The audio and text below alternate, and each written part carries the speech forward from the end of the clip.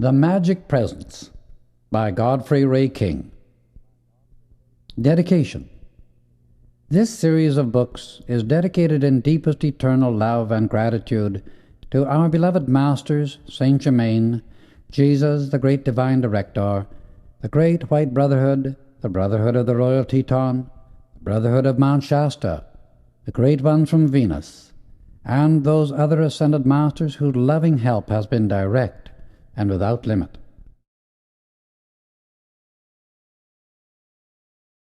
Tribute. The hour is at hand when the humanity of this earth must give more recognition to the activity of the great ascended Masters and angelic host, who are constantly pouring out their transcendent light and assistance to mankind. There must come more conscious cooperation between the outer physical life of humanity and these great beings who are the protectors and teachers of the race. There is a special group of these great ones working at the present time with America to stabilize and protect her.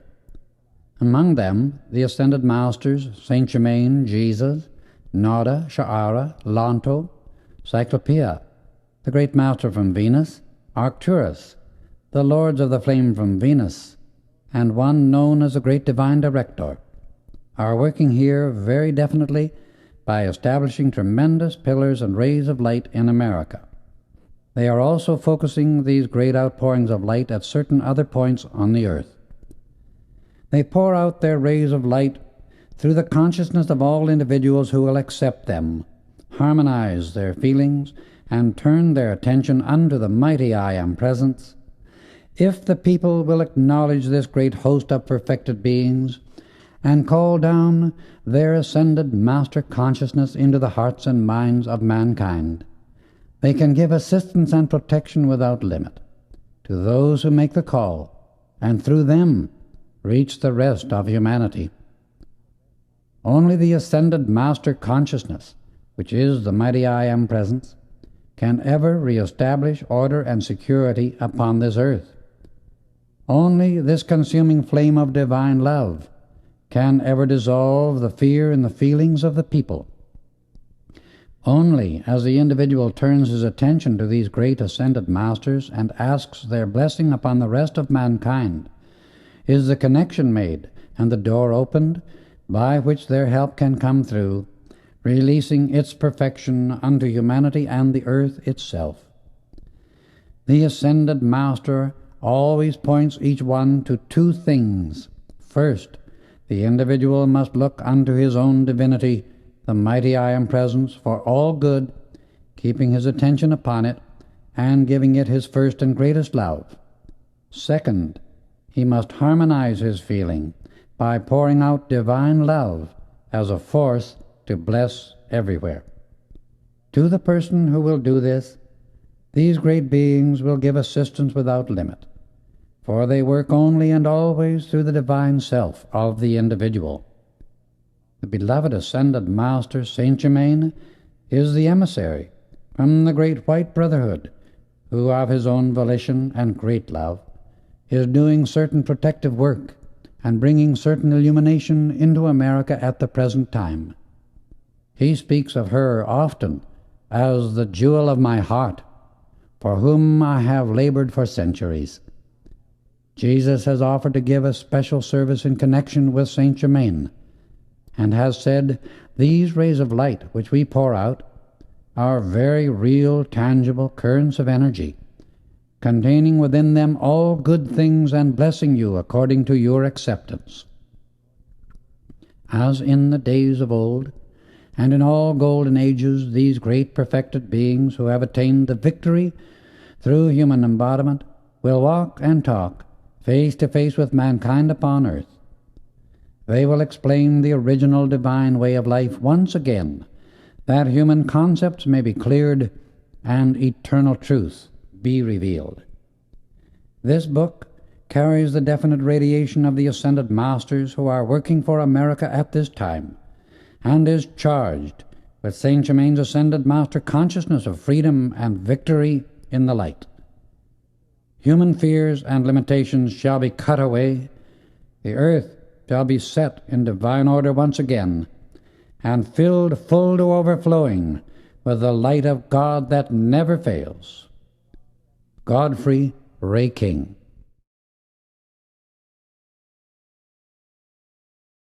Forward. This book contains the second group of experiences which I was privileged to have through the love and assistance of the beloved Ascended Master Saint Germain. In the first book, Unveiled Mysteries, he revealed many, many things which have been held in secret and sacredly guarded for many centuries. In The Magic Presence, my experiences were the result of applying the knowledge he had previously revealed. In the various retreats of the Great White Brotherhood which we visited, I was shown the tremendous work they do for mankind through their messengers, who are sent into the outer world. The good they constantly pour out to this earth and its humanity is beyond any power of words to describe. All they accomplish is done through divine love, for they never use a destructive force at any time, and never intrude upon the free will of the individual. Those who are their representatives give everything as a glad, free service of love, and know no such thing as failure.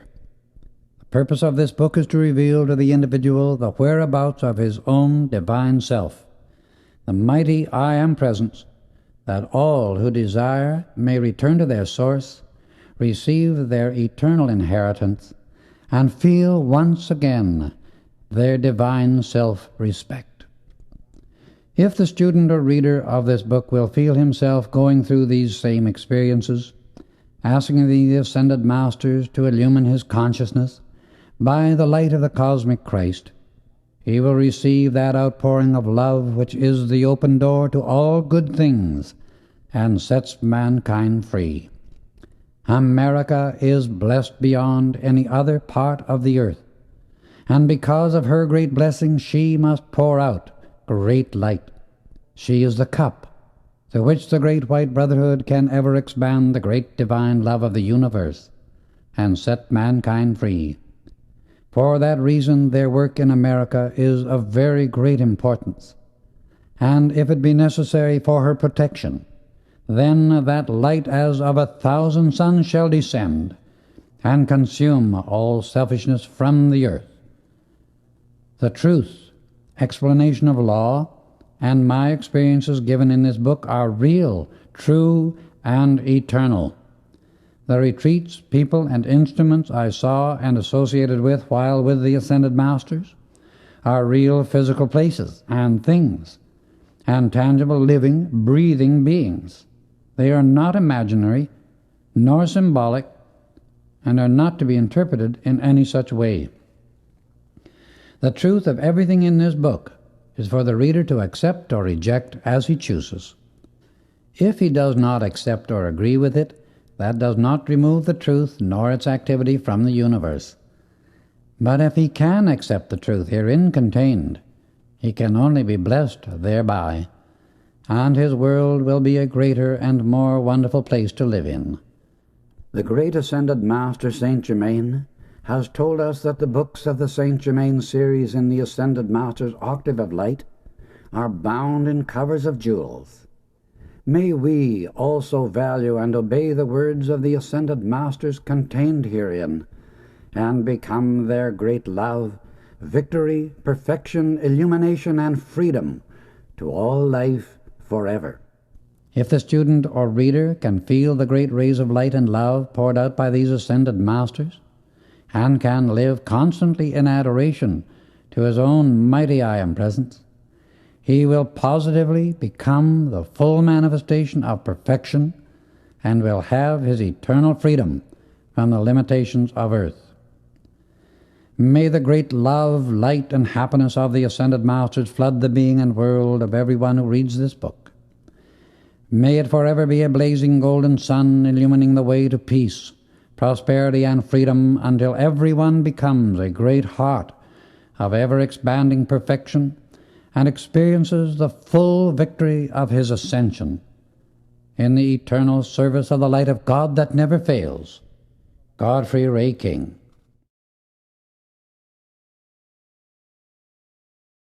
The Magic Presence by Shannara. I am the Presence, the Eternal One. I am the God Source, the great central Sun. I am the love breath, the heartbeat of light. I am the power in wisdom and might. I am the seer, the all-seeing eye. I am the sunlight, the earth, and the sky. I am the mountain, the ocean, the stream. I am the quiver in morning's bright gleam. I am the blessing in angels and love. I am the life flowing in, round above.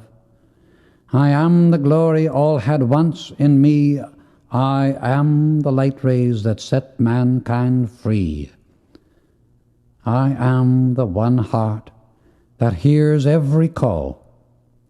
I am the legion of light, answering all.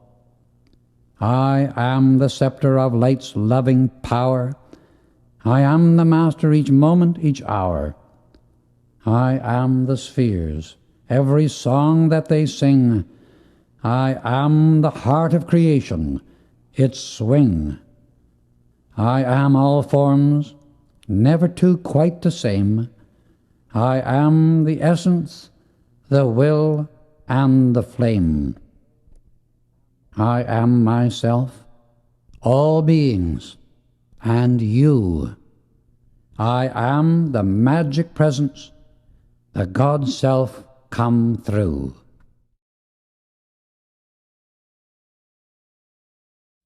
The Magic Presence by Godfrey Ray King. Chapter 1. A Strange Occurrence. I left you, my reader, at the end of Unveiled Mysteries, with the great ascended master, Lonto, sending forth his blessing to America and mankind from the retreat in the Royal Teton. In this book I shall describe another group of important and wonderful experiences which I was privileged to have during those months of association with our beloved ascended master, Saint Germain. I received a message from him one morning enclosing a letter of introduction to a Mr. Daniel Rayborn at the Brown Palace Hotel in Denver. The next day, as I entered the hotel to inquire for him, I met an old friend, Mr. Gaylord, whom I had known for years. He was accompanied by an elderly gentleman whom he presented at once and who, to my surprise, proved to be Mr. Rayborn. I gave him the letter of introduction, and after a few moments' chat, we agreed to have dinner together that evening. The next day found us all en route to the Diamond K Ranch in Wyoming, one of the Rayborn mining properties, where the experiences described in this book began. Little did I realize that day what my association with him would mean, and to what it would lead later. Such experiences make one realize how perfect the great, wise, all-pervading intelligence is that directs us unerringly to persons, places, and conditions when and where they are most needed. My impression of Rayborn was very pleasant, for his whole attitude was one of harmony and kindliness, and at the same time I felt that he was a man of strong character with a keen sense of honor. He had a finely shaped head, classic features, iron-gray hair, and clear, piercing, blue-gray eyes. He stood very erect and was fully 6 feet 2 inches in height. He had a son, 18, and a daughter, 16 years old, who had just returned from school in the East. We reached our destination where the children met us at the train. After chatting a moment, we entered the Rayborn car and were driven to the ranch, a distance of about 20 miles. The son, Rex, was a tall, splendid, good-looking young chap with the same classic features as his father, whom he resembled strongly. He was at least 6 feet 1 inch in height, with abundant light brown waving hair and piercing violet blue eyes. The daughter, Nada, was strikingly beautiful, with a strange sort of old-world dignity and grace. She was about 5 feet 7, slight of build, with hair like her brother's and deep blue eyes. There was a certain charm about all three Rayborns that everyone felt immediately. The wonderful location and beauty of the house and grounds enchanted us, for it lay at the entrance to a narrow valley, extending westward into the embrace of the great Rockies. To the north, a towering peak rose to a height of over 8,000 feet. The house, facing south, was built of blue-gray granite, making one think of the turreted castles of medieval times in Europe and the ancient buildings of the Far East. The grounds immediately surrounding it were beautifully laid out and perfectly cared for. The building itself was large and rectangular in shape, with a tower on each corner, the one at the southwest facing the mountains, forming a large circular room on the third floor. The rest of the structure was only 2 stories high, and had evidently been built for many, many years. Daniel Rayborn, at the time he was 20, had inherited the entire estate from an uncle who traveled extensively, was deeply interested in higher research work, and had lived for many years in India and Arabia. We entered the house, Rex showing me to a suite of rooms on the second floor at the southeast corner of the building. Dinner was soon announced, and we enjoyed a delicious meal and a beautifully appointed table. While dining, we entered into the discussion of our plans. During the course of our meal, Mr. Rayborn spoke of expecting John Gray, the superintendent from his mines, to join us that evening. We had scarcely mentioned his name when he was announced. He stepped into the room, greeted the family pleasantly, and I was presented to him. As we shook hands, a cold chill passed over my body, accompanied by a feeling of repulsion. He was a fine-looking man of about 40, almost 6 feet tall, with piercing dark eyes, which I noticed were never still. I saw his eyes follow the daughter very often with a peculiar look, which the others did not seem to notice. Mr. Rayborn excused himself, and with the superintendent went into the library. The rest of us went into the music room and enjoyed 2 hours of delightful music, for both children had remarkable voices. It was during the discussion of their musical training that a shade of sadness passed over Nada's face. She remarked, "We both inherited our voices from Mother, who sang a great deal in opera where Father first met her. My mother, in speaking of it, often said, 'We recognized in each other an inner something that grew stronger and stronger as time went on.' Later we learned we were twin rays, which of course accounts for the many wonderful things that have happened to us since.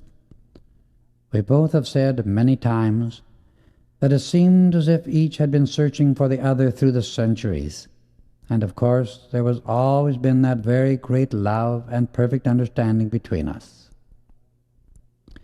Mother's father was an Englishman, and her mother, who was educated in England, was the daughter of an Arab sheikh. 2 years ago, Mother was taken ill and passed on within a few weeks, although everything possible was done to save her life. During the last 4 weeks, she received transcendent revelations that have explained many things to us. Shortly after I was born, our beloved Master Saint Germain came to her. He explained that she had work to do on the higher planes of life, and that he would always hold Rex and me in his great loving, protecting care. He is so wonderful and loving to us that I wish we might share that joy with the whole world. The East and Far East, that is India, China, Arabia, Egypt, and Persia, give much greater recognition to and understand much more clearly what these great ascended masters have done for humanity, and how much the entire race of our earth owes to their transcendent love and far-reaching care. He has taught us so plainly the way by which these great ones have been able to raise and illumine the physical body, by purifying it through the use of the consuming flame of their own divinity, which he calls the mighty I Am Presence. He tells us This can only be accomplished by adoration of that presence and complete obedience of the personality or outer consciousness to its every direction.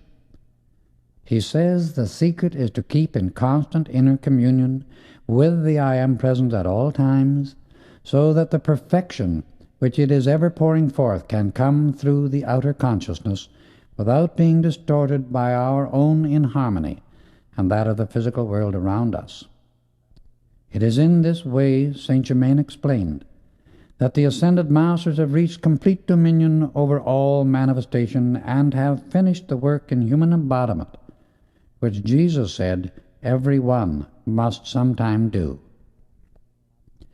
They express forever full mastery over all conditions on this physical earth, for all substance and energy are their willing and obedient servants, even to the elements and powers of nature, because they have become the fullness of divine love. Their entire work with mankind is to lead everyone eventually to this same mastery, but it can only come through the self-effort of the individual and the fullness of enough love. Mother had many strange experiences in her childhood, and my grandmother told her of others, still stranger, for her grandfather had seen many of the remarkable things which these great ones do. One, whom he knew quite well, was from my grandmother's own land of Arabia.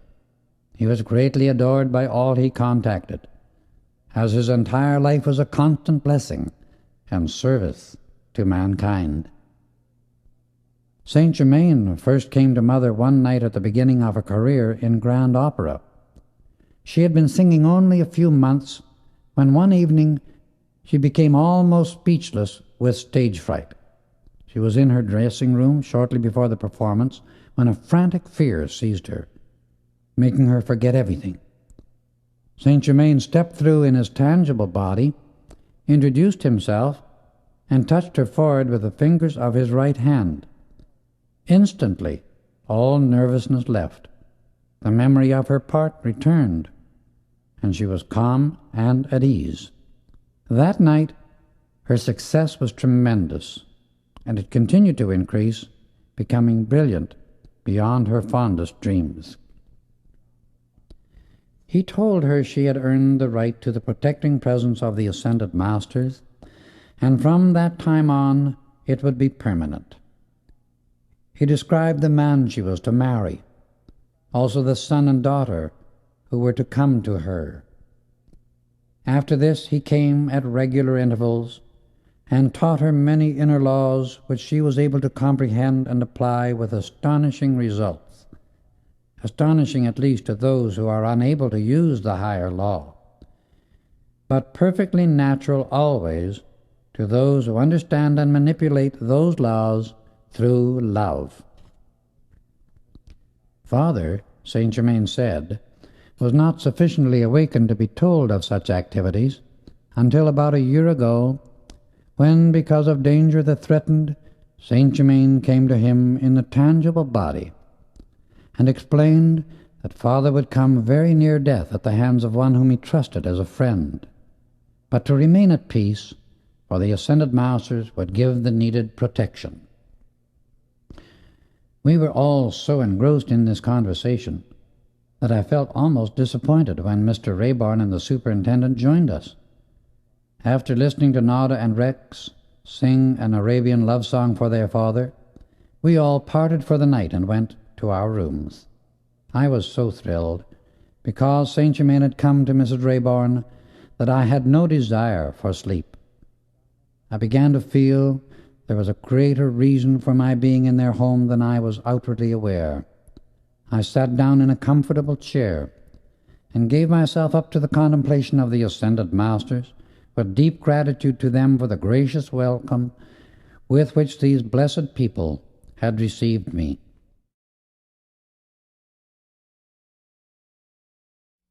I must have dropped off to sleep, for I awakened with a start and thought I had heard someone calling me.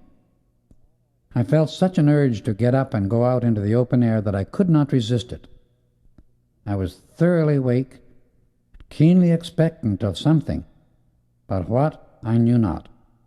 I went downstairs, out of the house, and down a path near a large barn. In a moment there was a movement among the shadows, and following a sudden impulse I stepped behind a tree. At the same instant a man came out of the barn. I saw another movement among the trees, and looking closer discerned a man standing with a rifle to his shoulder, dimly visible in the darkness. As he took aim at the man coming out of the barn, I wanted to call out a warning, but I could not make a sound. Before I could think, a blinding flash of light struck the man with the rifle full in the face, revealing his features as he fell face forward, as if struck by lightning, yet the sky was crystal clear. Still I was unable to move from my position, and the man from the barn came steadily on, totally unaware of his escape. I saw it was Mr. Rayborn, though he did not see me, so I remained where I was until he had passed into the house, and I hurried to the spot where I had seen the man fall, but he had fled. I searched around for some distance, but found no trace of him, so I returned to my rooms. It was then almost 1 o'clock. I got into bed quickly, and by a strong effort was able to go to sleep. When I went down to breakfast the next morning, all were radiantly happy except Gray, the superintendent, who seemed nervous and extremely pale. The Rayborns, Gaylord, and I had a most enjoyable time planning our day, which ended with the children suggesting that we go to Table Mountain, one of their favorite haunts in the Wyoming Rockies. Meanwhile, Gray was almost sullenly silent, refusing to meet the eyes of anyone. He finished breakfast, excused himself, and drove to the station. When he was gone, my first impulse was to tell Rayborn of the previous night's experience, but upon a second thought decided to wait until I could see him alone. I excused myself, prepared for our trip up the mountain, and returned just in time to see the groom bringing out our horses. One of them was a beautiful Arabian steed, cream in color, with white mane and tail, the most wonderful animal I have ever seen. He came directly up to Nada, to whom he belonged, and with a look in his eyes that was almost of human intelligence, stood proudly before her, waiting for the lumps of sugar she held out. She loved him, and he knew it. "This is Pegasus," she said, patting him. He reached out, put his nose against my face, went over to Rex, and then back to Nada, as if giving consent to my being a member of the party. "He approves of you, and accepts you as a trusted friend," Nada commented, after watching his expression a moment. "That is a new behavior for him, as he has never made friends with anyone but Rex, the groom, and myself." "Where did you get him?" I asked. "He was given to Mother," she replied, "by an Arab sheikh in appreciation for a concert she gave in Cairo. He was sent here to the ranch as a surprise when she returned from her last tour. It was really the last concert of her career, and her success was tremendous. The old sheikh loved music and enjoyed that concert especially. Pegasus is handsome, isn't he?" she continued.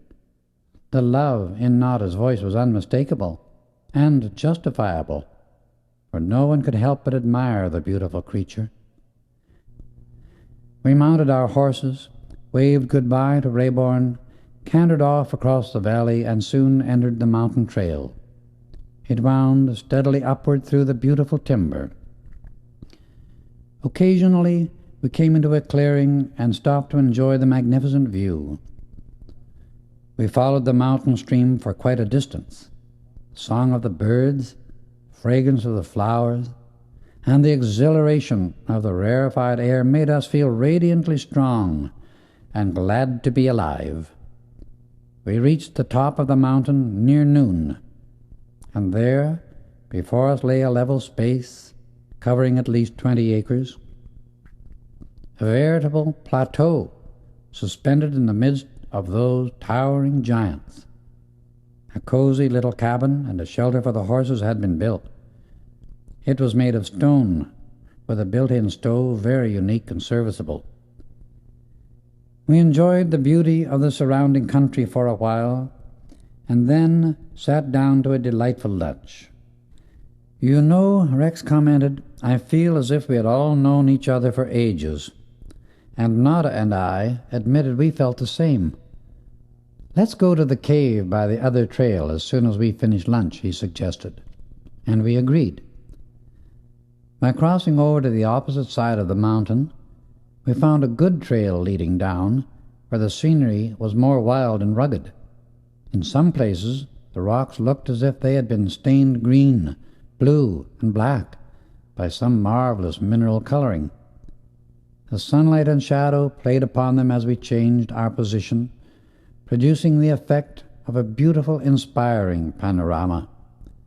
We continued down the trail about 4,000 feet, turned sharply, and came to the eastern face of the mountain. Thousands of years ago, a portion of it had evidently split away, making the whole side a sheer cliff at least 1,000 feet above us. The trail we were on wound around the south side, turning toward the eastern wall and running along a shelf-like projection that brought us to the entrance of the cave. The trail was strewn with great boulders that made it rough and difficult of access. A wing of rock hid the entrance, as if nature jealously guarded its secret from curious eyes. We left the horses tied safely nearby, and Rex took 3 powerful flashlights from his saddlebag. "Prepare for a surprise," he exclaimed, turning to me, and then led the way into the cave. About 50 feet from the opening, we entered a medium-sized cavern. As soon as my eyes became adjusted to the change of light, I saw the entire ceiling was covered with a pink and white crystalline substance. We crossed the first space, a distance of about 30 feet, and passed through an archway leading into an immense vaulted chamber at least 200 feet across. The ceiling was covered with rainbow-colored stalactites in the most amazing forms I have ever seen. There were crosses, circles, crosses within circles, triangles, and many, many occult symbols that have been in use on this earth since its very beginning. It looked as if these symbols had been suspended from the ceilings ages ago, and nature had covered them with a carbonate of lime formation, highly colored and most artistically decorated by her pigments. The beauty of it made one speechless. Fascinated with wonder and admiration, it gave one the feeling of eyes watching every moment. Rex called to us to come to the far side of the chamber where he stood. We crossed the intervening space and stood before a wall upon which there were 3 arches, about 20 feet apart. Within each was a highly polished surface. The first one to my left was a Chinese red, the second a glittering white, and the third a cobalt blue. Immediately, I felt they were significant of something concerning America. The feeling grew so great I could hardly stand it. "This is the work of a mighty intelligence in ages past," I said, "and I feel that these arches close entrances to other chambers or passages beyond." Nada and Rex looked at me very steadily, and their faces were white for the intensity of something they saw. "What is the matter?" I asked. "Don't you feel it? Don't you see it?" they asked in return. "What?" I replied. They then realized that I was unaware of what they saw, and explained, "You are evidently being overshadowed," said Nada, "by an etheric form you wore ages ago, for the garments are unlike anything of which I have ever seen or heard." The body is at least 6 feet 8 inches tall. The hair is golden, coming almost to your shoulders, and the skin is fair and clear. I am sure some ancient memory is trying to come forth into the outer consciousness. Let's tell him of our experience the last time we were here, she suggested to Rex. Just a year ago, Rex explained, we came to this cave, and as I stood before the Blue Arch, I was so fascinated that I put out my hand and was running it over the surface when a voice right out of the atmosphere said, "Stop." The voice was not one of anger, but rather that of supreme authority. We left the cave immediately and have never returned until now. Before I have ended my visit with you, dear people, I feel certain some amazing explanation of it all will be given, I replied. We returned to our horses and found the beautiful Arabian Pegasus in a state of great agitation, for he was highly sensitive to the spiritual power focused within this mountain, and it made him restless because of the intensity of the energy. Only by very great gentleness could Nada quiet him and prevent him from racing madly home. She said there seemed to be no limit to his speed when he became excited. We continued on our way homeward, winding around the foot of the mountain until we came to the end of our descent. Then we gave the horses free rein, and in half an hour reached the ranch just before sunset. Daniel Rayborn came out to meet us and said dinner would soon be ready. During the meal we related the experiences of the day, Rex telling his father of the overshadowing forms seen above my head in the cave.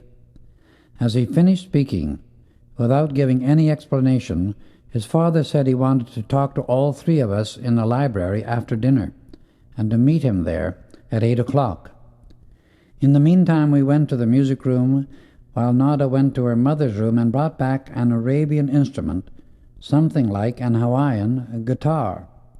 It was given to her by Saint Germain, who taught her to play certain melodies upon it just before her meditation hour. Nada and Rex both sang, and took turns playing the accompaniments on the instrument. It formed a most wonderful background for their voices, for there was something in the quality of the tone that seemed like a living thing, and that penetrated to the very center of existence. Chapter 2. Revelations. Promptly at 8 o'clock we entered the library and found that Daniel Rayborn had preceded us. He went straight to the matter in hand. At 2 o'clock today, he began, I received information that the men had made a rich strike at the mine in Colorado, and I have sent Gray on ahead. Day after tomorrow, I must join him. I would like all of you to come with me. Nada will be comfortable in the bungalow at the camp, and you two can stay with me in the mine. I have something else to tell you that is both grave and strange. At 4 o'clock this morning, I was awakened by a presence in my room, and when I became fully aroused, I saw it was our beloved Saint Germain. He talked to me for at least 2 hours, and among other things said that Gray had attempted to take my life last night. He saw the intent, and at the moment Gray tried to fire, Saint Germain directed a flash of electronic force that knocked him senseless for the time being. He has been warned that if he makes another such attempt, his own destructive motive will be permitted to react instantly, and his own body will pay the penalty. Then I told them of my experience the night of my arrival, and how I had witnessed the whole affair. Rayborn was deeply moved, and rising to his feet he extended his hand to me, saying, "You are surely one of us, and I am deeply, deeply grateful. Saint Germain said you had been brought into our home because you were greatly needed, and that from now on you would act in the capacity of elder brother to Nada and Rex. It seems we have known each other in a number of previous embodiments.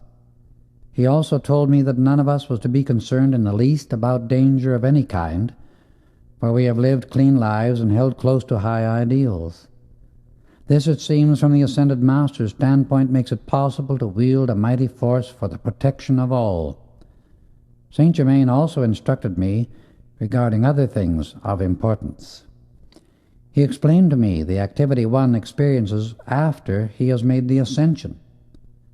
Jesus gave the public an example of this, and sought to teach mankind its meaning, pointing everyone to that same attainment. I am, before long, to enter this great freedom. Our beloved Master made it very clear that one is sometimes raised into this condition, previous to or near the change called death, but all must accomplish it from the physical side of life. If the silver cord of light flowing into the body has been withdrawn, it is impossible to illumine and raise that body, and the one thus striving must re-embody once more in order to attain the final freedom from the physical side of human experience. All ascensions must take place consciously, for this ascended master attainment is the complete victory over all outer experiences through the personal self. I shall read you his own words, which I took down at his direction. Turning to a portfolio which lay upon his desk, he opened it and read,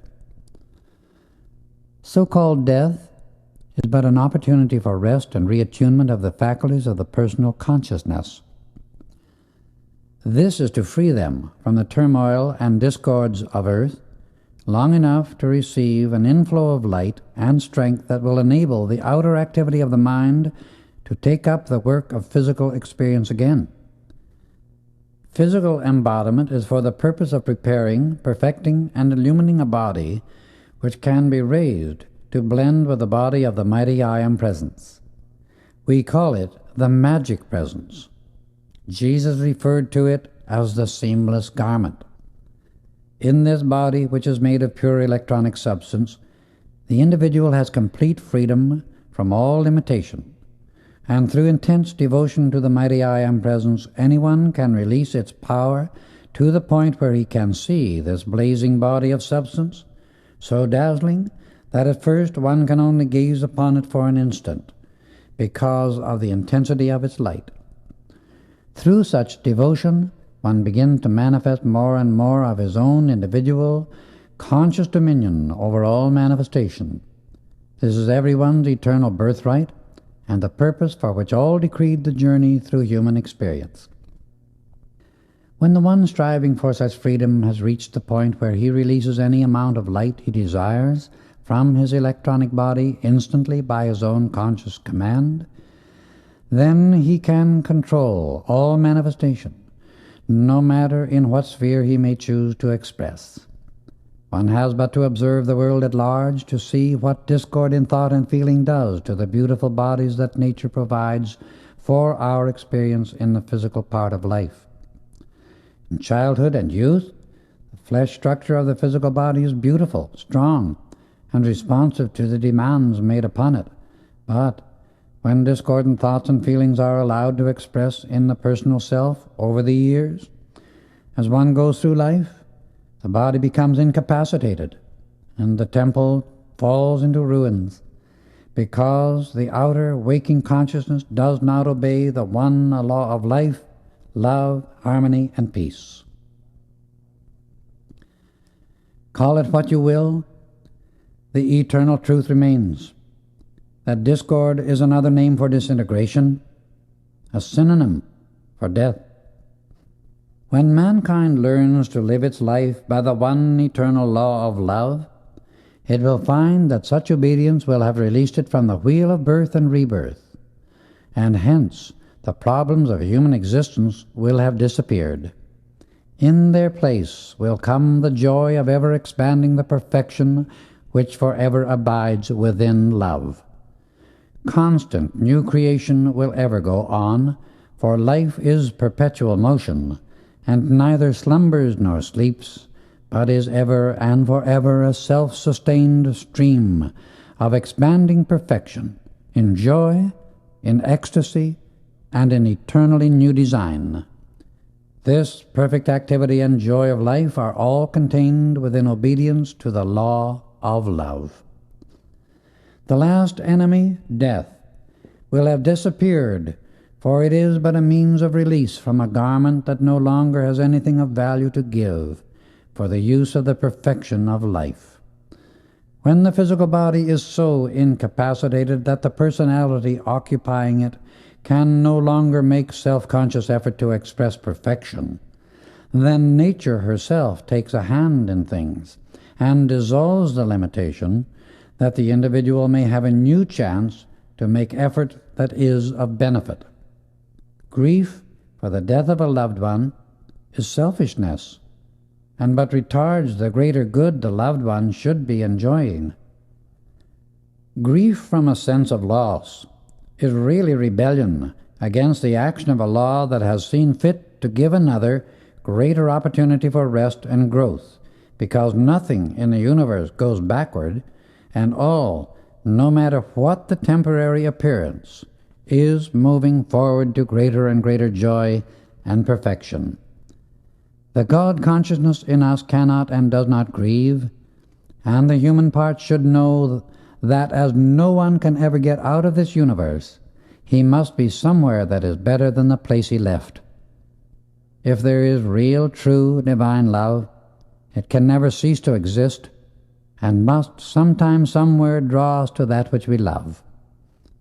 In true divine love, there is no such thing as separation, and that which feels a sense of separation is not love. A sense of separation is merely one of the mistakes of the personal self which it continues to dwell in, because it does not understand the nature of consciousness. Where the consciousness is, there the individual is functioning, for the individual is his consciousness. When one thinks of a loved one who has passed on, he is really with that loved one in his higher mental body, the moment his consciousness is upon the other person. If the Western world could understand this truth, it would lift the chains that cause such useless suffering. Such grief is all due to the fact that the personality, especially in the feelings, accepts the body as being the individual, instead of knowing that the body is only a garment which the individual wears. Over it, every one should have complete and eternal dominion, and should exact perfect obedience at all times. If one really loves another, he wants that other to be happy and harmonious. If through so-called death an individual choose to accept a better chance for future expression, if there be the slightest spark of love, one should have no grief, nor desire to hold that loved one in a state of incapacity, when he might go on to greater ease and freedom. It is the ignorance of this truth that enables such selfishness to keep humanity bound in its self-created chains of limitation. This sort of ignorance binds the life expression of the whole race, and is a stubborn refusal to understand life. It drags thousands of human beings every year into the depths of despair, wholly unnecessary and avoidable, when they could and should be enjoying happiness and living the way the mighty I Am Presence intended them to live.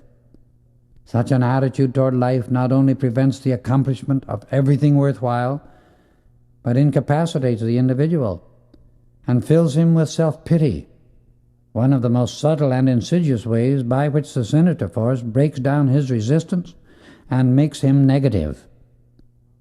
The individual must remain positive if he is to attain his victory and express mastery.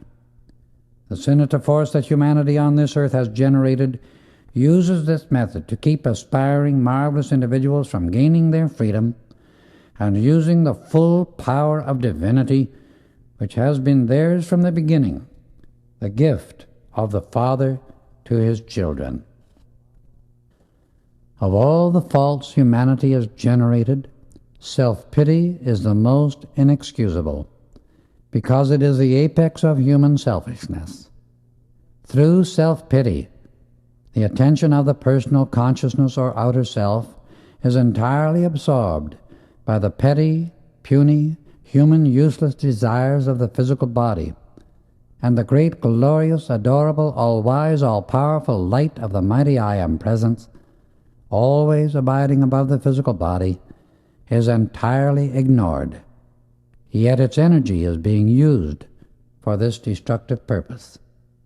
Humanity cannot have anything better than it is experiencing today until it looks away from the little self long enough to acknowledge and feel the presence of God, the mighty I Am Presence, the source of every individual's life and of all perfect manifestation.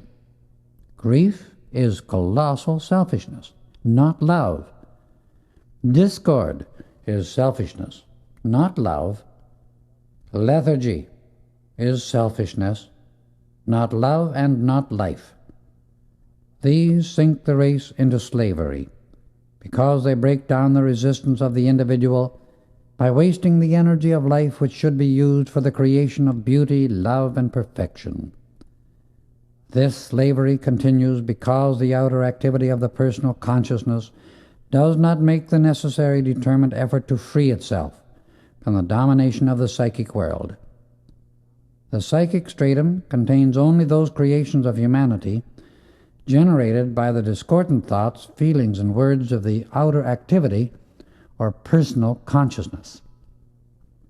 This means the daily activities of the mind and body with which the personality continues to entangle the creative expression of life. The entire race has become so bound by its own discord that great, glorious, transcendent, ascended masters, out of sheer compassion for the slowness of mankind's growth and the misery of its degradation, offer to cut away the barnacles of the psychic plane and give humanity a new start.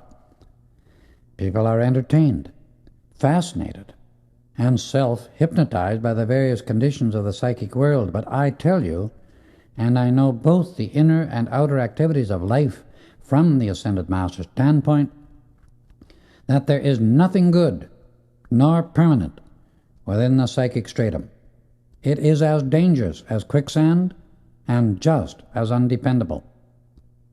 The psychic plane and the outer activity of the mental and emotional world, unless it reports perfection to you, are one and the same thing. It is entirely the creation of the human sense consciousness, and is but the accumulation of human thoughts and forms energized by human feelings. It contains nothing whatsoever of the Christ, the cosmic light. The desire for and fascination of psychic phenomena is a feeling, a very subtle feeling, by which it holds the attention of the personality away from the acknowledgement, the constant adoration, the continual communion, and the permanent acceptance of the individual's mighty I Am Presence. Attention to the activities of the psychic plane depletes the personal self of the energy and the ability required to reach to the God source and anchor there permanently. I tell you eternal truth when I say that nothing of the Christ comes from the psychic realm, regardless of any seeming evidence to the contrary, because the psychic or outer activity of the mentality is forever changing its qualities, while the Christ, which is the eternal light, is ever expanding perfection, the one changelessly supreme, imperishable quality. It is because of the attention to and the subtle fascination of the psychic plane that mankind is today as a mass of children needing much help, and the wisdom of the Ascended Masters to raise them once more into the understanding of the light, which is the only means of release from the darkness of earth's present chaos. World saviors have come at regular intervals to give this kind of help throughout the centuries, ever since the end of the second golden age upon this earth. Following that activity, humanity became fascinated by the world of form and the creation of things. The individual's attention was held most of the time in the outer activities, and the conscious recognition of his own individualized God-self was forgotten. Hence the mighty I Am Presence, abiding in his electronic body, was completely ignored. Thus, he has only been able to express part of his life plan. Saint Germain asked that you, my brother, continued Rayborn, turning to me, watch your feelings and impressions very closely while you are in and at the mine, for work of a certain nature is to be done there now or never. He wishes to utilize a certain cosmic activity occurring at this time for reasons he did not give me. He said he would come again very soon and speak with us all. He will then endeavor to give further light on the Cave of Symbols that you visited recently, and to which we shall all go with him on his next visit. Gray will pass on very shortly from natural causes, and I am not to let him suspect that I know anything of his attempt on my life. The tales of the Arabian Nights were hardly stranger than the truths we were receiving, and the wonderful things we were experiencing. It seemed as if we had entered another world, where the activity of the mind became instantly manifest in physical form. Saint Germain had shown such conclusive evidence that he knew every incident and activity of our lives when he desired to do so, and even saw the innermost thoughts and intents of each of us. I felt a tremendous uplift and a happiness unspeakable. At first, Nora and Rex were inclined to be sad when they realized the parting with their father was to come so soon. But I knew positively that they would be sustained by the one great presence of the I Am when the time came. I asked Nora and Rex, as we passed out of the library, if they would sing a song or two for their new brother, and they laughingly agreed. They sang Love's Light Eternal, for which Nora had written the music and Rex the lyrics. The melody and power of it seemed to linger and continue to lift one's consciousness to the great Creator of all things, the mighty I Am Presence. As we stood together, when they had finished singing, I put my arms around both the children, led them over to their father, and we formed a circle about him. Beloved brother, I said, we encircle you with hearts of love, and may the pathway of each be that of supreme happiness through the radiant power of divine love within us all. I told them how words failed utterly to express my joy and gratitude for their love, friendship, and hospitality. My brother, said Daniel Rayborn, it is I who wish to express my gratitude to Saint Germain and you for the privilege of your friendship, that my beloved children may have you as a companion when I am elsewhere serving in my humble way. Let us rejoice in the happiness we can give each other. I think we had better get all the rest we can tonight and tomorrow, as we are driving to the mine in Colorado, and we ought to leave early the following morning. The next morning at breakfast, after a wonderful night's rest, Daniel Rayborn greeted us by saying that he had found a message from Saint Germain on the table as he awakened, asking the four of us to meet in the tower room at 8 o'clock that evening. Needless to say, we were all interested in a moment and joyous for the anticipation of his coming.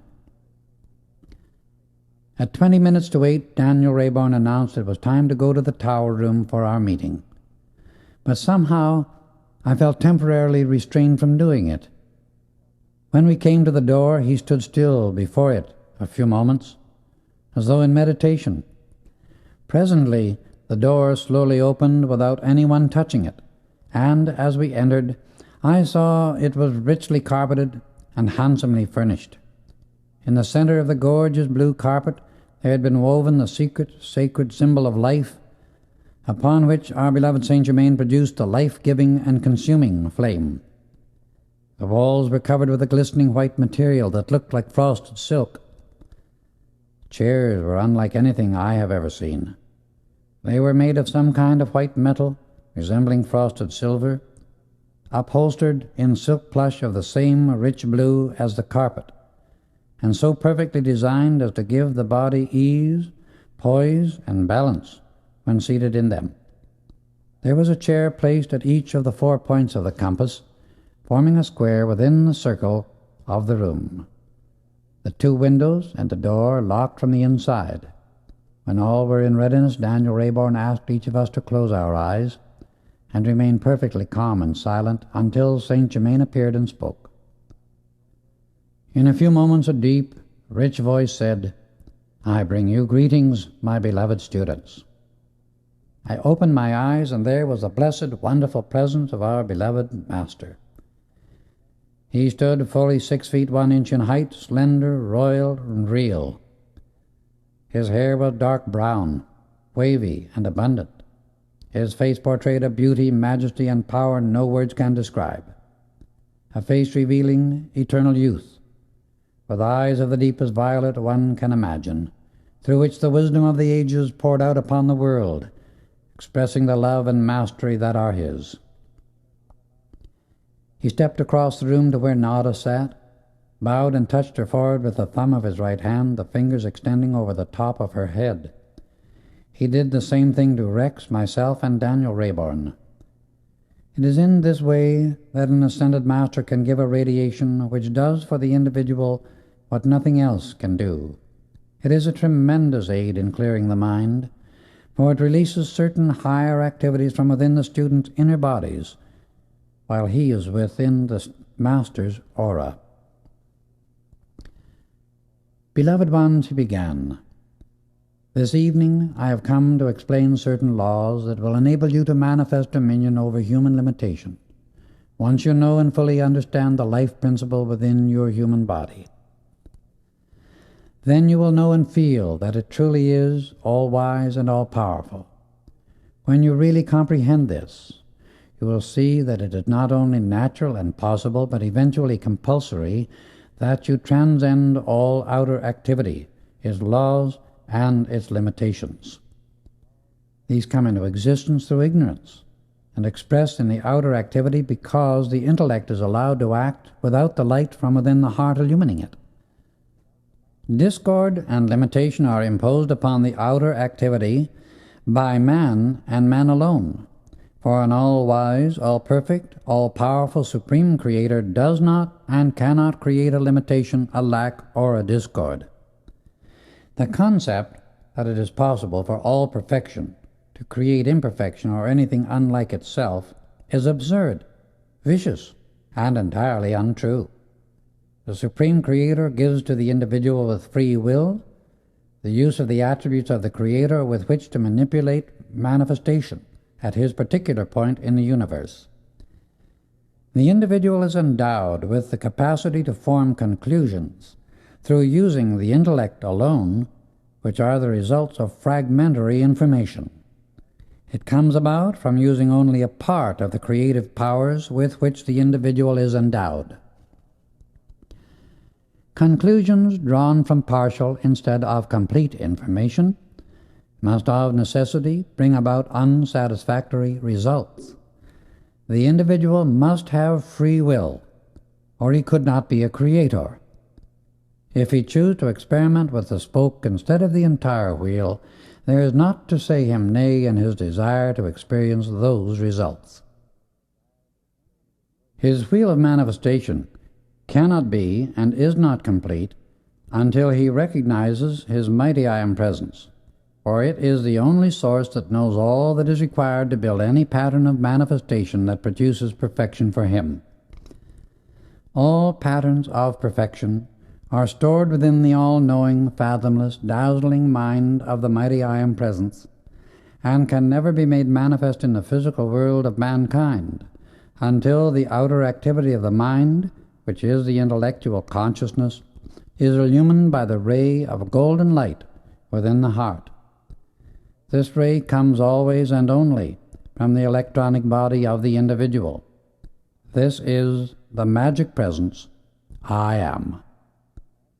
This mighty I Am Presence of mankind's being does not cognize and never can create the maze of confusion, chaos, and destruction that exists in the outer mentality and world of humanity, any more than the sun creates a cloud. It is the birthright and privilege of every individual to express the fullness of this glorious inner presence and power of perfection. But if the personal self will not call the power of the presence into action through the higher mentality, into the outer activity at all times, then all outer experience merely remains the ever-changing condition or dumping ground of the thoughts and feelings of other human beings surrounding it. The presence of the mighty I Am abides within the electronic body of every individual, resting from 12 to 50 feet or more above the physical body, and is occupied only with creating, expanding, and forever pouring out perfection. It lives in its own realm, doing creative work at cosmic levels. Only in the outer activity of the human personality, which is but a fragmentary part of each one's individuality, can imperfection be generated and experienced. It is through the higher mentality that the discriminative and selective intelligence acts. In this body, the individualized intelligence can look upon the discords of human creation and observe the conditions by which the personality is surrounded and those it is passing through, but it does not accept them into its consciousness nor world. It sees what is required to produce perfection in the physical experience and can reach into the electronic body, the individual's mighty I Am presence, and draw forth that which produces perfection in the outer activity. In transcending all earthly laws, we but claim our God-given authority to live and act in perfect accord with the mighty I Am presence of man and infinity. This presence is eternal, changeless perfection, yet forever expanding itself through the individual. As you see, I come into your presence in a locked room with walls of solid stone. These seemingly impassable walls are no barrier or obstruction to the mighty I Am presence, any more than they are to an electrical impulse. This presence is the mighty Master within, the God-self of every individual. When one acknowledges, accepts, understands, and feels this mighty I Am presence, its limitless powers are released into his use. This home and room were dedicated to the ascended masters of love, light, and wisdom at the time the tower was built, and it will continue to be a focus for their activity as long as they desire to use it. When the shell, which means the discord of the outer self, is dissolved, not by passing through the change called death, but by consciously raising and illumining the body and its every activity by the light of the mighty I Am presence, its power is released into the outer world through the individual, and he manifests complete mastery, the dominion that was given him in the beginning by the Father. Through his consciousness, every human being can release the limitless power of the mighty I Am presence. When one disciplines his outer faculties and makes them obedient to his conscious command of perfection, he is then able to let this tremendous power flow through him unobstructed and use it constructively. Within each of you is this same mighty power that I am using. You can use it as I do, when you acknowledge, accept, and admit at all times that the mighty I Am presence is always in action. This is the cosmic Christ, and the only consciousness in the universe that can say, I am. The thinking flame of God is the only activity of life anywhere in manifestation that can acknowledge its own individualization, use the creative word of God, and send it forth into the universe to cause manifestation. Only the Son of God, which means the individual with free will, can decree as God decrees and say, I am. Whatever quality follows that sound, spoken into the ethers, becomes a manifestation in the world of substance, and thus becomes a form.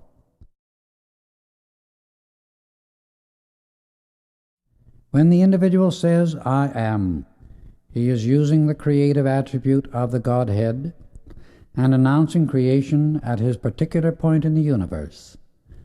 The vibratory action of the word I am, either in thought or spoken word, is the release of the power of creation, and whatever quality follows that decree is instantly imposed upon the electronic substance in the ethers.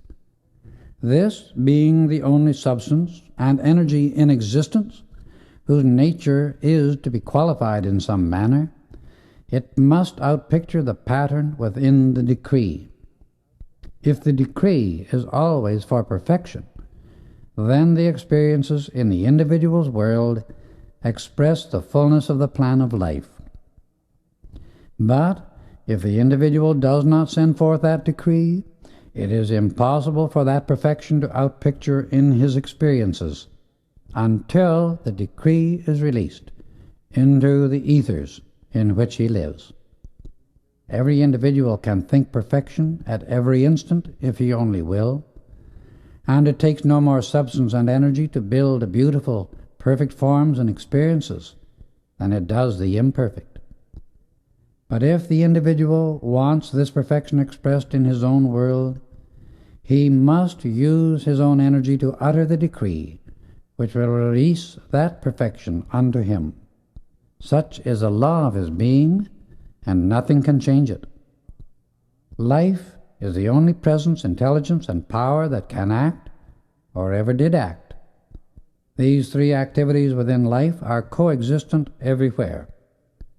The pure electronic light which fills infinity is the self-luminous, intelligent substance of the mighty I Am Presence, existing at all points, and of which all forms are composed. Discord and limitation can build a film, so to speak, around this substance, shutting off at least to some degree the radiance of its light. But imperfection of any kind can never enter in to the electronic substance itself. The discords and limitations that humanity has wound around itself are due to the activities of the intellect and the emotions, which have not been trained to look within the light of the individual's own mighty I Am Presence for the plan of perfection upon which each one should construct all his outer activities. This perfect plan does not exist anywhere except within the mighty I Am Presence.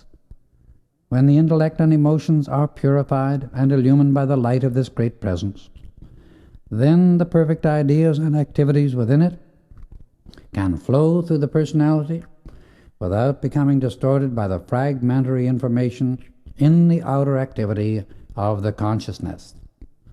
The reports of the human sense consciousness are merely unillumined activities, for when light is directed into them from the mighty I Am Presence, they melt into its glorious perfection at once. Love, peace, balance, order, and perfect activity, or the coordination of all outer activities with the patterns of perfection from the presence, can only be brought about by the one great light, the I Am. There and only there does the design of perfection ever exist. If the student or individual will fix his attention with determined tenacity and hold it upon the mighty I Am Presence, he can release such divine love, light, wisdom, power, courage, and activity as he cannot possibly comprehend at present. Divine love contains the perfect activity of every attribute of the Godhead. When the individual enters the conscious path of self-mastery, he should fully understand and realize that from then on he is obligated to accomplish everything he attempts by the power of divine love from within his own I Am Presence. He must know unmistakably and remember at all times that divine love contains within it the complete wisdom and almighty power of the mighty I Am Presence. When an individual generates enough divine love and sends it forth into all outer activities, he may command what he will through the mighty I Am Presence, and his request is always fulfilled. He may go among the wild beasts of the jungle, and no harm can come to him. Divine love, when consciously generated within the individual, is an invisible, invincible, and invulnerable armor of protection against all disturbing activity. There is only one thing that can bring about perfection anywhere in the universe, and that is enough divine love. Therefore, love your own mighty I Am Presence intensely, and nothing else can enter your being or world. You four beloved ones have come to the point where the I Am Presence commands the assistance of the Ascended Masters. Therefore, it will be my great pleasure to be of any help to you that may be required. Before I proceed further, I wish to convey the great love and blessing from your beloved mother and companion. Soon you will have the joy of seeing and greeting her face to face, and never again will you be disturbed by the thought or change called death.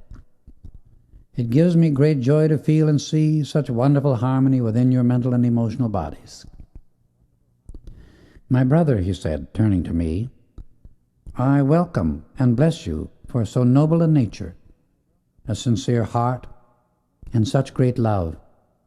You will soon become aware that you have much to do besides your writing. Turning to Nada and Rex, he addressed them. My beloved Nada and Rex, I feel like both father and mother to you, although I cannot take the place of your earthly father who is so noble, so fine, and whose earthly pilgrimage is nearing its close. He may be with you many months yet. Please forget entirely that which you regard as separation, and enter fully in the activities before you. I am more than pleased, he continued, turning to me, to see in your heart a great willingness to serve wherever that service is most needed. That attribute will bring you very great light, including all, he continued, after your trip to the mine, I will impart to each of you certain private instructions that will greatly assist and hasten the awakening of certain faculties whose use you will soon need, and through which I will be able to reach you much more easily. This will bring to you a clearness that bars all doubt. The superintendent at your mine, he said, speaking to Rayborn, will retain his physical body only until he can say a few parting words to you. North of the tunnel where the last strike was made, which has been considered very good, there is a deposit immensely richer that has been passed. I will indicate the place when you reach the exact spot in the tunnel. You are to mark it, he directed, glancing toward me. There are those in touch with Gray, which makes it unwise to open this up until he is out of their reach. It will be much greater wisdom in the future to forbid any report going out of strikes made in the mine. This body of ore, which shall be indicated to you, contains over $20 million in gold, clear and above all operating expenses. Little do those of humanity who are in great need realize how easily and quickly they could and would be given their financial freedom if they would but turn their attention to the mighty I Am Presence and hold it there with determined tenacity. Great would be their reward for such effort. I will be present while you are in the mine, but not visible to your outer sight. This is the re-establishing of our former wonderful association, and you will realize how beautiful it is when you become consciously aware of the tremendous power of the mighty I Am Presence that is within and above each of you. This almighty power you will draw forth and use without limit. He gave each a hearty hand clasp and asked us to take the same position as before he came, saying we were all to meet again soon. When we opened our eyes a few moments later, he had disappeared as quickly as he had come. Nada and Rex said the experience was the most glorious of their lives, and the happiest 2 hours they had ever spent thus far. Only a small part of such transcendent work can be conveyed in words to those who have not experienced these things, but all humanity may have the same opportunity when the individual is earnest, sincere, humble, and unselfish enough in his desire for the light, and really loves his own mighty I Am Presence. It was so remarkable and uplifting to see the room brilliantly lighted by the radiant presence of Saint Germain. It was conclusive proof that his presence was its own light. Each of us experienced such peace and love as we never dreamed were in existence. We could not refrain from embracing each other, and there were tears of joy in our eyes out of deep gratitude for such a divine privilege. We said good night and went to our rooms, as we were to leave early the following morning for the mine. We left very early, driving nearly 500 miles over a highway that was in splendid condition. The day was calm, bright, and lovely, the scenic beauty gorgeous. We took turns at the wheel, so no one was in the least tired, and at exactly 7 o'clock in the evening we drove into camp. We noticed a great deal of activity and excitement. As soon as the men saw us, one of them came running to the car, saying excitedly, "Gray has been badly hurt in the mine. It happened while we were changing shifts." Daniel Rayborn hurried away, while Rex and I took Nada to the bungalow. The men took care of the luggage, and we hurried to the superintendent's quarters, to which Gray had been carried. As we arrived, the room was being cleared of the men, as Gray wished to speak to Rayborn alone. We stepped in, greeted him, gave what encouragement we could, and then left the two alone. 30 minutes later, Rayborn came out. He was deeply moved, because, as he afterward told us, the man had made a full confession, asked forgiveness, and passed on immediately. Saint Germain, referring to it later, said, "The soul withdrew from its temple of flesh when it realized that the human self could not withstand the temptation." In shooting the holes drilled by the day shift, Rayborn explained, a large piece of rock became loosened. And as Gray was inspecting and sampling the day's work, the rock fell, striking him on the head.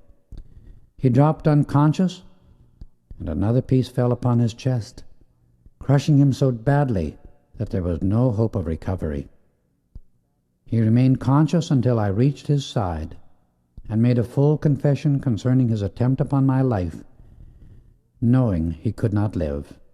I gladly and freely forgave all, that he might pass on in freedom. His soul can thus have its greatest opportunity for growth. His gratitude was unspeakable for the opportunity to free his conscience and be forgiven. His passing was really in very great peace. We were all rather stunned by the suddenness and accuracy with which Saint Germain's statements were being fulfilled. At 11 o'clock the next morning, a short service was held in camp, and the body then taken to the railway station, some 3 miles away. Bob Singleton accompanied it to San Francisco, where Gray's mother and brother lived. Mr. Rayborn sent them a check for $25,000 and paid all expenses. In all my mining experience, I have never seen so marvelous a camp of men as Rayborn employed. Everything possible had been done for their comfort and convenience, no intoxicating drinks of any kind ever being allowed. The location of the mine was deep in the heart of very rugged mountains, and all possible was done to maintain the utmost harmony. Nada and Rex used every opportunity to make me acquainted with the camp, and everywhere it was plainly evident that Rayborn was much loved by his men. The entire atmosphere was one of harmonious cooperation, and there was a total absence of all coarse or undesirable elements. It was Rayborn's custom to pay every man a bonus of $1 a day as long as any rich strike lasted. He made Bob Singleton a superintendent, where he was a fine, noble, upright, honest chap with splendid ability. We spent a wonderful day going through the concentrating plant, from which only the concentrates were shipped to the smelter. Most of the richer gold was free milling, being run into bullion and shipped direct to the mint in Denver. That night at dinner, Daniel Rayborn, in speaking of Bob Singleton, said, "I have long wanted to make Singleton our superintendent. for I feel that he is a man that can be absolutely trusted. I think we had better not go into the mine until he returns from San Francisco, which will probably be the second day after tomorrow. In the meantime, we can trace the surface outcropping and surveys. I want both of you boys to become familiar with the boundaries and all departments of the mine. I will show you the principal veins of ore at the surface.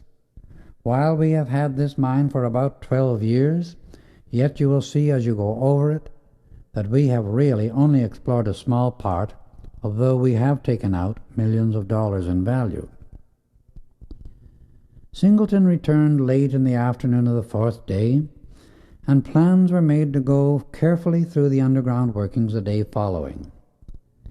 During that evening, I felt as if I were being tremendously charged with a dynamic electrical current. Nada had brought her Arabic musical instrument, and she and Rex entertained us royally after dinner. At 9 o'clock the next morning we went to the shaft house and met Singleton, who was waiting there ready to take us into the mine. We entered the cage and descended to the 400-foot level. Here we went through various tunnels and crosscuts. As we were going through one tunnel that led to the southwest, I suddenly felt an electrical current pass through me. I stopped and, turning to Singleton, said, "What does this formation contain toward the north at this point?" "There's only country rock," he replied, "between these two veins. They are about 400 feet apart at the surface, with apparently very little dip." We started to pass on, but without the others seeing me, I marked the place with blue chalk. We then went to the 600-foot level and continued to go through the various workings. We came to a tunnel leading to the southwest and almost under the spot where I had felt the current 200 feet above. I felt it again, but more powerful than before. I looked to my right and saw an intense blue light with a center of molten gold. This stood out clear and bright upon the wall of the tunnel. I marked the spot quickly, and at the same moment my inner sight was greatly quickened. I saw clearly through the rock what seemed to be a great cavity between the two main veins, at least 200 feet apart. The opening was fully 200 feet high and nearly the same in circumference. A stringer or crack in the formation led into the top just about the 400-foot level. During an ancient volcanic activity, the ore had been forced to this point, forming very rich veins, but this crevice had allowed it to pour through, filling the cavity. It was one of those strange things that happen in nature, very seldom, of course, but nevertheless they do occur. The whole activity had been flashed on my consciousness in a moment, as all truly cosmic flashes do occur. I marked the spot, then went on with the others to examine the new strike. It was tremendously interesting. The two walls of the vein had suddenly widened in their formation, and at that point the large body of ore had been created. But it was not more than a tenth as large as the one I had marked.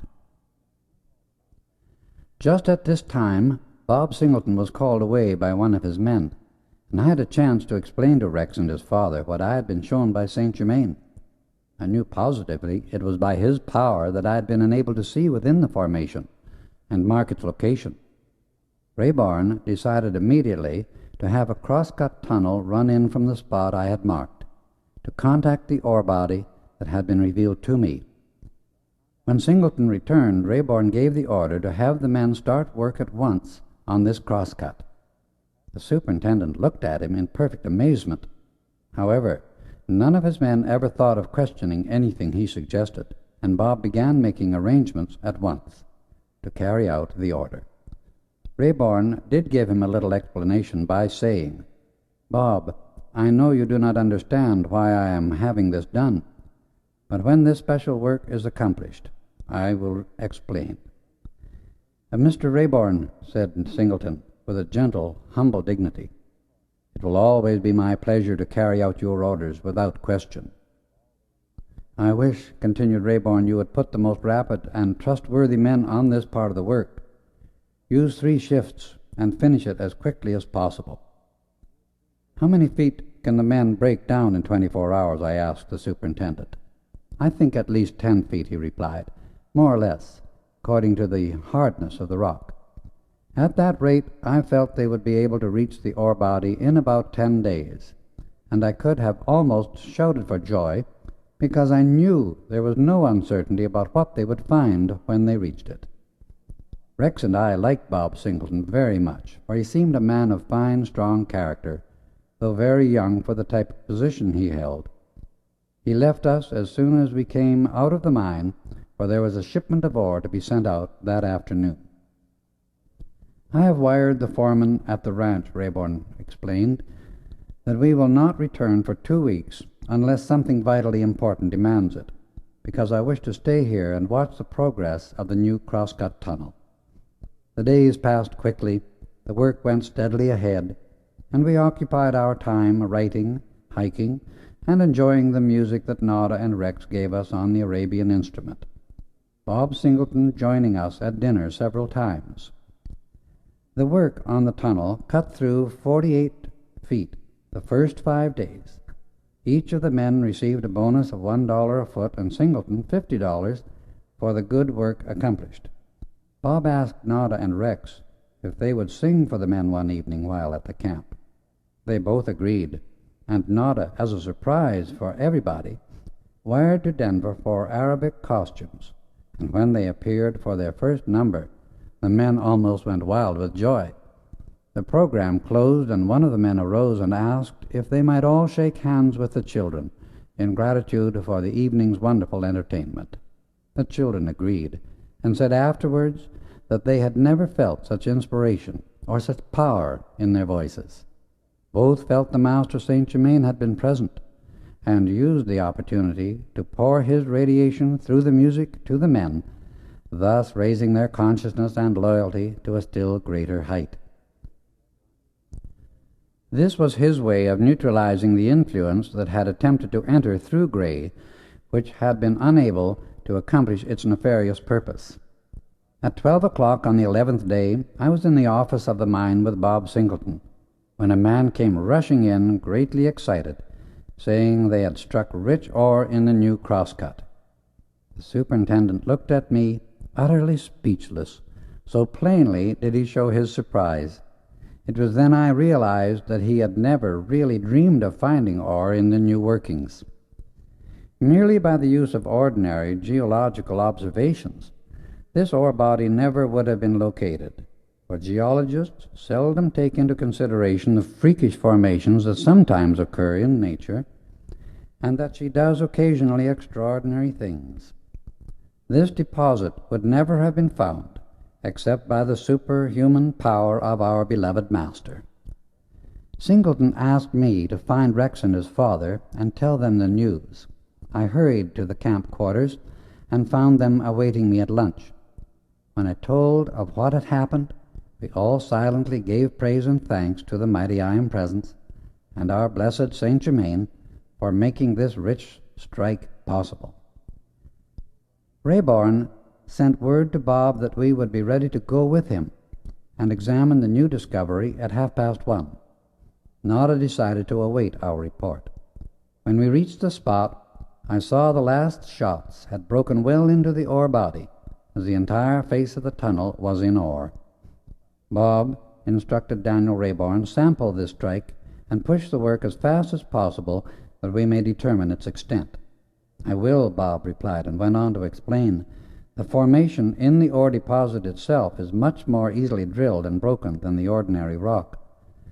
As we returned to the surface, he could stand it no longer and burst forth, "Mr. Rayborn, this is the most remarkable thing I have ever read or heard of in all my life. How did you know the ore was there? No outer signs indicated it." "Bob, my boy," he replied, "have patience. You will soon know. We shall prolong our stay another 10 days, and if I am not mistaken, they will make twice the speed in the ore body itself as they did getting to it. Keep this ore entirely separate from all the rest in the mine. I will explain the reason why later." That evening at dinner, Mr. Rayborn asked Nada, Rex, and myself to meet with him at 8 o'clock. "I suggest," he began, as soon as we were all seated, "that we take Bob Singleton into partnership with us as general manager of the entire mine, including what in the future will be known as the Master Discovery. I think he had better select an assistant of whom we shall approve.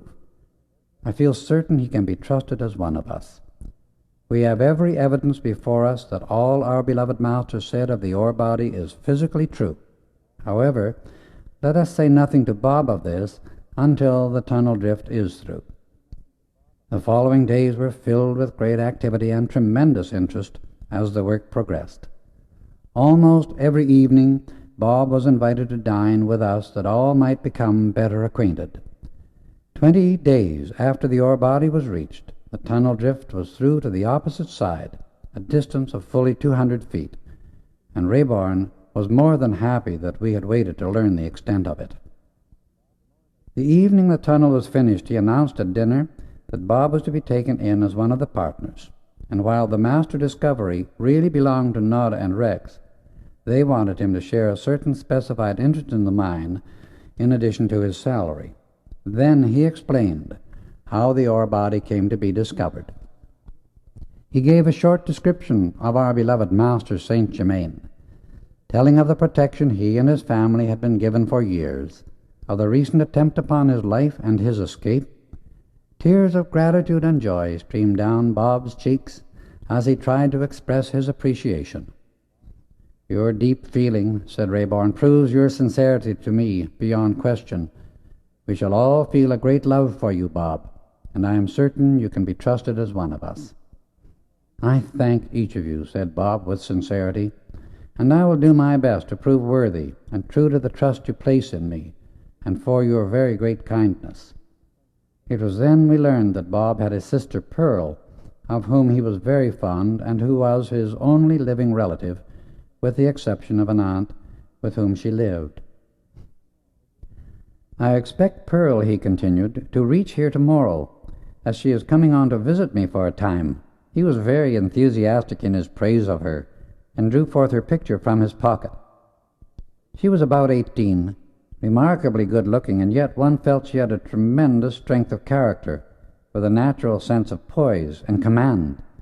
He told Daniel Rayborn of the desire he always had to provide the means for her university training, and with his recent good fortune of sharing in the mine, this became possible of accomplishment. The following day, Nada, Rex, Bob, and I drove to the station to meet Pearl.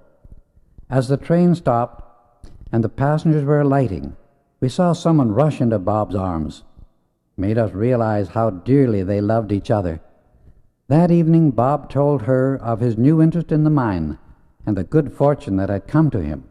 Later, when she met Daniel Rayborn, she threw her arms about him and kissed him in deep gratitude for his kindness to Bob. She tried to thank him, but he said, "My child, it gives me still greater happiness to know you are to share the joy with your brother, whom we all have learned to love." That evening we spent listening to Nada and Rex sing, and I think Pearl was without question the happiest, most grateful person I have ever seen. The next day came a message from the ranch saying Daniel Rayborn was needed there, so we made preparations to leave the second morning following. The assistant superintendent, whom Bob had chosen to help him, was to arrive at the camp 10 days later, and Nada persuaded Bob to let Pearl go back to the ranch with her until he had time to visit with her. Rayborn planned to stay at the ranch only 2 or 3 weeks and then return to the mine again. At 6 o'clock on the day of our departure, all the men were off duty came to see us off, and as Bob said goodbye, he held Pearl in his strong, fond embrace and expressed his gratitude that she had found so wonderful a friend in Nada. Rex and I took turns in driving that Daniel Rayborn might have a chance to become better acquainted with Nada's newly found friend. We noticed Pearl was a very close observer, and her appreciation of the beautiful scenery we drove through was very deep. Time passes rapidly when all is joy and harmony, and this is one of the great laws of life. If humanity would but comprehend the imperative need for its operation in their lives, and understand the vital factor it becomes in their conscious use, we would be living in a most marvelous world more quickly than we can possibly realize now. We made a long detour while returning, but arrived home at 8 o'clock ready for the splendid dinner that awaited us. We all seemed a little tired by the long drive, except Pearl. The newness of the scenes kept her interest so aroused, she seemed not to feel anything but the great happiness of the experience. We retired early, deeply grateful to the mighty Iron Presence for the wonderful blessings it had bestowed upon us. Chapter 3. Subterranean Marvels. The next day, Nada, Pearl, Rex, and I went to our favorite mountain lake. Pearl had gone for a walk, while the rest of us were sitting very quietly on the bank. We had been there almost an hour when the strangest feeling passed over me, as if Pearl were in danger. I called to Rex. We discussed my feeling and then hurried in search of her. We passed around a high rock that projected across the trail and saw her standing motionless. Fortunately, we did not call, but walked rapidly forward. As we came nearer, we beheld a huge rattlesnake coiled, waiting its opportunity to strike. Rex always carried a rope around his waist. Without a word, and quicker than it takes to tell, he made a lasso, and with a quick, deft movement, sent it forward, catching the snake just below the head. He killed it instantly, and turned to Pearl, expecting to find her greatly frightened. Imagine our surprise when she faced us calm and serene, and smiling curiously said, "I came upon that snake unexpectedly, but I knew it could not harm me so long as I kept my eyes on its eyes. Somehow I knew you would come." By that time, Nada had come up to us, and we explained the incident. "My dear sister," she said, turning to Pearl, "you certainly have wonderful courage and poise." Pearl looked at her with a peculiar expression we had never seen before. "Nada, my dear," she replied, "you know the great master would not allow any of us to be harmed." Finally I found my voice and asked, "What master?" She looked at me steadily for a moment and remarked, "What a foolish question. The same master each of you know." Nada threw her arms around Pearl's neck and exclaimed, "God bless you, my dear. How did you know him?" "When I was not quite 10 years old," she continued, "shortly after my mother passed on, a blessed being appeared to me whom I afterwards came to know as the Master Saint Germain. After his first appearance he continued to visit and instruct me, but I was forbidden to tell anyone, not even my brother, until I was granted permission to do so. He told me to come out here to see Bob at this time, and I noticed an unusual twinkle in his eye at the time he said it, but I did not understand why he was so amused. Now it is all clear. Little did I dream I was going to meet those who knew my beloved angel master, as I have always called him. From that time on, it seemed as though Pearl were a long-lost sister who had returned. That night we sprung our great surprise on Daniel Rayborn, and he was overjoyed when he learned that Pearl was a pupil of our blessed Saint Germain. The next morning we all had a real surprise waiting us when we went down to breakfast, for Daniel Rayborn, as he awoke, had received a message from our master. For Saint Germain had asked that all of us meet at the Cave of Symbols in Table Mountain at 8 o'clock the morning of the 3rd day following. That was Thursday morning. Pearl was very anxious to know something about the cave, and after hearing some description of it, remarked, "You will find some very great revelation concerning it is about to take place." At 6 o'clock on the morning indicated, we appeared at breakfast in our hiking outfits, bubbling over with joy and the happy anticipation of seeing our blessed Saint Germain again, for we all felt tremendous things were in store for us. We drove by auto as far as the road went, which left only a distance of about 2 miles for us to hike. The day was glorious, and the very air seemed charged with a magical fragrance, a powerful, highly attenuated spiritual energy. The drive was delightful. We found a safe, secluded spot for the automobile, taking our flashlights with extra batteries, and reached the entrance to the cave at exactly 10 minutes to 8. We entered the first chamber and were immediately conscious of a powerful vibration, almost like that produced by the throbbing of a great machinery. As we came to the arched entrance of the great inner room, there stood our beloved master. He was clothed in spotless white that contrasted strangely with the hiking clothes we wore. Enfolding each in his divine embrace, he said, "Beloved ones, I greet you in the name of the mighty I Am Presence. This great presence within you will become as familiar to you ere long as you are with each other, as real, as tangible, and as vital. I see it is unnecessary to introduce my faithful pupil Pearl, whose name symbolizes her great purity of soul. I rejoice exceedingly that it has been possible for me to bring together in the physical expression such beautiful souls as you all are. It is a most unusual thing, I assure you, as you will see later. If you will kindly follow me, we shall proceed." He moved toward the archway of white described in the first chapter, and stopped about 3 feet in front of it. He extended his right hand, and in a moment dazzling white light like a dense vapor enveloped the entire place. The entrance to a tunnel filled with a soft white light opened. We entered, followed Saint Germain for a distance of several hundred feet, and at last came to another door on which in raised figures were the ancient symbols of life.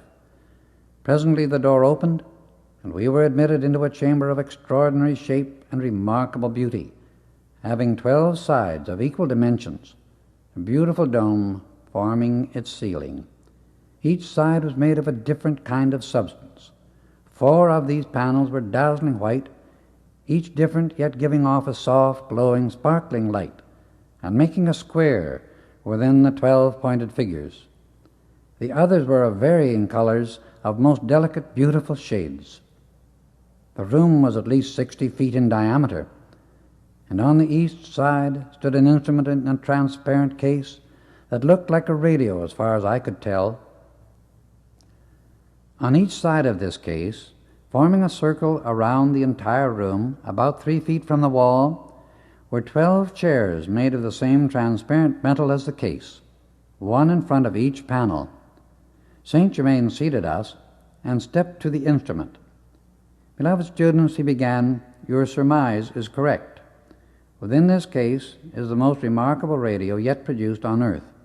The case, as you see, is perfectly transparent, yet the material of which it is made is as tough and strong or stronger than steel, so hard you cannot make an impression on it with a hammer. The inventor of this super radio will be here tonight, when you shall meet her. I wish you to be my guests here for 3 days. I will see that a written message is delivered to your home by a visible messenger tonight, and that your automobile is guarded. Now, if you will come with me, we shall proceed, as we have much to do before evening." He went to the opposite side of the room from which we had entered and pressed his hand against the wall. A panel slid back and revealed an opening into a large oblong room. "This is a chemist's laboratory," he explained, "in which the great master chemists have been working for the past 50 years, perfecting formulas for the protection of America in the next and final crisis of her experience. After this crisis, her people will be taught the use of the universal energy for light, heat, and power. This will come forth in still greater perfection than has ever been known in any previous age." We went to the far end of the laboratory and passed into another room fully 3 times as large, where electrical experiments were being carried on. This entire room was lined with the same transparent material as had been used in the case of the radio. "Many discoveries and inventions," he continued, "are being brought forth here by awakening the past memory within those who are doing the experimental work. By calling into the outer activity of the mind that which has been attained in previous lives, and adding to this the greater and simpler perfection of the future, those doing this work are preparing wonders and blessings untold for America, her people, and through her for the world. During the next 70 years, America and her people will scarcely recognize themselves as they look back upon their limited activities of today. These wonderful beings, who have become so clearly aware of their mighty I Am presence, are perfecting and preparing for actual use many wonderful things for the great benefit and enlightenment of humanity. As people ascend in conscious understanding to the point where such things can be accepted and used, many of these formulas and inventions have been and are being taken from cities hermetically sealed that lie at the bed of the Atlantic Ocean, having sunk beneath its waters when the last cataclysm destroyed Atlantis. These great ones have drawn such formulas from within these sealed cities and are testing and improving upon them. This is how the greater perfection comes forth for the use and upliftment of the race in the coming golden age. The great ascended masters guard, watch, and direct this work. Their students, who have been trained to come and go from the physical body consciously, are the ones who carry out the experiments in the laboratory. The ascended masters are the guardians of humanity and have worked through the centuries from the invisible as well as the physical to awaken, to bless, to enlighten, and lift mankind out of its self-created degradation and selfishness. We have conquered death by complete and eternal dominion over the atomic substance of the physical body and world. All things obey our commands. The laws of nature and the universe are our willing, obedient servants. In these wonderful secret chambers of nature, the work goes on quietly, unknown to the outer world, and wherever the individual seeks the light for the light itself, then truly all things are added. Saint Germain called our attention to one thing after another that had already been perfected, and others that were under construction. I can never put in words the feeling of joy and exhilaration this gave every one of us. One thing in particular attracted the attention of all, and we asked its purpose. It is a mechanical way of quickening the atomic vibration of the human body, he replied, and assisting to raise it into the pure electronic body which Jesus referred to as the seamless robe or the bridal garment of the Spirit. It is composed of pure electronic light, for in and upon it no imperfection can ever be recorded. Light, you see, he emphasized, is substance, energy, and luminosity, all three in one. This pure electronic light, of which the eternal spiritual body is composed, is condensed, as it were, by your mighty I Am presence into a self-luminous substance, which is for you a self-sustained, immortal, ever-expanding, ever-perfect form and reservoir of divine love, light, wisdom, and power from the very heart of God. It is your eternal, individualized temple of life and the heart center of your world of manifested form. It is sometimes referred to as the white fire body, because the dazzling white light it sends forth is so blazing, so intense, and so all-powerful that to the human eye it looks like white fire. The ordinary person can only gaze upon it for the fraction of a second. This is the body in which Jesus made the ascension, and as the light within it increased into that higher octave of life, being a more rapid vibratory action, it became invisible to the watching, adoring multitude that witnessed his ascension. A human eye only records within certain octaves of vibration, but as the human, through self-purification, increases its vibratory rate, the light within every electron of the physical body glows brighter and expands its radiation to such a degree that the physical form becomes first self-luminous, next transcends the gravity pull of Earth, and then is able to express consciously and at will in any octave of vibration the individual desires. He can come and go freely, anywhere within infinity, for the pure electronic light exists everywhere throughout creation. As soon as the atomic structure of anyone's physical body becomes all light, it has entered into the one eternal element, the great universal sea of blazing white essence from which God created all forms. Only in this condition of life is complete freedom, mastery, and attainment possible. This is the reality and ultimate of human existence. Then the human becomes raised until it is all divinity, which is forever free, omnipresent, omnipotent, omniscient, going everywhere and doing all it desires, still knowing itself as an individual, self-conscious focus of the mighty I Am Presence. In almost every secret society that stands for constructive activity, or in other words, that recognizes the light as the source of all good, there is always used in their initiations the word raised. That raising is literally, figuratively, eternally, and physically true, for the vibratory action of the physical atom is raised until it all becomes the pure electronic self-expanding essence or spirit, the pure God substance, light, light, light. We call this device an atomic accelerator, and it will be used a great deal in the future to assist in raising the physical flesh atom into its divine purity and structure, the electronic body. This perfect body remains forever eternally youthful, beautiful, strong, perfect, and free from every conceivable limitation. In this body, individuals can and do function wherever they choose in the universe, for in it there are no barriers of time, place, space, nor condition. The desire for this perfect condition of existence is an innate idea and ideal within the entire race of mankind, and has been always.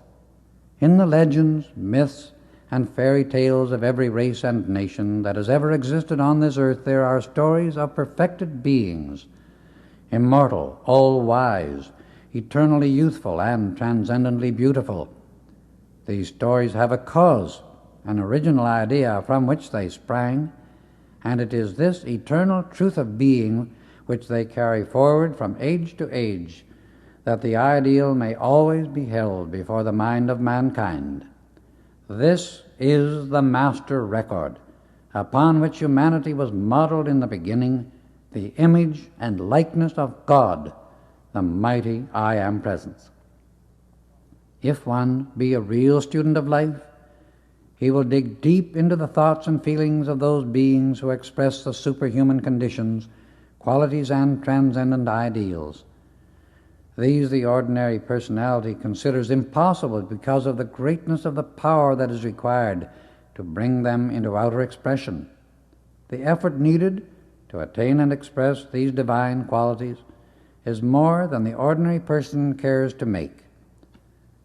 The effort this kind of attainment requires is a sincere, strict discipline of the human sense consciousness until it learns obedience to the pattern of perfection instead of its own selfish, temporary whims and appetites. The real student of life knows that whatever God quality the consciousness of the individual can think about, he can bring into existence through the creative power of his own thought and his feeling of divine love. Divine thoughts, divine feelings, divine qualities, divine ideals can only be found by thinking upon divinity, for they do not exist nor abide anywhere else, and like produces like throughout infinity. Divinity is the light and the perfection of life.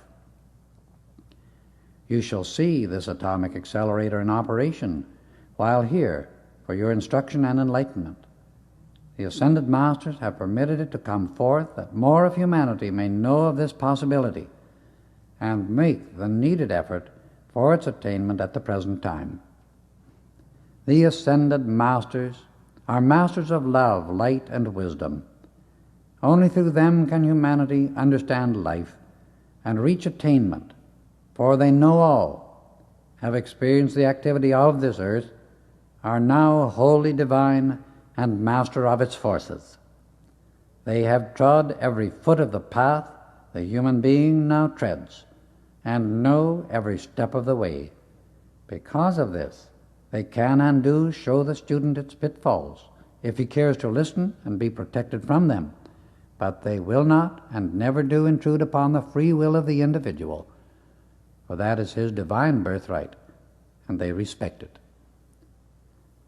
Saint Germain then led the way to the entrance of a shaft in which there was a metal cage or elevator. We entered and began moving downward. We descended about 100 feet, and the cage stopped in the center of a circular room. It was about 20 feet in diameter, and facing us was a stone door. He pulled a lever at the right of the entrance. The massive door swung open and disclosed an immense chamber that contained marvelous, complete equipment for making every kind of material that was used in constructing the various devices in both the chemical and electrical laboratories. In this great room there were large electrical furnaces and huge rollers for changing the various metals into thin sheets. Everything was electrically operated. "This is the place," remarked Saint Germain, "from which you felt the throbbing vibration within the mountain as you entered the cave. The machinery is seldom operated during the day. Today it is necessary to do so in order to be ready for the work that we are to accomplish tonight and for which you have been invited here. Every kind of material we wish to use is produced right here in this chamber. Of course, we do not need great quantities for the experimental work we are doing, but this work is to bring into practical use for the future the great genius and marvelous ideals of highly illumined individuals who are fully awakened to the conscious recognition of the mighty I Am Presence and the use of its limitless wisdom and power. It is my desire to explain everything in as simple language as possible, that the essence and principle of it may be most easily and permanently comprehended.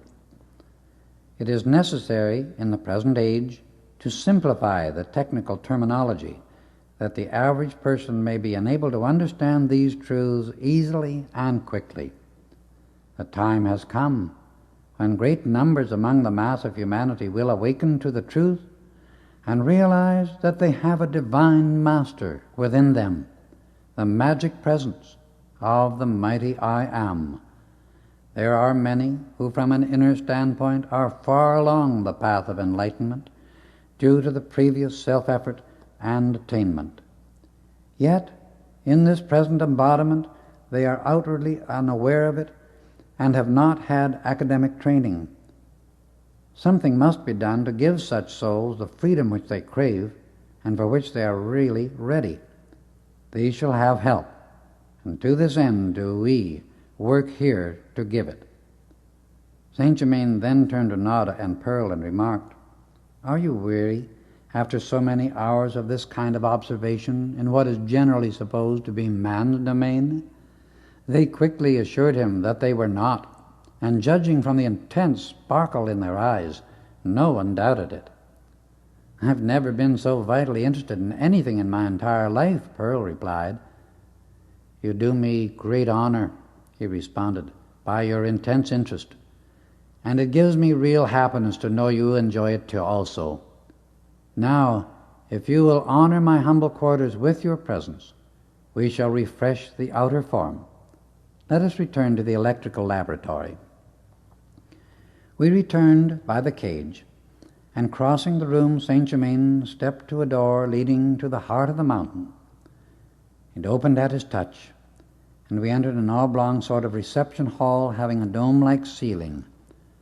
The walls and ceiling were all of a most beautiful, delicate, milk-white color, the floor being covered with a creamy, soft, wool-like material, at least 1.5 inches thick. There were 5 chairs made of semi-opaque substance in a similar cream color, and upholstered in the same soft blue plush as the chairs in the tower room of the Rayborn home. 4 of the chairs were exactly alike, but the 5th one had a high carved back. Each chair was placed near a door, the largest one being in the center. St. Germain escorted Nada and Pearl to the first door at the left as we came in. He requested them to enter, bathe and clothe themselves in the raiment they found provided, then return to this room and await the summons to dine. Turning to Rex and me, he led us to the far door at the right with a similar request to prepare for dinner. We entered the room he had indicated, and both of us were speechless with surprise, for it was most magnificent, fit for a prince or a king's palace. It was circular in shape, a domed ceiling, finished in white and gold, furnished with 2 beautiful couches, a chair placed beside each with a long beveled mirror set into the wall between them. There was a curious chest of drawers built into the wall itself, so they could not be distinguished from it except for the handles. The chairs and frames of the couches were both of the same semi-opaque substance that seemed like a metal. Rex crossed to a small opening at our left and asked me to look. I stepped to where he was and saw an exquisite Roman bath, also circular in form. It was filled with water that sparkled and moved incessantly as though charged with the essence of life. We could not find any means of ventilation, yet in every room we visited, the air was clean, fresh, invigorating, and filled with the scent of roses. We bathed, and our bodies felt all aglow with a sense of health we had never experienced before. Lying on the couches were the robes we were to wear. They were seamless, and made of a fabric I have never seen or heard of, something like a rich, thick silk, but very, very soft and extremely light in weight. The one for Rex was a wonderful sapphire blue, embroidered in gold. The embroidery formed a girdle around the waist and wide bands around the neck, loose sleeves, and bottom of the robe. Mine was white, embroidered in gold. There were also beautiful sandals to match, which fitted perfectly.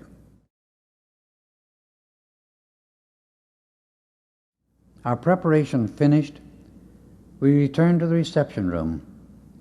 A few moments later the girls entered, dressed in robes like ours, and they were visions of loveliness. The robes of Pearl and Rex were alike, and Nada's was like mine. Their room was evidently a duplicate of ours, except that it was decorated in a soft pink shade. We were very much occupied comparing notes when the most heavenly chimes sounded through the room, and instantly the middle door opened. We entered and were thrilled at the beauty we gazed upon. Here again, the room was in the same soft, milk-white and gold combination. The dome-like ceiling was colored sky blue, and on it were clouds that gave one the impression of really looking at the sky. The walls were draped with the most marvelous cloth that looked like diamond dust, for something in the composition of the fabric gave it an indescribable radiance. This audience chamber was perhaps 40 by 80 feet, and in its center stood a large golden table with a crystal top. At the far end of the room there was a duplicate of this table about 1/3 of its size, and around it were placed chairs for 6 persons. In one corner was a beautiful organ, and opposite, in another corner, stood a piano, the case being made of the same metal-like substance as the other furniture. All were so absorbed in admiration and enjoyment of this beauty that we did not notice St. Germain and Daniel Rayborn enter until we felt them close behind us. Our beloved master led the way to the small table, where he seated Rayborn at one end and took the head himself. Pearl was placed at his right, and then Rex, Nada at his left, and then myself. When we were all seated, he said, "May I have the pleasure of ordering the food for each one?" You see, my culinary department is in the invisible to you, but it is very real and tangible to me." We acquiesced very happily, and he continued, "Let us bow our heads in adoration and praise of the mighty I Am Presence within each of us." In just a moment, and without another spoken word, a crystal goblet filled with a golden sparkling liquid appeared at the right hand of each one. "To the enlightenment and happiness of each of you and of all humanity," he said, raising his glass. And as we drank this marvelous nectar, everyone felt the quickening power of its life-giving essence rush through the body. Next there appeared what looked like a vegetable loaf, with a piece of honey cake that was only slightly sweet. These were most delicious, and all agreed it was the most perfect thing we had ever eaten. A fruit salad followed, or at least that was what it most nearly resembled, and Saint-Germain said it was most nourishing. For dessert, we ate something that resembled ice cream, refreshingly cool, not ice cold, and with it a kind of angel food cake, but much more delicious than anything we know of in the outer world. Lastly, there appeared crystal goblets filled with a creamy liquid, and as we drank it, a force rushed through our bodies like living light. As each course was finished, the empty service simply disappeared. None of us had ever before partaken of anything half so delicious, nourishing, and satisfying as this marvelous dinner our blessed Saint Germain had produced for us direct from the omnipresent universal substance. As we finished, Rayborn turned to him and said, "This experience that is so amazing, so wonderful to us, is all quite natural and normal to you. We feel that we have never been so honored, so pleased in our lives as we are tonight." "My beloved children," Saint Germain replied, "each one of you has this same mighty I Am Presence, the Master God Self and Almighty God Power within you, with which to do these things. You can produce everything you require direct from the universal supply. I have acquired the understanding of how to use this mighty power and how to direct its limitless energy to do my bidding. If you so desire, you too can soon be directing this mighty energy, which is God energy, to do what you now call great miracles. All mankind may learn to do this also if they only will. There is naught in the universe to say nay to whatever you desire, so long as it does not harm another of God's children. It requires much less energy and is much easier to produce everything you wish to use directly from the ever-pure universal substance than it is to go through the process of nature to grow it, once you know how." Turning to Nada and Rex, he said, "Will you two, beloved ones, do me the honor to sing two of your own compositions for our enjoyment?" "Gladly," they replied. Nada seated herself at the piano and ran over a phrase of the melody they were going to sing. She stopped, astonished by the tone of the instrument, for it was unlike anything ever produced on earth in musical tone. They sang a favorite, the Arabic love song. Their voices and this marvelous piano produced an effect of indescribable beauty. When they had finished, Saint Germain, with all the grace and courtesy of a courtier, bowed low before them in recognition of the mighty I Am Presence, which had been allowed to come through so perfectly. "I bow before thy gracious throne of song," he complimented them, "and never have I heard anything more divine. Now let us go to the radio chamber. Friends are waiting us there." When we reached it, we were presented to 3 ladies and 3 gentlemen who had arrived ahead of us. They wore the same sort of robes as ours, only of different color. Among them was an elderly gentleman with white hair and beard, who seemed almost feeble. One of the 3 ladies, whom we shall call Leonora, stepped to the radio and said, "This perfected radio is the result of my work during 7 different embodiments. In 4 of these I used a masculine body. I carried the memory of it over with me each time, and at last it has reached the perfection intended. This radio possesses three fields of operation, that which I term high, medium, and low. In high, it reaches other planets of our solar system. In medium, it reaches anywhere on our own planet, Earth, including its etheric belts, and in low, it reaches the interior of the Earth. Let us first connect with some of our cities. In a few moments, we heard clearly and distinctly a lecture being broadcast by one of the most prominent stations in New York. Afterwards, we picked up an orchestra broadcast from another New York station. Then she got connections with London, Paris, Vienna, Cairo, Calcutta, Hong Kong, Melbourne, and Tokyo. Distance seemed to make no difference in clear reception, and at no time was there ever the slightest indication of static. Now, let us reach into the first etheric belt around the earth, she said. Immediately, we heard the most majestic, soul-stirring music, and then a wonderful voice was heard saying, "This is from the golden etheric city over the Sahara Desert. We always know when an earth connection is made, but we have a still higher means of communication. It is the operation of the sound ray to speak over and the light ray to see through. When these two are combined, it becomes the highest form of television. However, the mechanical television will reach a very high state of perfection, and in a few years it will be as prevalent in the outer world as your telephone of today. Oh, that more of humanity might raise its consciousness and become attuned highly enough to have the marvelous use of these rays. You see, the mighty I Am presence within the individual does not recognize time, place, space, or condition. It is only in the outer activity of the mind or human sense consciousness that such conceptions of limitation occur. Leonora adjusted the radio into high, and in a moment we heard a voice saying, "Leonora, this is Venus. We know you, because yours is the only mechanical instrument that reaches us from Earth.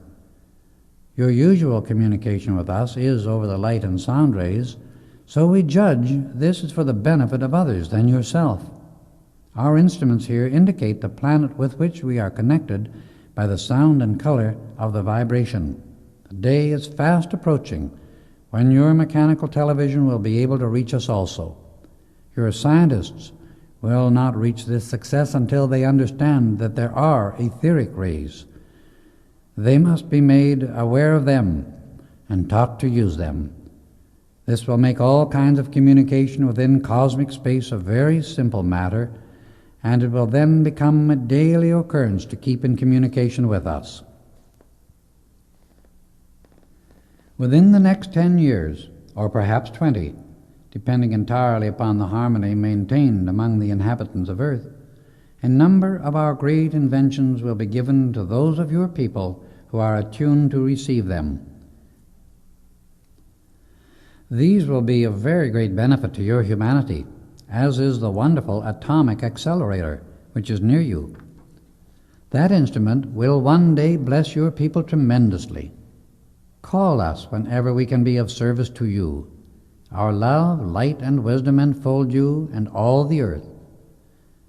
Leonora then changed from high to low, and in about 3 minutes, a deep voice was heard saying, "I recognize your call, and I am answering in person.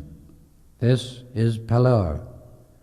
It is interesting and encouraging to know there are those on the earth's surface who have some idea of the possibility that God beings can and do exist within the interior of the earth. We think we have less to contend with than you, for we do not have extremes of temperature nor seasons of heat and cold. We have the eternal white light, which is soft and restful. Our climate is very delightful, like that of the semi-tropics on Earth. Your America will one day have something quite similar, and yet there will always be some slight change of seasons. They will be much less severe than those you have at present. We have what might be called the eternal sun of even pressure. This produces an atmosphere that is always of equal pressure and harmonious to all who live within it. The mighty I Am Present provides perfect conditions in every phase of its expression. If all the world could but realize and understand this, the terrible agony that fear produces would drop away entirely from the humanity on Earth's surface. You see, I am cognizant of many of Earth's conditions outside of my own activity here, for when we, as you, reach into God's mind, all knowledge can be obtained, because our motive is pure and unselfish. We may not continue these observations further, Leonora explained. At this time, other things demand our attention and service. Saint Germain saw and felt the unanswered questions in our minds as to why there were inhabitants in the center of the earth and what kind of individuals they were, for the idea shocked us just the same as it does our readers. He studied us all for a moment or two, and then said, "Yes, I will tell you the facts now, since the condition and demand to know the truth is great within each of you. You, as students on the path, who are really trying to understand life everywhere in the universe, must remember to keep the intellect often reminded that there is no place in the universe where self-conscious individuals, and by that I mean individuals who know and are conscious of themselves as creators with a free will, may not go to explore and understand all cosmic activity. There is no place or condition, I say, that they may not go, explore, and understand what is going on at that point, if they so desire. The idea that the center of the earth is a mass of fire is entirely erroneous. Within the crust of the earth, for a certain depth, there are conditions of the fire element acting. But within the center of the earth itself, there are self-conscious individual beings who, through many cycles of work and self-effort, have mastered the control of certain forces with which they are still working to accomplish the fulfillment of the divine plan for that part of earth. There are also beings who are striving for that same ideal, but working only within the conditions provided by nature at the surface. You must understand and remember that the ascended masters are instructing and assisting in all grades of the outer experiences of life, in every condition found within and upon the earth, as well as on the other planets of this system. Why should it not be a perfectly natural, normal condition that would permit some of their number to be the instructors of those who are working with forces at the center as well as at the circumference of the planets? This revelation is not unnatural or inconsistent with a great infinite divine plan. The inconsistent, unnatural condition of humanity is the ignorance, the narrowness, the littleness, the darkness of a human concept that shuts the door upon the stupendous marvels of this glorious universe and says, "I don't believe it. That is impossible." Only ignorance and darkness make mankind believe that anything is impossible. The students of light, who know and really accept an all-powerful source of creation, and what reasoning mind can doubt it when one studies the marvels of the atom as well as of the cosmic suns, know that the wonders of creation which face us everywhere on our planet are limitless, marvelous, and stupendous. These facts are true. There are many kinds of individuals expanding their light on the planets of our system, and just because one type has not yet had conscious knowledge of others is no proof that they do not exist. Humanity must someday learn a little more of what abides in the universe beside themselves, and this instruction contains part of that new knowledge. It is true, every word of it, and no human ignorance nor doubt can remove that truth from its manifestation in the universe. Clouds may shut off the sun's rays for a time, but they never will be able to put the sun out of existence. So it is with human opinions and ignorance of the past and present. Someday, The light must break through these clouds, and that day is here. It is now.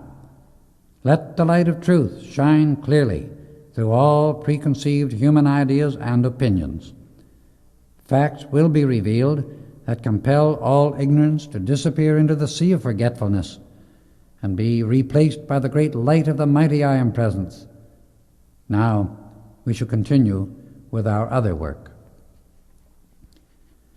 The hour is at hand for the ascension of this good brother, he said, referring to the white-haired elderly gentleman, whom we shall call David. Because of previous attainment, he has so attuned his life stream that he may now enter a wider or cosmic wave of expression, and in this great activity he will express far more transcendent phases of individual life than he can possibly do in this present existence. By previous growth and present self-conscious effort in this life, it is possible for the assistance which we can render to be given him. Let us now go to the electrical laboratory. As the door opened, we saw the room was flooded with dazzling white light. We stepped toward the atomic accelerator, and this time it was charged with the very essence of life. Permission has not been granted to give a detailed description of this instrument at the present time, other than to say that the chair in which the one being raised sat looked as if it were made of pure gold. But Saint Germain told us it was a combination of gold and several other substances as yet unknown to the outer world.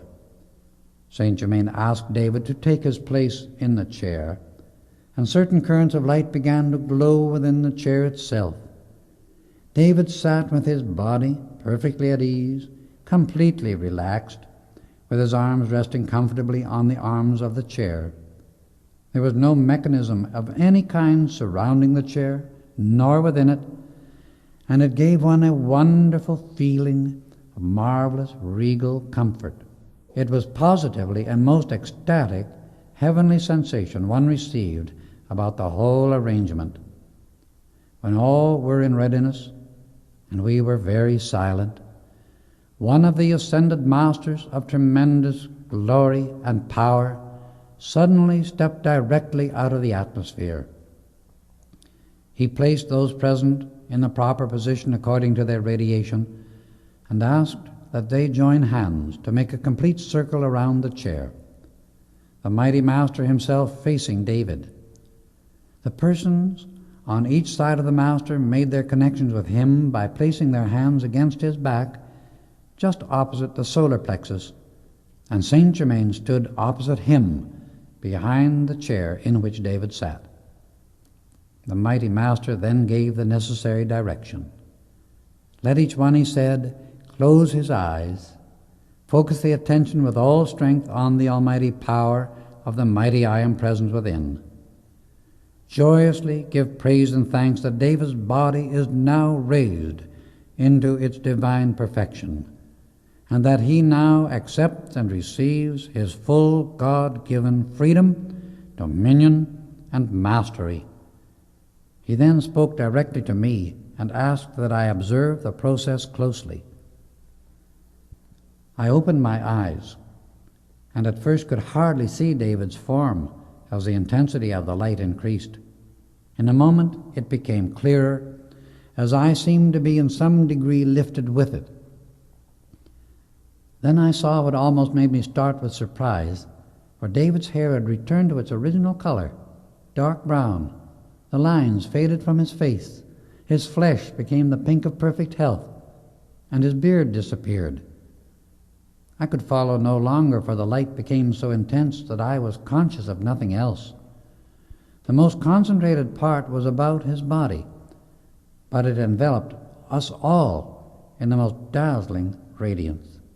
The outline of his body completely disappeared, and involuntarily I closed my eyes. How long this lasted I never knew. Then our beloved Saint Germain addressed us all, saying, David's body has been raised into its electronic perfection, and the mighty master, my brother, has taken him for the time being into that realm of light for which he has become fitted through the perfection of his eternal light body. Later, he will return in that ascended form to minister to humanity under divine direction. Come, we shall now go to my quarters. He led the way, and we entered the beautiful crystal chamber, as I loved to call it, where we had eaten our wonderful precipitated dinner. Here we found the required number of chairs placed around the large golden table with the crystal top. This was really his audience hall, but at times he used it as a private dining room for special guests. He took the chair at the head of the table, asked Daniel Rayborn to take the opposite end, and then began one of his amazing discourses. Tomorrow evening you, my brother, he said, speaking directly to Rayborn, shall have a similar privilege as David had today. However, the process in your case will not be completed, but it will start the raising of the atomic structure so that when the time comes for what under other circumstances would be your passing through the change called death, you can have the necessary assistance and raise your outer form into the perfect electronic structure instead of casting it off. I promised, he went on, turning to Nada and Rex, that there should be no sorrow at your father's passing. Now you can understand why. This is the way we take ourselves out of the hands of the reaper called death, and so we enter consciously into that perfect life which is the divine light and eternal inheritance of every one of God's children. Many have chosen to take a long time to come to this point, but all must make a beginning sometime, and all must do it eventually. This part of humanity's experience has received almost no acknowledgement. Neither has it been understood nor considered as possible of accomplishment until very recently. Yet, the mighty Master Jesus gave the absolutely perfect example and explanation of it 2,000 years ago. He gave humanity the proof wonderfully, conclusively, and said, "The works that I do shall you do also, and greater works than these shall ye do." That statement stands as an everlasting obligation upon humanity until they do it. Mankind has passed over this true meaning and has taken the stand that it is not possible. While all do not need to accomplish it in exactly the same way as he did, yet every human being sometime somewhere must raise the outer or atomic structure into the imperishable electronic body where no imperfection exists. A great many individuals now in physical embodiment are or will be able to do this in the present life with a little necessary assistance, and it is our great privilege to give that. The atomic accelerator was perfected to help give this assistance, and there is no invention or discovery that has or ever will bless mankind to so great a degree. The results you have witnessed in David's body are permanent, real, and tangible. This amazing, real, physical machine is a mighty healing agent, as well as a means by which the body can be raised. It also quickly establishes perfect equilibrium in the brain structure, and through the balancing of the mental and emotional activities of a human being, dishonesty and crime of every kind can be prevented. It was used on Atlantis, although it was less perfect. Chapter 4. Divine Romance. Now, I am going to touch upon very important things which are sacredly personal, Saint Germain explained, speaking directly to Nada, Pearl, Rex, and Bob Singleton. I do not wish you to feel that I intrude upon your sacred, private affairs, nor that I take advantage of you because of the power I possess and use. However, there are certain things that I must make unmistakably plain to you. Rex and Pearl are twin rays from the same divine flame. The flame comes forth from the heart of God, the great life consciousness of the universe, the great central sun. When you, the mighty I Am Presence, will to come forth into an individualized focus of conscious dominion and use the creative word I Am, your first individual activity is the formation of a flame. Then you, the individualized focus of the mighty I Am Presence, begin your dynamic expression of life. This activity we term self-consciousness, meaning the individual who is conscious of his source and perfection of life expressing through himself. Only the self-conscious individual has all the attributes and creative power of the mighty I Am Presence. Only he can know who and what he is and express the fullness of the creative power of God whenever he decrees by the use of the words I am. The outer human part of this activity is what we call the personality. It is but the vehicle through which perfection should be expressed into the outer substance of the universe. Within the pure God flame is a breath that pulsates constantly. This great fire breath is a rhythmic outpouring of divine love, its three attributes being love, wisdom, and power in action. These pour out constantly into the infinite sea of pure electronic light. This light is the universal substance or spirit out of which all forms are composed.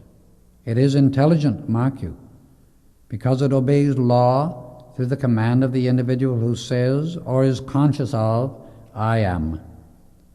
These two words are the acknowledgement and release of the power to create and bring forth into outer existence whatever quality follows that acknowledgement. For intelligence to act, there must be intelligence to be acted upon, and the universal substance, being like a photographic film, takes the record of whatever quality the individual imposes upon it through his thought, feeling, and spoken word. The words I am, whether thought, felt, or spoken, release the power of creation instantly. Make no mistake about this. Intelligence is omnipresent, and it is within the electronic light. The first fiat of creation that went forth into infinity was, let there be light. And then creation took place, for out of this primal light comes all manifested form. The light is the central point of life or energy within every atom, composing the substance from which comes all physical manifestation. I speak of the atom because the lower rate of vibration composing the physical manifestation is the atomic structure, which we have under consideration. When you consciously envelop or hold any person, place, condition, or thing in the dazzling white light, you are penetrating, going through the atomic structure into the electronic, wherein there is no imperfection. In this use of the light, one penetrates the structure of imperfection, and that on which the attention is centered is then brought forth perfect, not only as the Father sees it, but it is the Father's perfection expressed. You, as the Son, are given choice, commanded to choose and direct where the energy, which is the activity of the light, shall go. It is imperative to have your conscious thought, your firm attention on what is to be accomplished, in order to give the needed direction to the activity of this mighty force, which it is your right and privilege to use. When you use the dazzling white light, you are actually accepting the electronic structure which is then present in manifestation, for you are acting from the plane of action of perfect manifestation. Your desire when held steady, unwaveringly, becomes the conscious thought directing, for you cannot have a desire without conscious thought in the desire. Great strides have been made in the higher use of the light at the inner levels in the past 15 years. Your conscious great adherence to the light shows you are ready for its highest use. If in your use of the light you will know the perfection of what you wish is already present in manifestation, the moment you start the dynamic action of the light, it will remove all uncertainty in your mind as to the positive assurance of the manifestation or what you wish taking form in your physical use. In clothing or visualizing any person, place, object, or condition with the illuminated figure of Jesus Christ or the figure of any other ascended master, you are really unclothing, penetrating through the atomic garment, where you see, recognize, and accept the perfection you now want present in form, for you have swept aside all imperfection in the action. The student should see and feel his body as if composed of pure white flame, sending out long rays of light. The flame is your real self, the mighty I Am Presence, the full Christ perfection. The rays shooting forth are the divine mind, or love in action. These rays are what follow your conscious direction, carrying your thought and producing magical results when consciously directed, held firm by determined, unwavering conscious attention. The light you thus visualize is the electronic substance the Hindus call prana. This light is always directed by thought, but it is imperative that we learn to control and direct it consciously. This conscious control and direction is how the ascended masters accomplished such marvelous results. Divine love is a presence, an intelligence, a principle, a power, an activity, a light, and a substance. When we command divine love to go forth and do anything, we are setting into motion the highest form of action, the most powerful force. This, however, does not require terrific effort. In fact, it requires just the opposite. It is a calm, steady, determined, conscious knowing. As this becomes a fixed consciousness, an absolute certainty in one's conscious awareness, he will find more and more instantaneous response to his demand and command.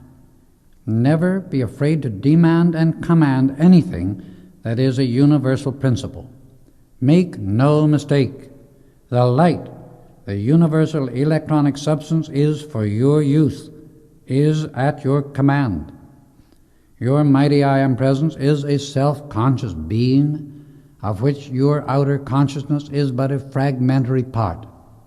Therefore, you can talk to your mighty Master within as you would to a loving Father who possessed limitless light, love, riches, power, health, happiness, or anything you could desire. For the more you consciously use this mighty presence of the I Am, the quicker will it respond to you. Divine love can control all manifestation. If in your use of divine love, you are conscious that it has within itself all love, wisdom, and power of this mighty I Am Presence, the fact is that you qualify this principle which you command with whatever quality you are conscious of as being within it. You are given dominion of everything in the air, in the earth, in the fire, and in the water through the command of this mighty universal principle which is always at your conscious service and for your use. Love, divine mind, and prana are one in the static or still state. Through the conscious action of the individual, divine love, consciously directed, becomes love, wisdom, and power in action. This is why divine love, consciously directed to accomplish things, produces such marvelous results. It becomes instantaneous and all-powerful as soon as the outer consciousness ceases to limit it. Now to return to the explanation of the rays. The mighty God flame breathing within itself projects 2 rays into the great sea of pure electronic light. This intelligent light substance becomes the clothing, as it were, for these rays of the mighty I Am Presence. Each ray has all the attributes of the Godhead within it, and no imperfection can ever enter into or register upon it.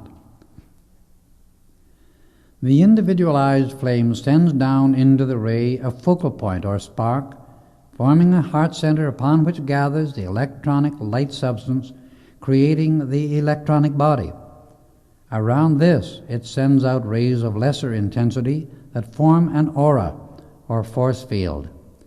This force field is sometimes referred to as the causal body, and within it are deposited the results of all constructive effort during and between each embodiment.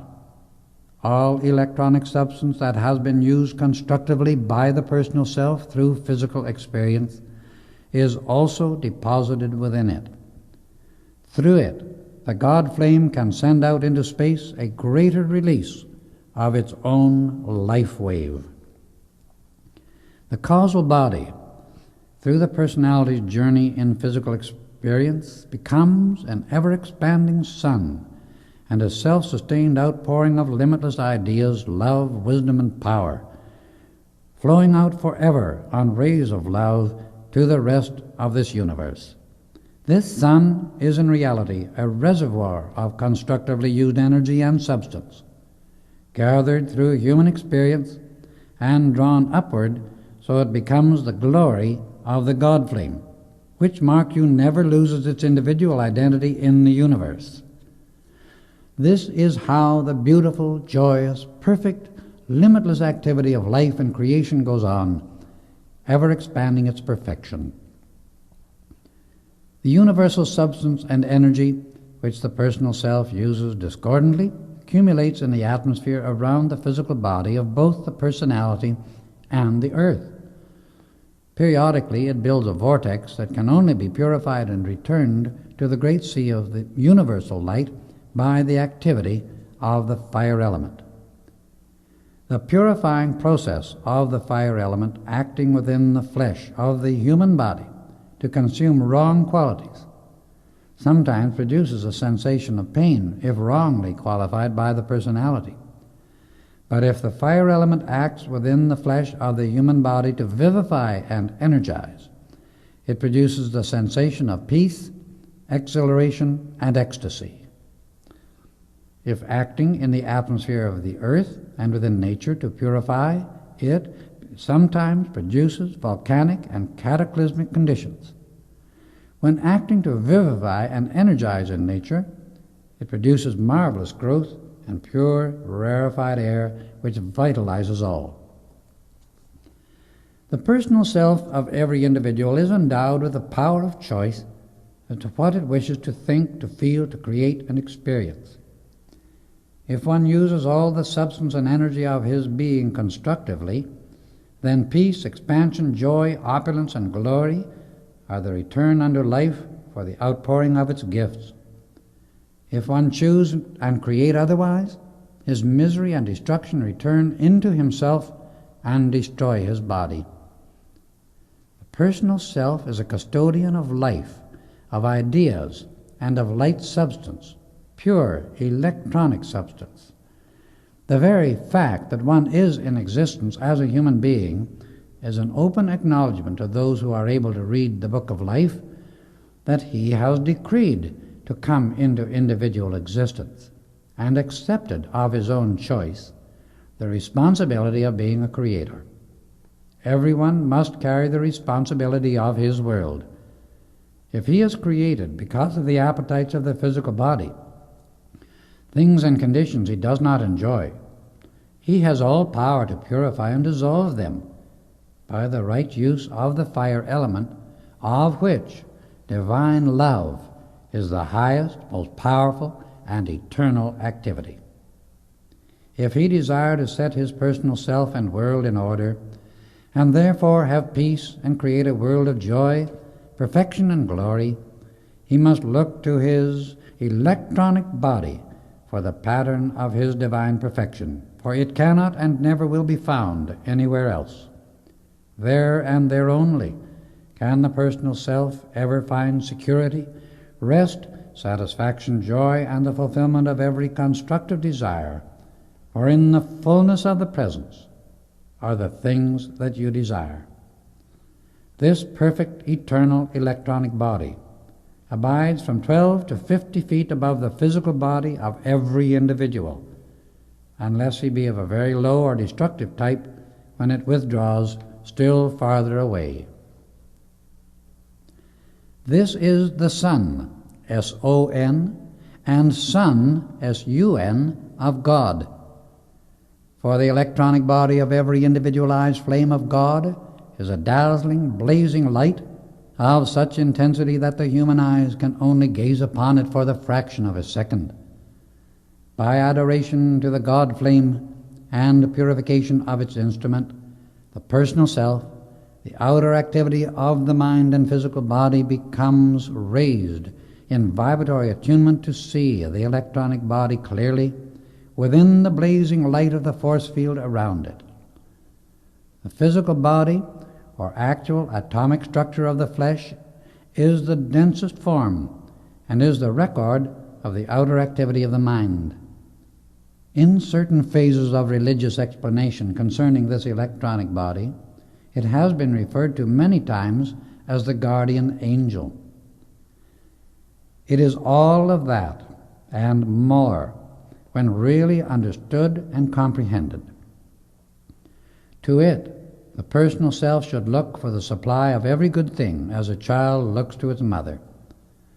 All that is within the God flame flows into the electronic body, where the tremendous power and intensity of the light of the mighty I Am Presence is stepped down to a degree that can act in the vibratory octave of the physical world. From the heart center of the electronic body flows a stream of life essence or liquid light, which enters the physical body through the pineal gland and fills the nerve channels. This liquid white fire flows through the nerves as blood does through the veins. This beats the heart, moves the muscles of the body, and enables one to walk or raise the hand. It is also the energizing light within the brain cells. The life stream of the body has often been referred to as the silver cord. So it is, for the stream of liquid white light pulsates continually through the flesh body by way of the nervous system. At so-called death, the God presence withdraws the stream of liquid light and the flesh disintegrates. The reason the race continues to experience so-called death is because of the waste of this electronic light through emotional excesses, instead of retaining it within the physical brain and body to rebuild the cellular structure and supply the motive power for the entire body. Mankind does not like to hear this truth, but the waste of the life energy through uncontrolled feeling is the cause of the disintegration of all physical bodies outside of violence. If one used the inner sight to observe the life stream of a strong, healthy child, he will see the nerves of the body full of this dazzling liquid white light. Then, if he observe the body of the same child when ill or fatigued, he will see the light greatly diminished. In an old body, it is still more greatly dimmed, and if one wish to observe the soul passing out of the body at so-called death, he will see this life stream entirely withdrawn at the top of the head, until it becomes only a thin thread of light, which finally breaks. At that moment the heart ceases to beat. Again, let us return to the explanation of the rays. Nada and Bob Singleton are two other rays of an individualized God flame. Whether you choose to accept this wonderful fact depends entirely upon yourselves. I do not even suggest, but knowing the secret feelings of your hearts as I do, it is my privilege to disclose this much. It will explain some of the feelings which you have not understood. My sincere hope is that all four of you will be able to raise your bodies in this life with the outer attention consciously directed to that point. With the assistance which we can give at the proper time, you will be able to accomplish the final attainment. I feel your gratitude, for which I thank you. In answer to your thought of why this glorious privilege is yours, I want you to know that it is because of previous growth. Your own indwelling mighty I Am presence commands it for your safeguard and illumination.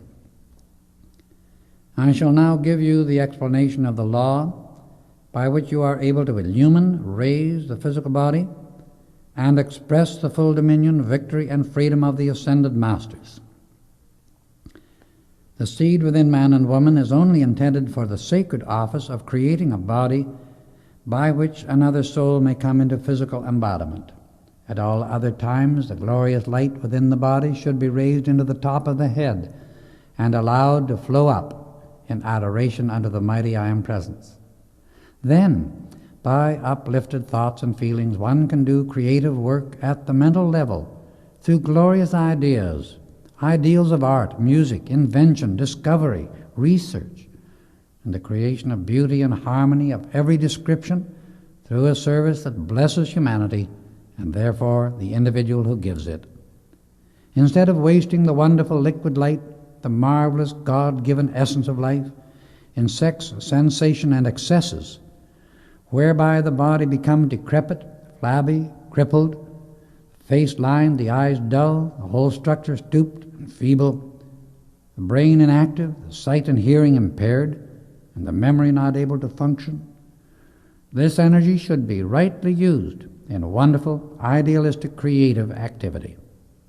In such constructive consciousness and accomplishment, the physical body would remain eternally youthful and beautiful, the brain and faculties keen, alert, and active, and the whole physical expression would become the image and likeness of the living God, truly the temple of the Most High. Your bodies are now calling for their accustomed rest. The chambers are in readiness. Sleep until you awaken. I commend you to the embrace of your glorious, mighty I Am presence. Rest in peace. We returned to our beautiful sleeping chambers where all was in readiness. The most delightful fragrance of roses permeated everything, and we certainly never rested upon more comfortable couches, nor enjoyed such divine repose. Rex was very happy to find that Pearl was the twin ray of his own God flame, and in speaking of her after he and I had gone to our room, said, "Ever since we first met, I have felt a strange attraction to Pearl, and whenever in her presence I am always conscious of a sense of quiet contentment. Our blessed Saint Germain has certainly explained all most wonderfully, and I am deeply grateful." In giving this explanation to me some months ago, I replied, he said to me, "The beautiful love of one ray for its twin ray is tremendously uplifting, exalting, wonderful, and infinitely more joyous than when the great current of liquid fire, the life stream of the universe, is turned downward and becomes passion. This mighty, concentrated electronic force or life essence is a liquid light which flows wherever the attention directs it. The mind's attention is pulled this way and that by thought, feeling, sight, and hearing, in fact, by the pull of all the physical senses. The true understanding of what mighty power is at your command when you have full control over your attention cannot be overestimated. The liquid electronic essence is this mighty energy, and it energizes whatever the attention rests upon. If one be doing intense mental work, the liquid light stays within the brain and flows forth through the center of the forehead, between the eyes, as a ray of light. And if the inner sight be opened, one can easily and always see it.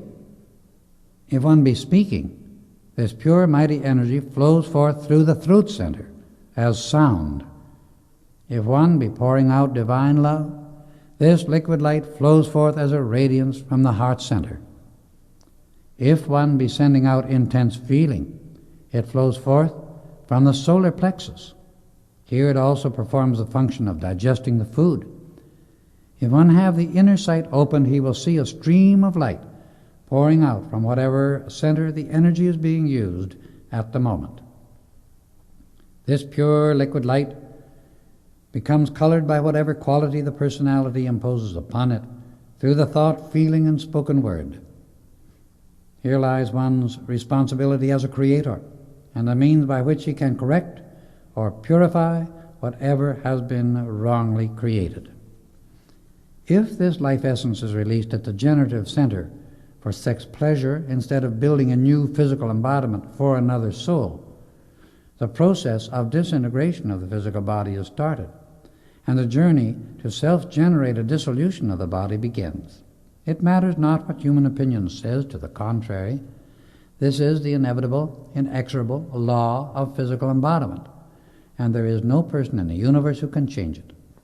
This is the principal reason for the condition that is called death within the race as a whole. Let anyone who disagrees with this truth compare the brain and body of one who conserves this liquid light over a period of a few years with that of one who has wasted it over a similar period, and he will not need any other proof.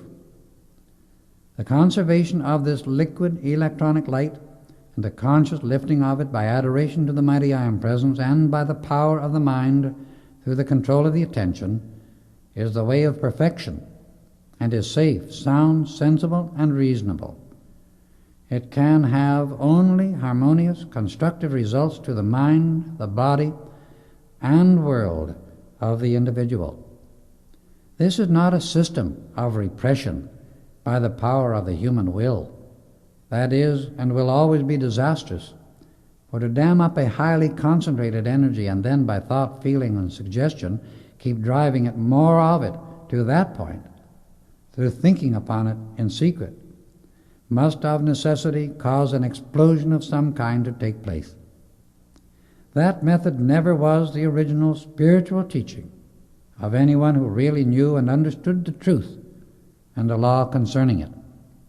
Humanity has not, except to a very small degree, understood this truth, or thousands would have become ascended masters long before now.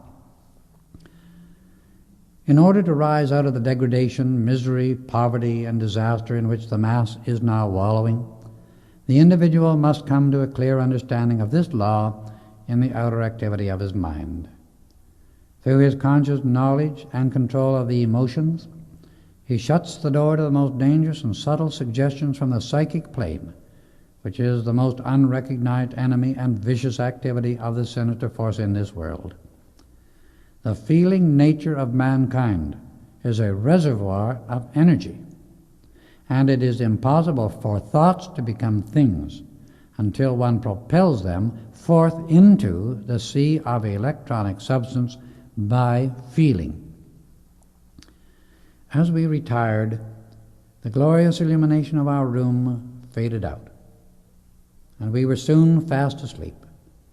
Such heavenly rest none of us had ever before experienced. We must have slept fully 12 hours when the most glorious tones of a bell sounded through the chamber, and the dazzling illumination gradually again filled the room. When we had bathed and donned our robes, we found a most delicious breakfast awaiting, served on an exquisite crystal-top table which neither of us had noticed as being there before. On it was food of which we had never heard, more delicate and delicious than can ever be served by any culinary artist of this world. The dishes looked as if they were made of mother of pearl with heavy gold bands, and the rest of the service was made of wonderfully semi-transparent metal with pearl handles. We dined and were discussing the wonders we had been experiencing when the table with its entire beautiful service disappeared before our eyes. Again, the sound of the beautiful bell filled the chamber. We went to the reception room and there found Nada and Pearl awaiting us. They looked radiantly beautiful. Youth always responds marvelously to the mighty magic presence, but in this change a transformation had taken place that was more than usual with both of them, revealing a radiance which had never been in either of them before. Both showed the awakening of a great love, and while they had experienced the same wonderful rest as we, yet they had undergone an even more wonderful change. We had only been talking a few moments when the great doors to the crystal chamber opened.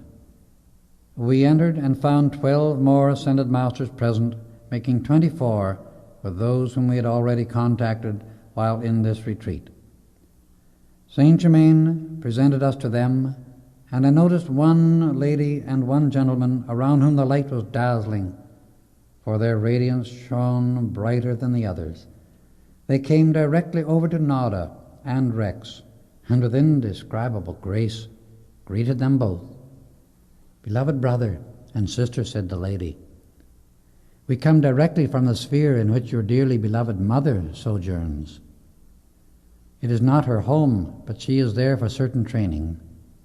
You did not know it at the time, but if you could have looked within the casket before your mother was supposedly placed in the sarcophagus, you would not have found her physical body. We were 2 of the 12 present who were with the mighty Master Saint Germain when the assistance was given that enabled her to be raised into her eternal electronic body. She wishes you to know this, now that you have become aware of and have accepted the great Ascended Master's way of life. These, our blessed Ascended brothers, have found that each of you can be given the necessary assistance to raise your bodies as she has done, when the humanly accustomed time of your earthly pilgrimage is finished. The 3rd night here, she will come to you, as we do now. Tonight, Nada and her father will have a very happy surprise." Again, the bell sounded, and our beloved Saint Germain announced that all were to enter the electrical laboratory. Passing into that room, we found the marvelous atomic accelerator aglow with great currents of light. He asked Daniel Rayborn to take his place in the chair. The 2 radiant masters stood at opposite points in the circle, one in front, the other behind Rayborn, Saint Germain standing within the circle of 21. Again he asked me to watch the process closely. In an instant, the light within Rayborn's body began to increase, and his face revealed great joy. Within the light around him were particles of substance continually rising, as the impurities in his physical body were thrown off and consumed. This lasted about 10 minutes, when I saw his hair gradually return to its natural color, a dark brown, and his face become radiant and youthful. The light within the chair gradually disappeared, and the laboratory was again as usual. Saint Germain extended his hand to Mr. Rayborn, and he stepped down lightly as if scarcely conscious of any weight. For more than an hour, the radiance about his face and the brilliant light within his eyes was most remarkable. "Words can never describe the marvels I have experienced," he said, turning to us, "and for the first time in my life I am beginning to know the real meaning of life. We do not dream in the unascended state what a small fraction of the mighty principle of life we appropriate and use in our ordinary, mundane experience. Each of you," said Saint Germain, "has been tremendously uplifted through the powerful radiation of this marvelous atomic accelerator." We returned to the crystal chamber and noticed the chairs to seat 24 persons had been placed around the large crystal top table. The 2 radiant masters took their seats at the ends, our beloved master in the middle and Nada opposite him. "Focus your attention upon Bob Singleton," he said, addressing Nada, "and request him to come to us."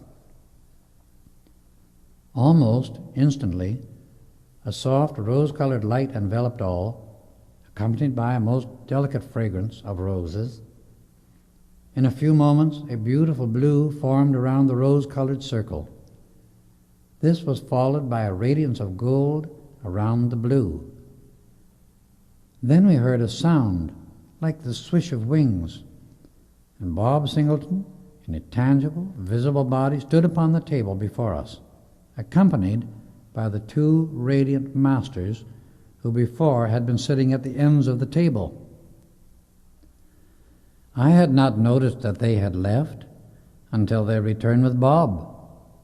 As he stood there, I could see his form becoming more and more dense, until presently his body was as tangible as my own.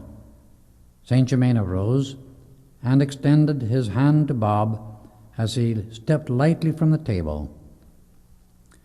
We all rose to our feet, and Nada looked steadily at him an instant as the rest were about to offer their greetings. Bob put his arms around her and held her close to his heart. "My precious love," he said, "I have always seen you in my dreams. When you came to the mine, I knew you as my angel love. But you seemed so far beyond me, I did not even dare to hope. Now, to hold you in my arms is the most divine thing I know. In the glorious freedom of this inner body, I see the light of divine love between your blessed brother and my dear sister. My gratitude is boundless." Daniel Rayborn stepped forward with extended hands and gave his blessing to this great and divine love. Then, turning to Pearl and Rex, gave them his blessing also, saying that in his highly attuned state he realized all more clearly. "Will I be able to remember this," said Bob, turning to Saint Germain, "when I return to my body?" And he replied, "You shall do so if you wish. The privilege granted you at this time is a very rare occurrence, for you are clothed in a temporary body. However, it is just as tangible as your own physical body and as the physical bodies of the others here." Everyone came forward and congratulated the happy lovers, the Ascended Masters making a connecting link through which assistance could be given at any time in the future in case of need. It was then we were told that the two radiant masters were also twin rays. The Ascended Masters present knew Bob from contact with him in the higher spheres, but he did not retain the memory of his acquaintance with them. When Saint Germain stepped forward, Bob would have kneeled before him.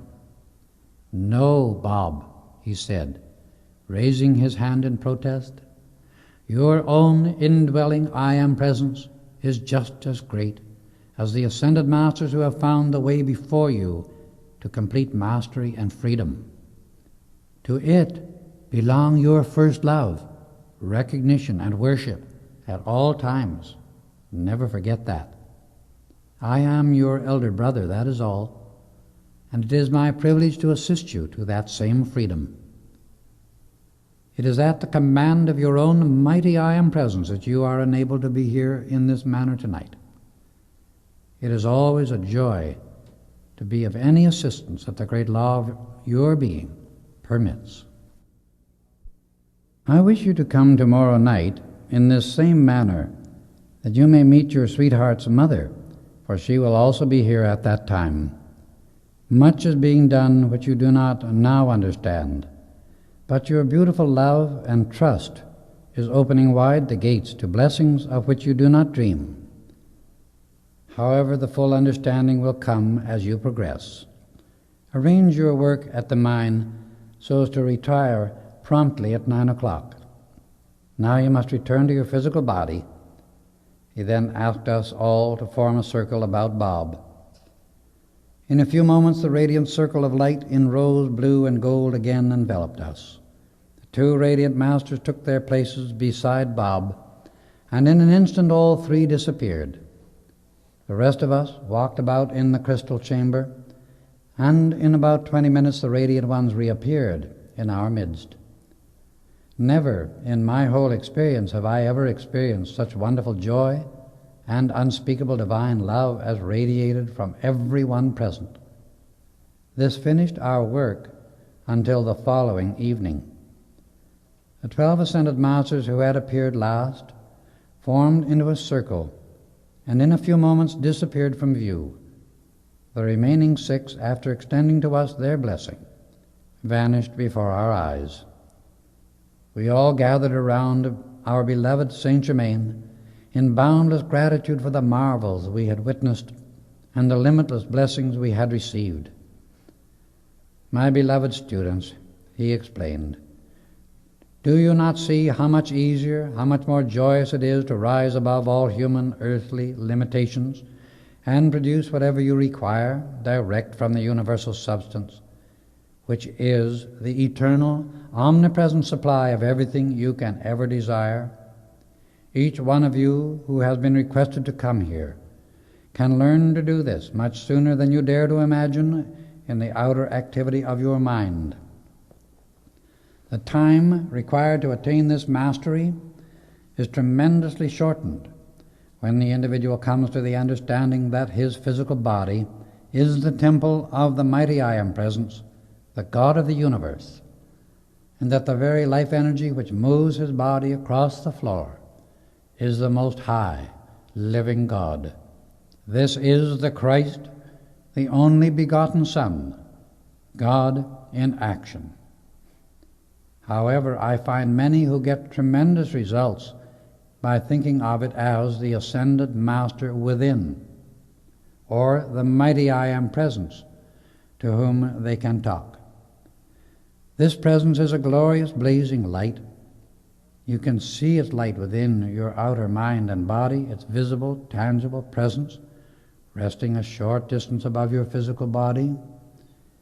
You can speak to it and receive its definite answers, perfect direction, and wondrous revelation. You can thus always be God-directed if you will only contact your mighty I Am Presence close enough and often enough. Its mighty wisdom, intelligence, and liquid light will flow ceaselessly into whatever you wish to accomplish, if you will but hold your attention steadfast upon the mighty Presence first, and whatever you wish to attain second. Then follow this up by determined, persistent insistence. Such almighty power and intelligence is absolutely invincible and can never fail. Human doubt and fear, which are subtle feelings, can keep you from accepting this mighty I Am Presence and its perfection if you let it. But the Presence never did and never can fail. This is a simple formula for quick, certain attainment. You cannot possibly estimate what tremendous advancement is possible in a short time. If you will, because you can, consciously, continually, and completely accept the wonderful love, intelligence, and power of the mighty I Am Presence, whose energy is flowing and acting through your mind and body every moment of the 24 hours. There is one point that real students and those who wish attainment should know unmistakably, and that is concerning desire. No one can ever attain mastery over human creation and the ascension by an attitude of desirelessness, because without desire for attainment would not be possible. Remember forever that all constructive desire is God in action in you. For if desire were not within the God principle, manifestation would never have taken place. Until the Godhead desired manifestation, it could not come forth. The activity of desire is the forward-moving or expanding motion of life itself and can never be dispensed with. Life is perpetual motion, and the sustaining of that activity is all constructive desire. However, be careful that you discriminate between desire and human appetite, for they are as far apart as light and darkness. Appetite is but an accumulation of energy, qualified by human feeling, through the formation of habit in the sense organism only, and has nothing whatsoever to do with desire within God's life. For all that abides within life is pure, perfect, and constructive. Constructive desire is eternally existent within life. It is impossible to progress or express life without some form of desire. It is the student's duty to be alert and on guard, discriminating always as to his motive for doing anything. And here he needs to be severely honest with himself, to watch his feeling in the motive. For many times the outer activity of the mind tries to make one think he is doing a thing from the standpoint of reason, when all the time he is doing it to satisfy a feeling instead. As yet, the majority of the race are but creatures of feeling, for it controls them 90% more of the time than does the wisdom of the mind. That is why they are principally creatures of physical appetites, instead of God-directed masters of circumstance and dominion. Until the student takes his feeling body in hand and definitely controls it by the love, wisdom, and power of his mighty I Am Presence, he cannot and never will be dependable, nor can he make permanent progress to freedom. The mighty I Am Presence stores its force in the emotional body or feeling body, and depends on this energy to accomplish the fulfillment of the perfect divine plan of life. Everyone knows the difference between a constructive and destructive idea, and the difference between the feeling of love, peace, and calm, and that of discord. So the simplest mind, even a child, innately knows the difference between the divine way of life, a God desire, and the human appetite for self-gratification. We are commanded to choose the divine way of life, and if we do not compel the sense appetites to obey that command, then we must suffer, experiencing chaos and destruction until we set our own world in order, so that it blends with the great, orderly, harmonious movement of the whole. When one wishes to give way to his own feeling of resistance, rather than still that feeling and replace it by peace, he destroys himself, mind, body, and world, because the law is that whatever discordant thought and feeling is sent forth by a human being, it must first vibrate through the brain and body of the sender before it can reach into the rest of the universe. After swinging out, it begins a return journey to its creator. While coming back, it gathers more of its kind, and that becomes the accretion of which the individual's world is composed. This is the law, and it is immutable. When the great life energy within the physical body is used constructively, the result is the greatest possible joy, happiness, and accomplishment, not only to ourselves, but to every person, place, condition, and thing we control. Then the mighty I Am Presence, through the vehicle of the personal self, manifests divine love in action. And the firmer and more concentrated the attention, the more powerful the action, and the more marvelous the results. Now, all go to your well-deserved rest. The all-powerful illumination and infinite peace of the Most High God attend each, for I shall have much to say to you at the close of our work tomorrow night. Let everyone remain in his bath not less than 15 minutes. It will be especially prepared. Then there will be food awaiting you. With my peace, strength, and love, I enfold you. And to your own mighty I Am Presence I commend you all. Good night. We went to our respective chambers and found everything aglow with the vivifying life of the mighty I Am Presence. The very atmosphere was charged with the pure electronic light. Upon entering my bath, I was delighted by the very living presence within the water. It was like the magic caress of the mother of all life. Every atom in my body was quickened into that radiant peace that passeth all understanding. When we were ready for the meal, we stood before the mirror and scarcely knew ourselves. Each looked and felt glowing and radiant. Our repast was heavenly, and after finishing it, we retired at once. At 5 o'clock the following evening we were awakened by the beautiful tone of the etheric bells sounding through our chambers, and we noticed that the radiance of the light about us was much more dazzling than usual. It had been so quickened within our own bodies that its radiance emanated from our hands with great vividness. The food provided was of the rarest quality and was like concentrated essence. There was a creamy golden liquid that seemed almost like liquid light.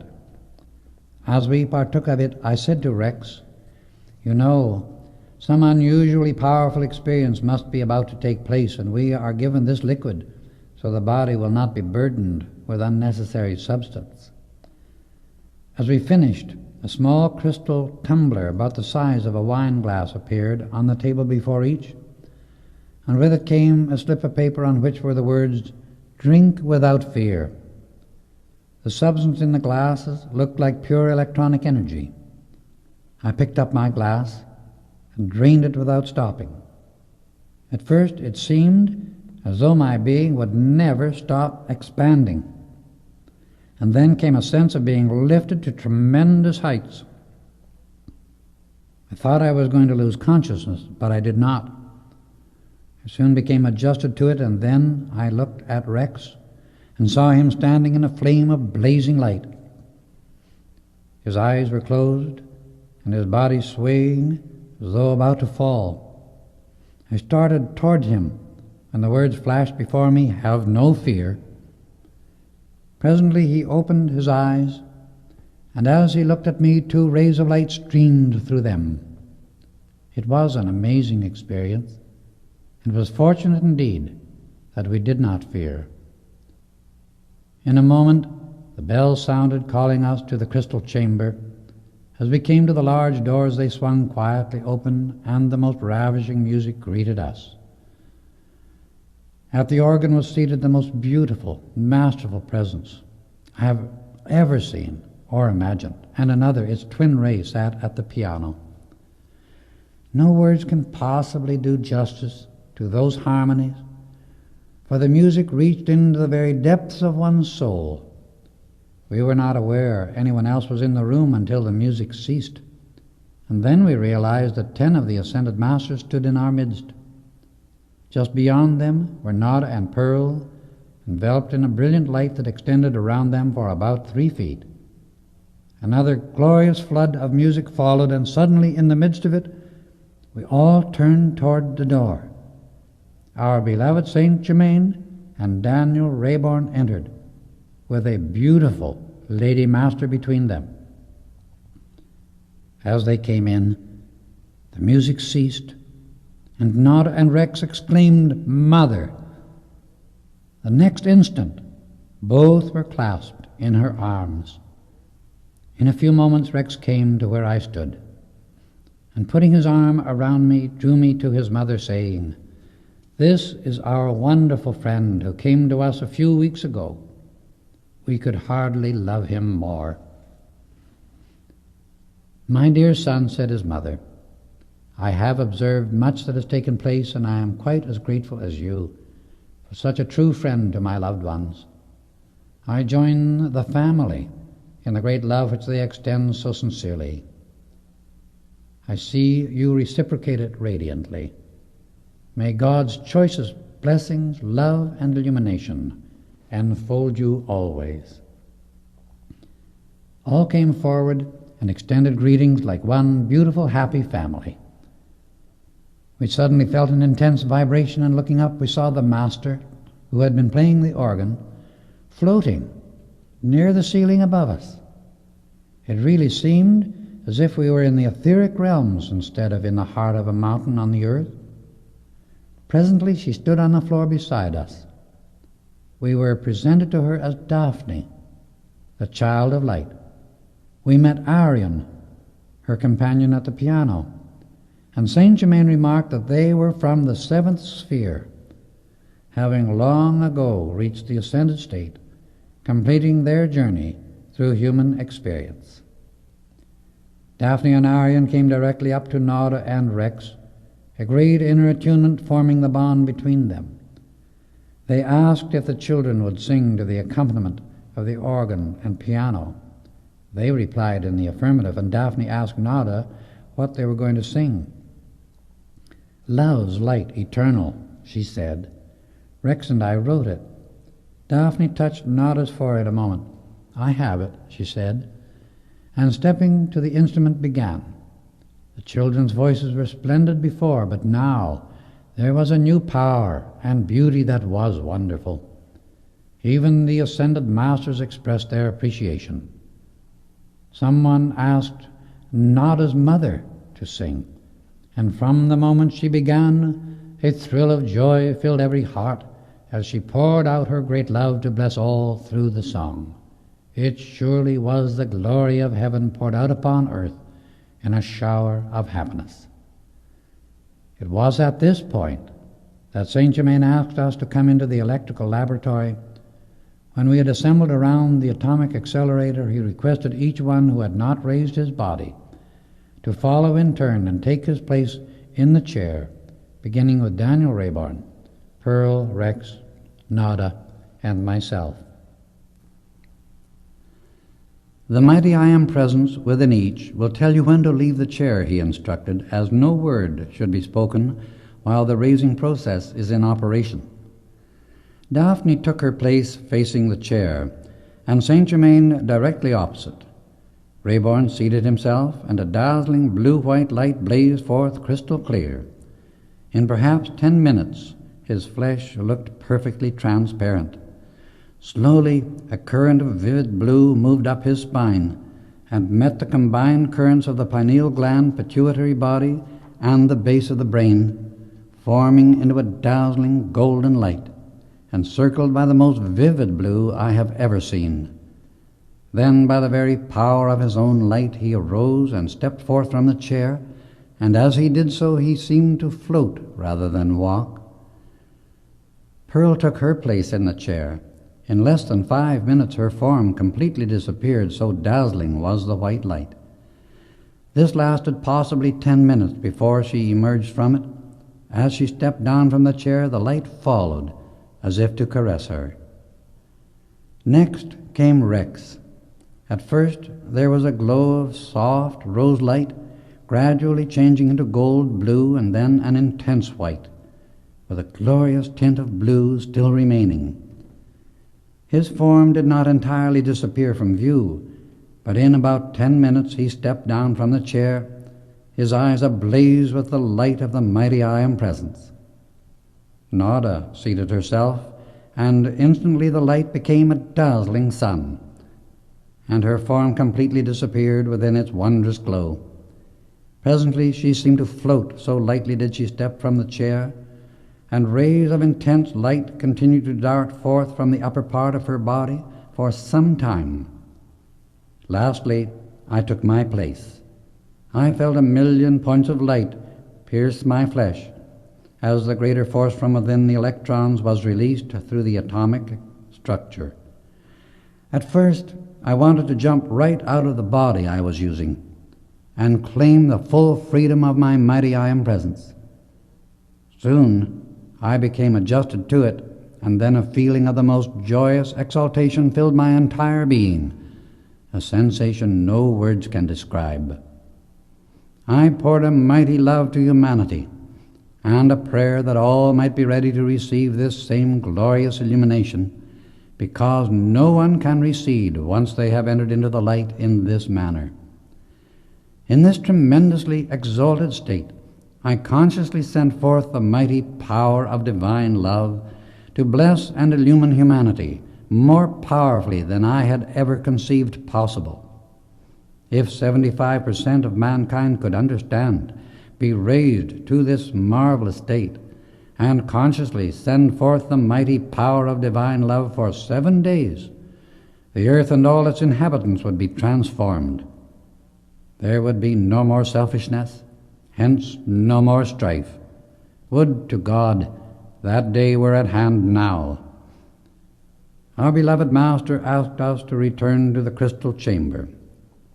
We did so and found the exact number of chairs for those present, placed so they faced the eastern wall of that wondrous room. Saint Germain stepped to a cord hanging upon the wall and pulled it. The wall covering drew apart and disclosed a polished surface about 12 by 20 feet. This, he explained, is a cosmic mirror in which any individual, having reached a certain height of attainment, may see his complete series of lives, the cause and effect of his conscious activity, and how the gradual process of mastery is attained. Then, seeing the divine plan of his future, he will understand how to cooperate with the great cosmic forward impulse, and so tremendously increase his power of service and usefulness, by consciously expanding the love, light, wisdom, and power of the mighty I Am Presence through himself. 5 of the chairs had been placed directly in front of the center of the mirror. In these, Saint Germain seated Rayborn, Pearl, Rex, Nada, and myself in the order mentioned.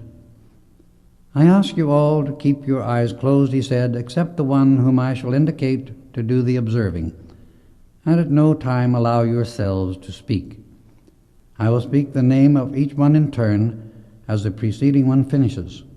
I wish you," he said, indicating me, "to follow the observation throughout, because you are here to observe and understand all that transpires, so this knowledge may be given to the world.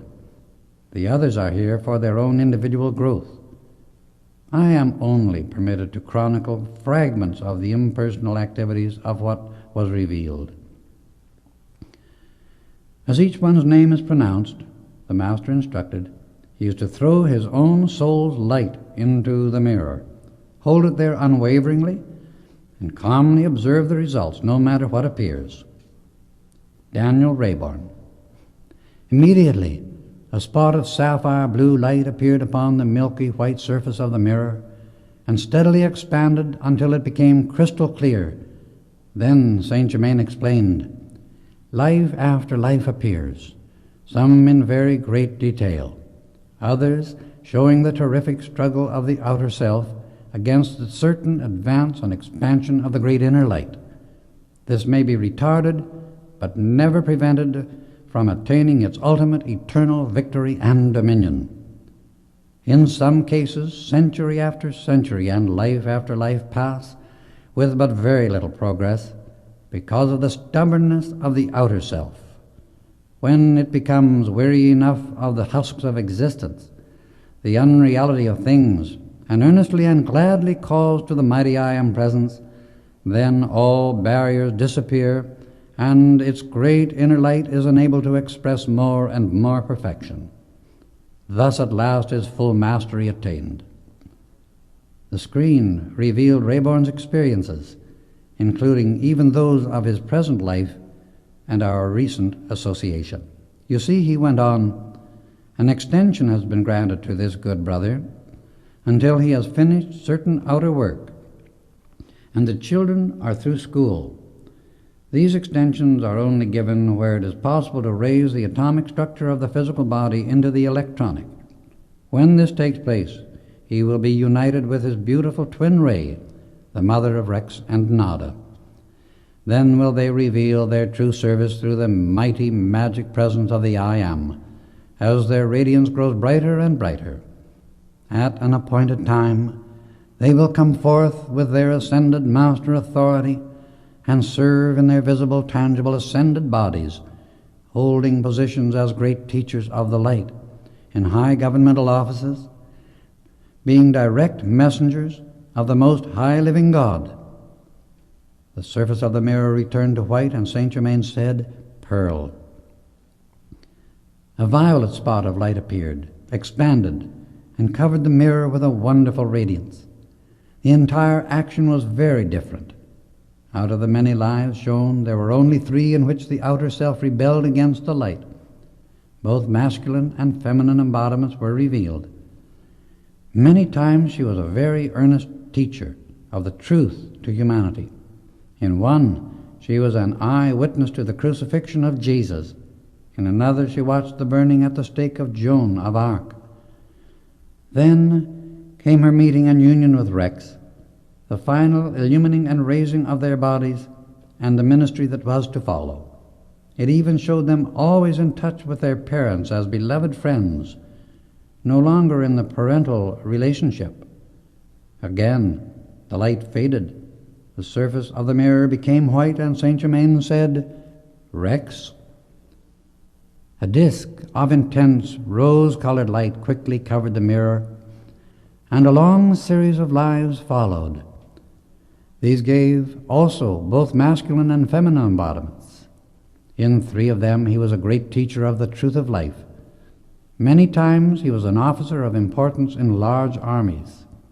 In those he was very active, especially during the time that the Greek civilization reached its apex. Another was shown in France, and still another in England during the time of the American Revolution. Here, the Master called our attention to an unusual condition. Rex's growth, he said, has been so steady that he has had no very great struggle in any particular embodiment. This is a very rare thing. When one considers the hundreds and sometimes thousands of embodiments that souls pass through in order to gain their eternal victory and dominion. In 3 consecutive lives, he was a renowned scientist and made many remarkable discoveries that blessed mankind. We now come to his present life, which is just well started. Here is the close of his school days, his union with Pearl, and the call to go to the masters in the Himalayas and the Far East. This will cover a period of at least 2 years. Notice the marvelous, vivid description of certain work that he will do in the future, in which he will play a very prominent part in the government of America. Then, with a flash, all vanished from the mirror, and Saint Germain said, "Nada." Almost instantly, a light like a sun covered the mirror, and as it cleared, Saint Germain continued, "Here is a most remarkable revelation of hundreds of lives. The embodiment showing intense activity in which there seems always to have been a sincere, dominant desire for the light. In the particular life now being revealed, it shows the meeting between Nada and Bob Singleton when they were together on Atlantis. At that time, he was a nephew of one of the great master rulers. In another, Nada was a priestess in Egypt. In the one now being shown, she was the daughter of an Arab sheikh, and for many lives has been under my care and instruction. This is her present life, showing our meeting, her contact with Bob, and the sudden end of her schoolwork. She will take up definite cosmic work, which Bob is not quite ready to do. Notice, as he awakens fully, the great light that blazes forth. Then they will become great teachers of divine wisdom.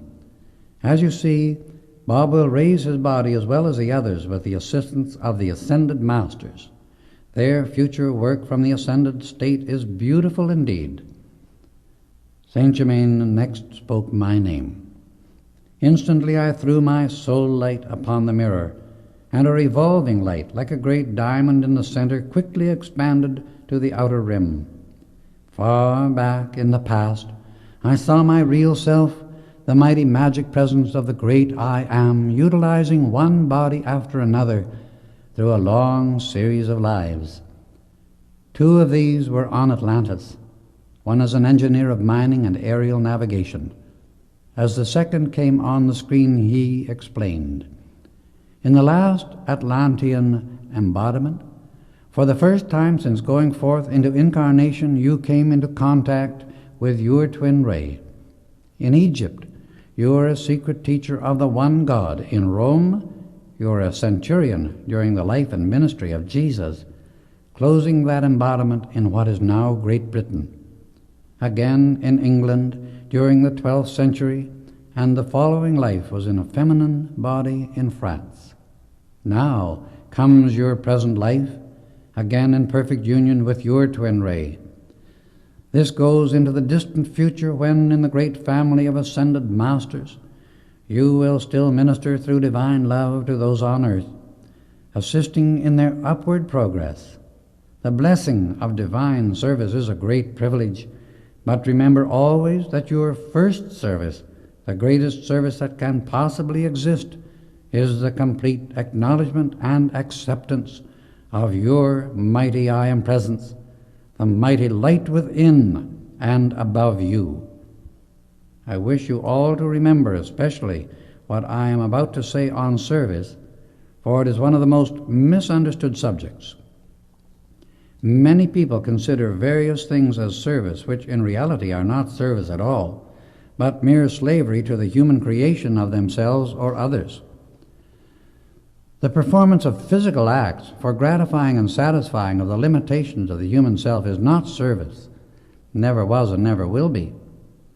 That is slavery to human creation and the treadmill of mankind's limitations. Please clear your minds once and for all time completely of that idea as a concept of service. I tell you frankly and truly, it is not. One of the ascended Lady Masters has said, "The first service for any of mankind is praise and adoration of the God Self, the great Master within each individual. In thus fixing the attention of the outer mind on the only giver of anything good we can ever receive, it raises the outer mind into the full acceptance of the supreme conquering power, anchored within the human form which, after all, is divine. If, in man's service to man, he fail to hold his attention fixed on the supreme source of love, wisdom, and power, then he has failed in that service to a large degree.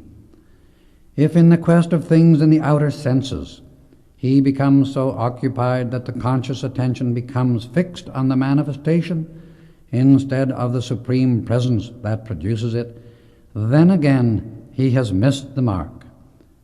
Again, if in man's great desire to serve, the overwhelming desire to serve his fellow man causes him to neglect to keep his attention fixed on the supreme producer, then that service too has failed to a large degree.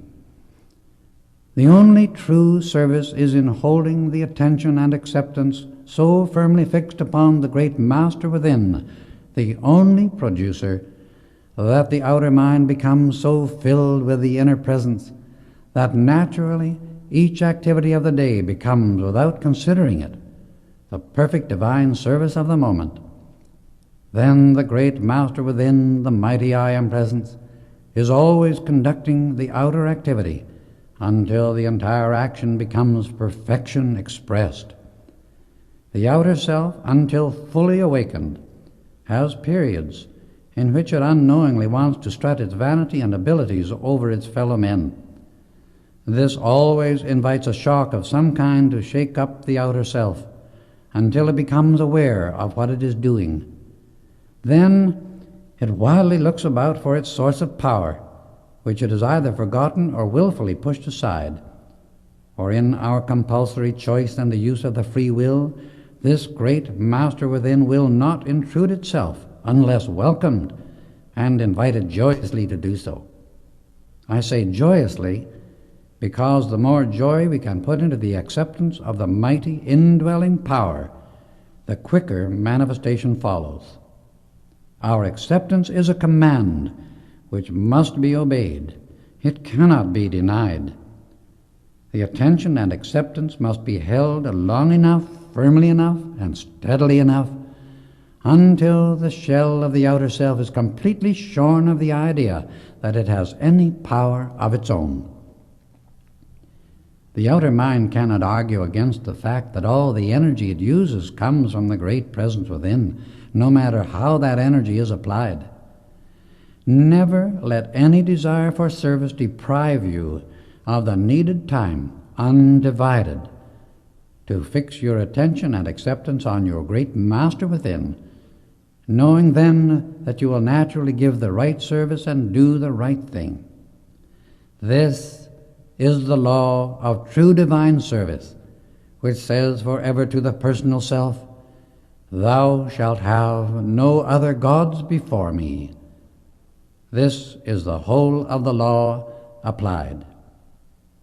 Footnote: This instruction concerning service was originally given forth by one of the Lady Masters, also known as Nada, who raised her body 2,700 years ago, and who does very transcendent work for the humanity of this earth, as well as a greater work which he does in very much higher spheres.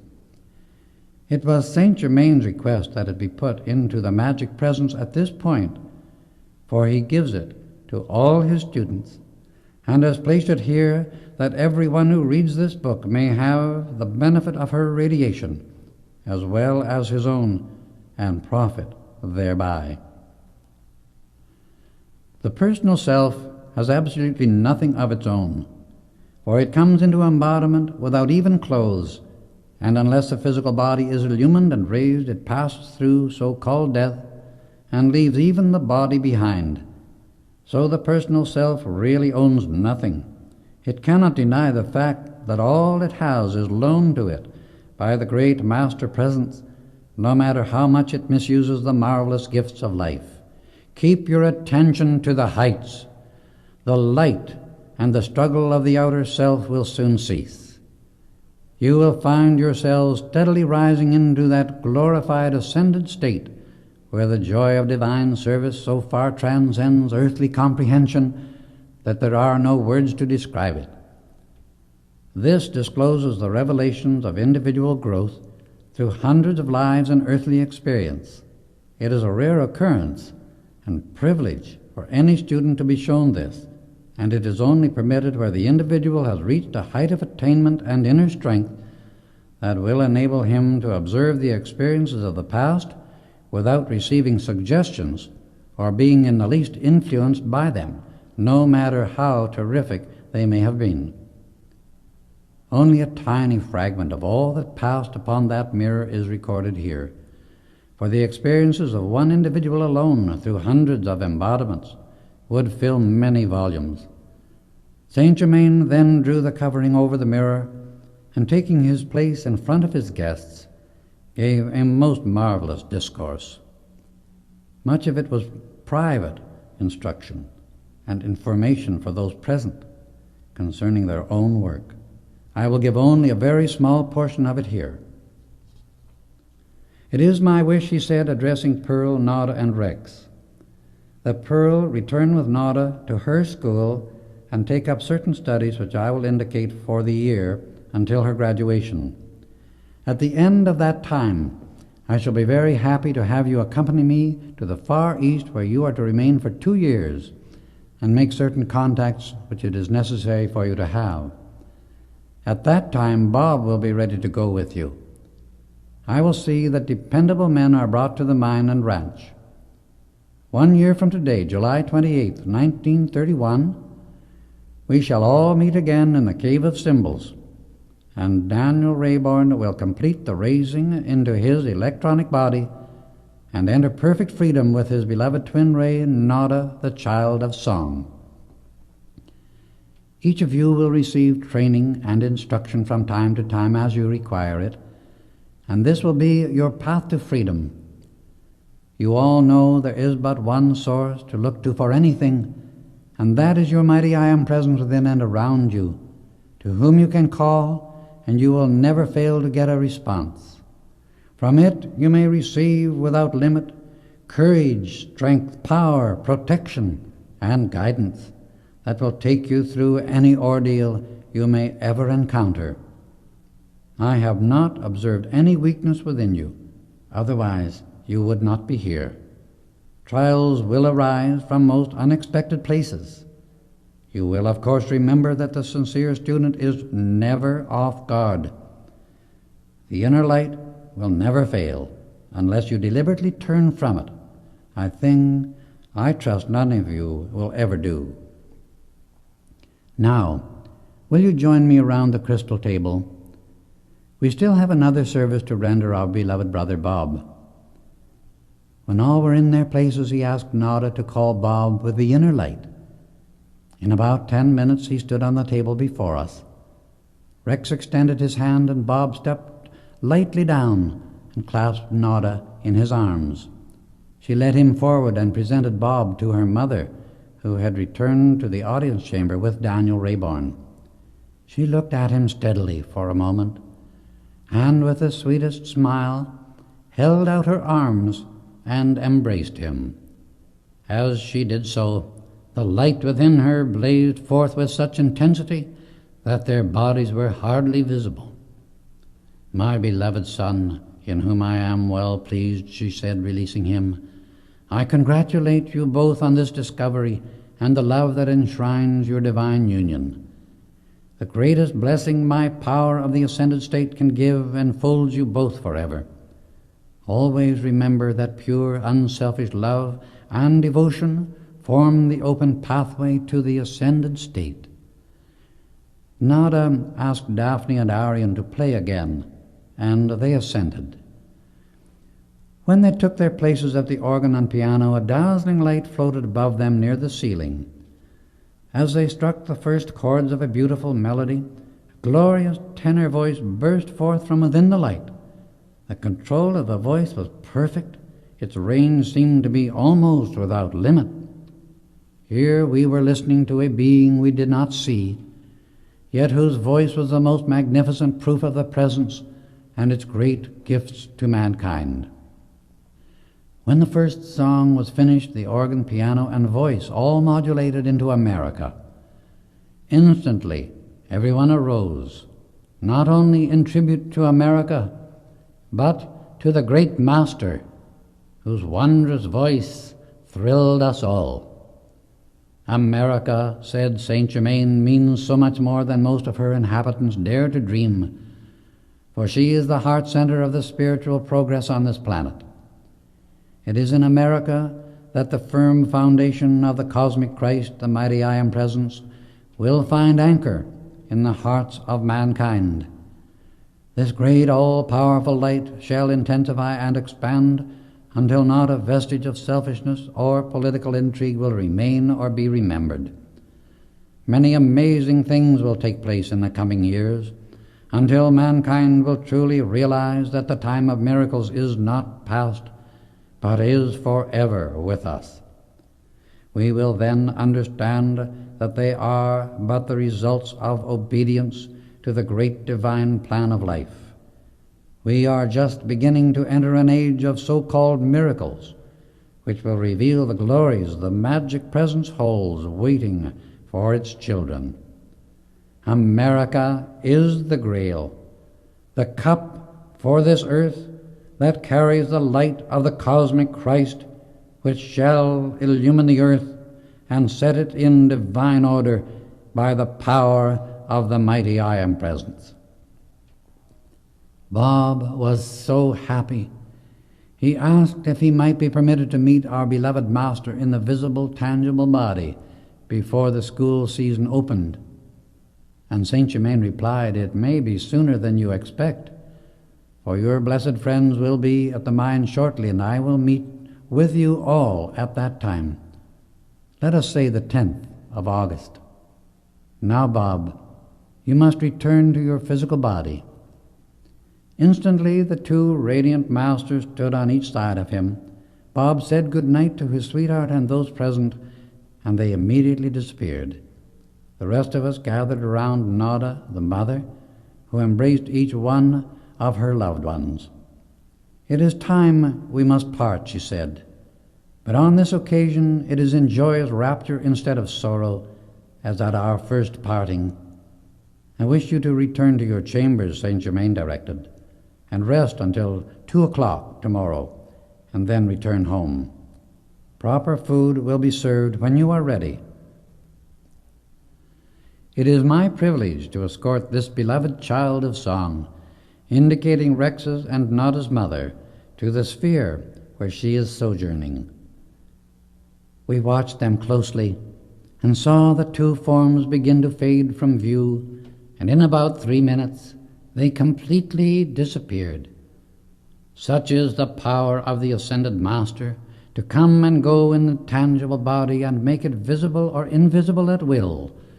In the intense interest of watching Nada's mother and our beloved Master disappear, we did not notice that the other Ascended Masters had gone also, leaving only Daniel, Rayborn, Pearl, Nada, Rex, and myself. As we looked at each other, I do not think there was a dry eye in the whole group. for tears of the greatest gratitude and joy we had ever known filled our eyes and hearts to overflowing. We returned to our chambers and found the most appetizing dinner awaiting us.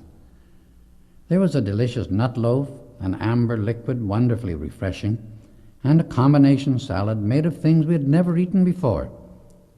As we lay down, the brilliant light in the room gently faded out, until only a soft, bluish-white radiance, like a moonlight, remained. Unless one has experienced something of this kind, it is not possible to describe the feeling of rest and quiet such light conveys. The next thing we knew, we heard the etheric bell sound through our chambers, and when I looked at my watch, I saw it was 1 o'clock. We put on our robes and sat down to the small crystal table in our room, laden with luscious fruits, among them peaches and strawberries, such as I've never seen in the outer world. There was a substance like heavy whipped cream for the fruit, and every spoonful sent an electric charge through the body that gave one the feeling of strength, courage, power, and confidence, which it is impossible to explain. As we finished our repast, a slip of paper asking us to come to the crystal chamber at once floated down to the table. The great doors opened at our approach, and as we entered, Saint Germain and the others who had already arrived greeted us. "Our work here is finished for the present," he said, as soon as we were seated. "For you have each leaped ahead in growth very rapidly, because of previous attainment of which you are entirely unaware. Now you shall return to the ordinary routine and activity of the outer world, but you are no longer of it. Never again will the vibratory action of your minds and bodies be lowered to the point where they were before you entered the cave of symbols 3 days ago. Your friends will see and feel the change, but will not know its cause. They will always be restrained from asking personal questions. You may now wear your clothes of the outer world, but always keep your robes, as they are for your meditation and communion with the ascended masters. I have my own way of keeping in constant touch with you. If you will come with me as soon as you are ready, I will take you to the opening of the cave, as I must be in the Far East at 5 o'clock this afternoon. Henceforth, we are never separated." We returned in our hiking clothes, and Saint Germain led us to the entrance. We tried to express our gratitude, but he raised his hand for silence and said, "In the future, let us refrain from attempting to express what is already known to the others. We, I trust, have gone beyond the need of human conventions. I know the great love and gratitude in your hearts. My own love and gratitude is just as great as yours, that you have found the way into eternal light, freedom, and perfection. That I have been privileged to be of assistance is my sufficient reward.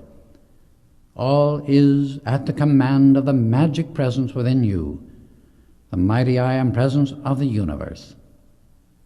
As he ceased speaking, his body grew less dense, became dim of outline, and finally disappeared completely before our very eyes. Our love and gratitude to beloved Saint Germain is boundless and eternal. Obedience to his slightest request is a command to us and a joy forever.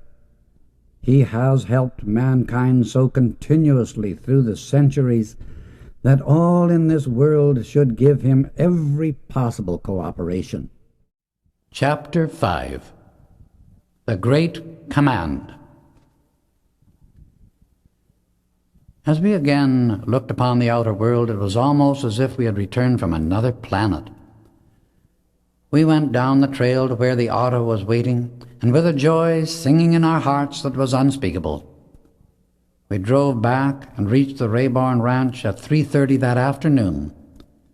I could not help but wonder several times while at the ranch how it was possible for Rayborn to be engaged in such a line of business, and still be privileged to have the marvelous experiences we had witnessed while at the Cave of Symbols. In response to the question in my mind, Saint Germain had explained, "While it is a very unusual thing to find one who is so nearly ready to be raised occupied in these lower activities of the outer world, yet it does happen occasionally, very rarely of course, that an individual who has had a former growth does become entangled, so to speak, in some such outer effort through business associations of the personality. In these unusual cases, the Ascended Masters do give assistance by instructing them in the use of the consuming flame, which enables the individual to consume a great deal of the human creation previously generated. This they must use of their own choice. In this way, such an emergency can be taken care of and the plan of many lives fulfilled.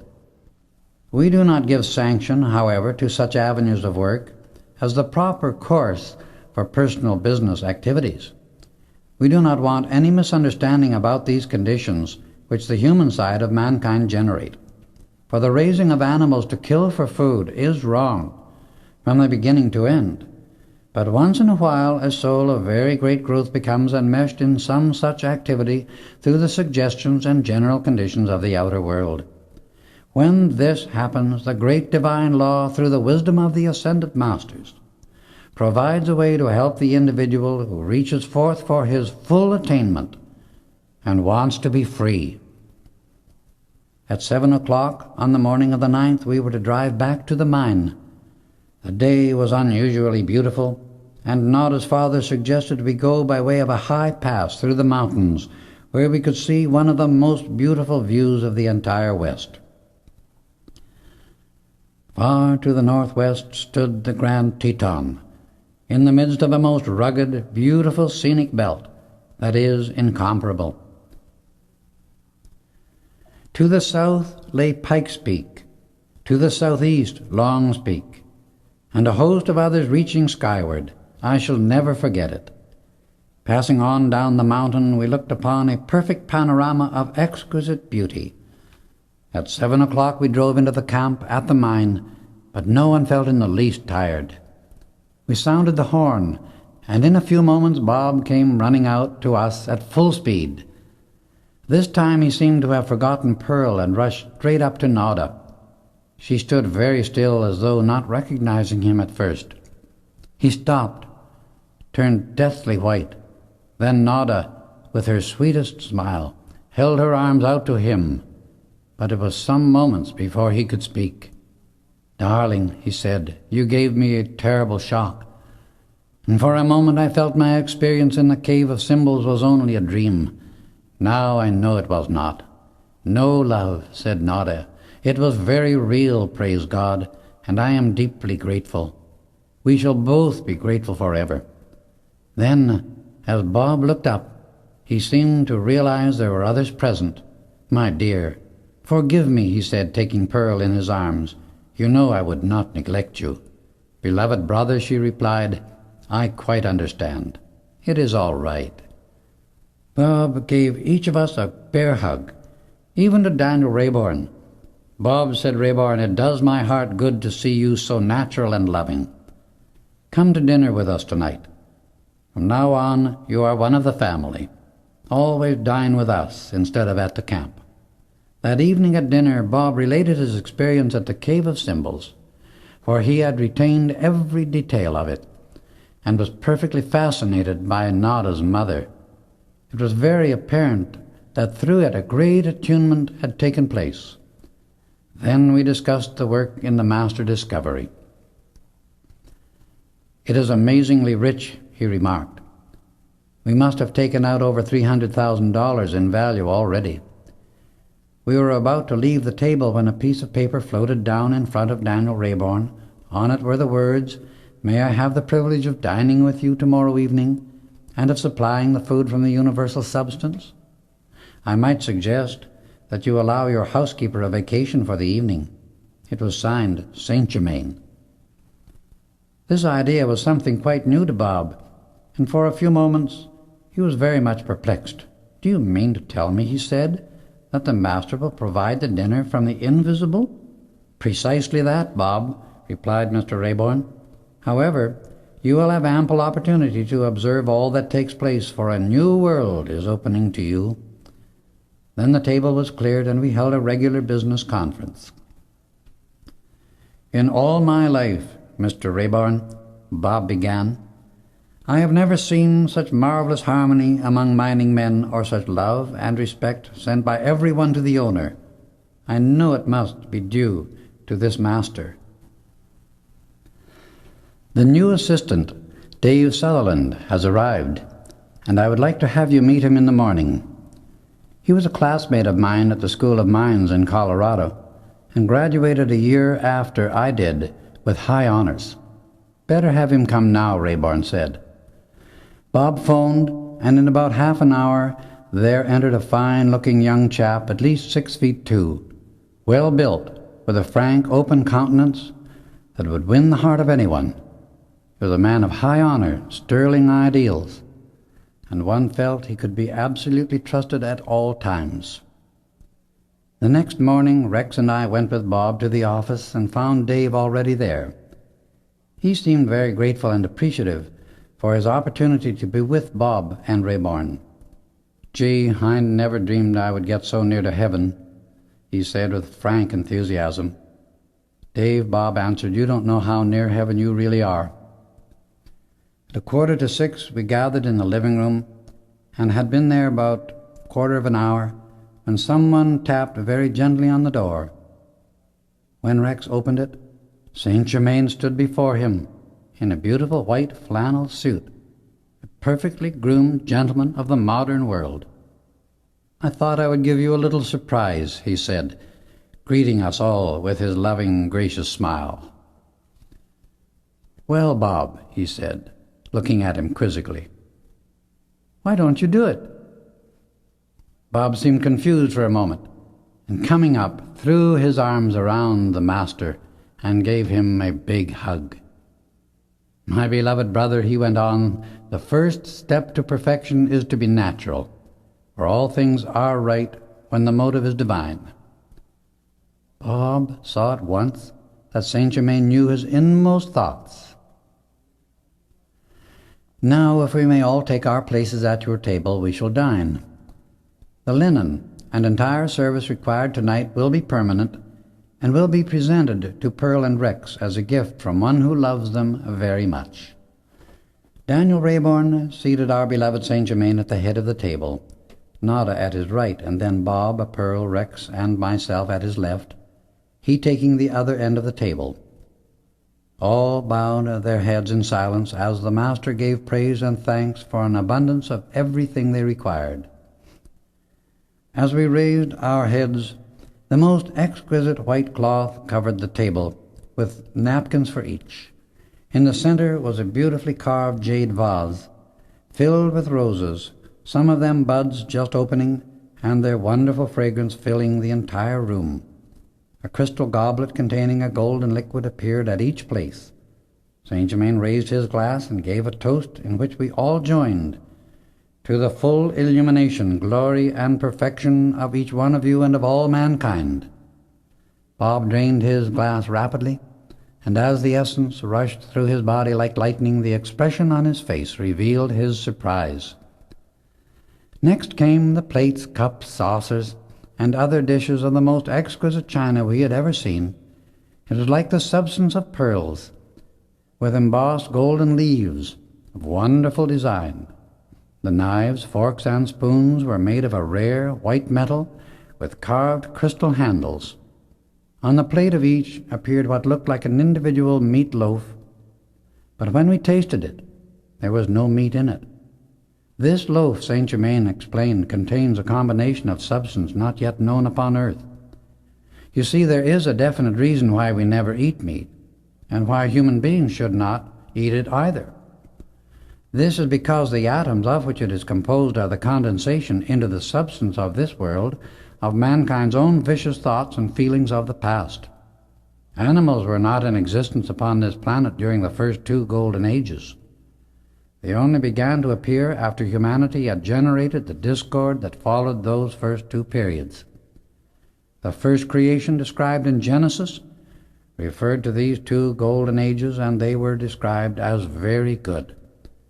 Then the mist arose, and the so-called fall of man came about by the attention of the intellect becoming focused upon the appetites of the body through the feeling. Thus the outer mind became more and more enmeshed in the world of things, and hence forgot the source and powerhouse of its being, which is the mighty I Am Presence. The plan of completeness or divine way of life was lost sight of, and more discord has continued to creep into the feelings of humanity ever since. As long as human beings insist on killing animals, they will never be able to break the vicious habits within their feelings by which they have bound themselves, are constantly destroying their own bodies and shutting out the finer mental impulses.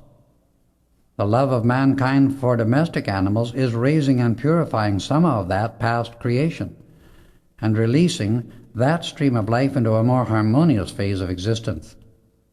As humanity becomes more harmonious and pure, all animals will disappear from the earth. Even the weeds and blight upon plant life will be removed, and the earth once again return to her pristine purity described as the Garden of Eden, meaning obedience to the divine wisdom.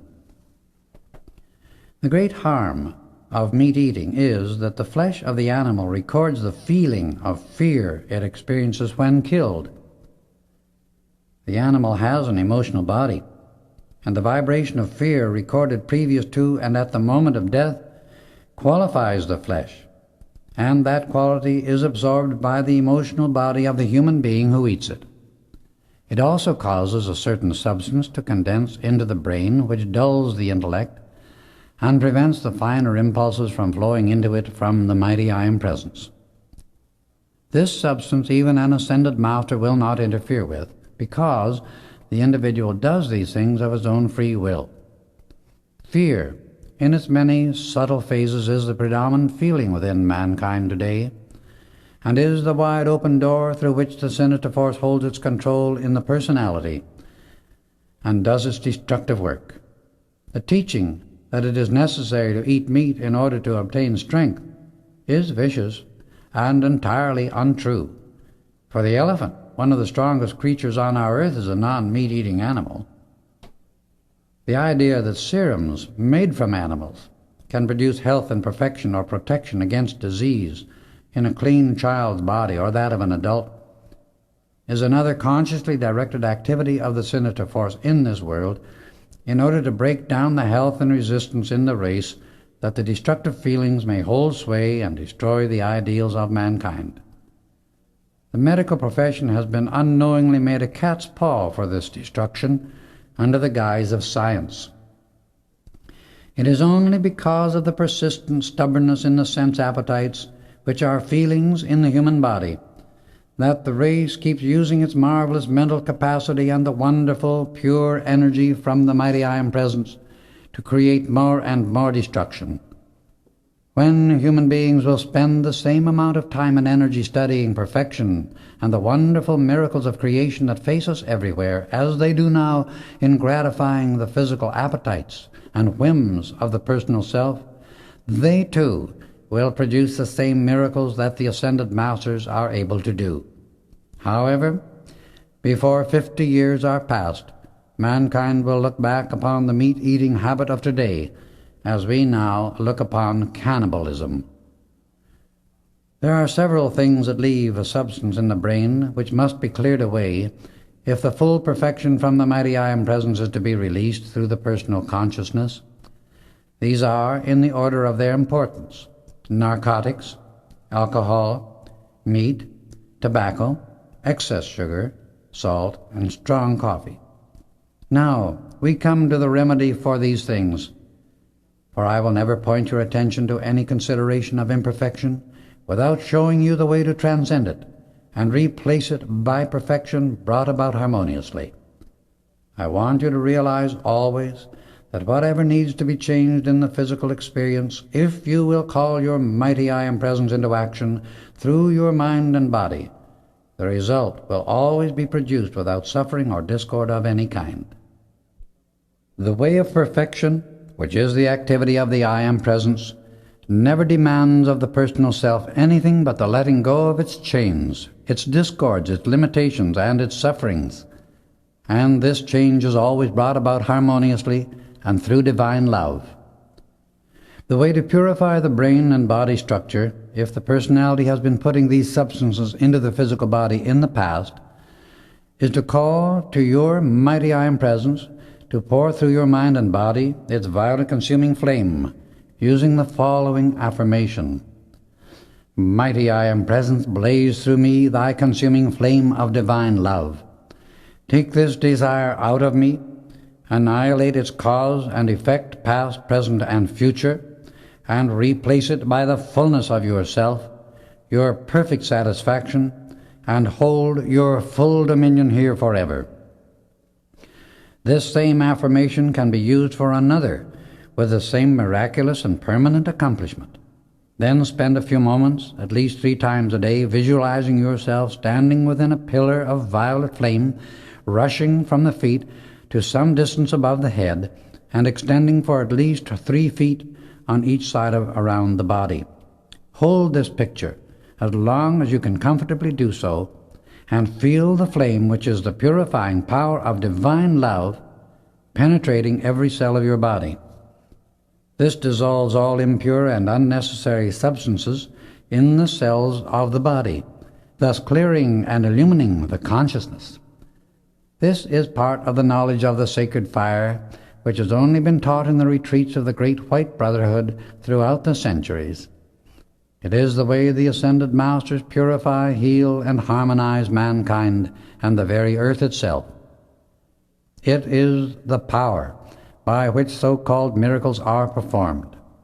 It can never have any other effect in either the brain, body, or affairs, but great ease, comfort, peace, and eternal good.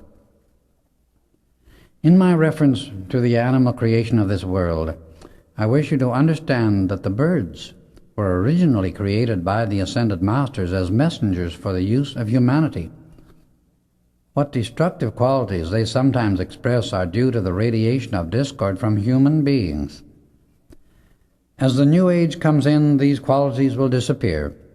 Nature, and by that I mean the plant and mineral life of this earth, is created and brought forth by the great cosmic masters who design and direct the creation of a planet at cosmic levels. Nature within herself is forever pure, and if humanity did not impose its own discord and impurity upon the very atmosphere in which plant life grows, there could not be poisonous weeds or plants in existence. There was a time upon this earth when everything in nature affected the minds and bodies of human beings harmoniously. Within nature is a self-purifying, self-protecting, immortal activity, which tolerates only for a time man's vicious genius for destruction. Cataclysmic disaster is her method of self-defense in returning to man that which he has imposed upon her in the centuries past. Thus, through life after life, man continually meets his own creation, turned upon himself, until he builds his universe according to the pattern of divine perfection, which is the true expression of his own divinity. Age after age, nature is continually throwing back upon man, through cataclysmic action, his own iniquity, and she is stronger than any opponent, because she is a direct creation and outpouring of the Ascended Masters. In this way, man's own discord destroys and buries himself and nature in her pristine purity, goes on serenely expressing her immortality.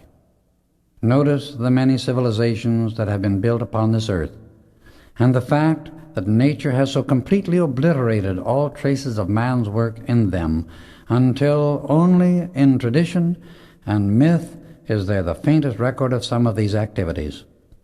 Man, if he have attained wisdom, which is the constructive use of all knowledge, may have the perfect cooperation of nature's gigantic forces, and through them make his accomplishments immortal also. He must stop the stupendous slaughter of animals for food and the business of raising them to kill. A few moments after we began our dinner, a tiny loaf of bread appeared in front of each one, Nada's and Bob's coming together, and Pearl's and Rex's also. This was followed by a delicious vegetable salad entirely different from anything we had ever tasted. For dessert, there was a most wonderful fruit whip made of a combination of peaches, plums, and other fruits unknown to us. Blended into this was something resembling whipped cream, but sparkling like frost, just deliciously cool, another unfamiliar delicacy.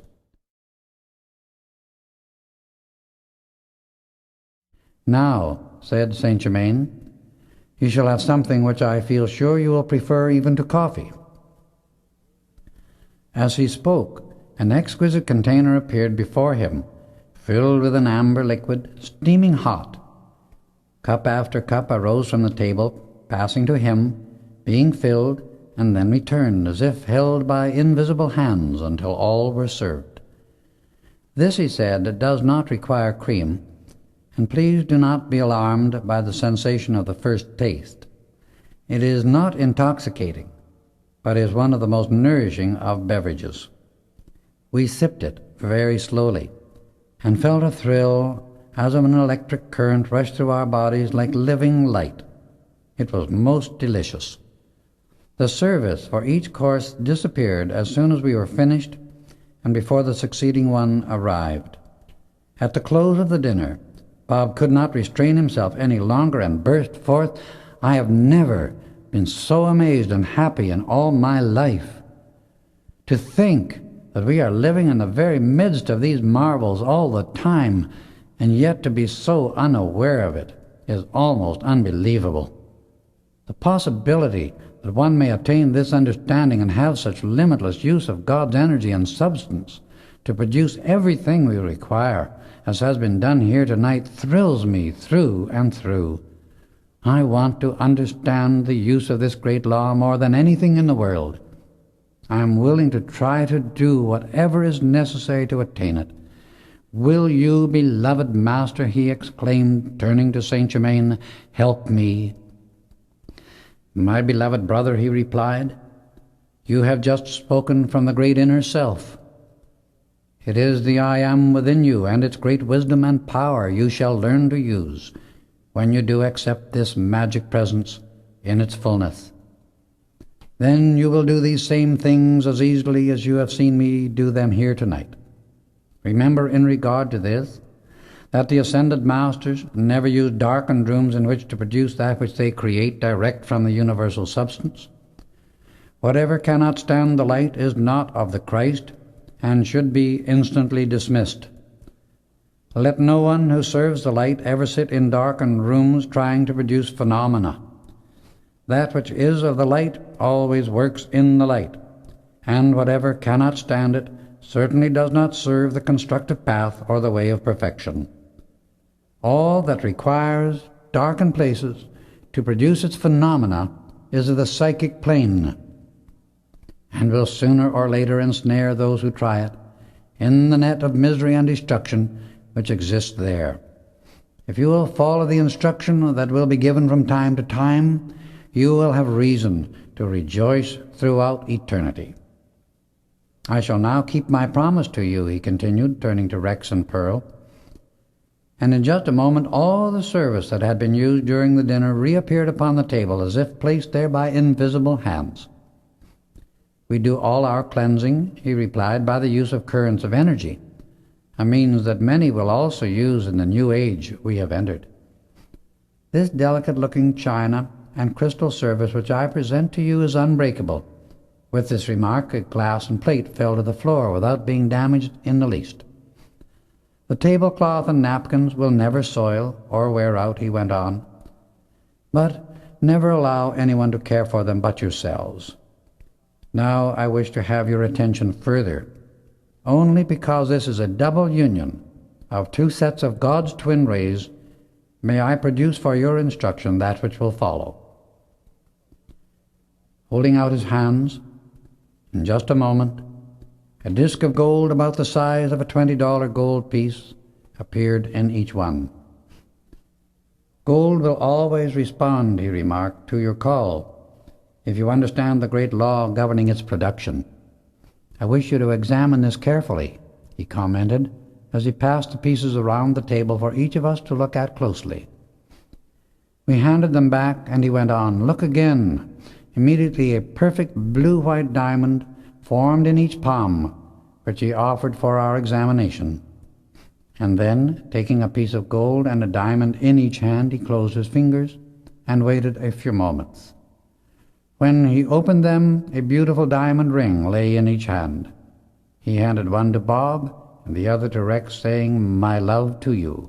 Wear them always." Please observe again. Here he held out his hands, and in a few moments there appeared, as though suspended in the air, a pearl necklace above his left hand and a diamond one above the right. Gently they settled down into his palms, and he continued, "These are of equal value, and in the commercial world would bring a fortune. I present them to my beloved students, Pearl and Nada, with a far greater purpose than that of any monetary value." He handed the pearl necklace to Pearl and the diamond one to Nada, with his blessing, "My love to you. Wear them always. Now your consciousness is anchored, so I can give you the great command. With it you can command the body to manifest perfection, having dominion and use of certain elements, currents of electronic force, rays of light. Thus you can govern your life and affairs in perfect divine order. This is strictly private instruction to you while here in this retreat, and is never to be given to anyone except by me." He proceeded to explain the tremendous use of the great command, for its simplicity is so wonderful and its power so stupendous. He then took each one separately and asked us to give the command and to realize fully how impossible it was for anything to result from it but the greatest possible harmony and blessing to everyone. Each of us had instantaneous results, and we were almost speechless before the enormity of its power. We took a vow before the mighty God-self in each that we would never use it except in the service of divine love. You have all heard the phrase often, "With God all things are possible." I tell you that you can so perfect yourselves, so raise your consciousness into the pure essence of God, that all things with you are possible, as soon as you learn to direct this gigantic power by the love and wisdom of your own mighty I Am Presence. The mighty magic I Am Presence within you is supreme and victorious over everything in heaven and on earth. Place it first always, and contemplate this mighty truth whenever you have a quiet moment.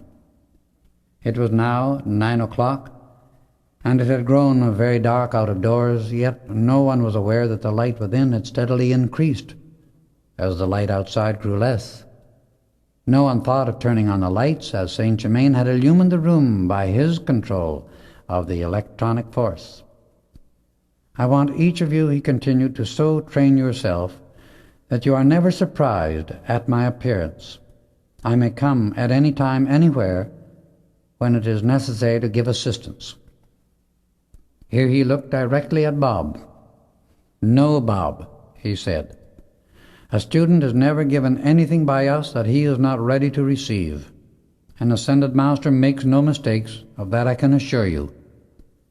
In regard to those who are sometimes called masters, I wish to give an explanation that is of very grave importance to the students of light and truth.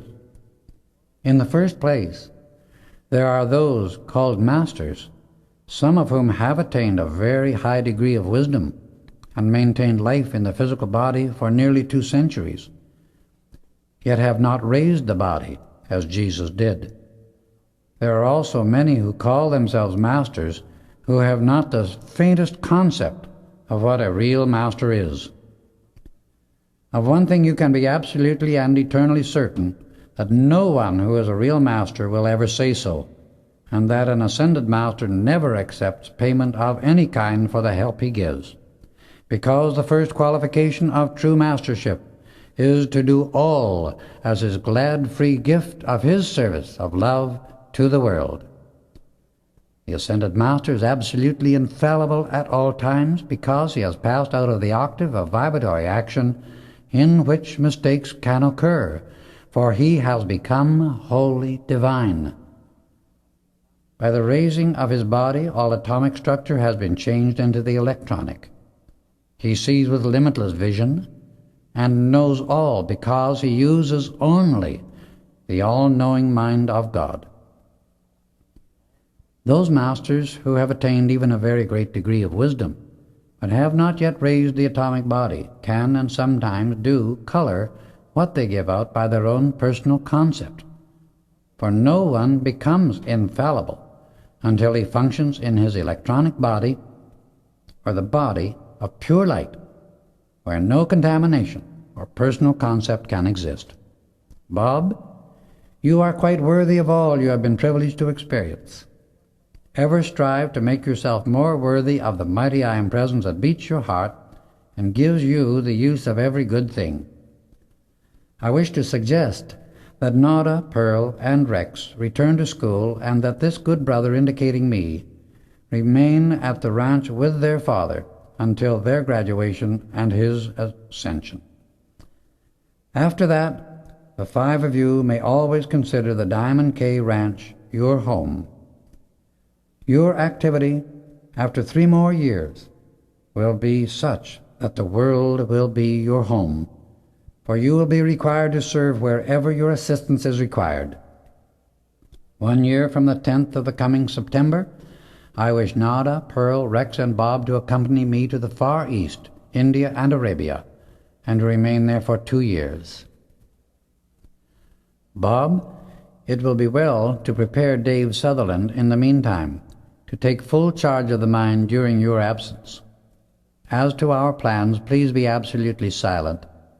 I will meet with you all once more at the ranch just before the young folks leave for the university, and I wish you, Bob, to make arrangements to be there also. I will let you know the exact date later. Your great love and natural sincerity has opened wide the door of illumination. Be ever faithful to the great light within, the glorious I Am Presence. Always ask and then listen for your inner guidance. It will and must come clearly, definitely, and correctly. I rejoice to have been the guest of such noble, faithful friends. My love and blessings shall always be with you. Good night. As he spoke these words, the dazzling illumination of the bungalow faded out. Rex stepped across the room and turned on the lights. Saint Germain had gone. We returned to the dining room, and before us upon the table stood all the marvelous crystal, china, linen, and silver.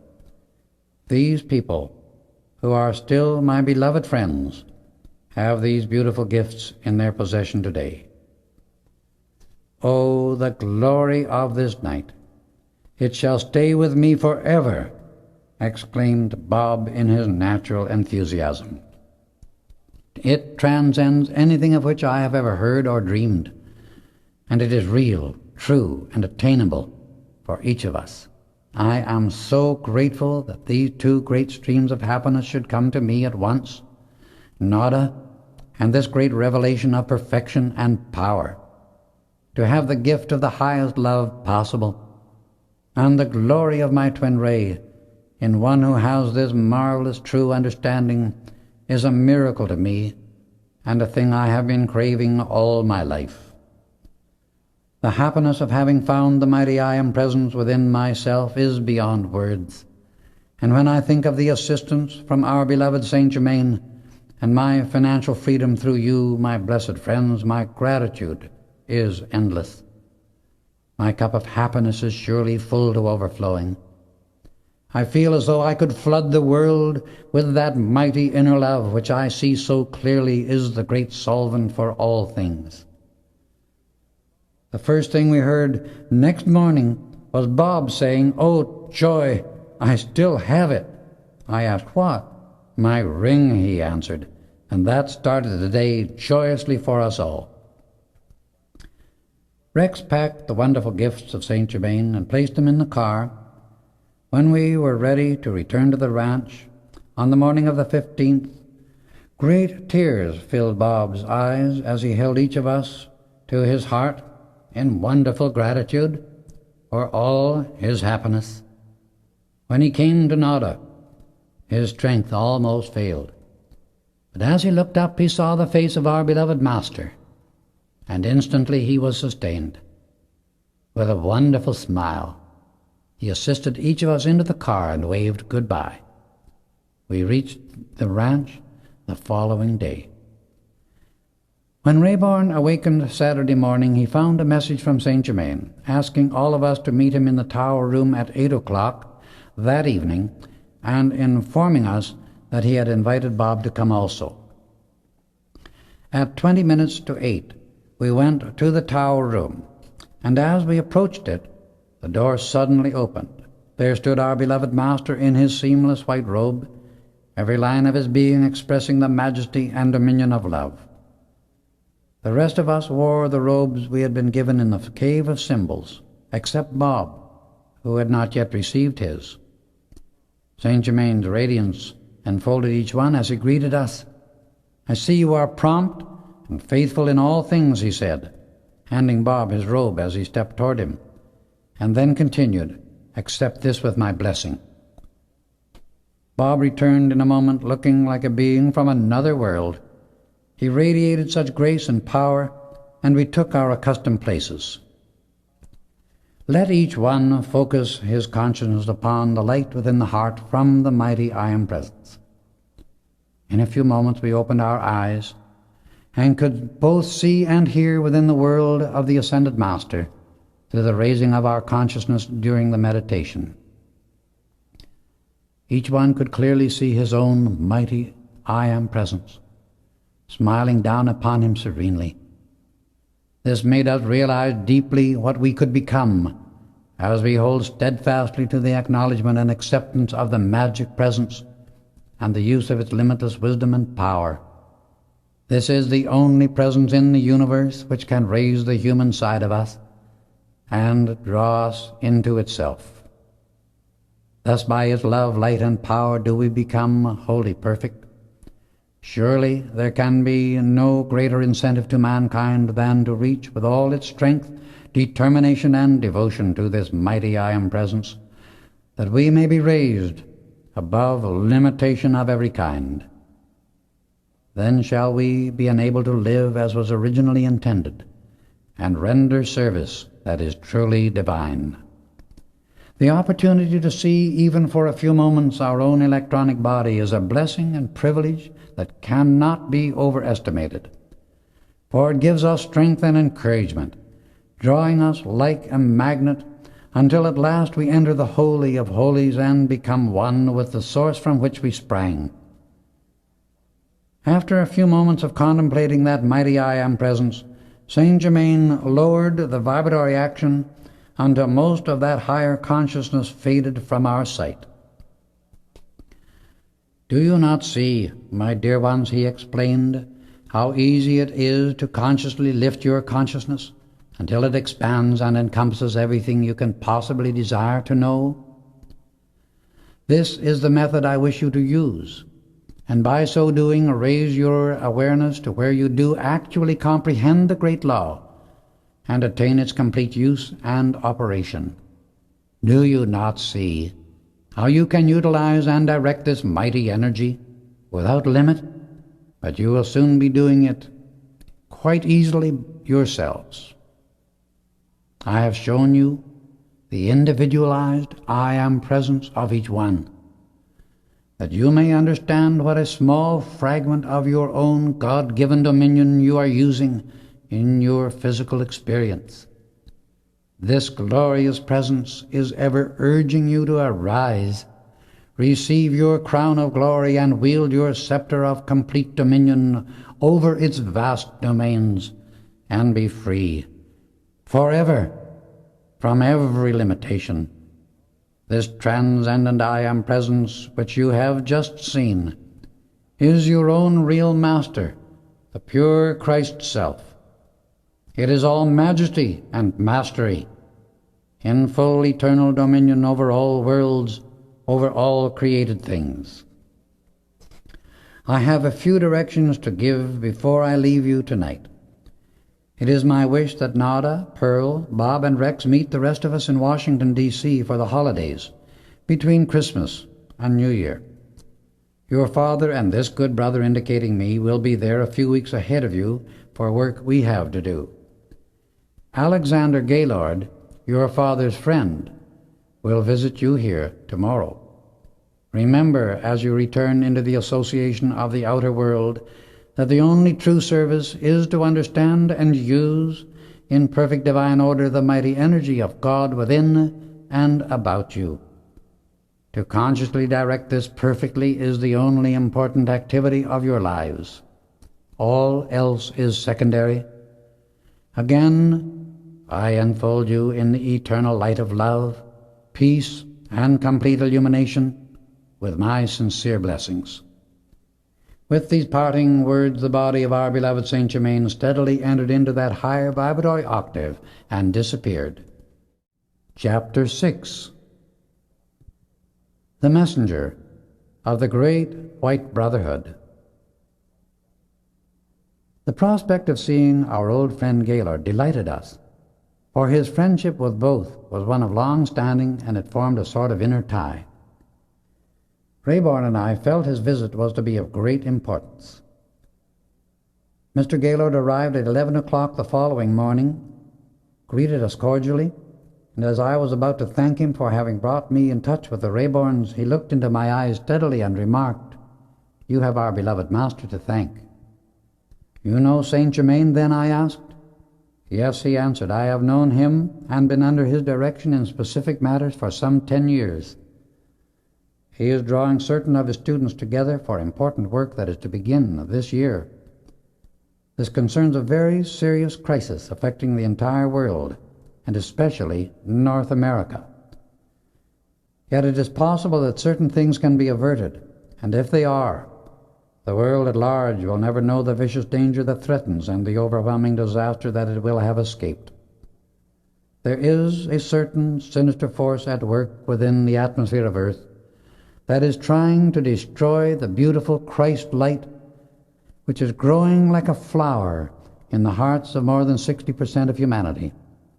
The greater portion is in America, but there are many in all nationalities. We went into the house where Gaylord greeted Rex and Nada as if they were his own children, and was then presented to Pearl. "May I be excused?" he asked immediately. "I have matters of a private nature to discuss with your father, and will you," indicating me, "remain within call?" In about an hour I joined them, and it was then I realized how important his visit really was. When we were seated, Mr. Gaylord revealed some of his activity as a secret messenger of the Great White Brotherhood, and presented his credentials. His work in this capacity had extended over a period of 7 years.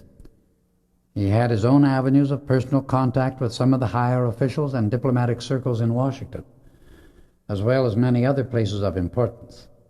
It was because of his personal influence in these channels that he was able to be of such great assistance to the Brotherhood when need arose. Saint Germain, Mr. Gaylord began, is concerned with certain activities in Washington at the present time. It is his request that we 3 reach there the 2nd of October, and he will meet us on our arrival. He says it is possible to use you, glancing in my direction, in certain ways which he cannot do with his other students, a slight example of which you both experienced when the attempt was made on Mr. Rayborn's life.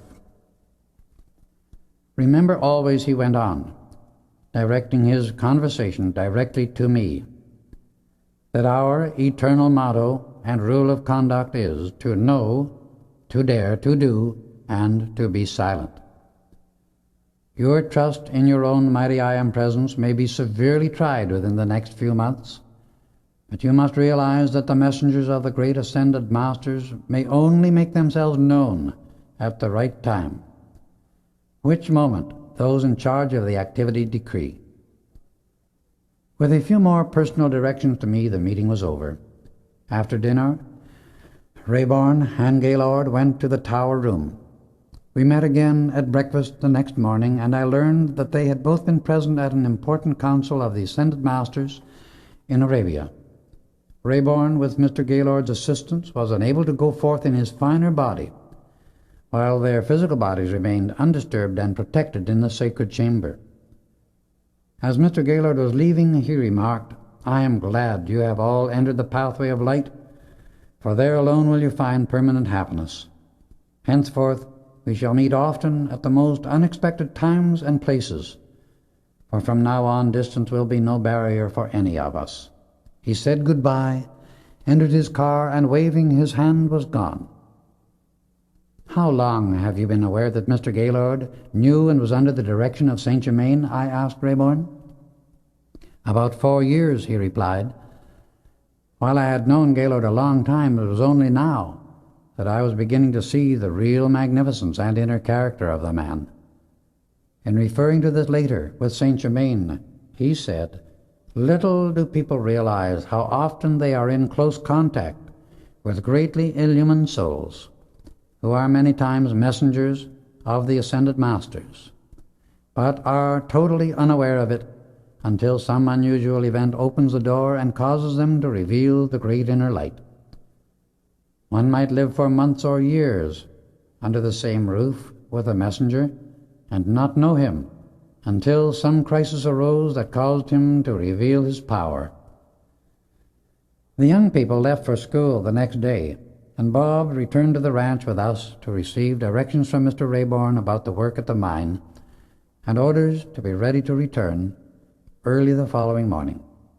That evening we three had a quiet, confidential talk that revealed still more of the nobleness of Bob's character. Arrangements were made for him to come to Washington, D.C. at Christmas time for the meeting with Saint Germain. Rayborn and I had many enjoyable evenings discussing the instructions Saint Germain had given us. One evening, about a week after Bob had left, we were deep in the study of re-embodiment, when Rayborn read to me some of the material on this subject which Saint Germain had given him. I quote it exactly. "If human beings only understood that human embodiment upon this earth is an opportunity given the personal self by the great law of balance to correct the mistakes made in previous lives, they would use every experience and extract the lesson from it, instead of rebelling against circumstance and being used by it. This constant return to physical embodiment or garments of flesh would be an endless circle of cause and effect if it were not that man has the presence of God within him. This part of you which says, 'I am,' is the life, the intelligence, and the power that moves through your physical body. When the discordant habits of the atomic consciousness of your physical body build to such a momentum that the light of the mighty I Am Presence is no longer allowed to expand, and through that maintain the fulfillment of a constructive plan of life, the master self begins to decrease its supply of energy and eventually withdraws. There is only one thing that ever causes what the world calls death, and that is the lack of enough liquid light within the nerve channels. It radiates the cohesive power which holds the atoms together that make up the flesh body. This liquid light is owned by and comes only from the mighty I Am Presence of the universe. The outer garment is the receptacle into which this presence pours its light for a constructive purpose and use only. When that purpose is continually interfered with, the light is withdrawn, and the flesh body, which should be the temple of the Most High Living God, disintegrates. The experience called death is a constant reproof to mankind and a reminder to the personal self of its disobedience to the original God plan, the divine way of life. If the student really wants to know the truth about re-embodiment and life, he must go to the source of life, the mighty I Am Presence, and study there, for only as he receives wisdom from his all-knowing mind will he ever be its light. We may have mental concepts and ideas by the thousands, but unless we have become one with a thing through feeling it, we never really know. To gather facts from the world of sense and form, or the outer activity of the mind, is but accretion. Eternal truth, law, and intelligence come only from the mighty I Am Presence, the light of the universe. If one desires to prove to himself the truth of re-embodiment, that proof can only come from his own actual experiences revealed to him by his own God-self. No amount of argument or phenomena will ever be proof to anyone. To the one who wishes to have this proof, I give the following, and it is infallible, for the ascended masters have attained their perfection of the ascended state by its use, and others may do likewise if they so choose. If the student with unyielding determination will acknowledge and accept his mighty I Am Presence, call to it constantly and sincerely reach up to it, love it and be grateful for its wondrous life which he is using every moment, waking and sleeping, he will cause his outer consciousness to be so raised that he will know, see, and experience firsthand the answer to every question and every problem confronting him. The greatest and most important activity of life is love, devotion, and gratitude to life for all life gives us. As our outer consciousness becomes lifted by being held in constant adoration upon the mighty I Am Presence and continual acknowledgement given only to the perfection of life, all human habits and miscreations disappear, and we express only light. This is the ascended master consciousness. The outer activity of the mind and physical body becomes the visible, tangible form of whatever we think and feel. Man becomes that upon which his attention rests. If he meditate upon the mighty I Am Presence, he will become the full outpouring of that perfection. And if he spend his time and energy through his attention upon the appetites of the physical body, trying to satisfy their insatiable demands, he destroys his temple. No man may say him nay, no matter what his choice. The responsibility of his choice is unescapable, for it is inherent within free will. The paramount command of the Eternal is, Be ye perfect, even as your Father in heaven is perfect. For life will return you the individual consciousness again, and again, into human embodiment until you fulfill that supreme edict of life.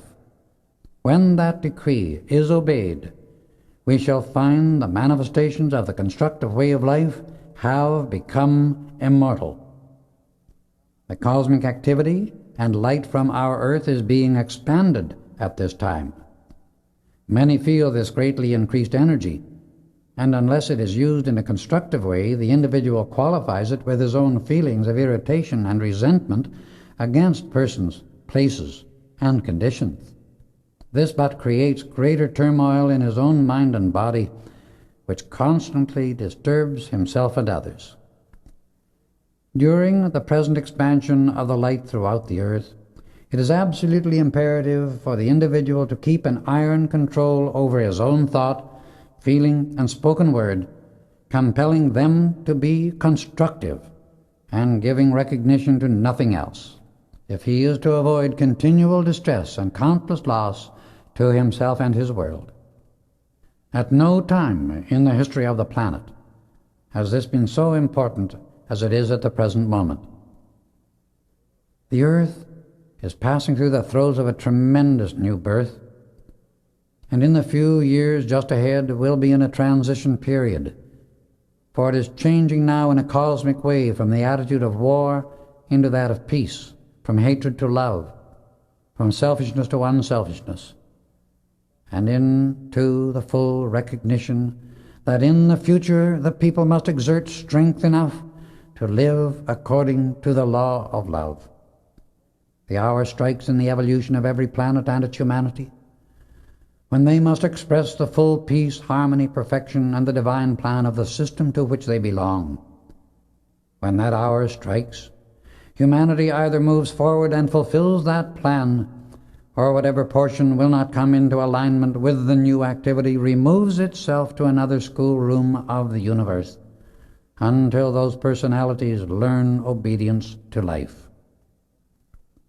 The law of life is heaven, peace, harmony, and love to every created thing. Even the ethers of infinite space express this harmony everywhere. Human beings are the only creators of hell. They can accept and obey the law of life and enjoy every good thing of the kingdom, or they can disobey that law and be broken as a reed before the storm by their own self-generated discord. Each individual carries his own heaven or hell with him every moment, for these are but the results of mental and emotional states which the individual has created because of his own attitude. There is no other cause for them. Over the humanly generated chaos of the past, there are being poured out by the ascended masters and great cosmic messengers great streams of love and harmony upon which peace depends. Mankind, having so long pulled against the great cosmic current of love, which ever seeks to bless, is now being compelled to turn around and seek the light in order to survive in the midst of its own destructive emanations of the past. The constant command of the ascended masters is, let the great light of the mighty I Am Presence enfold the humanity of earth quickly, that its sufferings may cease. Misery, darkness, and ignorance exist only because of lack of love. Mr. Rayborn and I were the only two left at the ranch for the next few weeks. We received splendid letters from Nada and Rex, and occasionally one from Pearl. They were deeply grateful to Saint Germain for the beautiful apartment which he and his love had provided for them, and among its many blessings were two of his other students who acted in the capacity of chef and maid. They had come from Arabia, and while in their activity as servants were the very essence of loving help.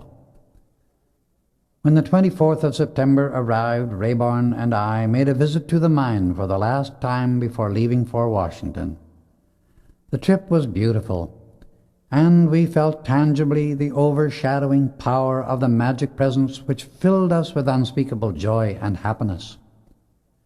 We found Bob expecting us, as Saint Germain had left him a message saying we were to arrive that evening. Mr. Rayborn's purpose in coming at this time was to contact the men more closely and give a radiation that would bless all. He spoke to the 3 shifts as they came off duty, telling them of the new superintendent, Dave Sutherland. They deeply appreciated Rayborn's kindness and generosity to them, and as he thanked and encouraged them in their work, he seemed more like a brother than an employer. I never cease to marvel at the power of love to bless men and their business when they really accept and live it. Rayborn was a living proof of its efficiency and wisdom in the practical daily experience of the business world.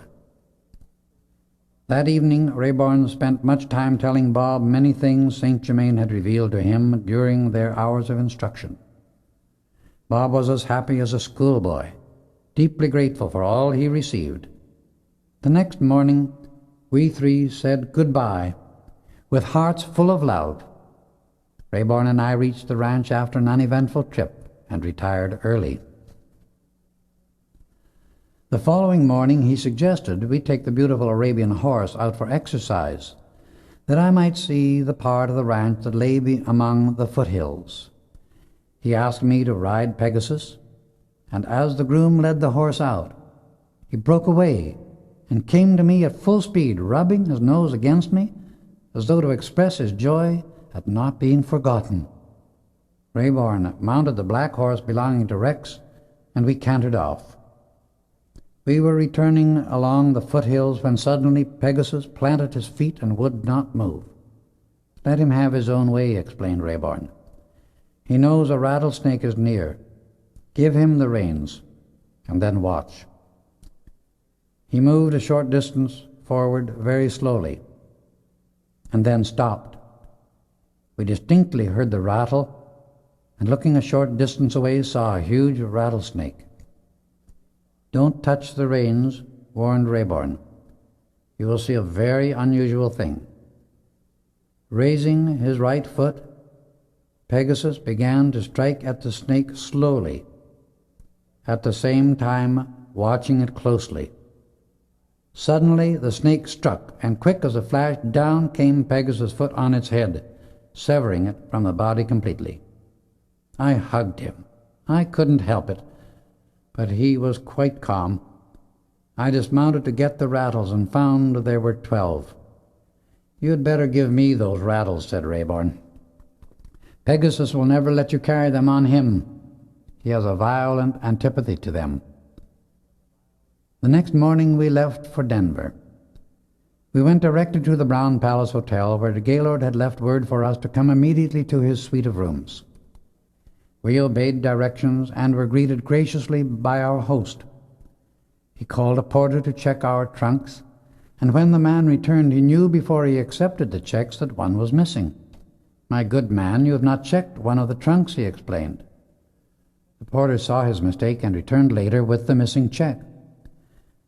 We boarded the train at 9 o'clock and found that he had engaged 3 adjoining drawing rooms. Gaylord excused himself almost immediately. "I wish to retire at once," he explained, "and leave my body, as I must go to Arabia for further directions, but I will be with you at breakfast." The next morning, at the first call, Gaylord, Rayborn, and I went through to the dining car.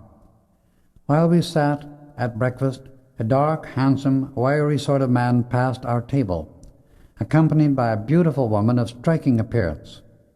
Involuntarily, we all noticed them. We finished our breakfast, and Gaylord asked us to come at once to his drawing room. "That man and woman," he explained as soon as we were seated, "are 2 of the communist representatives with whom we have to deal. We are perfectly safe, because they do not know how to protect themselves nor their secrets by the power of the inner light. They do not serve the light, and are therefore unable to use it as we do, and so release its power. However, we must be on our guard from the start, so that at no point will they be able to sense anything of our activities. The man's companion is one of the cleverest, most dangerous, and notorious persons known in Europe. "Put on your armor," he said, speaking to me, "for in handling this woman, when the time comes, you will need to use all your powers of diplomacy. You have a part to fulfill more important than you dream of, but I know your courage, poise, and assurance from the mighty I am present within. That will take you through victoriously." Through my visit to the Far East last night, it is very evident that we are getting into action here none too soon. Those who are the claws of the sinister force are already polluting and corrupting wherever possible by their deceit and treachery. Now you can realize how great was Saint Germain's wisdom in his 3 days' preparation and attunement of you while in the Cave of Symbols. You wonder that I know of the place? I have been there many times. "Will you," I asked, "tell us whatever of your experiences you are permitted to reveal?" "I will be glad," he replied graciously, "to relate whatever I am permitted to reveal for your instruction and enlightenment, but not just for entertainment. We changed trains at Chicago, and after leaving there, which will be about 9 o'clock tonight, I shall be glad to visit you again. When we reach Chicago, have all the bags taken to your compartment and wait for me, as I expect to have important communications for both of you." When the train pulled into the station, Mr. Gaylord stepped off the car and disappeared immediately in the crowd. "He must have drawn the cloak of invisibility about him," I said to Rayborn. "He has gone so quickly." We changed trains and went immediately to our compartment. As the train pulled out of the station, we heard Gaylord enter his compartment. In about 10 minutes he tapped on our door and asked us to join him. "It was just as I thought," he explained. "Our adversary has a powerful tool in this city, one of the high political officials who is receiving large sums of money for the assistance he is giving to these destructive activities. However, he is under surveillance and will be taken into custody in the morning. No one will dare to announce it publicly because of others with whom he is connected and whose prominence makes it too dangerous for them to allow his name to be revealed. It is the same old story. When the battle grows too fierce in the camp of the unvirtuous, it is each man for himself, and each man's deeds trap him in his own net. The man and his companion, whom we saw at breakfast the other morning, have taken the compartment next to you, he continued, indicating me. However, you will know exactly the right thing to do at the right moment, and I know you will do it. Now I will explain for your instruction one of my experiences that began in India, reached its height in Arabia, and finished in America. Some years ago, when the aftermath of the war was spending its fury, I was selected by the Council of the Great White Brotherhood in India to act in the capacity of messenger. This work necessitated taking my physical body with me, for at that time I was not able to levitate and transport it through the atmosphere as the ascended masters do. However, now I can leave my body consciously at any time, as you are both fully aware, and this good brother, indicating Rayborn, has physically observed. Obeying the call from the Council of India, I sailed for France, the first part of my journey. At that time, I was not so clearly sensitive to the finer vibratory action as I am now, and had to be led more or less intuitively. Little did I dream in those days that I was obeying as definitely as I am now. The first morning at sea, I found a most distinguished-looking gentleman seated at my table as I came down to breakfast. He arose as I approached and introduced himself. "I take the liberty of introducing myself," he said. "I trust I am not intruding." I liked him very much the moment I shook hands with him, and we chatted on generalities for a few moments, when he remarked, "I presume you are traveling for pleasure, possibly on a mission?" And as he pronounced the word mission, he looked at me very sharply. Instantly, I felt something tighten within, and I was on guard at once.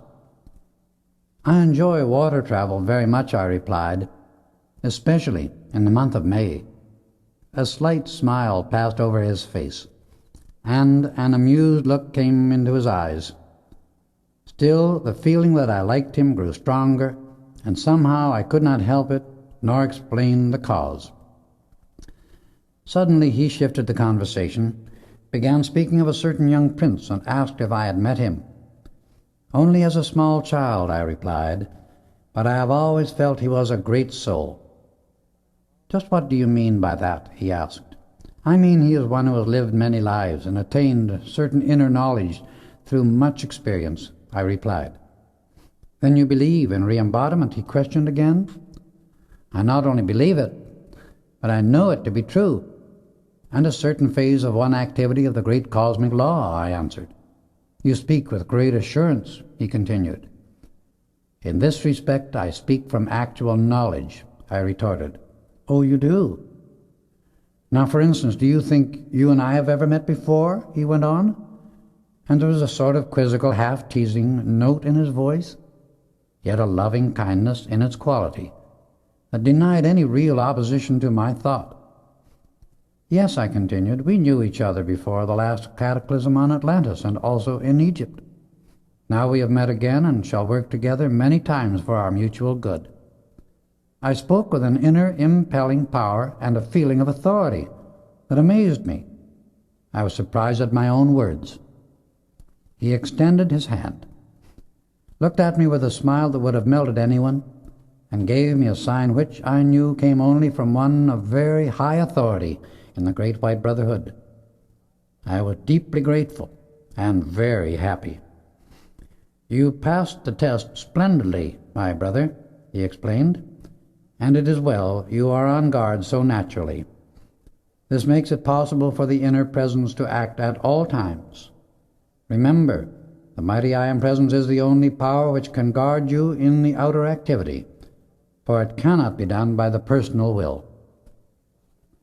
Never fail to maintain this continual guard, for it is imperative in the work you are to do. The great life stream and plan of our work has brought us together for the next few months. Your I Am Presence spoke the truth about our having been together in former lives. I rejoice, as I see you do also, that our outer activity unites us again at the present time. Let us go to my cabin, and I will give you some idea of our work. You will receive further instruction in detail from the council in India. As we entered his cabin, I felt a sense of exquisite beauty about everything around him. I did not know then, as I have learned since, that it was not so much the furnishings as the wondrous radiance he shed over them. His blazing aura penetrated, charged, and illumined everything in the room. The first important thing I have to tell you, he explained, is that I am detailed with your assistance to prevent the assassination of the young prince we mentioned some time ago, whom we both love because of his inner light. The second duty is to prevent a great indignity to Arabia by certain European powers. The third thing is the activity of the sinister force with which we are dealing now. We shall stop 2 days in Paris as we pass through France, and there shall make important contacts to help us accomplish our work. The days passed all too rapidly while I was in association with this remarkable man, and the only promise he exacted from me at any time was when he introduced himself by requesting that I never reveal his name to anyone. I have never done so to this day, and never shall, except with his permission. I thought at the time, when I saw him perform what the world calls miracles, that he was the most wonderful person in the world. But he revealed only a fragmentary part of his knowledge and power at that time. When I mentioned these things to him, he replied, "This sort of activity is the least important work the members of the Great White Brotherhood are able to do. In fact, there is nothing they cannot do when necessity and the divine law permit." The boat arrived at Cherbourg, and as we disembarked I saw a man who looked like an Arab give my friend the sign of the White Brotherhood, which he answered. The Arab led us to a magnificent auto that we entered at once, he taking the wheel. Inside the car sat a closely veiled woman to whom I was presented not by name, but as the brother from the far west of America, and she merely as sister of the White Brotherhood. As nearly as I could see and sense, she seemed very young, not more than 17 years of age. We were hardly seated when she said, "We can reach Paris much more quickly this way," indicating a road into which we turned immediately. "We are being followed," she warned a moment later, and looking around we saw another car following at full speed. At once there arose from the ground a wall of vapor between the two cars. "They will not pass that barrier until we are well out of their reach," she assured us. We arrived in Paris a few hours later and stopped at an old castle-like residence from which we could see dimly the Eiffel Tower. It was situated high up, and from its many windows one had almost a complete bird's-eye view of the city. It seemed as if it had been built for that purpose in the first place. The veiled lady led the way through the entrance and up a grand staircase. We entered what looked like an audience chamber, and passing through a side door came into a large library. A tall, handsome man, turning from one of the bookcases, came forward and greeted us with a courtly grace that is not the custom of our time. Later I realized why. He was one of the great ascended masters who had made his ascension more than 500 years ago. His eyes sparkled with kindness and a wisdom that seemed as old as eternity. The veiled lady who had accompanied us, he explained, was his daughter in a former life and a pupil of his in this one. She had been in the ascended state more than 300 years, yet she looked not over 17. I can never tell you the effect those experiences had on me. Every new revelation stirred a feeling within that I never knew existed. My beloved friends, our host said as soon as we had been presented and greetings had been exchanged, please be seated. Luncheon will be served immediately, and afterwards I will convey the instruction which I am to give you. A few moments later, 2 youths in cream-colored robes appeared and served our meal. It was very delicious, and was the same kind of precipitated food that we have all been privileged to eat at St. Germain's retreat in the Cave of Symbols. Tonight, said our host, you are to be my guests, together with 8 of the brothers who will be here to meet our American brother. They know him, but as yet he has not recalled the memory of them. Promptly, at 8 o'clock, our host led the way to the top floor, and we entered a circular room where everything was decorated in soft milk-white color. In the center stood a white onyx table, and around it had been placed 12 chairs. We stood for a moment, one at each corner of the table, with heads bowed, and when we looked up, the 8 brothers were there in living, tangible bodies. I was presented to each in turn, and then the group sat down. They all knew my friend of steamship acquaintance very well. Many problems of national and international importance were brought up for solution, and in every case a real remedy, worthy of their time and attention, was found to meet the requirements. It was during this time I learned that our host was chief of the Council of France, although he was not a Frenchman. Each brother was given specific direction which it became his duty to carry out. As the council adjourned, everyone said goodbye with the blessing, we enfold you in the potent power of the magic I am presence, to whom all brothers of the great white brotherhood look and receive without limit. We bowed our heads, and the brothers disappeared as silently as they had come. We bade our host good night and were shown to our rooms. We had breakfast early the next morning and were ready to leave by 9 o'clock, the veiled lady accompanying us as before. We arrived at the docks in Marseille just in time to ask God's blessings upon our fair sister and take our leave. We boarded the steamer, and I asked my friend why I felt such an attraction to the veiled lady and what was the meaning of it, for she seemed always before my vision and about me ever since we had entered the automobile in Paris. Have patience, he answered. You will soon know. Our cabins adjoined, and we settled down to enjoy our trip on the Mediterranean to the full. We were bound for Bombay by way of the Suez Canal and the Red Sea, with visits to Alexandria and Cairo. It was a trip one could not forget in 1,000 years. Not a single thing occurred to mar its beauty and our joy, and being extremely fond of water travel, I reveled in my newly found happiness. As our boat came alongside the pier at Bombay, I was intensely interested, for this was my first trip to that part of the world. Since those years, the Orient has become quite familiar. I had expected that we would make the last portion of our journey by train, but to my surprise, we had scarcely left the gangplank when a handsome young Hindu dressed in white approached. He gave us a sign we knew so well and led us to a large, beautiful auto. He opened the door in quiet dignity and waited for us to enter.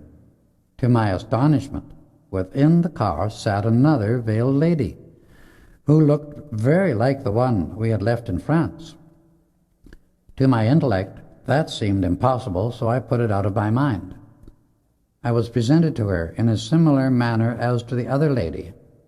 It was not long until our fair companion answered my thought with the question, "Why, my good brother, should we think anything impossible where the understanding of the individual is complete?" "My good sister," I replied, You are so like a lovely lady we met in Paris that I can hardly believe you are not the same person. Yet we left her there, so she could not be here. You think not? She questioned again, and my friend suggested, we had better watch the beautiful scenery, for we may not pass this way again.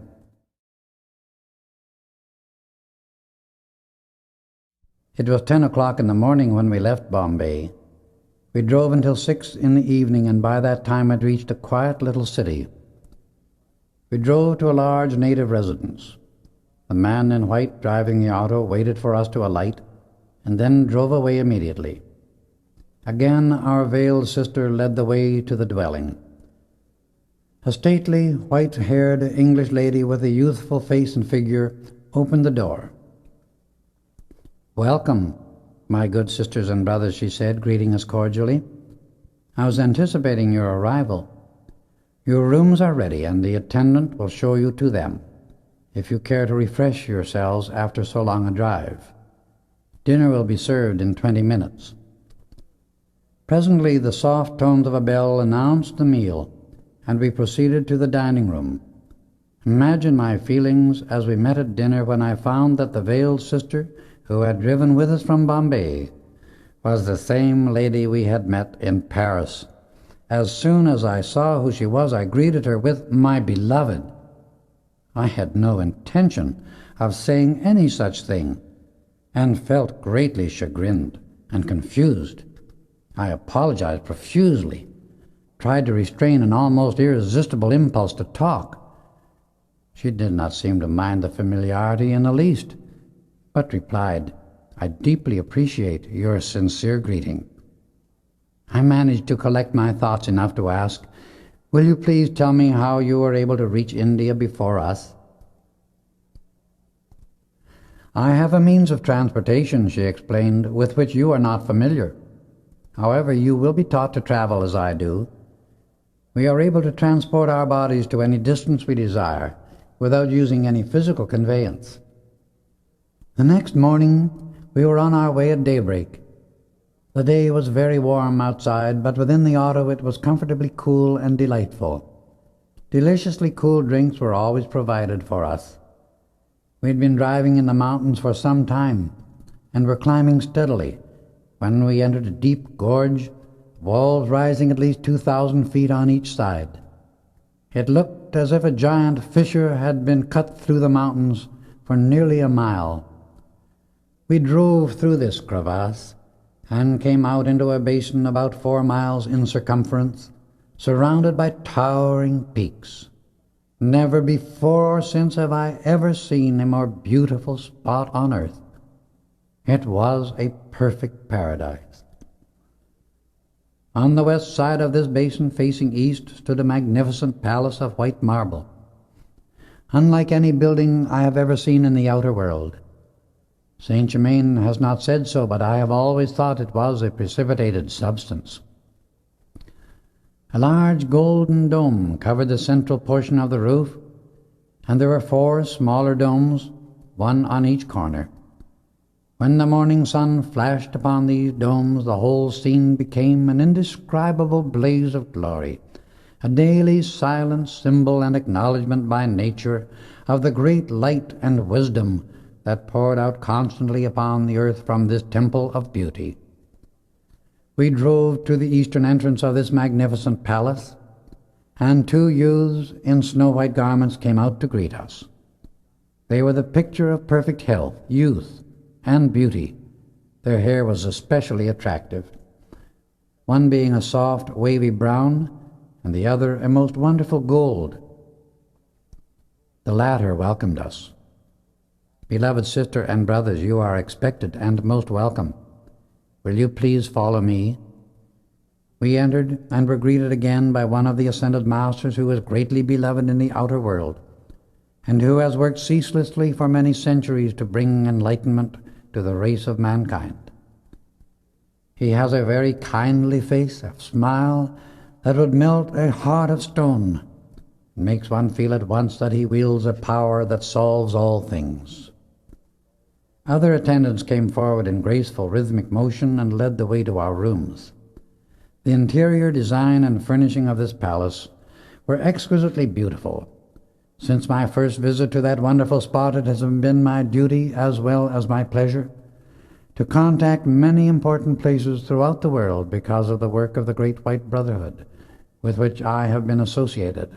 But even the most elaborate have never approached the exquisite perfection of this white marble palace of the Ascended Masters. The whole interior of this wonderful building was made of an imperishable material, milk-white in color, with here and there touches of a very delicate gold, violet, green, and an intense electric blue. This produced the most artistic effect imaginable. Everything remained immaculately clean because within and around the building all was so powerfully charged with electronic force, and the vibratory rate was so high that the power of the light repelled everything imperfect and kept all in a self-sustained state of beauty and perfection. "Dinner will be served in your rooms," explained the youth with the golden hair, "and you are requested to wear the silken robes and sandals that will be provided." When the dinner arrived, it consisted of several kinds of fresh fruit, among them berries, served with a substance like whipped cream, similar to that which we had eaten in the cave of Symbols, and a delicious drink of golden liquid a little less heavy than honey.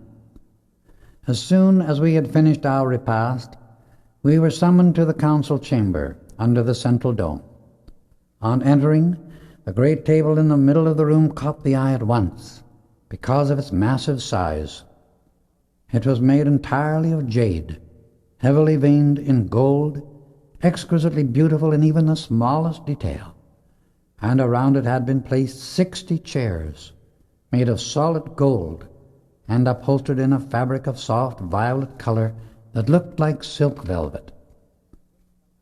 We stood a moment, admiring the beauty and perfection of it all, and as we looked around saw Saint Germain.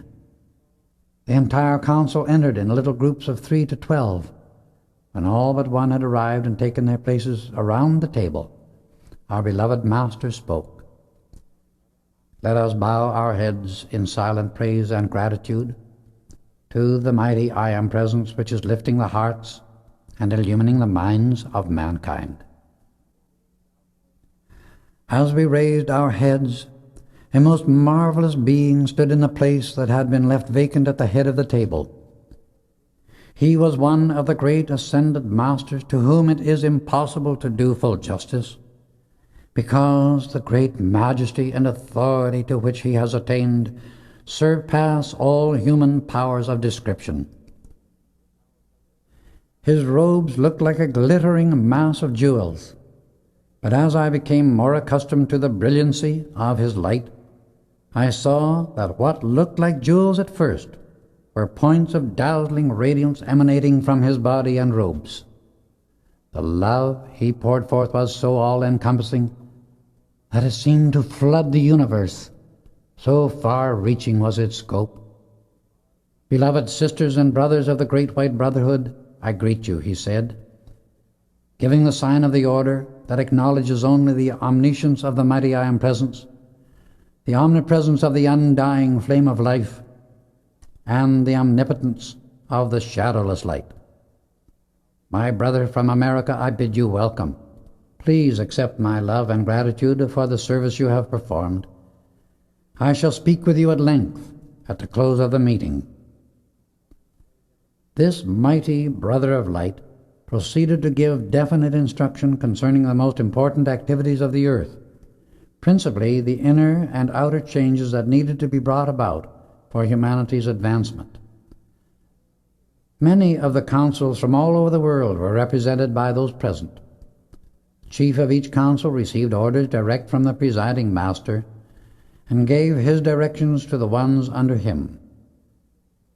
When the outline of their activities was finished, he asked each one to turn his chair about and face the west. In the atmosphere before us began to pass living pictures of the problems the Great White Brotherhood held under consideration or were working on at the time. They showed the individual brothers who were concerned with them and would continue to work on special assignments, giving the principal details and means of solution. The work of protecting the young prince previously referred to, and the brothers who were concerned with it, was one of the many scenes that passed before our vision. The method for readjusting conditions pertaining to Arabia was also shown, and excited my admiration greatly. When the greater problem of dealing with the sinister force which is trying to keep humanity from recognizing and manifesting the perfection and blessing of the mighty I Am Presence was revealed, it was the most astonishing thing anyone can imagine. It really showed the unlimited force of the cosmic Christ light dealing with darkness, and no words can portray the majesty, power, and victory of the presence of the infinite I Am. At the present, I may give no further details, but the glory and supremacy and action of the mighty presence of the infinite I Am transcends all imagination, just as light transcends darkness. The pictures came to an end, and the presiding master, he of the dazzling radiance, turned to the sister from France and myself. "Come, my beloved children," he said. We stepped forward, and he extended both hands, his left one to her, and his right to me. "My brother from America," he went on, "I bless you exceedingly. You have not yet realized the eternal perfection that is now yours in the outer activity. Our beloved sister is your twin ray. This is one of the greatest of God's mysteries, and explains the mutual attraction between you since your first meeting in Paris. If the humanity of earth could have the God understanding of this part of the divine plan, it would do more to purify the chaos of the outer world than any other thing. Time is nearing when the truth concerning the twin rays must be thoroughly understood, and its mighty wisdom and power utilized. No individualization of God does creative work at cosmic levels in the fullness of the mighty I Am Presence until that one's twin ray has made the ascension. Earthly choice has nothing whatsoever to do with it. Each ray must, by conscious understanding and the use of the great command, purify, perfect, and illumine all the human creation by which it has surrounded itself. It then becomes the ascended master, who forever has conscious dominion over the earth and all that is therein. When both rays have made the ascension, they are of the same state of purity, freedom, and perfect dominion. The two are then able to work at cosmic levels. There they can project great cosmic rays of love, light, and wisdom, focusing them with such power that they create and control cosmic activities and reveal the great glory of the mighty I Am Presence. Our beloved sister has seen and known of this for some time, patiently awaiting this divine moment. After the raising of your body, your work together will be very transcendent. He raised his hands above us in blessing, and his voice, beautiful as a bell, with a tone of eternal authority, uttered the supreme decree of love everlasting upon their union. By the command of the mighty I Am Presence, I join these twin rays of the eternal flame of life in supreme love, light, and perfection. As the Master said these words, a dazzling shaft of light enveloped us, and in this the mighty flame of our twin rays set its eternal seal upon our cosmic pathway of life. In that moment, we were fully conscious of ourselves as only that magic presence of the I Am. This closed the council meeting, and in the hour that followed we met the members of that retreat and received their congratulations. They assured us that our unlimited cosmic service would now begin. The next day, the Master, who was our host, explained some of their work and revealed the perfection that had been maintained there for centuries. In explaining the origin of their work, he said, "This Council of the Great White Brotherhood was created centuries ago by the Great Brothers of Light, that a powerful focus of their help and illumination to humanity might be brought about and perpetuated for a definite period of time. The wonderful semi-tropical climate you find here will last as long as we desire to retain this place as a retreat." That evening, we were shown the perfected instrument for television in operation. I could not help remarking what glories and marvels humanity could and would experience if it would only reach up consciously and sincerely to the inner light, and the individuals open their hearts and feelings to the mighty magic presence of the I Am. Early the following morning we returned to Bombay, whence we were to sail for Arabia. The trip to the coast was delightful, the atmosphere in the car always remaining cool and comfortable no matter how warm it became outside. I knew this was due entirely to the deep understanding of my beloved and my friend. We went back to Bombay by an entirely different route from the one by which we had come. The following morning we sailed on a small boat for Egypt, stopping at the port we wished to reach on the west coast of Arabia. When it reached the Red Sea, as we began to sail north on its placid waters, my friend suddenly became charged by the electronic force so powerfully that we all noticed it. For some reason, he said, I have contacted the period in which Moses led the children of Israel through this sea, for the living pictures are all appearing before me here in the etheric records. What a time of wonders that was in the midst of such a very great distress. Moses truly made a most wonderful contact with the ascended masters, who were assisting, and who wielded tremendous power through him to accomplish that undertaking. I see for the first time the great ascended master to whom Moses knowingly addressed his petition at that time for help. The majesty and power of that mighty being can scarcely be comprehended by the human mind. So marvelously does it transcend the ordinary experience of humanity. How little the modern world knows, realizes, or credits those marvels actually performed by such wonderful servants of God for the enlightenment and uplift of mankind. These stupendous so-called miracles are, after all, only the activity of a law that humanity has not yet tried to study or understand. When one speaks in terms of universal truth, there is no such thing in infinite creation as a miracle, for what the world calls miracles are only the operation of divine law, which, because of its very nature of perfection, sets aside all humanly established laws of limitation. It is to bring the full understanding of the operation of divine law into the minds of the children of earth that the ascended masters have labored in the past, and for which they still do labor unceasingly with the inhabitants of this planet. Today, all unknown to the outer world, there are still more wonderful things being done than in those days of long ago. So far as this vast, deeper knowledge and power is concerned, the majority of mankind are but babes. However, the hour is rapidly approaching when humanity must awaken to the all-encompassing inner presence of God, acting through the individual. At last, the boat stopped at our seaport on the coast of the province of Hejaz, a sort of peninsula jutting out into the northeast edge of the Red Sea. We landed at this quaint place, and again were given the secret sign by a tall, slender Arab in spotless white garments, who stood beside a large, powerful auto, opening the door for us to enter.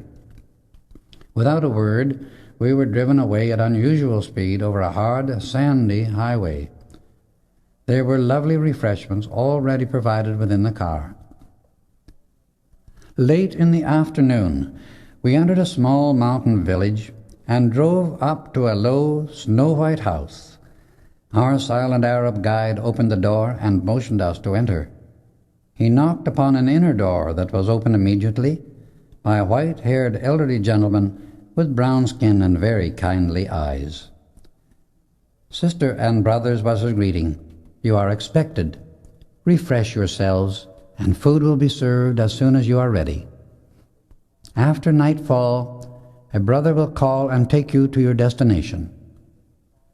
I trust the Brotherhood will not fail in their assistance to our country." I was about to speak when my beloved grasped my arm firmly. I understood her signal and kept silent.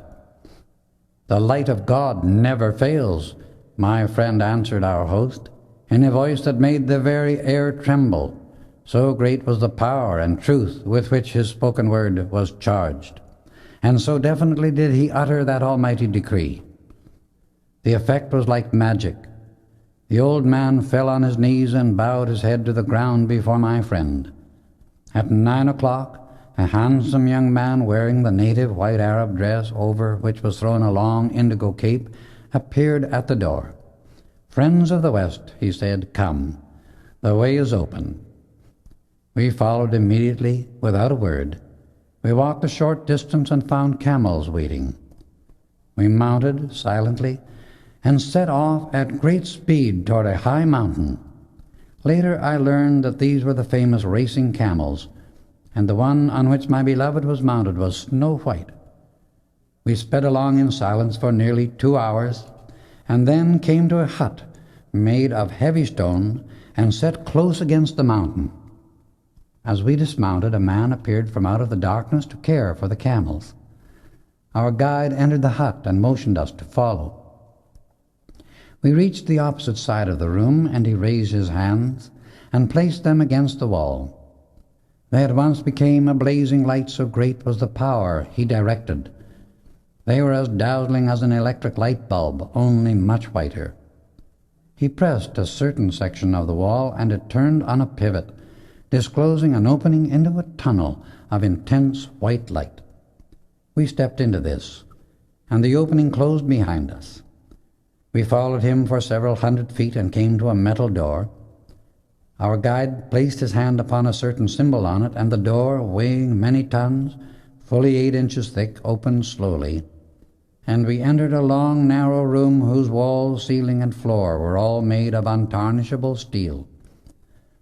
In a few moments a door opened in one wall where an instant before none could be seen, and a man entered, motioning us to follow him. With our guide still leading the way, we went some distance, and at last came to another solid wall. It opened at our approach and admitted us into a marvelous chamber fully 100 feet long and about 40 feet wide, furnished in a most extraordinary manner, but artistic, exquisite, and beautiful as a dream. In the center of the floor was a great circle, enclosing a marvelous zodiac, and around this had been placed large soft cushions for 28 persons. Our guide stepped to a room at one side of the great chamber, asking us to follow. Within was a sparkling bath, beside which lay robes and sandals provided for our use. "When you are ready, send me your thought," said our guide, and left us.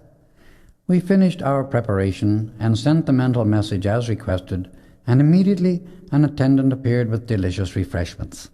We finished our meal and then re-entered the great council hall, where 24 of the sisters and brothers had already assembled. Our guide presented us to the members, and all took their places around the circle.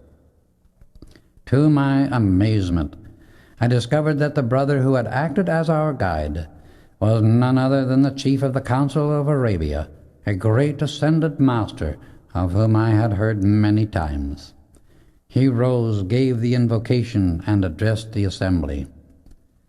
Because of the unusual agitation, he explained, in the political circles of Arabia at the present moment, great secrecy has been imperative in bringing outside members into these councils. That is why there has been a constant watchfulness on our part while our visiting members have been en route. Matters of grave importance were presented for the discussion, especially the one nearest to the hearts of these people. The chief directed their attention to my friend. "This brother," he said, "holds a solution to the problem concerning our beloved land of Arabia," and he asked him to present it. My friend outlined his plan briefly, and when he had finished, everyone in the room except our chief was surprised at his daring and ingenuity. The chief smiled reassuringly and continued, "The plan is feasible, remarkable as it is. It shall be carried out quickly and successfully. The entire great white brotherhood of the earth will watch over the meeting that is about to take place, and you can rest assured this plan will be set into operation at once." The sister and brothers who have come under special guard are to rest here tonight and tomorrow. On the third day I will go with them to the British consulate, where our negotiations will take place." A wave of joy swept over the whole meeting as this outline of their work was finished. Other matters concerning their various activities were disposed of, and the meeting came to an end, the members disappearing one by one. The chief then arose and came to where we sat. "Beloved sister and brothers," he said, "I did not reveal myself to you at first for reasons that you will soon learn. I welcome you with great joy to this retreat of the Great White Brotherhood. All is at your service.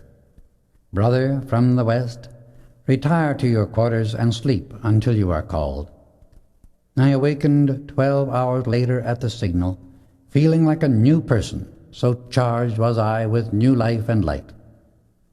"I think you will be interested in this retreat," our host said, "to learn something of its history and the part it plays as a center of power on this earth.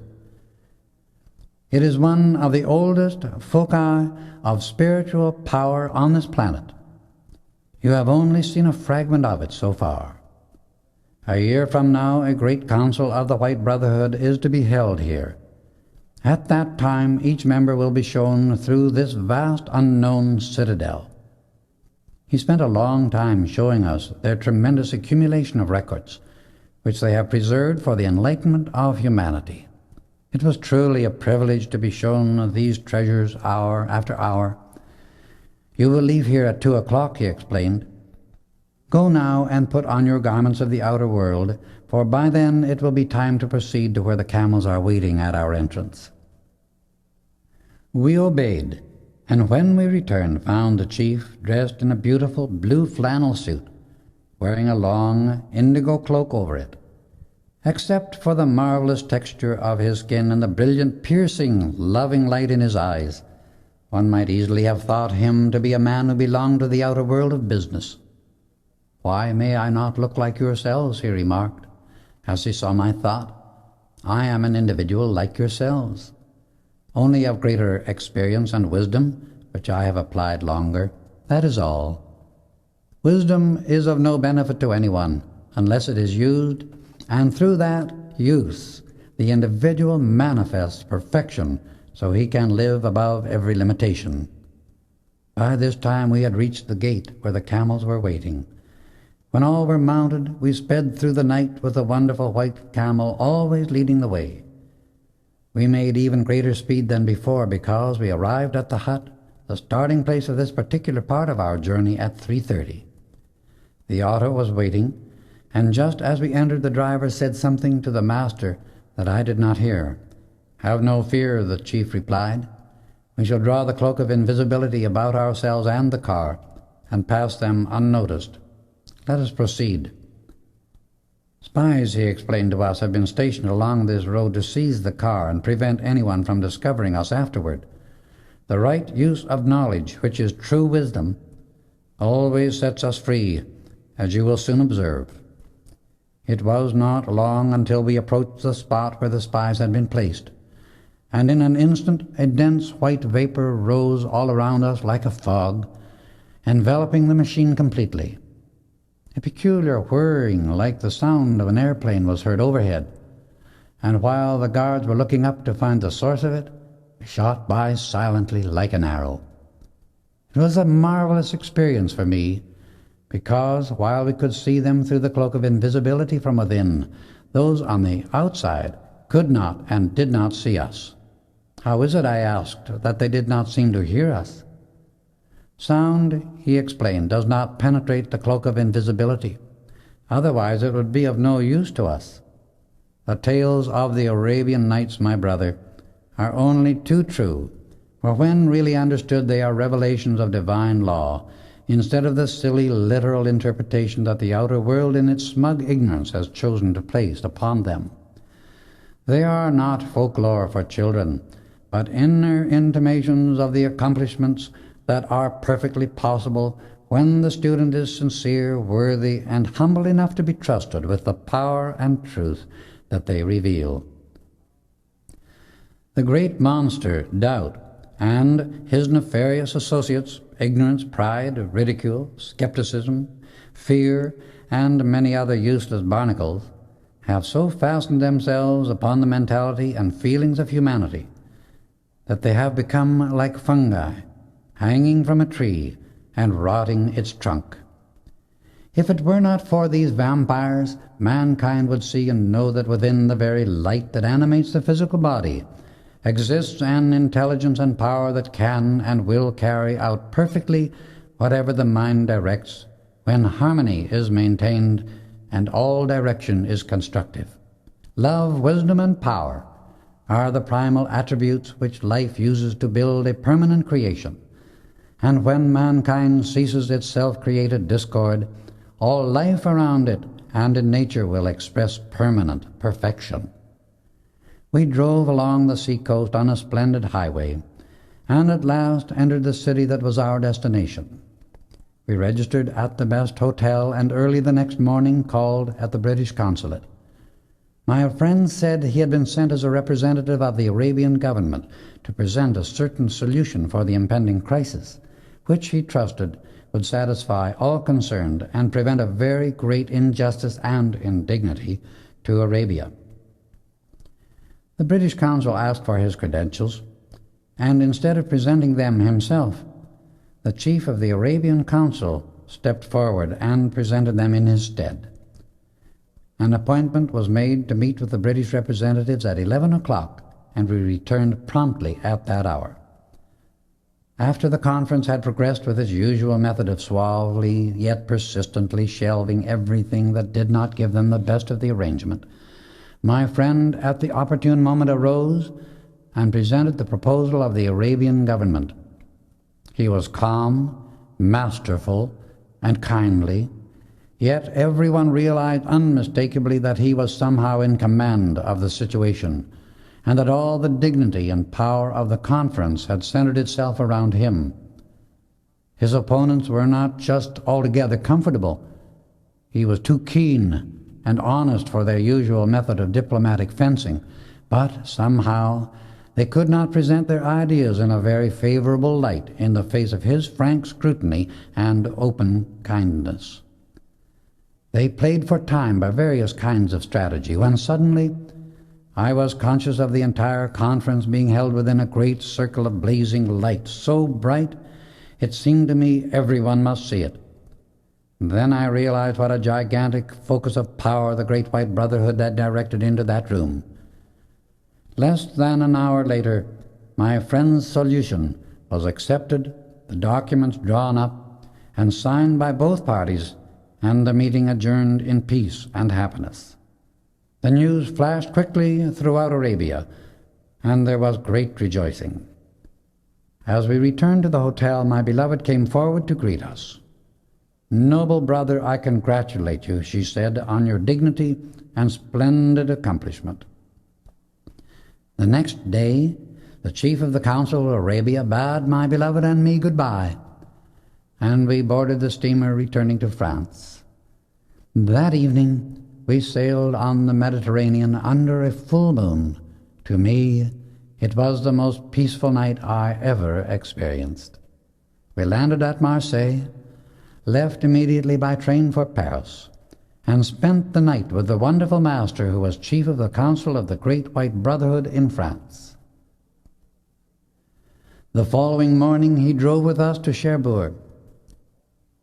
Here we said goodbye to my beloved, whom I was not to see until years later. When we next met, it was never to part again. We boarded a liner for New York, and that voyage stands out as one of the most remarkable of my entire life, for my wonderful friend taught me the most marvelous use of the ancient wisdom. He instructed me, and the results I had from the use of the great command were simply amazing. We arrived in New York and hurried at once to Washington, where my friend presented the results of the Arabian matter to the President and his cabinet. The news had already preceded his arrival. That ended my first personal contact and observation of the stupendous and marvelous activity of the Great White Brotherhood. As Gaylord finished relating his experiences, we saw daylight just breaking on the eastern horizon. "Let us go to your drawing room," he said, referring to me, "for one of the Ascended Masters has much to do in the work we are to accomplish next. The lady and gentleman, who are but pawns of the sinister force, have in their possession certain documents and records which they have stolen. These papers contain information we need, which they intend to use against innocent people for blackmail purposes. We must have that information in order to protect others whom they seek to injure, and to bring into their clutches through the power of fear." We then returned to my compartment. I wondered what Mr. Gaylord intended to do next. We waited a few moments, and soon heard the man and woman go into the dining car. "Now, watch carefully," said Gaylord, "and do not move or speak while I am operating." We sat down, and he focused his attention upon the door that led into their compartment. In a moment he directed a ray of electronic light upon it. He steadily increased the power, and we were enabled to look within the room. A traveling bag lay upon one of these seats. Gaylord held the force steadily until he saw what it contained. The expression on his face indicated he had found the information for which he was searching, and in an instant he released the power and said, "In 3 days they will be ready for the proper authorities to welcome them to a long rest from any further activity of that kind. With those papers in their possession, it makes their escape impossible. In this case, the newspapers will not be able to break through the wall of secrecy and invisibility of the Ascended Masters, who control all human law by the one eternal law of divine justice." Saint Germain had indicated the hotel in Washington where we were to stay, and when we arrived he welcomed us in person. His appearance was changed so that he did not attract undue attention. "My beloved brother," he said as he went up to Gaylord, "I do sincerely congratulate you and give praise and thanks for your splendid success, because you have broken the backbone of a very destructive activity, at least so far as that group is concerned." Turning to Rayborn and me, he greeted us in that loving, gracious manner that is such a distinguishing characteristic of all Ascended Masters, and particularly of Saint Germain. "May I have the privilege of providing you breakfast?" he said. "I trust it will be quite satisfying and delicious. Will you come to my rooms?" After breakfast, he suggested that we retire and get our much-needed rest, yet while in his marvelous presence we were never conscious of needing rest. The 3rd day after our arrival, Rayborn, Gaylord, and I, accompanied by Saint Germain and certain members of the Secret Service, went to the rendezvous of an important group of those who were willing channels for the sinister force. There were present the 7 principal leaders in America. We reached the place and stood for a moment outside their rooms. We could hear an excited discussion going on in undertones as we approached the door. Suddenly it burst open, and we walked in upon them, Saint Germain charging the atmosphere with an electronic force that held them immovable. Their drawn guns dropped to the floor where they stood, and their arms hung motionless by their sides. Saint Germain raised his right hand, made the sign of cosmic protection and power, and in a voice that penetrated every atom, even of the building itself, uttered the eternal fiat of truth, before which all destructive forces bow and are forever silenced. "Tell those who have been associated with you and all who come after you that the light of God never fails." As his voice carried that decree into their consciousness, they turned ashen with fear from their own creation, and their bodies shook like leaves in the wind. The members of the Secret Service stepped forward and took them into custody, where they shall remain until they serve the light. Chapter 7. The Mysterious Message. "I will be with you 2 weeks longer," said Saint Germain, as soon as we had returned to our hotel. "With your permission, I will devote a part of each day to individual instruction. which I can see with the inner unlimited sight you are going to need. Our interference with the plans of the Sinister Force and the imprisonment of their tools that took place in Washington recently has drawn the attention of certain forces to you, especially to Gaylord and this brother, indicating me. You both have certain faculties developed in former lives which can be used in many remarkable ways. It is because of this that the Sinister Force will try to strike at you.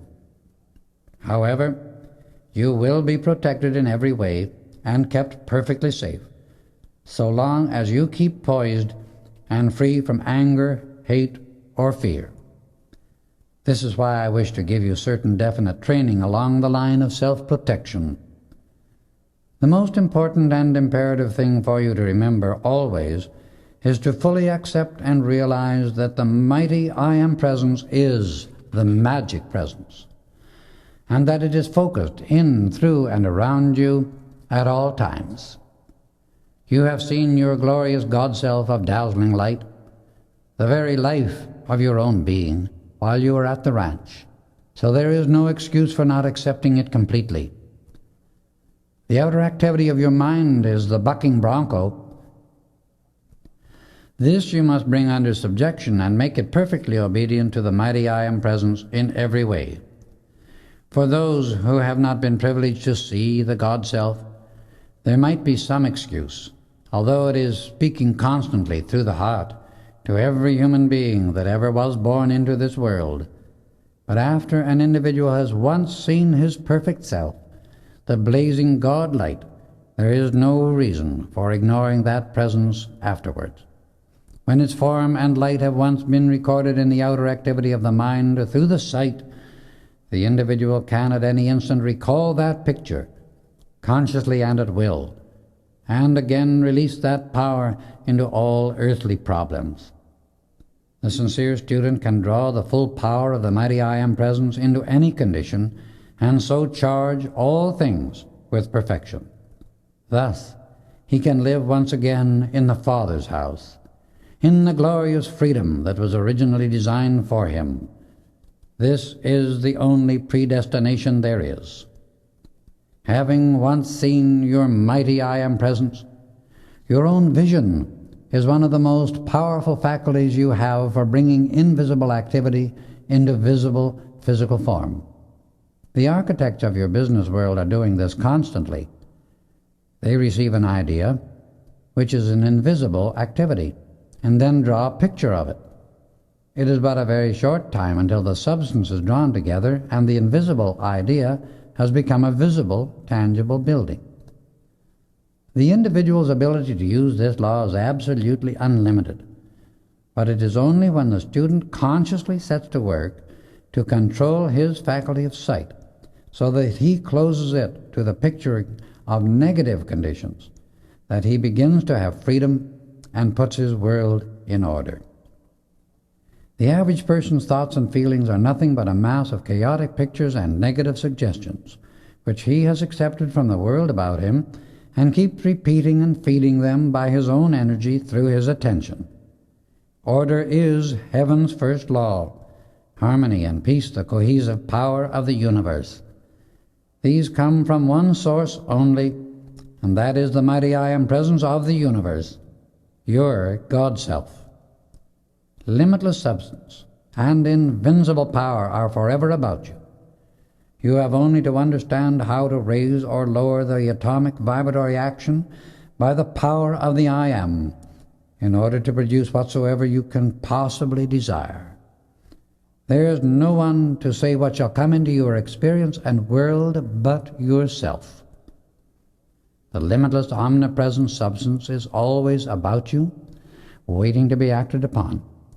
You, the individual, are the channel through which the mighty I Am Presence wishes to expand its perfection. It pours out ceaselessly the limitless light or energy of life, but you are the governor of its use, the director of its destination, and of the result it is to bring forth for you. It can and will produce anything you wish instantly, if you will but keep your personality harmonized so that thoughts, feelings, and words of discord do not interrupt its ever-flowing perfection.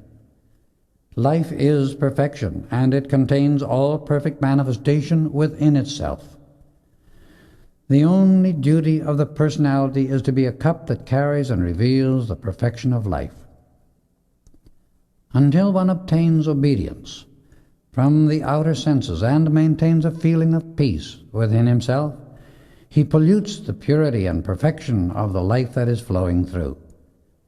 It is your duty to know that the wisdom of the mighty I Am Presence always directs your use of its power and life. It alone knows what is perfect for you, except an ascended Master.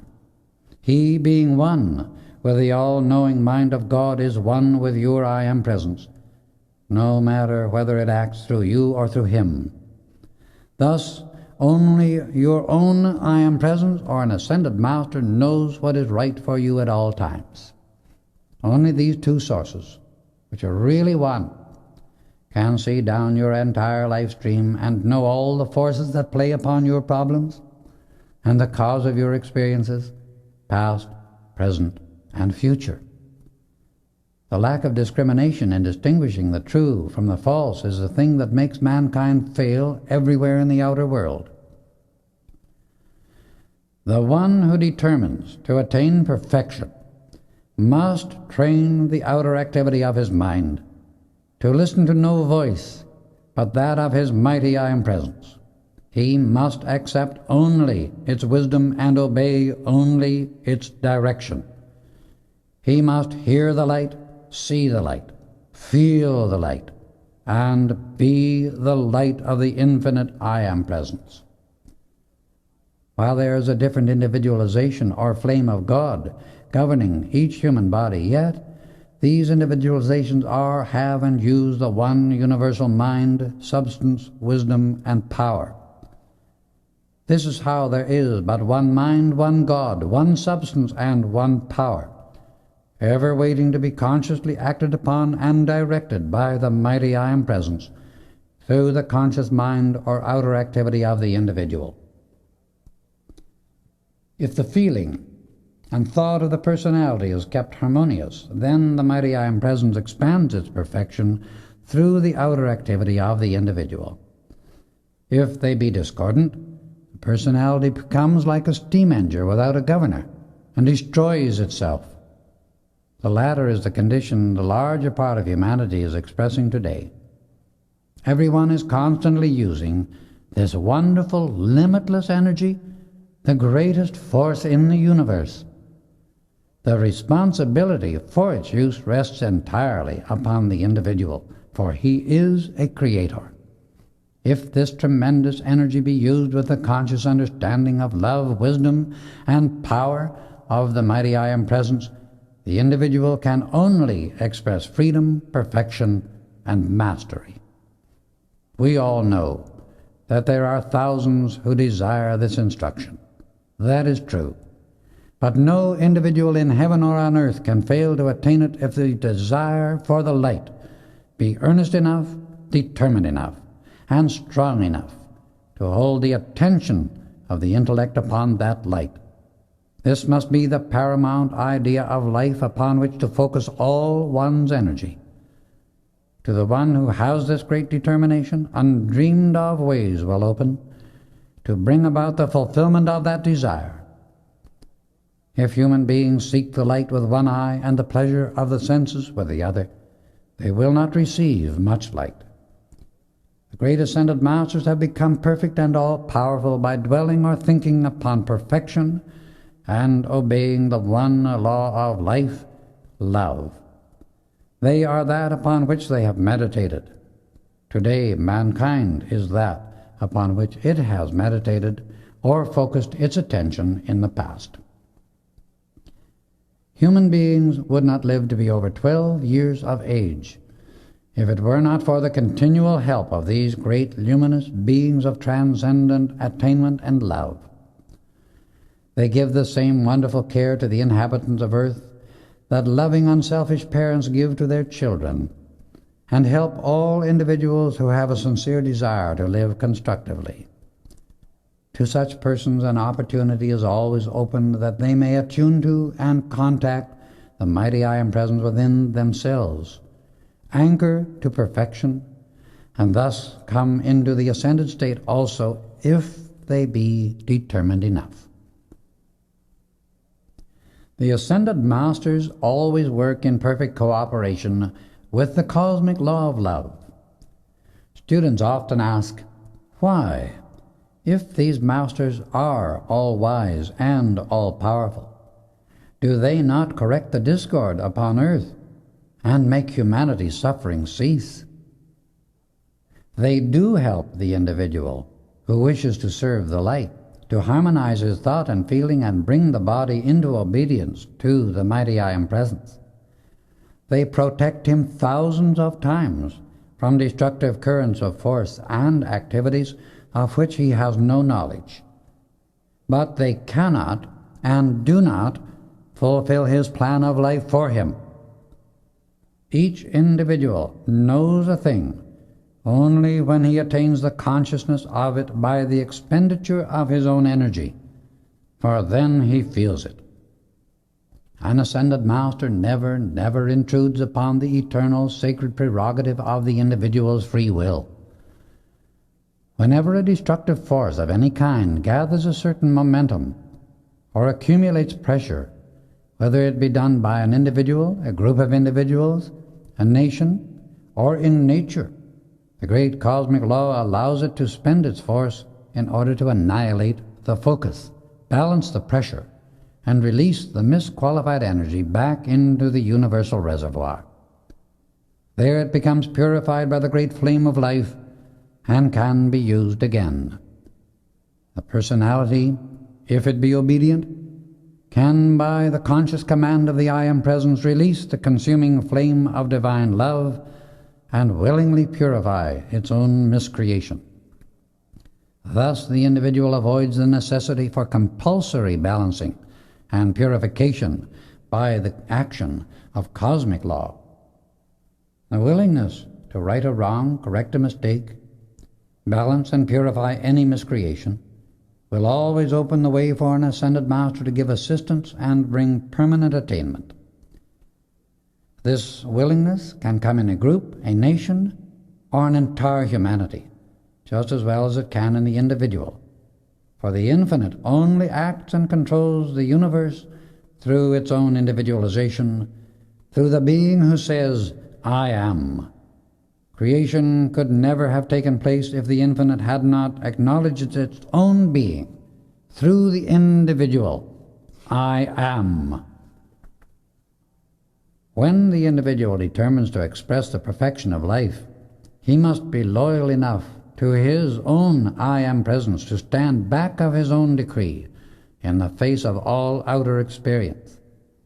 He can then give the great command, and life yields to him the fullness of every good thing, so long as the mighty I Am Presence is acknowledged as the owner and doer of all that is good. If one refuses to accept his I Am Presence, he refuses all good and the source that gives it. As life is the great God flame from which all proceeds, he, by this attitude of thought and feeling, refuses life. Hence, disintegration is the self-chosen experience, which the individual permits the outer activity of his consciousness to impose upon his own stream of life. If thoughts and feelings of anger, hate, selfishness, criticism, condemnation, and doubt of the I Am Presence are permitted to remain in the consciousness of any human being, the door to perfection closes, and his existence becomes but a process of sleeping and eating until the energy drawn by the outer consciousness spends itself and the body is left to dissolution. Then the individual makes another effort to express the fullness of perfection through another body, and continues this effort for aeons if necessary, until that perfection is fully expressed. It is to avoid such continual re-embodiment into limitation that it is so imperative for the individual to have conscious understanding of the purpose of life, because the knowledge of how to release love, wisdom, and power enables him to fulfill that purpose perfectly. I can assist you to attain this, because by the use of the consuming flame of divine love, for the purifying and blessing of humanity, you can always free yourself. I am delighted with Bob's progress. It is a long time since I have contacted anyone with such determination and whose desire for attainment is so intense. His advancement is truly wonderful. I have tickets to the opera of Parsifal tonight, he continued, changing the subject abruptly. Will you be my guests? That evening, in his wonderful presence, Parsifal became something far more than an opera. It was the struggle of the individual through human embodiment. The instruction he poured out to us as the drama of the soul and the victory of the I Am Presence unfolded itself in music and allegory was one of the most marvelous experiences I have ever had. As the performance began, he said, "Observe what can be done for those who are sincere and loyal to the highest ideals through their art." The two who play the part of Parsifal and Kundry were the fortunate ones chosen for this remarkable blessing. They had been singing a short time when Saint-Germain turned on a great stream of spiritual power, and instantly one could detect a change in their voices. They became more remarkable in quality, the timbre increased so powerfully that the singers themselves were visibly delighted and amazed. One could feel the charge of electronic light penetrating everything. The audience felt the change too, thrilled with delight and enthusiasm, and called them back again and again in its appreciation. What will be the result, I asked, at the first opportunity, when they find their voices are not the same the next time they wish to sing?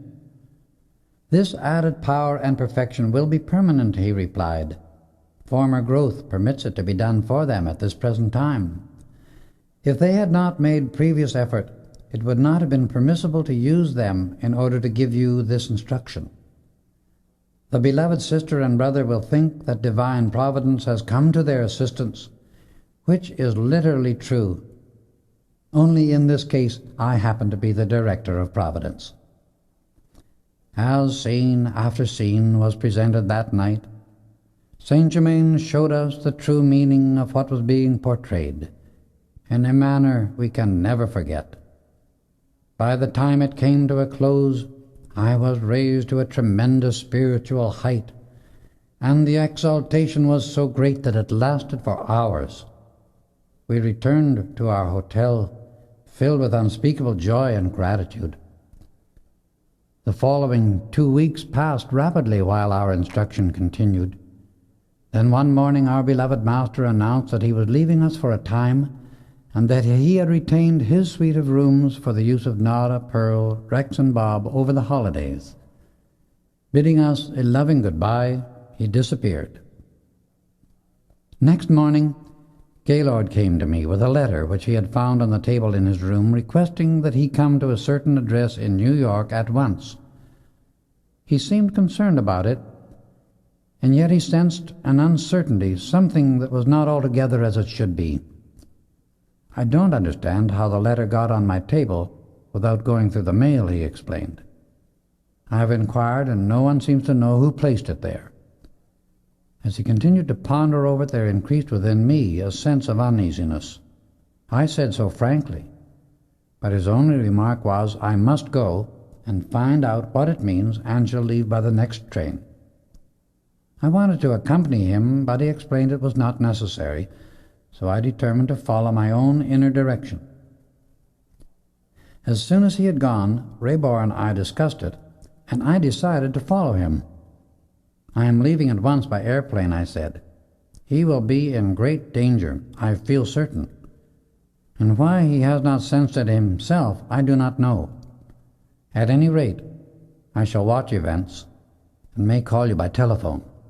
Fortunately, I had noticed the address in Gaylord's letter, and hastened at once to the flying field, where a plane left immediately, reaching New York long before he arrived.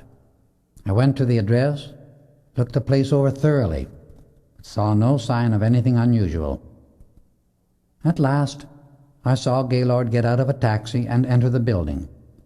The place was a high-class apartment hotel, and as he inquired for the number, I heard the man at the desk say they are on the 10th floor.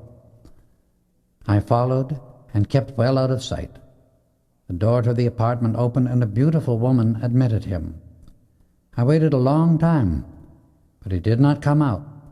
At last I was about to go to the door when it opened, and two tall, fine-looking men and the beautiful woman with Gaylord came out. They went down to the lobby, passed quickly through, and entered a waiting auto. I saw Gaylord was very pale, but poised and calm. They drove rapidly away. I jumped into a taxi and followed, giving the driver orders to keep them in sight. Their car arrived at a pier from which a transatlantic liner was sailing. They went aboard at once. I made inquiries and found that the boat was to leave at 10 o'clock for Cherbourg. I was positive by this time that Gaylord was being forced to accompany them, so I went direct to the transportation office, and after considerable argument and tipping, finally secured passage. I wired Rayborn of my sailing and sent a letter explaining. I provided myself with a grip and clothing, boarding the steamer at 9:30. I asked the magic I Am presence to see that my stateroom was near Gaylord's. Not knowing the name under which these people traveled, I secured a passenger list and asked the I Am presence to show me which staterooms they were in. My attention became focused upon 4 names, and the inner light corroborated my feeling. I looked up the location and discovered that one of them adjoined mine. I made it my business to watch and listen, and was rewarded the second morning about 4 o'clock by hearing voices, and among them at intervals Gaylord's in an undertone, just barely audible. I put my ear close to the wall, and using all the power of the I Am, so that I might miss nothing and be able to give him assistance if necessary. There was evidently some argument, and very determined pressure was being brought to bear upon him in several ways, for at last I heard his voice raised to a pitch that indicated he was giving an ultimatum that did not work to their advantage. At last he spoke so loud that anyone passing outside could hear him. "No," he was saying, "I will not intercede for your accomplices, even if you kill me." "We shall see," replied a man's deep voice, "when we get you in the hands of our assistants in Paris." In those few words enough was revealed to show they were trying to force the release of the others who had just been seized in Washington. I sent a wireless to Rayborn to be silent and wait, that I had learned the necessary details.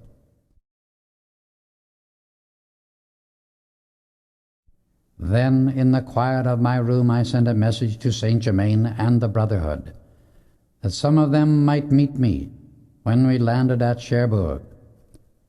I was not conscious of any answer, but I felt at ease and peace after the effort, and rested in that feeling of accomplishment. It was then 5 o'clock in the morning, and I lay down to get a few hours' rest, for I knew I would need all the alertness and strength possible. While sleeping, I dreamed, or I thought so at the time, that I met the master of whom Gaylord had told me many wonderful things, he who had been sent by the Brotherhood to take him on his first trip to the Himalayas. He said to me distinctly, "Be at peace, my brother. I will meet you when the boat lands at Cherbourg. All is ready, and the control of this situation is in the hands of those who never fail." I saw him so clearly in the experience that I felt sure I would know him anywhere. The whole experience was too real and tangible to be a dream, and I knew that I must have gone to him in my higher mental body, while the other body slept. I awakened later, wonderfully refreshed. All that day I kept close watch of their staterooms, but learned nothing.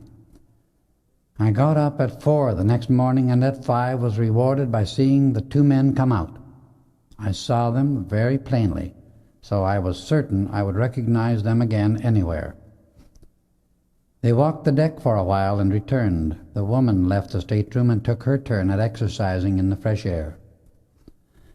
I had hoped they would all go out at one time, but they were too shrewd and kept Gaylord very closely guarded. The fourth day was very stormy, and I saw no one. That night I spent listening intensely every moment, hoping for some kind of revelation. Finally, at midnight, they argued with Gaylord again, but he was adamant. They told him where they would take him, and I noted the address carefully. It was strange they did not seem to suspect that someone might follow them, except that they kept strictly to themselves during the entire trip. The fifth morning, the woman came out to walk on deck a short time, and during that interval I heard the men discussing her. She was evidently an American, and socially prominent in Paris. As near as I could judge from their conversation, she was under their influence, and through her they were avoiding any suspicion being directed to themselves. I realized there was no opportunity of reaching Gaylord without endangering the whole matter, so I trusted to my inner feeling and relied upon the Brotherhood and Saint Germain to guide me further. I thought the masked ball during our last night on board might draw them into association with the rest of the passengers, but nothing induced them to come out of their seclusion. The last night was a brilliant social affair. The next morning I was up at 4 o'clock, but nobody left the stateroom until we came alongside the pier. As our steamer docked, they all came out together. I did not dare to let Gaylord see me, lest we betray ourselves, but I felt help was near at hand and followed them as closely as I could. They hurried away from the pier, and my heart began to sink when a hand touched my shoulder. As I looked up, the master of my dreams stood before me. "Come quickly," he said. "I will explain as we go." We followed the others rapidly and kept them in sight until they entered an auto. At that moment a car drew alongside of us, and the master motioned me to enter. We drove along rapidly, keeping the other car clearly in sight. "I am Gaylord's friend, of whom he told you," he continued while we sped along. "I received your message, and also one from him shortly after." He introduced himself and requested that I never reveal his name. "My son, you are a true brother of the great White Brotherhood, and out of this experience will come good of which you do not now dream." There were many other cars on the road, so it was an easy matter to keep them in sight without attracting attention. They drove at a normal speed, and we soon reached the outskirts of Paris. A few moments later, a large car came alongside of us. The master opened our door as the two cars stopped, and a man stepped from that machine into ours, while his car turned at the next corner and disappeared. As he sat down, the master explained, "This is another brother of the light, who will stay on guard when Gaylord reaches his destination." At last, their car came to a large villa with beautiful grounds surrounding it, but the building was falling into ruins. As we saw them pull up in front of this place, we stopped in a secluded spot. They went into the building, and their machine drove rapidly away. The Brother of Light got out of our car to observe. "Watch every move," the master said to him. "You know where and how to reach me. I will take this brother where he can have peace and rest. He needs it very much. I give you my blessing. May the magic presence seal you in its ray." Then, speaking to our driver in a language I did not understand, we drove away at a speed which I did not believe was ever allowed in any city. "These two men who have Gaylord in charge," the master explained further, "are to wait there for 5 of their accomplices, 2 of whom are on their way from Russia. This group cabled from New York that they would arrive today, and those from Russia will be here the day after tomorrow. Our car soon came to a beautiful villa, and as we stepped out, the most delightful fragrance of roses filled the air. We entered the house and were greeted by a beautiful young lady, the sister of the master who had brought me. As I thought how very young she looked, he smiled. "My sister is much older than she looks," he volunteered. "My good brother, my sister, and I have both lived far beyond the allotted 70 years. Our understanding has enabled us to utilize certain laws, direct and maintain certain currents of energy in the body, erase all signs of age, and remain eternally youthful and beautiful. I have retained this body for 310 years, and my sister for 300. You see, from the human standpoint, we should have passed through the change called death long ago. But that reaper has no terrors for us.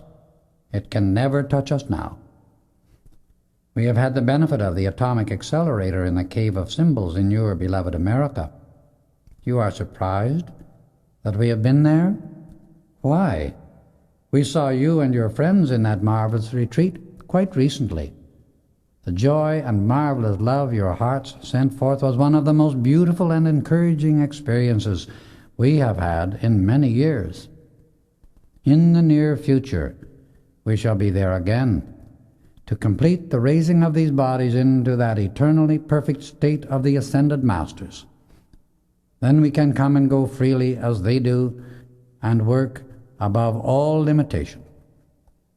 Of course, you understand that after having been given the benefit of the wonderful accelerator, it is imperative that the student maintain always a constant state of conscious harmony, no matter what the condition may be within or about him.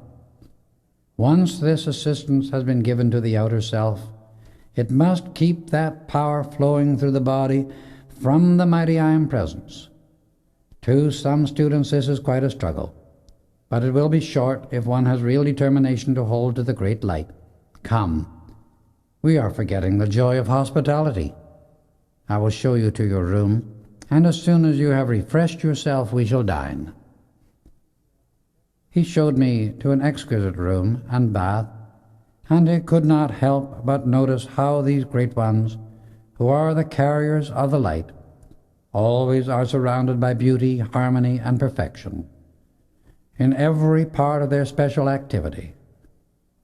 I remarked about this once to Saint Germain, and he replied, "When life is lived as it was intended, all is peace, harmony, beauty, opulence, and happiness. To conquer the desire to feel or express inharmony shuts the door to inharmony. Therefore, it cannot act within the personal self nor its environment. It is a joy to know that humanity has the strength to do this and thus receive the untold blessings of life." We had dinner, and the master urged me to go to my room to sleep until called. I obeyed and was awakened at 7 o'clock in the morning by sweet chimes sounding through my room. They thrilled my body, as if a charge of electronic energy had come through the sound. I dressed quickly and joined the master and his sister in the drawing room. I felt so wonderful it seemed as if there were no such thing as being weary. Much had taken place during my rest. Word had been received that the tools of the sinister force were arriving to join their accomplices the following day. All must be in readiness to act quickly, the master explained. The Brothers of Light, who are members of the French Secret Service, have been instructed to be thoroughly prepared, and that there must be no publicity about the seizure of this group. You can imagine my joy when 2 days later, as I entered the drawing room, Saint Germain greeted me serenely and as graciously as usual. A moment later, as the master and his sister entered, a dazzling light flashed through the room. "Come," said Saint Germain, "all is ready. Let us go." As we approached the rendezvous, there was not a movement or sound. Saint Germain went up to the door, extended his hand, the lock clicked, and the door opened noiselessly. He led the way, as though familiar with every detail. He approached massive double doors and again extended his hand. They fairly flew open, so great was the force he had focused. Before us stood the 7 tools, Gaylord, and the woman. As we entered, the seven drew weapons, and for a fraction of a second the battle was one of mental forces. Suddenly, a circle of blue flame surrounded them. Their hands dropped to their sides, and the brothers of the Secret Service entered. In less than another minute, the tools were in handcuffs, within closed autos, and on their way to a certain place of restraint, where no other prisoners can ever contact them. Gaylord was surprised and overjoyed at the speed and quiet with which his release and their capture had come about. They had tried to force him to use certain legal authority that was his to have their co-workers in America released. "Beloved brothers," he said, "I can never thank you enough for saving this body for further service.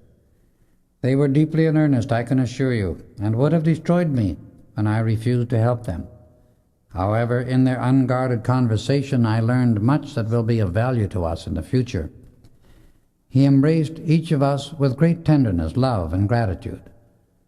"The woman was guarded by us," Saint Germain explained. "It is not necessary to punish this child. She has been but an innocent victim of their villainous treachery. My dear sister," he said, "we do not wish to harm you. You have been but the plaything of this sinister force. You shall have complete release and freedom forever from its influence and control." Instantly a blue spiral flame encircled her from head to foot.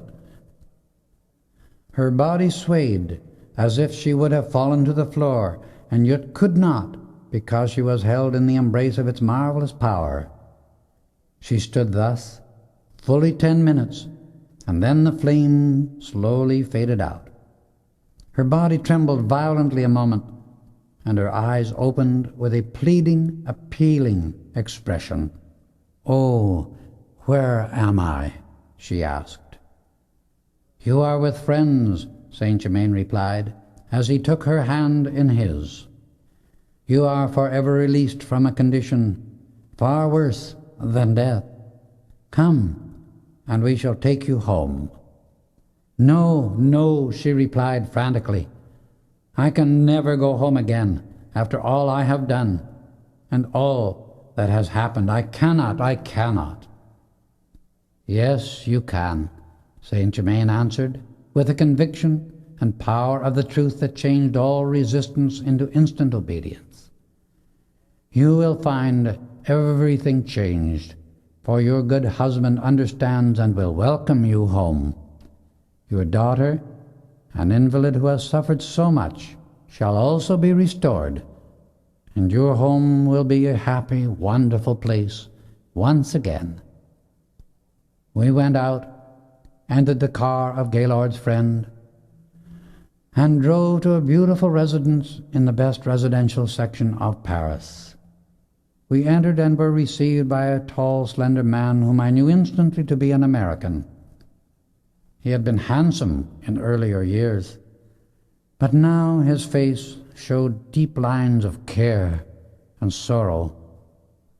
With tears streaming down his face, he held out his arms to his wife. She rushed into them, sobbing as though her heart would break. Saint Germain waited a moment, and when she became calm, presented us to him. "Beloved friends," he said, "let us go to your lovely daughter, for we have further work to do." We entered a lovely room where a girl, once beautiful, lay upon the bed, so drawn and deformed that she hardly seemed human. Saint Germain stepped to the bedside, took her left hand in his, placed the thumb of his right hand on her forehead between the eyes. He stood in this position for about 5 minutes, while the rest of us looked on expectantly. Suddenly, the girl gave the most unearthly scream. Her whole body straightened out on the bed, and she lay as still as if in death. "Have no fear," he said. "She will be conscious in a few moments. Then I will give her strength to stand and walk, Presently, she opened her eyes with the sweetest smile of love and gratitude, and the light of her I am present streamed out in blessing to Saint Germain. He extended his hand, assisting her to rise and stand on her feet, while she received the loving embrace of her father and mother. Saint Germain picked the child up and carried her to a soft couch in the drawing room. He gave directions for her care and said he would be with them the following day. We returned to the home of our wonderful friend, and a full explanation was given to Gaylord of all that had happened since he had left Washington. His gratitude was very great, and he discussed his own feeling and reaction during the trip on the boat. The only feeling I had during the entire experience, he explained, was to trust wholly in my mighty I Am Presence and the great White Brotherhood. My beloved students and brothers, said Saint Germain, do you not see how unfailingly the great law of God acts? In this case, the sinister force tried to compel a member of the great White Brotherhood to serve it, and therefore darkness. You see, our good brother became the decoy, and his light, the channel, by which 7 more of their destructive talons were cut off from any further activity, and a very great joy and happiness was restored to a wonderful, blessed family. I have news that will surprise you still further. The man to whom his lovely wife and daughter were this day restored is Arthur Livingston, the uncle of our beloved brother, Bob Singleton. This man is the most highly inspired mining engineer I know. I mean by that, he is well directed by the mighty I Am Presence in his mining work. I wish all 3 of them to return to America with you, for you will find they will become very earnest fellow students. Tomorrow I will arrange a return passage for you, but during the next week you are to remain in Paris until your boat sails. During that time we were the guests of Gaylord's wonderful friend and his sister. The next day we accompanied Saint Germain to the Livingstons. When we entered, the transformation was greater than the human mind believes possible. Mr. Livingston looked 10 years younger. The daughter was radiantly beautiful and happy, gaining strength and the normal use of her body with amazing ease and rapidity. The mother's wonderful love was now fully reawakened, and her devotion to her family was very great. She wanted so much to make amends for all the suffering that had come to them through her. This suffering, she said to us, that so nearly wrecked everything for myself and my family, was the result of my desire for social supremacy wherever we had lived.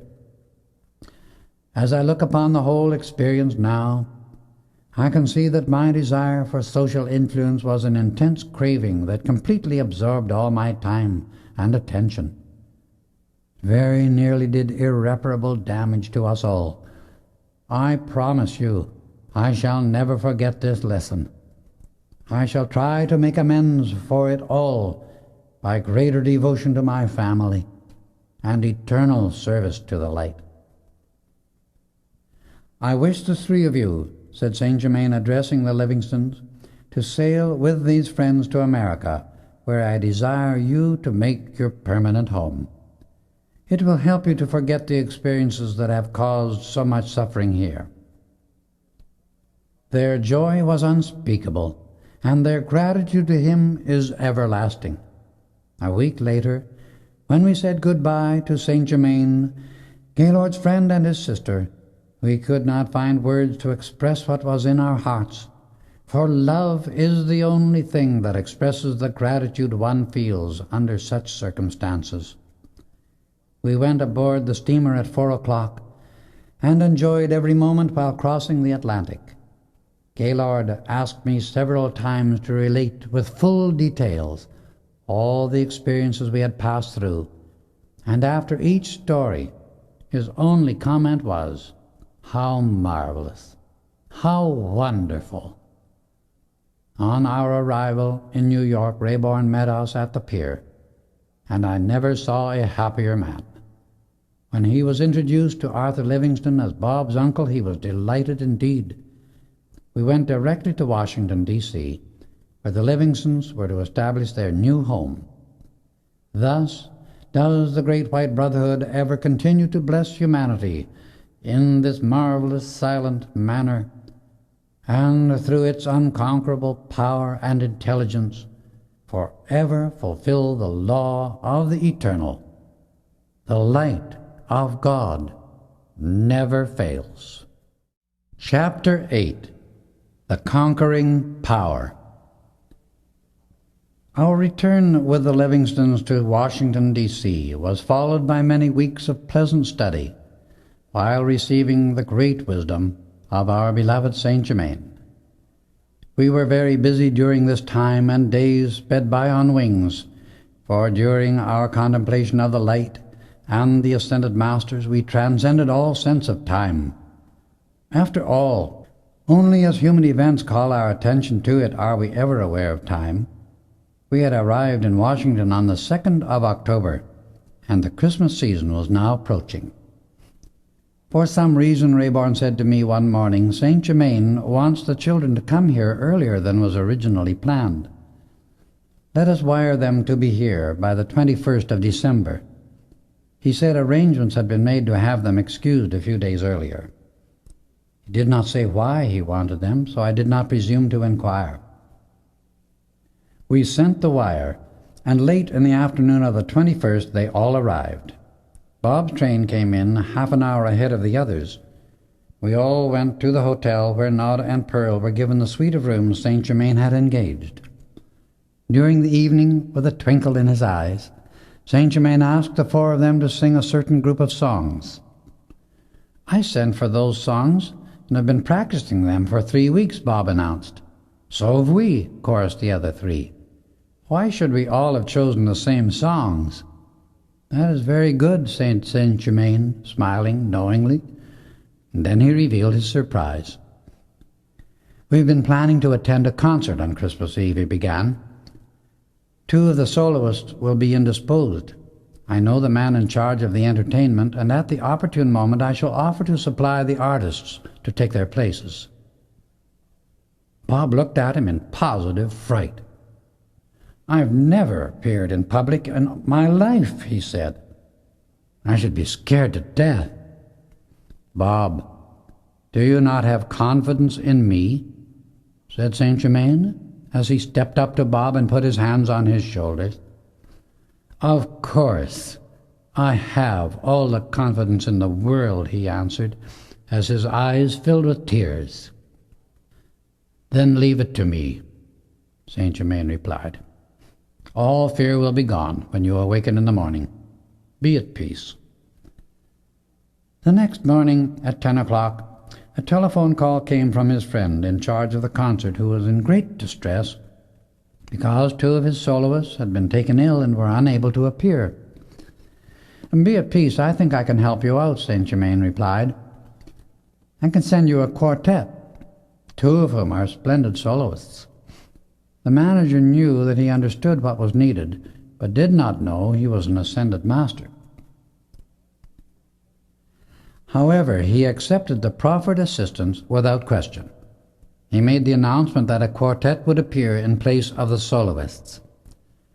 Christmas Eve came, and the great auditorium was packed to capacity. As the curtain rose, there were exclamations of appreciation here and there in the audience, as a gorgeous fairyland scene was revealed before them.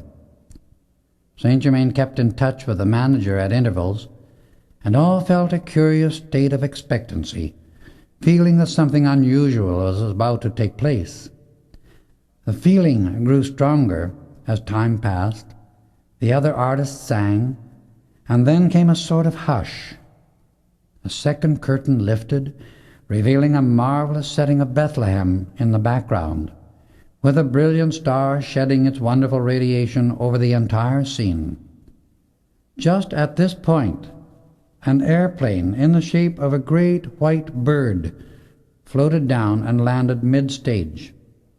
Out stepped the quartet in beautiful Arabic costumes. They first sang Holy Night, and the audience compelled them to repeat it.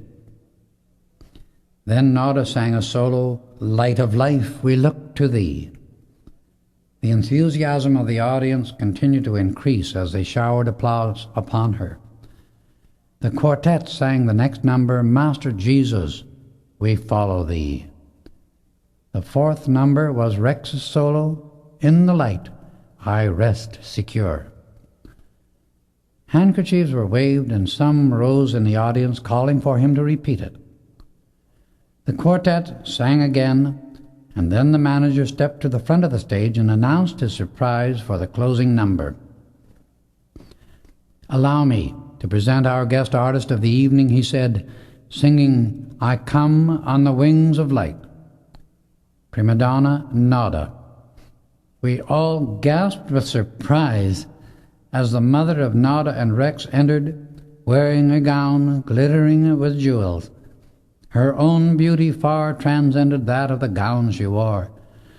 The applause and greeting from the audience was tremendous. She raised her hand for silence. The audience responded instantly, and she began.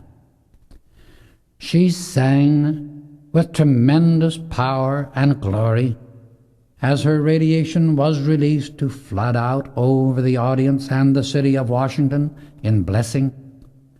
From there it has spread like a mantle of peace and comfort over America and the earth. At the close of her song, the audience was gripped in silence a few seconds, and then burst forth showering their deep appreciation and joy in loving gratitude upon her. They called for her again and again. After she had sung it for the third time, she raised her hand for silence and spoke to them. Your joy and gratitude is so sweet, so sincere, that I shall sing for you something I love, which expresses my feeling for you. It is called I Love You. In this, her voice took on a beauty and power that acted like magic. She sang as only an ascended master can sing. And it was no wonder the audience, in its enthusiasm and appreciation, tried to call her back again and again. However, at a signal from Saint Germain, the final curtain was lowered. We rushed to the wings, and such a greeting and reunion followed that no words can describe. Rayborn was almost overcome by his joy. Come quickly, said Saint Germain, as he threw a velvet indigo cape about Nada's mother, and we stepped into the auto, driving away rapidly. It was not a moment too soon, for the audience was rushing to the stage entrance. We arrived at the hotel and went directly to the master's suite. In a few moments, reporters besieged the place, wanting to know who the singer was. Saint Germain stepped to the door and greeted them. Prima donna Nada, he said, is the wife of a Western mining man, Daniel Rayborn, and the two soloists of the quartet are her son and daughter. That is all. And he dismissed them. After such loyal, splendid service from each of you, he explained, closing the door behind him, I thought you were all entitled to this happy surprise. He congratulated the quartet, and smiling quizzically at Bob, remarked, You see, your trust did not go unrewarded. You know, replied Bob, I never thought of stage fright. We all gathered around the mother of Nada and Rex and asked her to tell us something of her work and where she had been. I will tell you briefly what I can, for I must leave you at 2 o'clock, but I will come tomorrow night for a visit from 8 to 12. The sphere in which I dwell might be called a stratum, for there are several strata which enfold the earth, holding it in their embrace. The place where I am receiving certain training is just as real and tangible as your physical earth, but I serve in the strata below the one in which I am studying. When I thought I was passing through the change called death, I lost all feeling of life for a few moments, and then awakened to find myself surrounded by 12 ascended masters whose light was almost blinding in its dazzling radiance. Among them was our beloved Saint Germain, who had instructed me for several years previously. As soon as I became clearly conscious of the ascended masters, I was shown how I could be assisted and how I could assist myself in raising the atomic structure of my physical body then and there into the pure electronic body, the seamless garment, which remains forever pure and perfect. As the process of raising gradually took place, I became more and more aware of blazing light filling my entire body, and I felt the most marvelous radiant energy surge in and through me, sweeping away every vestige of resistance and imperfection, and quickening my consciousness. I became more and more aware of my mighty I Am presence, until finally it stood before me visible, tangible, and very real. Steadily and powerfully I felt my physical body drawn into and enveloped by my glorious God-self, and when I stepped out of the cemetery, I could scarcely realize how transcendent I had become. The old human limited activities of my consciousness were raised into that alert sense of freedom and unlimited use of wisdom and power. I was shown very clearly, now I was aware of this greater activity, that I must put it to use. Then came a still fuller sense of the freedom, beauty, joy, and service that I must render to those who still remained unascended. My first desire was that I might know more of these ascended masters who had so lovingly ministered to me. Instantly, one after another stood before me, and without a word being spoken, conveyed their names and thoughts to me. With this marvelous thought language, there came certain attendant pictures in color and the true interpretation of them. This communion by thought was just as clear as human beings now use by the spoken word. In fact, much clearer, for there can be no mistake when thought contacts thought. Misunderstandings come about through the use of words, for after all, they are but receptacles to convey thought and feeling. When thoughts and feelings are not limited by words, many imperfections and much resistance disappear entirely. At one time, during a former golden age, mankind still had the full use of this inner communion by thought, but as the personalities looked away from the light, the substance of their bodies became denser, until it reached the condition of the physical atom of which the human body is composed today. This substance vibrates at too slow a rate for thought to pass through. Hence, words or sounds which could register in this lower rate had to be used as a means of communication. Even today, the individual could again draw forth this same perfect way of communication by releasing a ray of golden white light from within his own magic I Am presence by conscious command, visualizing its passing through the brain structure from the electronic body. This wave of greater light would increase the vibratory rate of the atoms of the physical body to the point where thought would register and be comprehended without the spoken word. Thought waves are always being catapulted, as it were, upon the flesh of the body, both from within the individual's own consciousness and from the thoughts of others. But how many people comprehend that fact enough to read the thought whose impact is felt?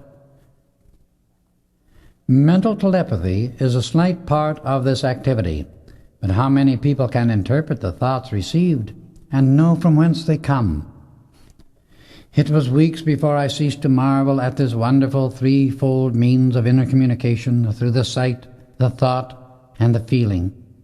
The glorious freedom of the Ascended Master is so marvelous that we long for every human being to understand and enjoy that same great happiness.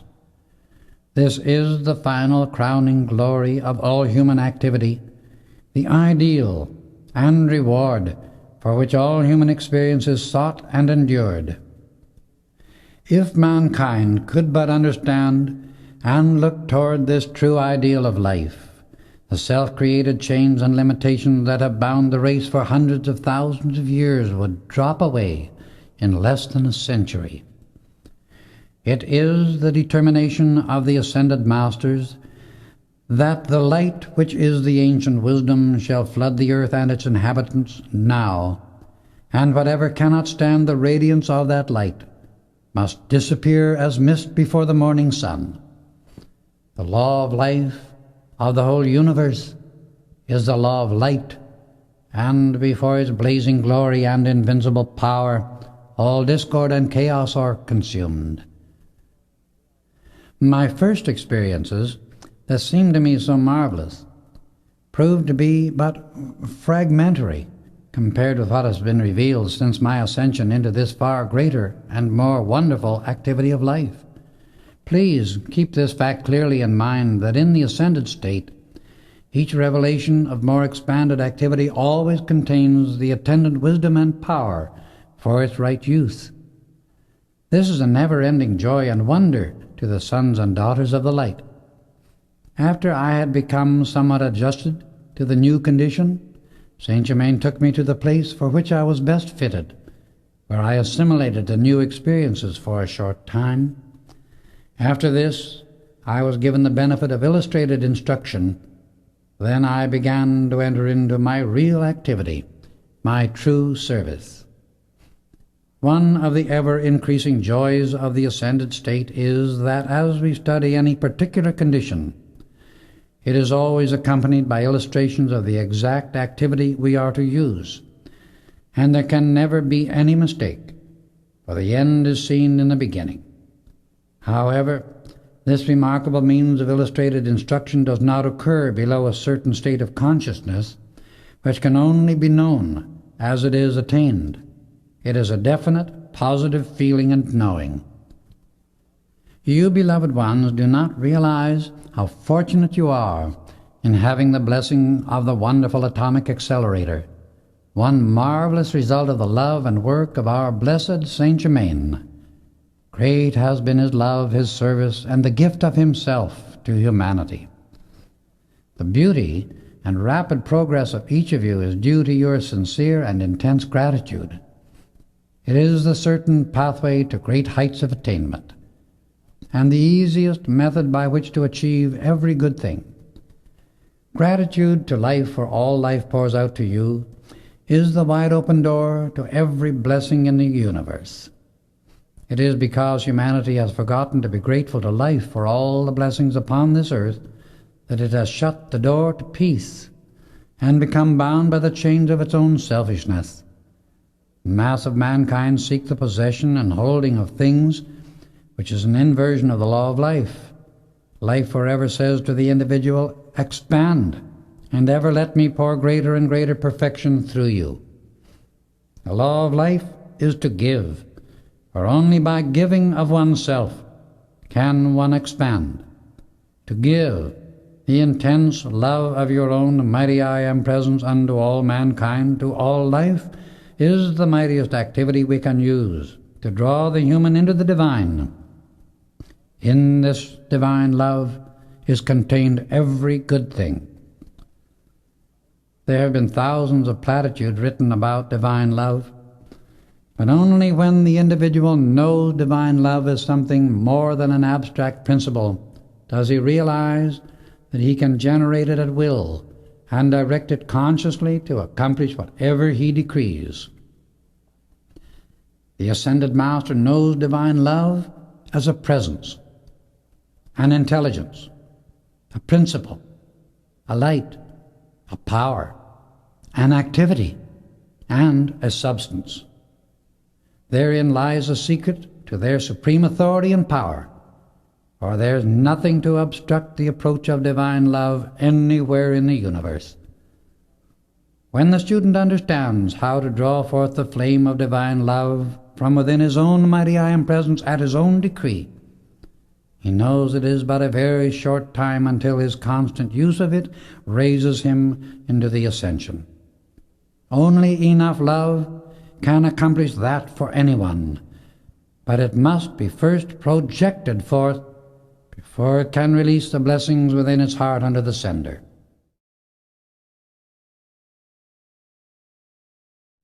Divine love, being the eternal, is the unquenchable, invincible, unconquerable presence of the I Am, and therefore master of all. All the joys and pleasures of the outer world are as but dust, compared to the limitless, ever-increasing wonders of creation in cosmic space, which the Ascended Master may observe and enjoy consciously and at will. One of the tremendous blessings of the Ascended State is the entire absence of any criticism or condemnation of human frailties or mistakes. If the student of light will train himself to forget everything that is useless or that is in any way undesirable, he will not only make rapid progress, but it is imperative if he is to free himself from human limitation. For the student to drag after him unpleasant memories is but one of the many ways by which he creates over and over again the same experiences of misery from which he is really seeking to be free. The light does not receive inharmony into itself. As the student enters the light, he becomes all light, hence all perfection. To have inharmony drop away from the body or affairs, the personality must let go of all thought, feeling, and words about imperfection. An activity that will always bring complete freedom is for the student to pour out unconditional and eternal forgiveness to everybody and everything. This does what nothing else can do to free everyone, as well as the person who sends it out. When forgiveness is sincere, the individual will find his world reordered as if by magic and filled with every good thing. But remember that unless a discord is forgotten, it is not forgiven, because you cannot loose it or release yourself from it until it is out of your consciousness. So long as you remember an injustice or a disturbed feeling, you have not forgiven either the person or the condition. When the forgiveness is complete, the feeling, nature, or emotional body is serene, kind, happy, comfortable, and like a mountain of light. It is so powerful that one abides within it as impregnable as in a fortress. Even though he stand amidst the wreck of worlds, yet will he remain untouched by anything but perfection in the light. Remember, what your consciousness is held firmly upon, you bring into existence in yourself. It is impossible for your life to contain anything that is not your present or past accumulation of consciousness. Whatever you are conscious of in thought and feeling stamps itself upon the universal substance in and around you, and brings forth after its kind, always. This is a mighty cosmic law from which there is no variation or escape. Truly, it is the very greatest joy to be with those you love. So tonight, my joy is great indeed.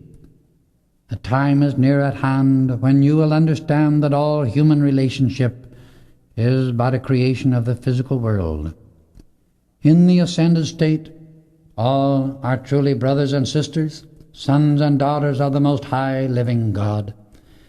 In that phase of life, the true meaning of friendship is understood and lived, and when rightly understood, it is the most beautiful relationship in the universe. Now I must leave you until tomorrow night at 8, for I have work to do. Hold yourself steady within the mighty glow of the cosmic light, the mighty I Am presence of the universe, that your pathway may be illumined by its wondrous radiance.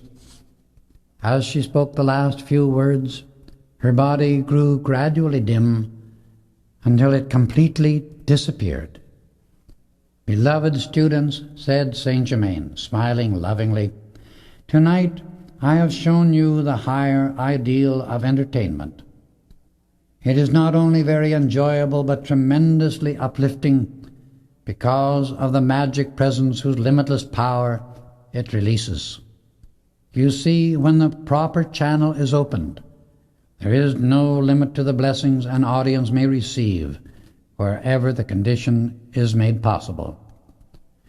You have realized that with sufficient understanding it is possible to cause your body to respond instantly to the higher and unlimited use of the I Am Presence within you. Your body is the instrument upon and through which you can let the mighty I Am Presence play its great song of life, knowing no limitation or defeat in anything. Or you can let the thoughts and feelings of limitation and discord sent out by other personalities play upon it and reap accordingly. Your body is your radio. Your thought, feeling, and spoken word are the ways by which you can tune into or out of any condition or activity you do or do not want. The only real difference is that your body is capable of being tuned to a very much greater height, inconceivably greater than any radio now in existence. You are the director of your own radio through your consciousness. You have the programs of the universe to choose from. Your world today reveals what you have chosen in the past. If you do not like that program, choose a new and better one from your I Am Presence. Our gratitude and love are greater than ever for Saint Germain, and we realize as never before that in the presence and wisdom of ascended masters there truly is heaven on earth. We bade each other good night and went to our rooms. We breakfasted the next morning at 11 and spent the afternoon showing Nada, Pearl, Rex, and Bob many places of interest in Washington. In the raised consciousness we were in during this time, the appreciation and intensity of our enjoyment were keener than usual, and it seemed we saw beauty everywhere. We returned to the hotel at 4 o'clock, as Saint Germain had invited us to dine with him later in the suite of rooms occupied by Nada and Pearl, saying the time had arrived for the instruction of the Livingstons to begin. At 6 o'clock we were ready, the Livingstons had come, and all were awaiting Saint Germain's arrival, when a most delicate bell sounded through the rooms. "Saint Germain is approaching," said Pearl immediately. "Who is he?" asked Zara Livingston. "The wonderful man who healed you," Pearl replied, "and saved your mother from such a terrible fate. If my feeling is correct, you will soon see manifestations of his transcendent wisdom and power, besides what you have already experienced." At this moment he was announced in the same way as any other guest arriving at the hotel. He greeted us all graciously and then explained, "It is my wish that these good friends, the Livingstons, become accustomed to the higher use of the law of light. We shall now begin by realizing first that everywhere about us is a universal substance which we call cosmic light, and which the Bible refers to as spirit. This is the one pure primal essence, out of which comes all creation. It is the pure life substance of the first cause, God. This is infinite, and we may draw upon it at any time for anything we can ever require. This pure electronic light is the great limitless storehouse of the universe. In it is all perfection, and out of it comes all that is. Now if you will gather about the table, we shall dine, so you may see, feel, taste, and know this wondrous omnipresent substance so often talked about, but so little understood." Saint Germain went to the head of the table, seating Zara, Bob, Nada, and myself on his left, Mrs. Livingston, Arthur, Pearl, and Rex on his right, and asked us to bow our heads in silence before the mighty presence of God in action. Each felt the powerful current of divine energy, liquid light, surge through his mind and body and fill him with a feeling of infinite love and peace. As we raised our heads, a beautiful snow-white rose-patterned cloth covered the table, made of a fabric none of us had ever seen. It most nearly resembled silk with frost upon it, both in quality and appearance. Arthur Livingston turned white with surprise, as the moment before he had seen only the polished top of a walnut table. Now this exquisitely beautiful cloth covered it, with napkins to match at each place. There followed the rapid appearance of an entire service for the meal. The dishes were milk white and made of a substance that was like satin in appearance, but very hard and unbreakable. Upon each individual piece were strange mystic designs embossed in gold. None of us understood them, but they were extremely beautiful. The knives, forks, and spoons were made of a metal that looked like frosted silver, with wonderful carved jade handles. Goblets of jade, with beautifully carved stems, appeared at the right hand of each guest, filled with a sparkling, crystalline liquid that was the very essence of life, condensed light. "Do not be alarmed," Saint Germain said. "When you drink this liquid, it quickens the vibratory action of your atomic structure tremendously, and if you should feel faint, it will only last a few moments." Then, raising his own goblet, he proposed a toast. "To the peace and illumination of all present, and to all mankind." We raised our glasses and drained them. It was with difficulty that we refrained from a gasp of astonishment at the effect of this liquid as the electronic essence charged through our bodies. We felt as if we were being raised from our chairs. A 7-course dinner followed, the empty dishes of each course disappearing as soon as it was finished. The food was most delicious and extremely vitalizing to the body. Our dessert was similar to what we had for dinner at the Cave of Symbols. "You see," said Saint Germain, "as we finished the meal, it is not difficult to produce what you desire direct from the pure universal substance, so long as no element of selfishness enters in. We have dined here tonight on delicious food. It has all come from a supply that is ever at hand. Yet it is but a fragment of what can be produced." He extended his hand, and a disk of gold formed in it, which he passed around for all to examine. He held out his other hand, and a beautiful blue-white diamond formed within it, a truly perfect jewel, so dazzling was its refractive power. He held them both in his closed right hand a few moments, and when he opened it, a beautiful necklace lay within, exquisite in design, with a gorgeous stone as a pendant. He handed it to Zara and said, "Will you accept this as your talisman of light? The stone is not an ordinary one. It is really condensed light. Hence it is a real talisman of the light. It will bless you greatly. Now let us go further. The service which has been used tonight, the ascended host present to Nada and Bob." As he spoke these words, the service began to reappear on the table until all was complete. Suddenly a goblet fell to the floor, and when it was replaced was found to be uninjured in any way. "This service," he went on to explain, "is unbreakable, as you see. Care for it yourselves always, and may it ever bring you great happiness. Now about this good brother," he continued, indicating Mr. Livingston. "He is a very efficient mining engineer. In about 6 months he will be needed in Bob's place at the mine. May I suggest that we take the matter up tomorrow and make the necessary arrangements in detail? It will do his loved ones a world of good to spend 2 years in the West. I suggest they go out to the ranch about the middle of April. Zara will find her twin Ray awaiting her there.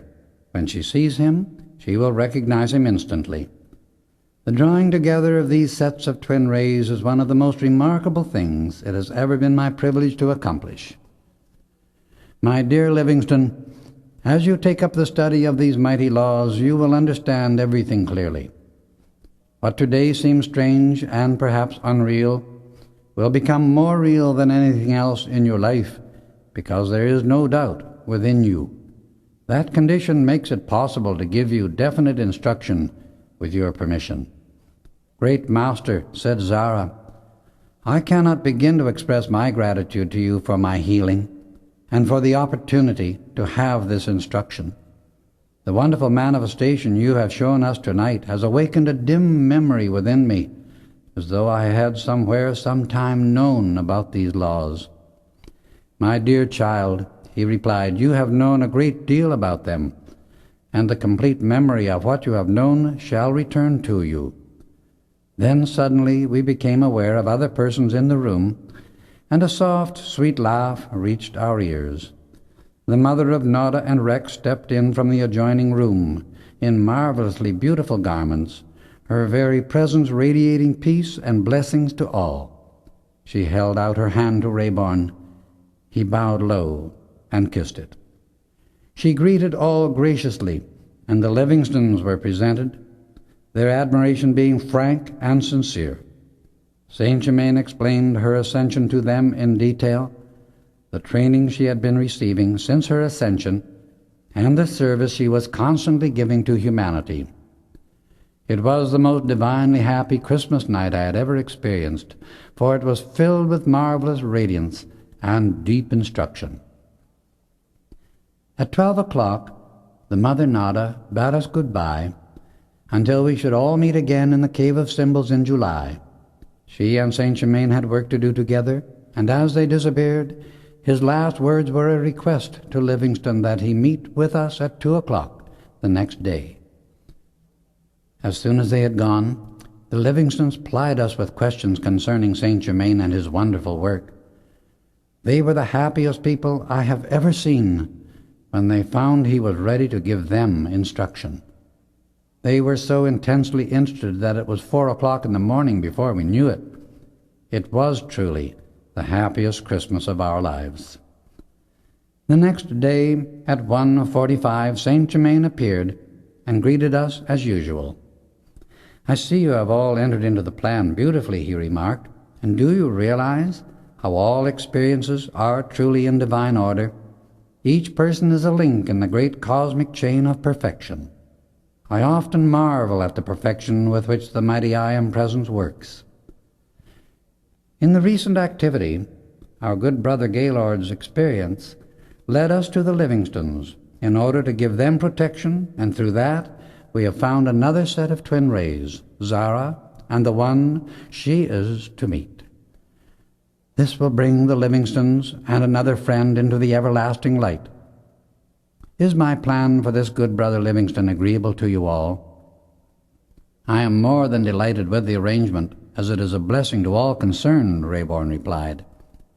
"Well then, with your cooperation we shall enter into very intensive training during the next 3 months. I am requested to do this by those who are greater than I. We shall leave Washington on the 7th of April for the ranch. Bob, Nada, Pearl, and Rex are to remain here until the 10th of January. They will be able to return to school by the 12th. These glorious days passed all too quickly. Bob accompanied the others as far as the university, and from there went on alone to the mine. The rest of us settled down to intensive training, and one of our greatest joys was to see the enthusiasm with which the Livingstons entered into Saint Germain's instruction. To all of us he truly is the light of God that never fails. Chapter 9. The Ascension of Daniel Rayborn. Our intensive training under Saint Germain continued for 3 months. During that time our happiness was very great, for the joy and blessing of actually seeing, knowing, and conversing with the mighty I Am Presence was unspeakable, and can only be known through having the actual experience. We received weekly reports from the children, whose progress at the university was splendid. Bob's letters told us that all was moving in good order at the mine, and that the men were actually singing at their work. Saint Germain said at this time that justice and loving service could and would bring about that same activity everywhere in the business world, when those same principles were applied. Saint Germain promised to meet us at the ranch later, and then went to the Far East. We left Washington on the 7th of April. We reached Denver on the 11th, and drove to the ranch early the next morning, where everything seemed to breathe the joy, peace, and freedom of the wonderful mountains. As time for graduation drew near, we received a wonderful letter from Nada and Rex describing an experience which they surmised was given them by Saint Germain, and that brought them all great happiness. They sat up late one evening discussing a graduation suit for Rex and gowns for Nada and Pearl. The next morning Rex found a beautiful new suit of clothes lying upon the table in his room, and attached was a slip of paper with this message: "Please accept this from those who love you."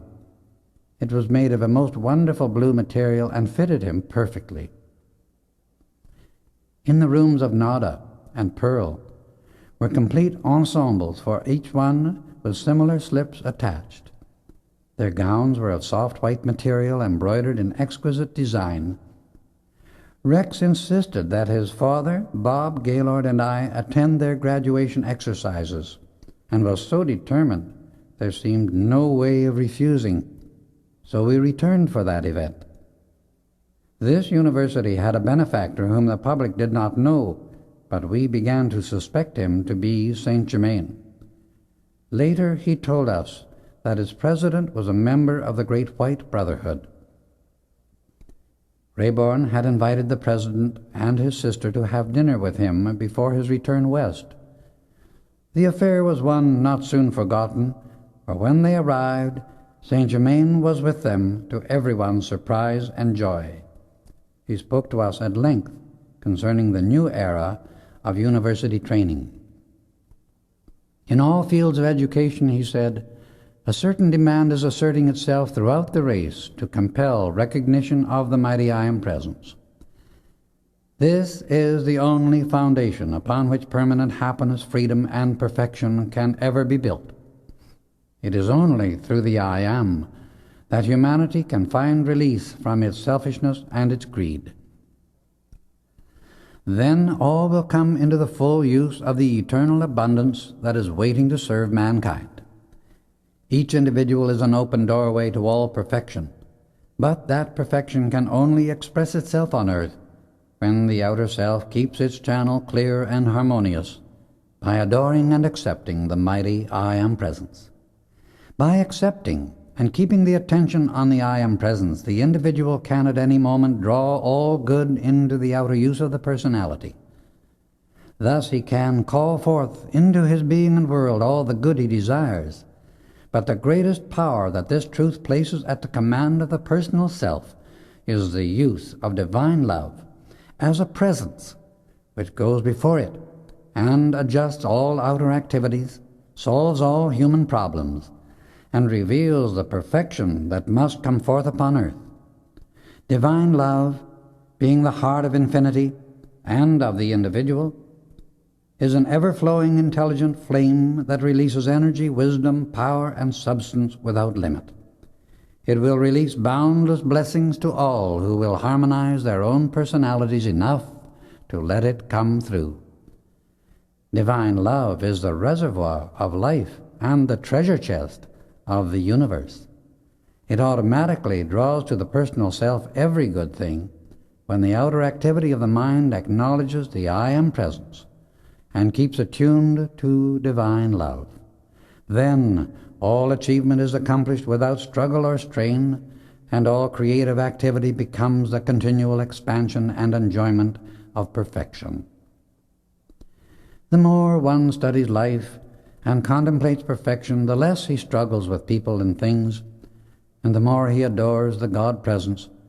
For one that worships perfection must of necessity become that upon which his attention rests.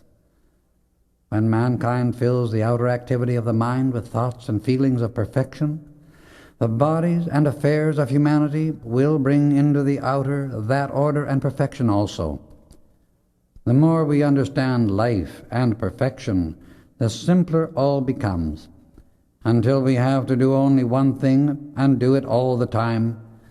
fill our thought and feeling with divine love always. Life never struggles, for that which struggles is the consciousness that attempts to limit life, and is but the interference with the perfection which is forever trying to come through. If the personal or outer self will just let life flow and keep at peace, the manifested result will be perfection, the divine way of life fulfilled. Many who start earnestly to attain this understanding become discouraged and discontinue their search, because they are looking for things instead of enjoying God, by adoring the beauty and power of the great light for itself only. If we seek the light because we love to adore the light, results are absolutely certain to follow, and we are then putting God first, which must be if the personal self is to be kept in its right relation to life. Late the following afternoon, we bade our friends goodbye, exchanged good wishes, and boarded the train for the West. The attendants whom Saint Germain had provided for Nada, Pearl, and Rex in their apartment while at the university disappeared as silently as they had come. Their entire association was an example of what it means to know, to dare, to do, to serve, and to be silent. Our train reached Denver at 4 o'clock of the third day after graduation, and early the next morning, Nada, Pearl, Azara, Bob, Rex, and I left on horseback for the Cave of Symbols. We reached the summit of the mountain about 11 o'clock, and Zara was happy in the extreme. She excused herself, saying she wanted to be alone for a while. In the meantime, the rest of us prepared lunch. Later she returned, and the light in her eyes was brilliant. "I have had a strange experience," she replied. "I have seen the God of this mountain. He is a wonderful being. Such majesty, wisdom, and power I have never imagined before in anyone. He is at least 8 feet tall, and is God of this sacred mountain, as he calls it. He is known as the god Tabor. He told me he would have much to do in helping us all in the near future. Everything around here seems so familiar, as if I had been here before.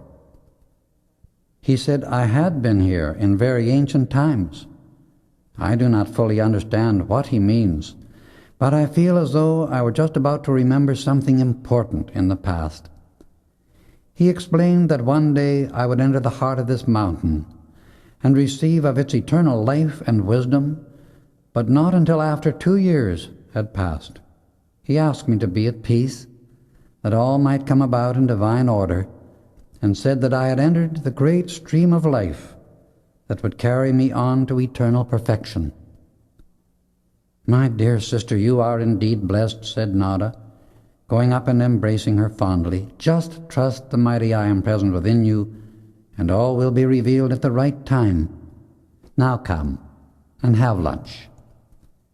"I should be glad to eat with you, but I feel a strength within which I have never experienced before," she replied. "I am so grateful that you brought me here today. You are so wonderful to me. I deeply admire the scenic beauty, but this inner glory surpasses everything in my life. God bless you, my beloved friends."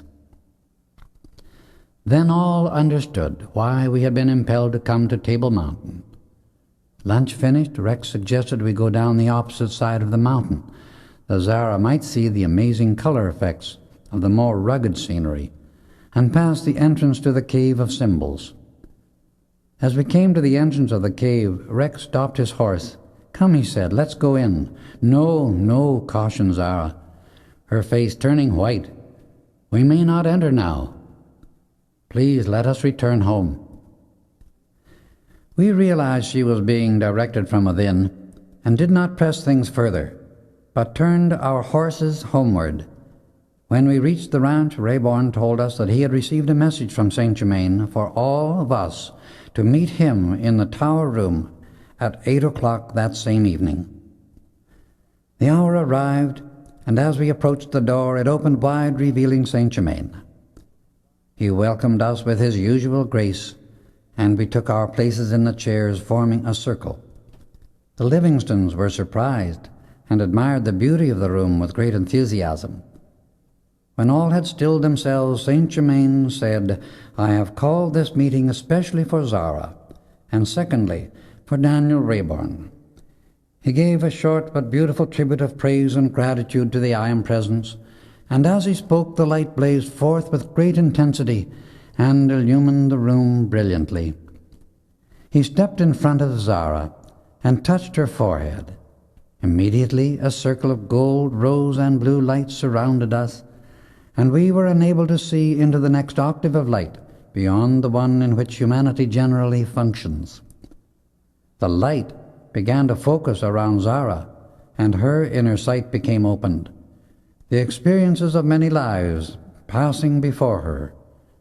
In one of these she had been under the instruction of Saint Germain, and at that time she had reached great enlightenment.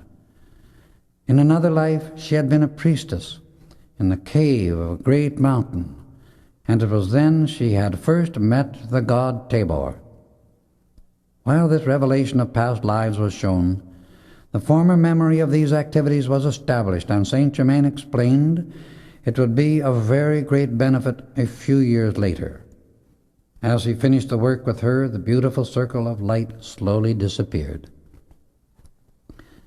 "My brother," he said, addressing Rayborn, "it is my desire that you be at the Cave of Symbols on the 20th of July, that you may prepare for the final work we desire to do.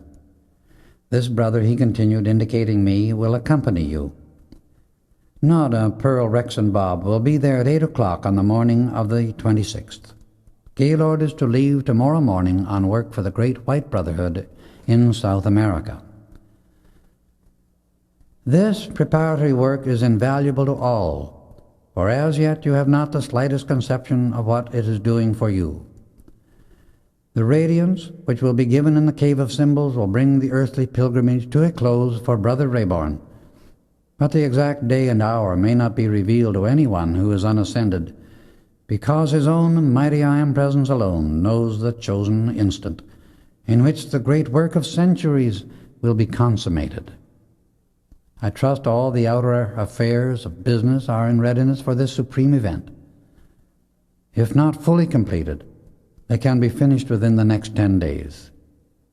Zara, your meeting with the god Tabor today is very significant. It means a great deal to you. Be patient, that the natural unfoldment of the light within you may be as rapid as possible.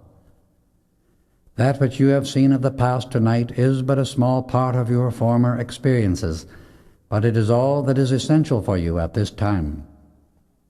Rex, to you, Bob, and this brother, meaning me, I wish to say there is another great ore body not half a mile from the master discovery, as you call it, which I will reveal during your next trip to the mine 3 days hence.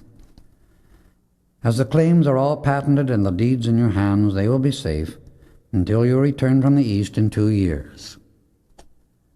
By the time the rest return from the Himalayas, our beloved Livingstons will be ready to meet you again and take certain steps that will lead to their complete freedom.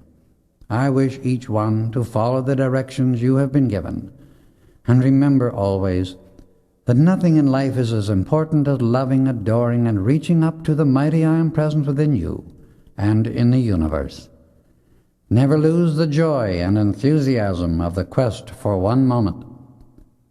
At intervals, I will be present while you are at the mine, but not visibly. When you return, Bob will come with you, prepared to go to the Far East. I may not appear again to the Livingstons in visible, tangible form before our journey, but Zara, I wish to remind you that Dave Sutherland, whom you shall meet at the mine, is your twin ray.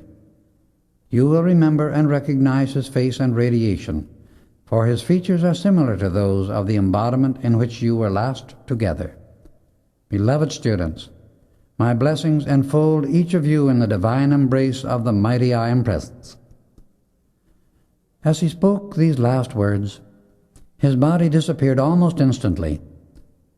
We made the trip to the mine with the Livingstons on the morning of the July 7th, and when we arrived, Bob told us Saint Germain had left a note saying that we were to arrive at 8 o'clock that evening. When the Livingstons were shown to the bungalow, their joy was very great, and justly so, for Raeburn had spared no expense to provide every comfort. It was large and cheerful, with every modern convenience provided, furnished handsomely, even with a beautiful baby grand piano.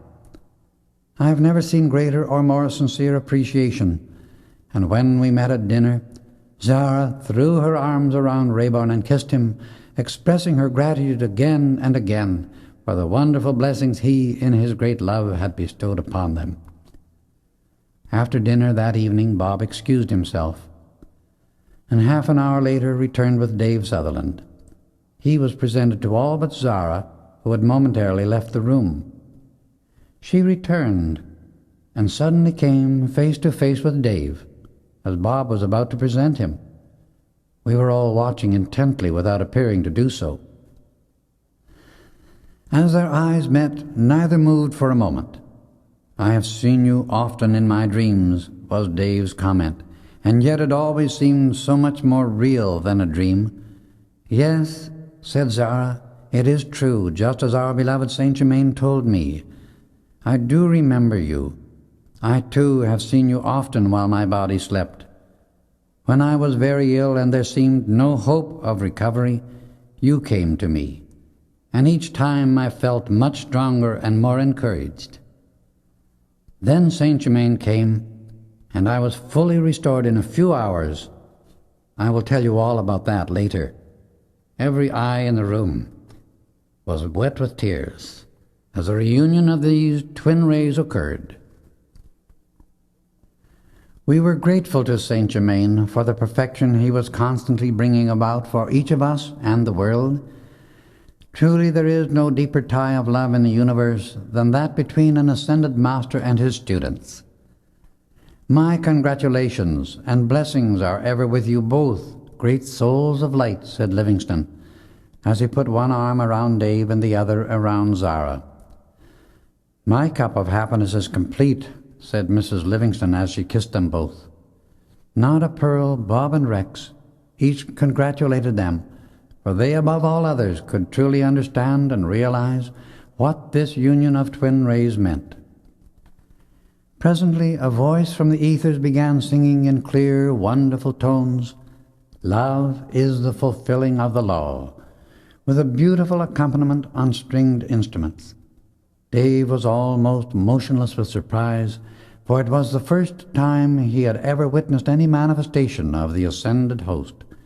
The music was their acknowledgment and blessing upon the eternal union of the three sets of twin rays. And Dave was like a flower just ready to open its petals to the full radiance of the sun. We explained as much as we were permitted concerning Saint Germain and his marvelous work. "It is all so amazing," said Dave, "but I feel something within that makes me know it is real and true. I want to know more about it and to meet him face to face." The next day Livingston was made superintendent of the mine and shown the master discovery. He never tired of talking about it and was very happy about the entire arrangement. When we finished inspecting the workings, Bob turned everything over to his care.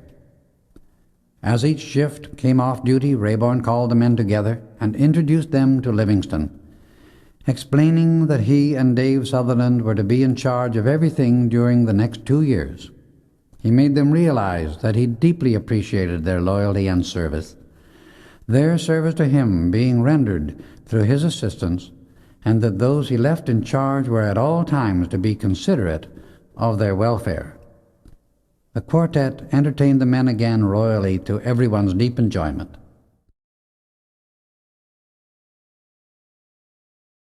That night, just as I was retiring, a slip of paper floated to the floor at my feet. I picked it up, and on it was a message from Saint Germain for Bob, Rex, and myself. He asked that we come to a certain place on the Raeburn mining property at 7 o'clock the next morning.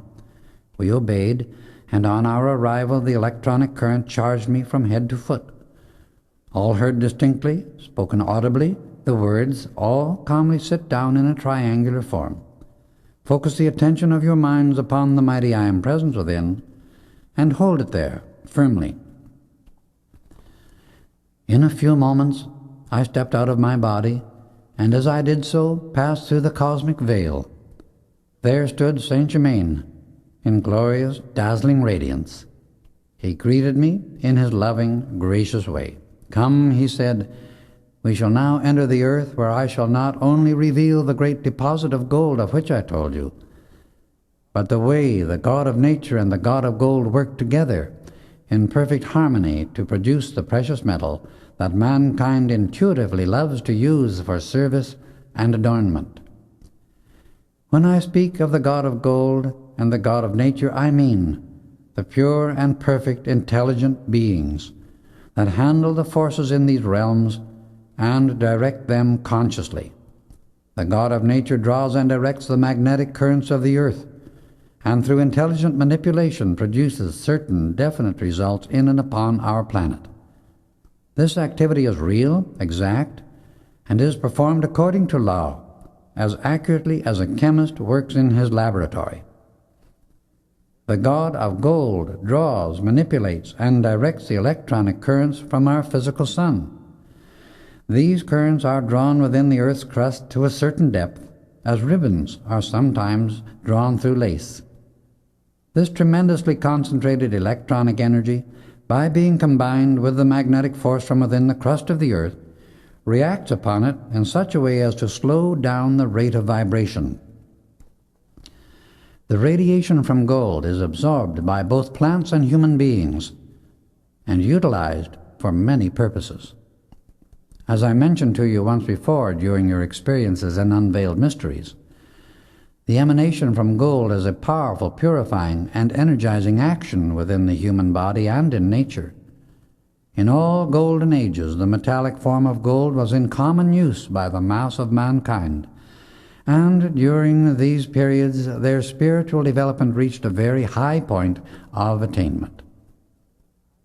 One reason for the chaos of the present time is because the gold in the commercial world is being hoarded, instead of being allowed to flow freely among mankind and carry its balancing, purifying, energizing activity into the commercial life of the race. The hoarding of gold in great quantities means an accumulation of inner force, which, if not released within a certain time, will release itself by the overcharge of its own tremendous inner power. Saint Germain then drew me closer into his radiance, and the inner activity of the earth was revealed. Before us stood two transcendently radiant beings, one drawing and directing the magnetic currents of the earth, and the other those of the gold which had been formed within the earth's crust. The one whom he called the God of nature was a being of glorious beauty and power. His body was fully 6 feet in height and clothed in garments of green, gold, and pink. They looked as if they were made of a self-luminous substance. An aura of intense blue surrounded his head, and rays of light poured forth from the heart, head, and hands. The ray from the right hand was green, and that from the left pink, those from the head and heart being white and gold respectively.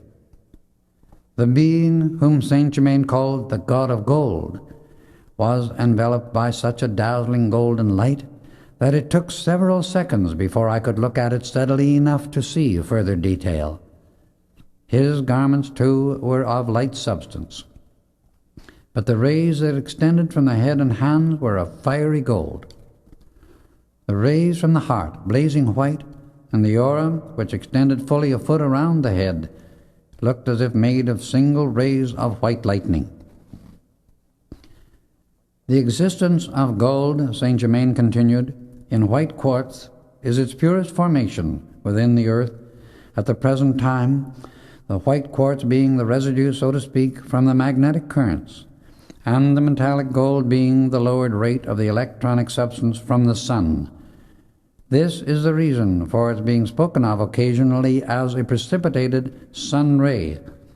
That phrase is nearer the truth of what actually takes place than men dream. Now watch. Here the two beings directed the rays of light through their hands, to a cavity in the rocks, into which a small quantity of gold had run through a connecting fissure when in the molten state, evidently caused through volcanic action. The intense heat had sealed the fissure with molten granite, thus hiding the entire vein leading into the cavity. This particular ore body, he continued, at its highest point is about 200 feet below the surface. From a geological standpoint, it could not and would not have been discovered. After you return from the Far East, it will be opened up, and one day the ore will be used for a special purpose, so that mankind may be blessed and enlightened. We continued to watch these two beings as their projection of the light rays caused the gold within the cavity to expand and glow, as plants do in sunlight. "We have been here about 30 minutes, remarked Saint Germain as he turned away, and we came back again to my physical body. Rex and Bob looked as though in a deep sleep. A few moments later, when they opened their eyes, I explained to them what had happened. Their mission being different from mine, the revelation and instruction they received was of a more individual nature, yet they had retained full consciousness during the experience and had been shown part of the same activity I had been observing. We returned to the bungalow at 8 o'clock for breakfast and described our experiences to Nada, Pearl, and Rayborn. It was then he told us we were to return to the ranch on the 10th. The evening of the 9th was full of music and joy, in which the Livingstons joined, for we were not to be with them again for 2 years. Our drive home was uneventful, and the next 10 days Rayborn spent in closing his business activities, giving everything to Nada and Rex. His holdings were very large, and his great fortune placed his 2 children among the wealthiest of our western country. Surely no 2 people were ever more worthy to be custodians of God's riches. On the evening of the 19th, we all assembled in the tower room, where a surprise awaited us. For as we opened the door, it was already illumined by a soft white light.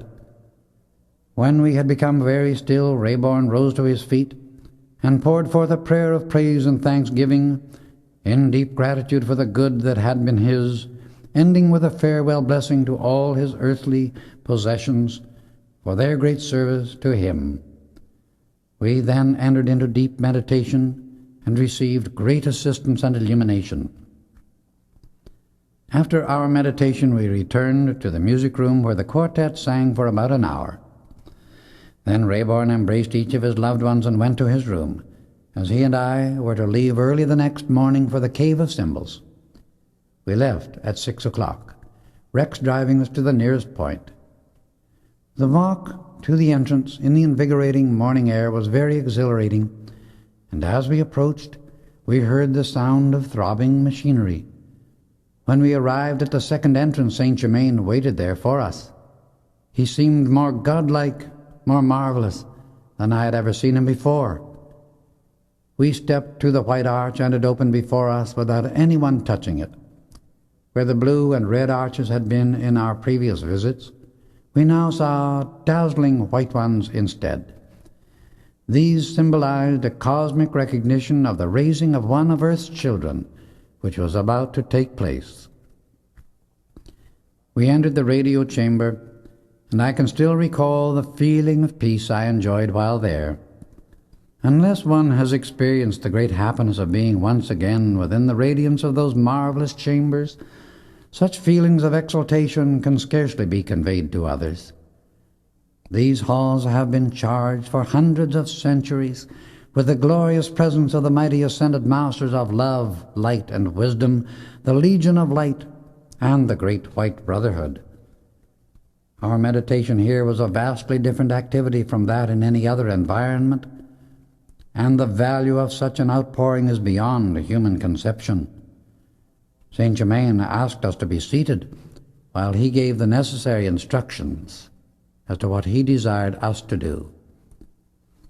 I marvel at it to this day, how clearly the memory of a student retains that instruction, for it is never repeated except by the Master himself, yet it is as clear as though recorded in letters of light upon my memory. When he had finished the instruction, we went to the sleeping apartments which we had occupied before, our seamless robes remaining there for our use. We entered into deep meditation, holding our attention on the mighty I Am Presence, the Master Christ, within our own hearts.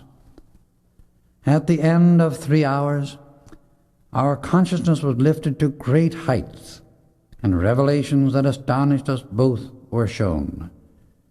We had entered realms of which we had heard, but never retained conscious memory of having been there. Presently, we heard the sweet tones of a bell announcing the Master's approach. His face was radiantly happy.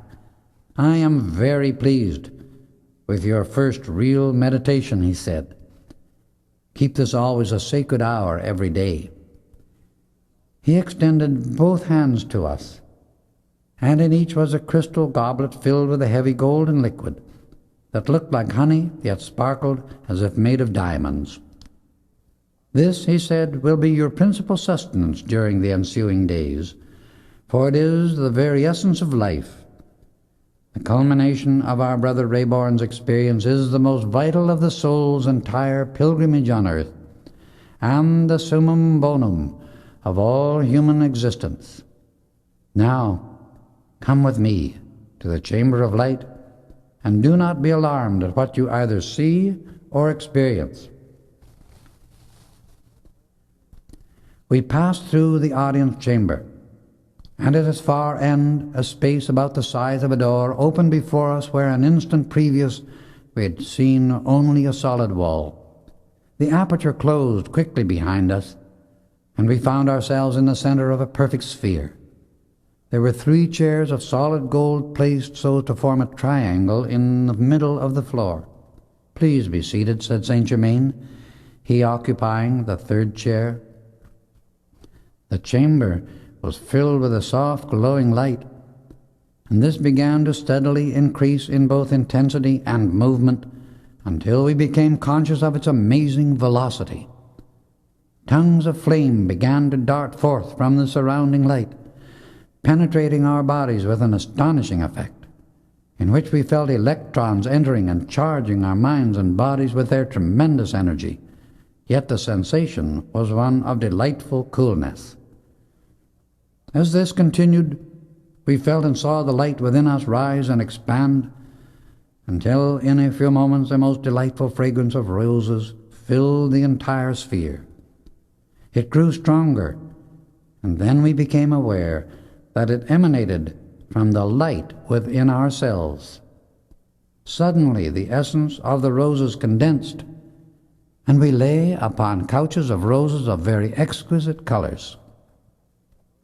Our experience brought an exaltation to our consciousness that no words can describe, and produced a feeling of deep peace. There was nothing imaginary about this whole experience, for the perfection that exists within pure electronic light is without limit, and by the proper understanding of its manifestation it can and will take any form and quality that an ascended master chooses to impose upon it. The glorious feeling of peace, happiness, and bliss we experienced obliterated all idea of time, for the inner and the outer activity had become one complete unit of harmony, focused for the time being by Saint Germain into the absolute purity and perfection of the one great light, the mighty I Am Presence. Gradually the velocity of the light changed, growing less and less, until it shone with the soft radiance of moonlight on a placid sea. To our astonishment, we found the roses real. Although they had come out of the light, they did not disappear with it. After this experience, I could easily understand why the rose has been used throughout the ages as the symbol of the soul, and why the radiation from an ascended master so often has the fragrance of a rose. "You shall come here, my brother," said Saint Germain, addressing Rayborn, "every day at this hour, but the remainder of the time you are to be alone." When we returned to the audience chamber, I realized we had been in the chamber of light for more than 3 hours. Yet it seemed only a few moments. Saint Germain gave us another cup of the golden liquid as nourishment for the body. "Now go to your chambers and sleep," he instructed, "until I call you." Wherever we moved, the wonderful fragrance of roses enveloped us, and scarcely had we lain down until we were sound asleep.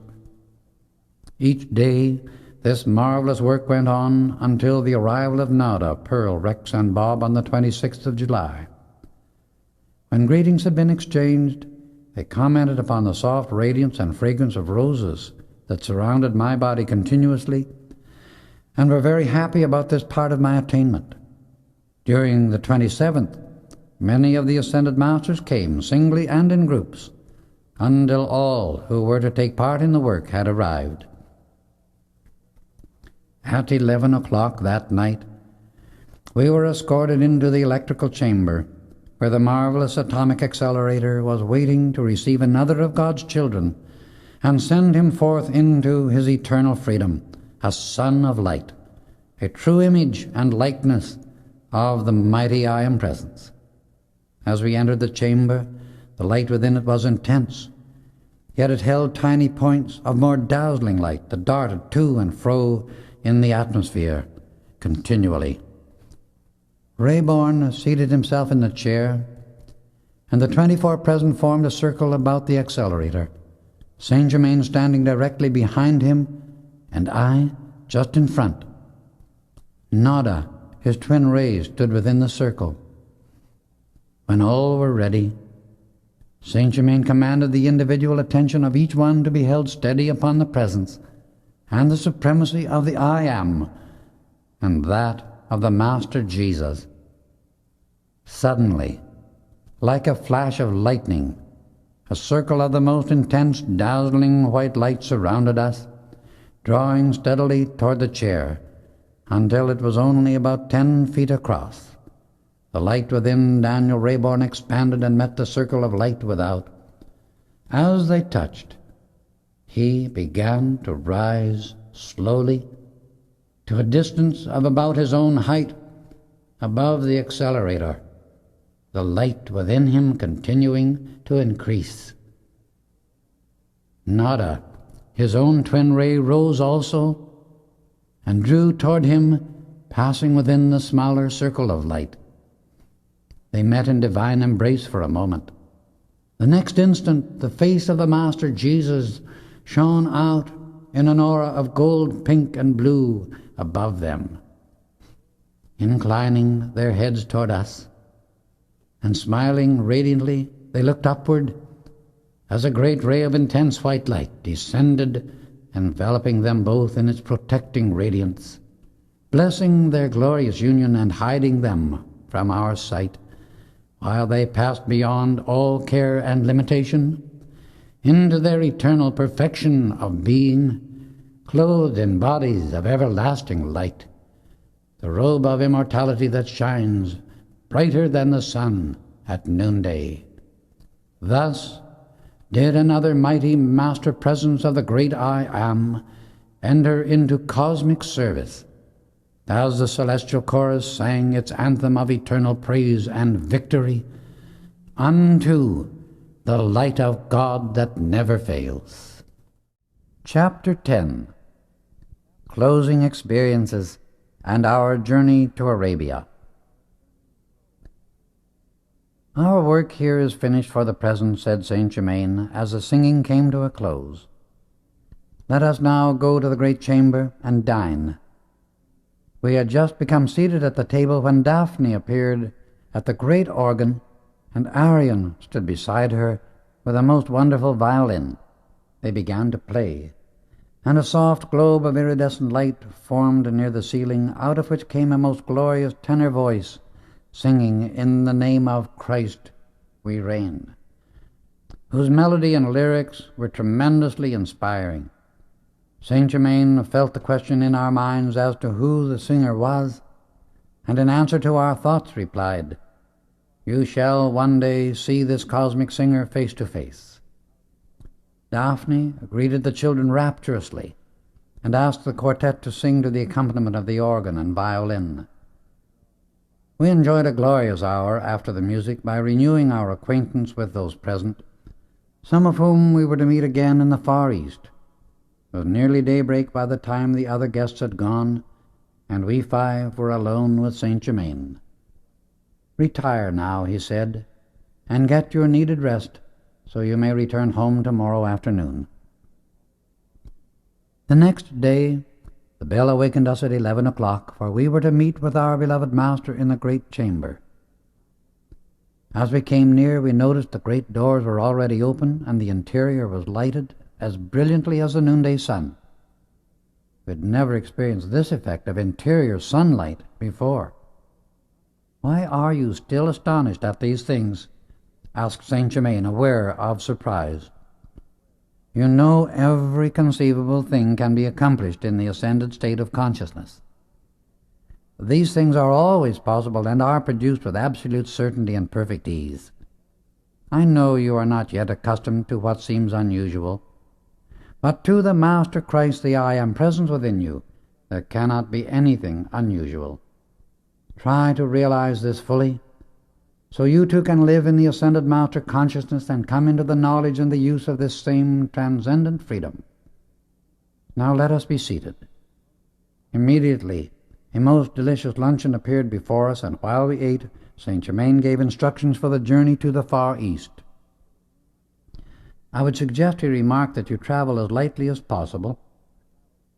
Follow your inner impulse always, for you will be perfectly directed at all times. You are surely aware by now that clothing or anything else you may require is always available. You need not be encumbered unnecessarily with luggage on this journey. I will meet with you in the Tower Room on the 10th of August at 8 o'clock in the evening, when the date of your departure will be decided." Saint Germain went with us to the auto, and after bidding us a loving good-bye, returned to the retreat. We entered the car and drove back to the ranch. The next 2 weeks were busy ones indeed, as we completed arrangements for our journey to the East. Upon Rex devolved the duty of giving some explanation to the foreman about Daniel Rayborn's continued absence. "My father," he explained to him one morning, "has been called to the Far East, where he will remain indefinitely. I will be in charge of things here, although Nada and I will be traveling abroad for about 2 years.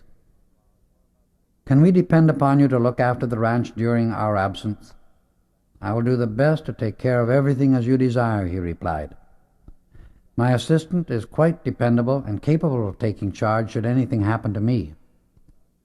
Time passed on wings, and the 10th arrived, filled with joyous anticipation of our evening with Saint Germain.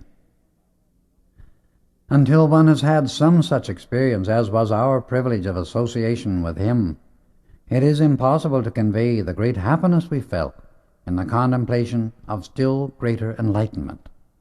Our recent instruction during the ascension of Daniel Rayborn, and my contact with the white-haired elderly gentleman who sought so long for the man with the crystal cup, were a tremendous encouragement and sufficient inducement for us to reach to the light with all the intensity of our beings to make the ascension also.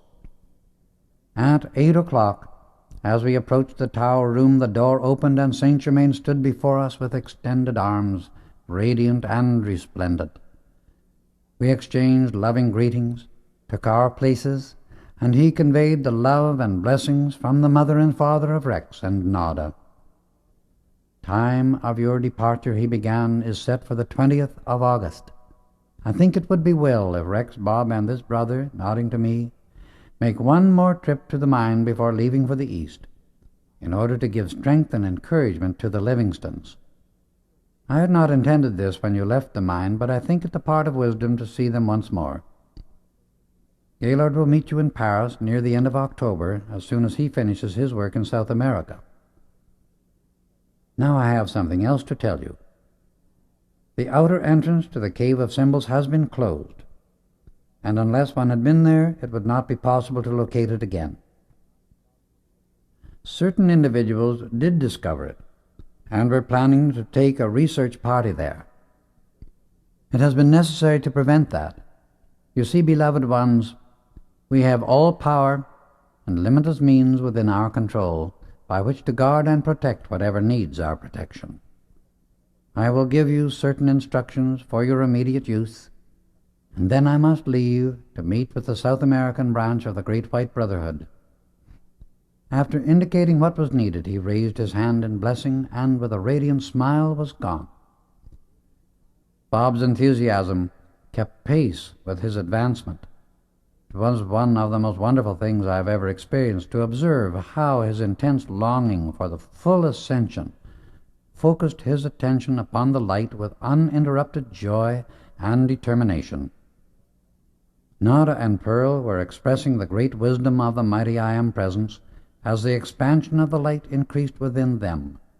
It was most apparent in their eyes. We drove to the mine on the 12th and arrived there at 6 in the evening. All were surprised except Zara, who said she knew we would visit them again before leaving for abroad. We left early the next morning and returned to the ranch, knowing our visit would be a sustaining strength to the Livingstons. I shall never forget our last night in that wonderful ranch home where so much happiness had come to all of us, and where events of such paramount importance had occurred that affected the life of each one so vitally. I felt a strong impulse to go to the tower room for a farewell meditation. It grew so strong that I asked the rest to join me. As we approached the door, it opened to admit us, and within there was the same soft, beautiful radiance that hallowed it with a sacred presence, a peace unspeakable. The door closed behind us, and involuntarily I dropped to my knees in the greatest praise and gratitude I had ever known. Suddenly, my feelings found expression, and the words poured forth from my I Am Presence, giving voice to the deepest outpourings of my soul, in phrases far beyond my outer ability. As I finished, Bob uttered a prayer of such beauty that it thrilled everyone. The others felt the same impulse and expressed their feelings from the depths of their hearts. Surely that outpouring of our love and gratitude must have reached into the very heart center of creation, it was so intense and sincere.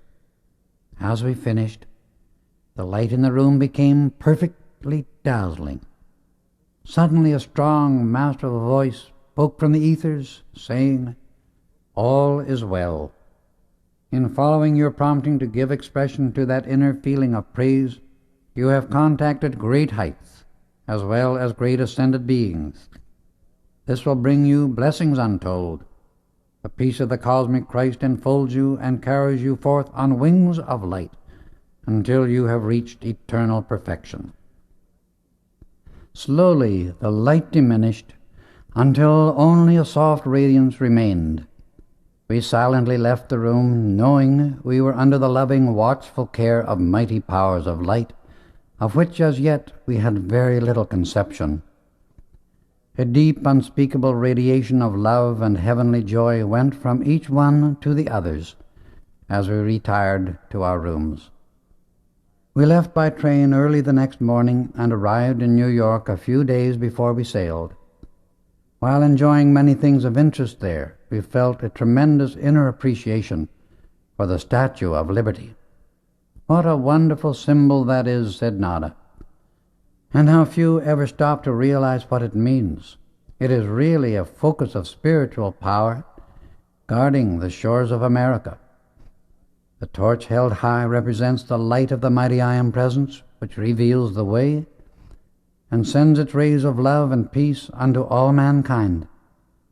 The majesty and power of the figure itself is a marvelous expression of the great presence which carries the light, and not only guards and sustains America, but all of mankind who truly seek the light.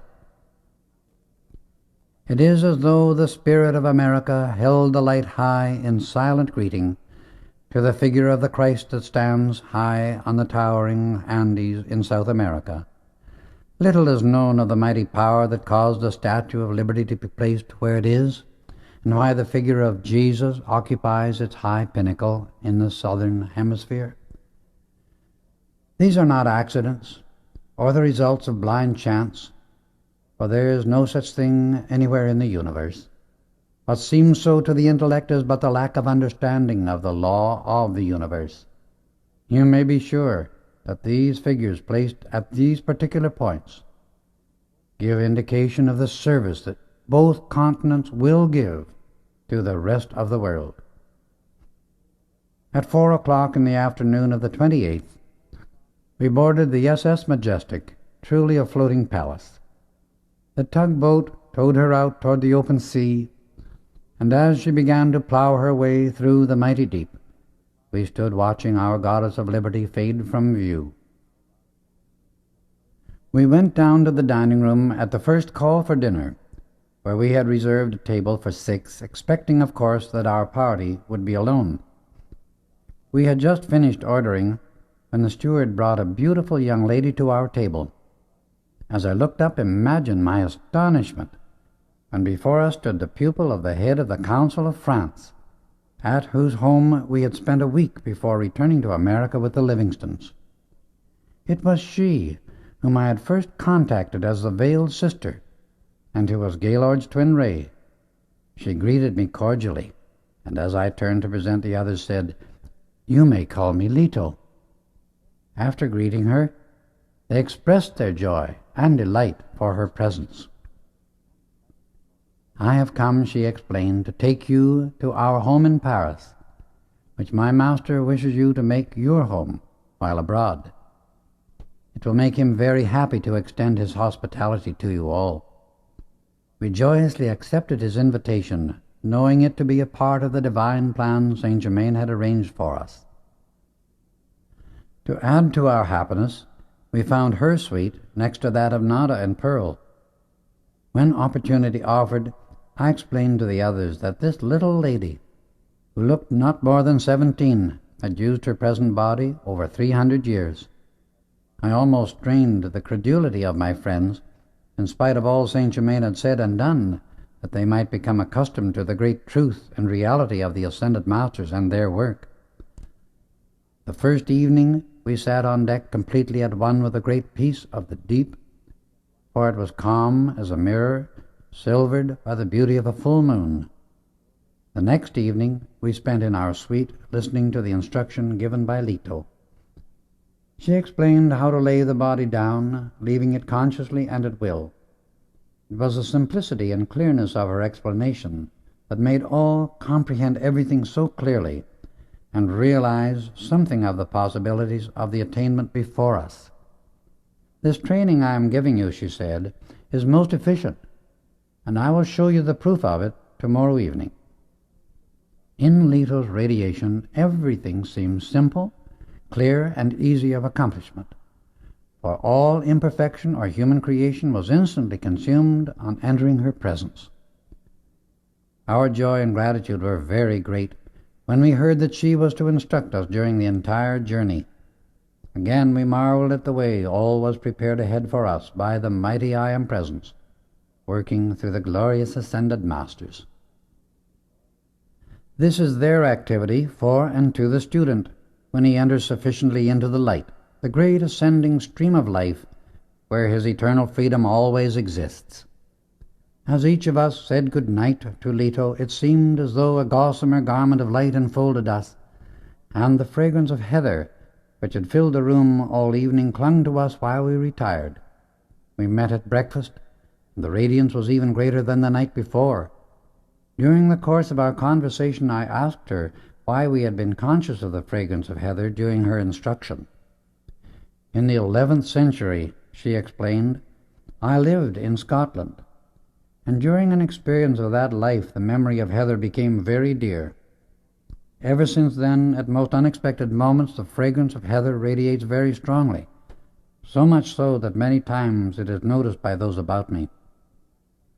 I observed that Leto wore a simple white garment, yet it gave the effect of having a glint of many colors shining through.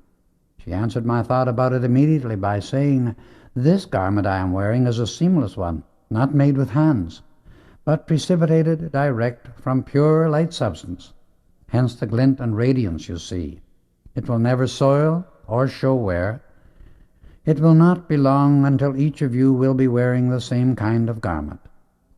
In the fully awakened, or what you call the ascended master consciousness, we never encumber ourselves with luggage of any kind, for in the ethers all about us is the pure substance from which we form everything, as we desire to use it.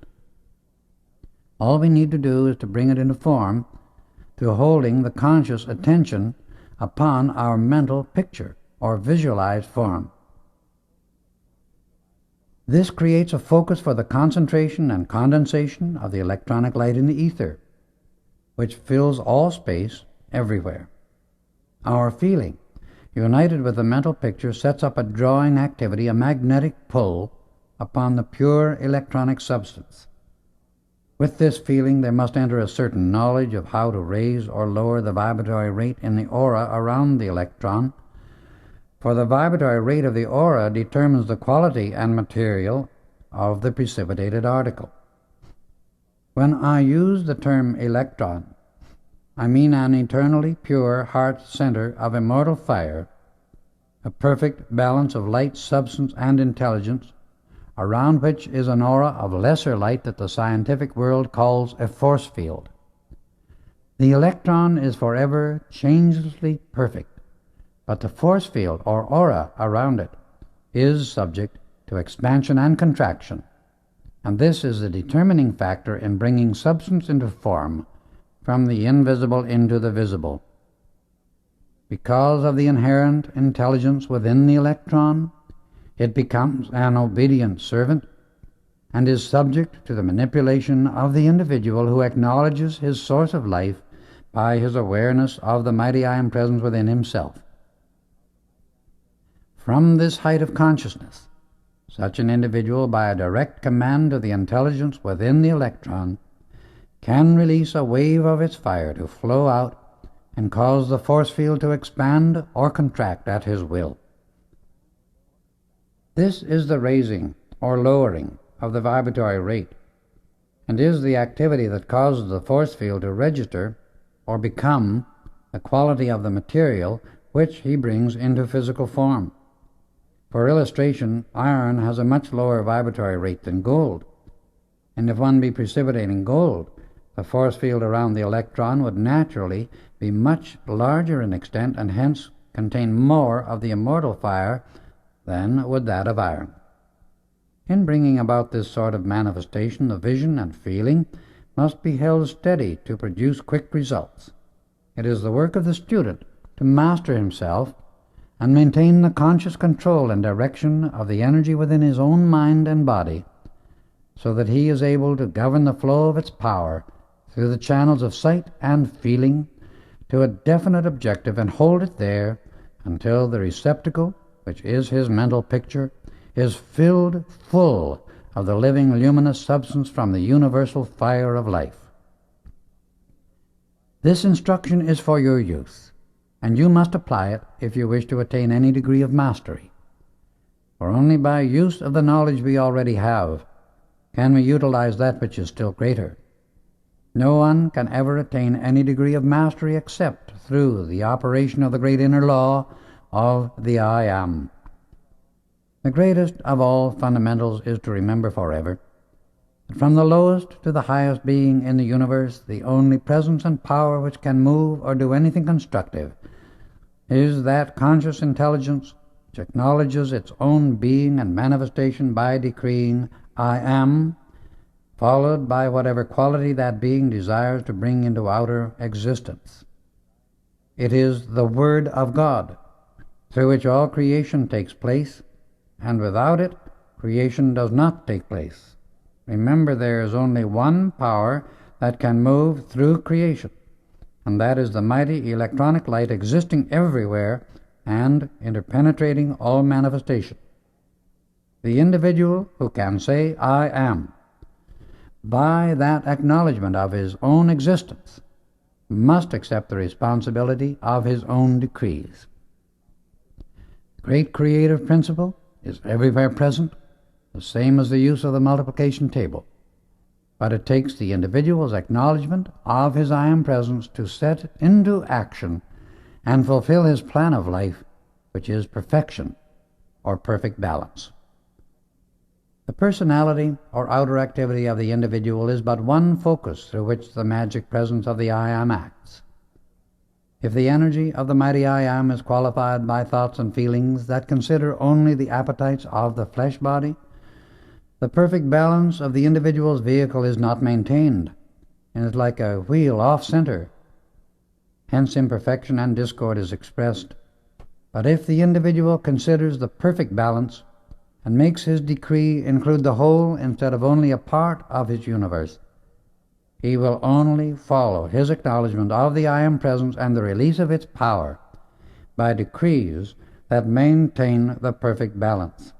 Any decree of life that accepts less than limitless perfection is not the plan of God, and will continue to destroy the forms in which it is focused until the decree of full perfection is expressed.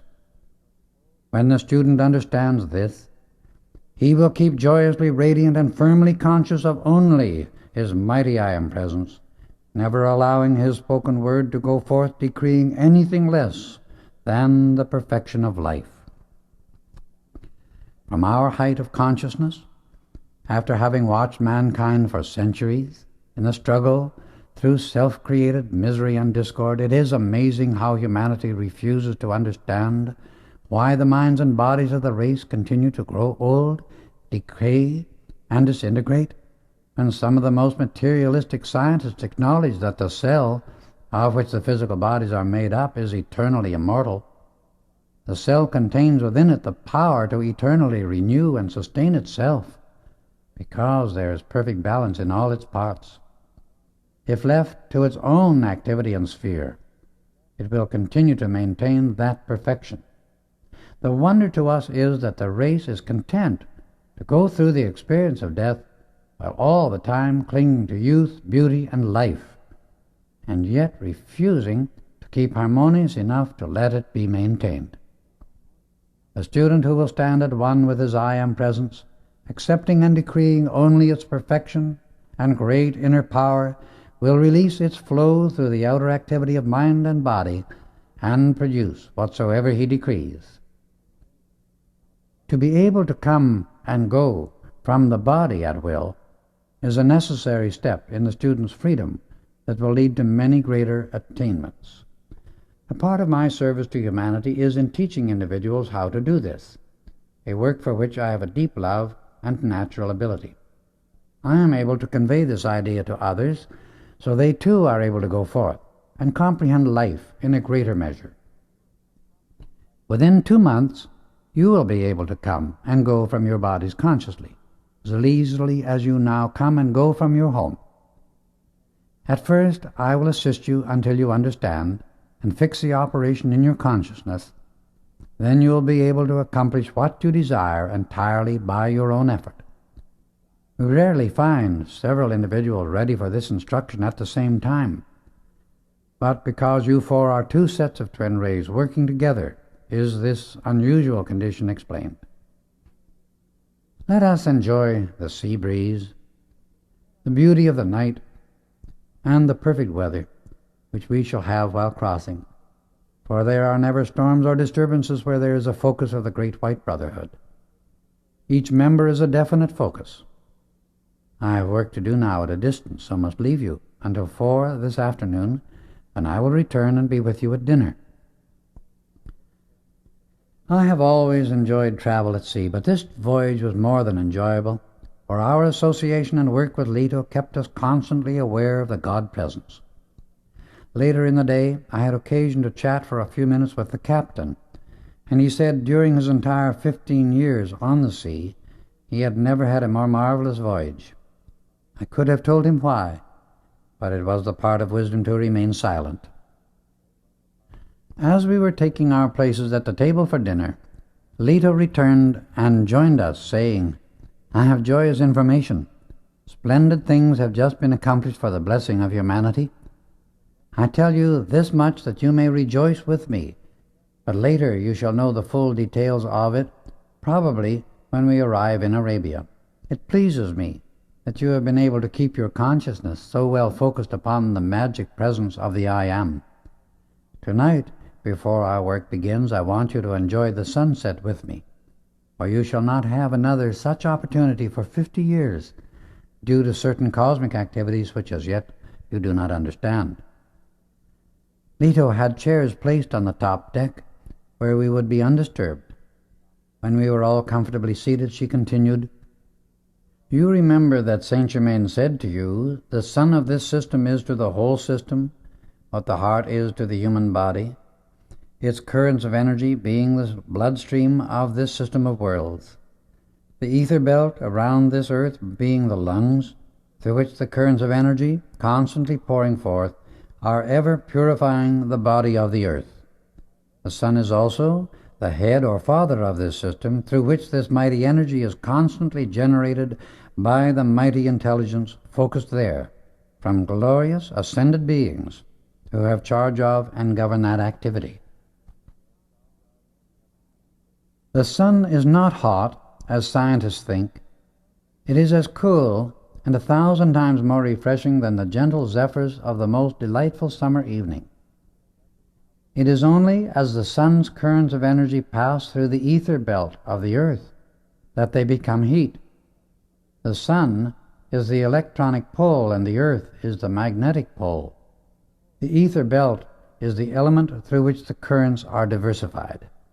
The Christ mind is embodied in great beings upon the sun, similar to the way it is here on earth.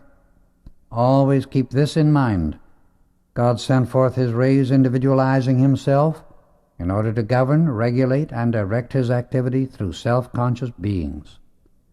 That is why we, as the sons of God, are given free will, choice.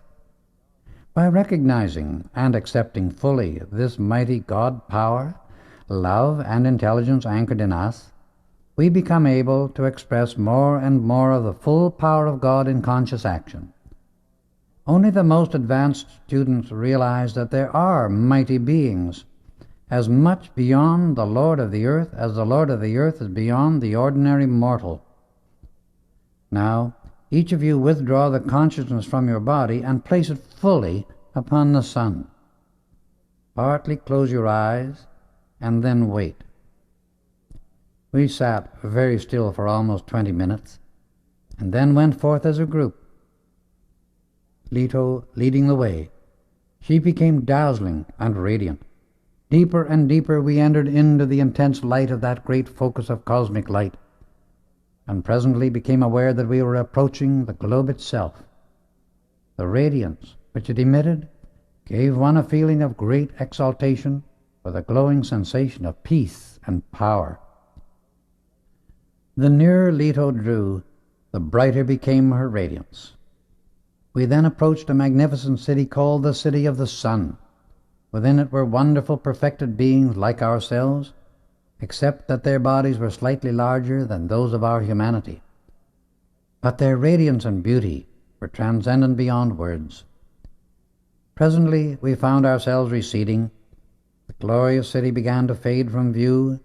The indescribable light grew less, and then we heard Leto speaking, commanding us to return with her. With a sudden shock, we were conscious again of our physical bodies. "A grand success," she said smilingly. "I have brought this about that each may bear witness to the others of what you have seen, for in this is tremendous strength. The concept which mankind has that the sun is a focus of great heat is absurd and infantile.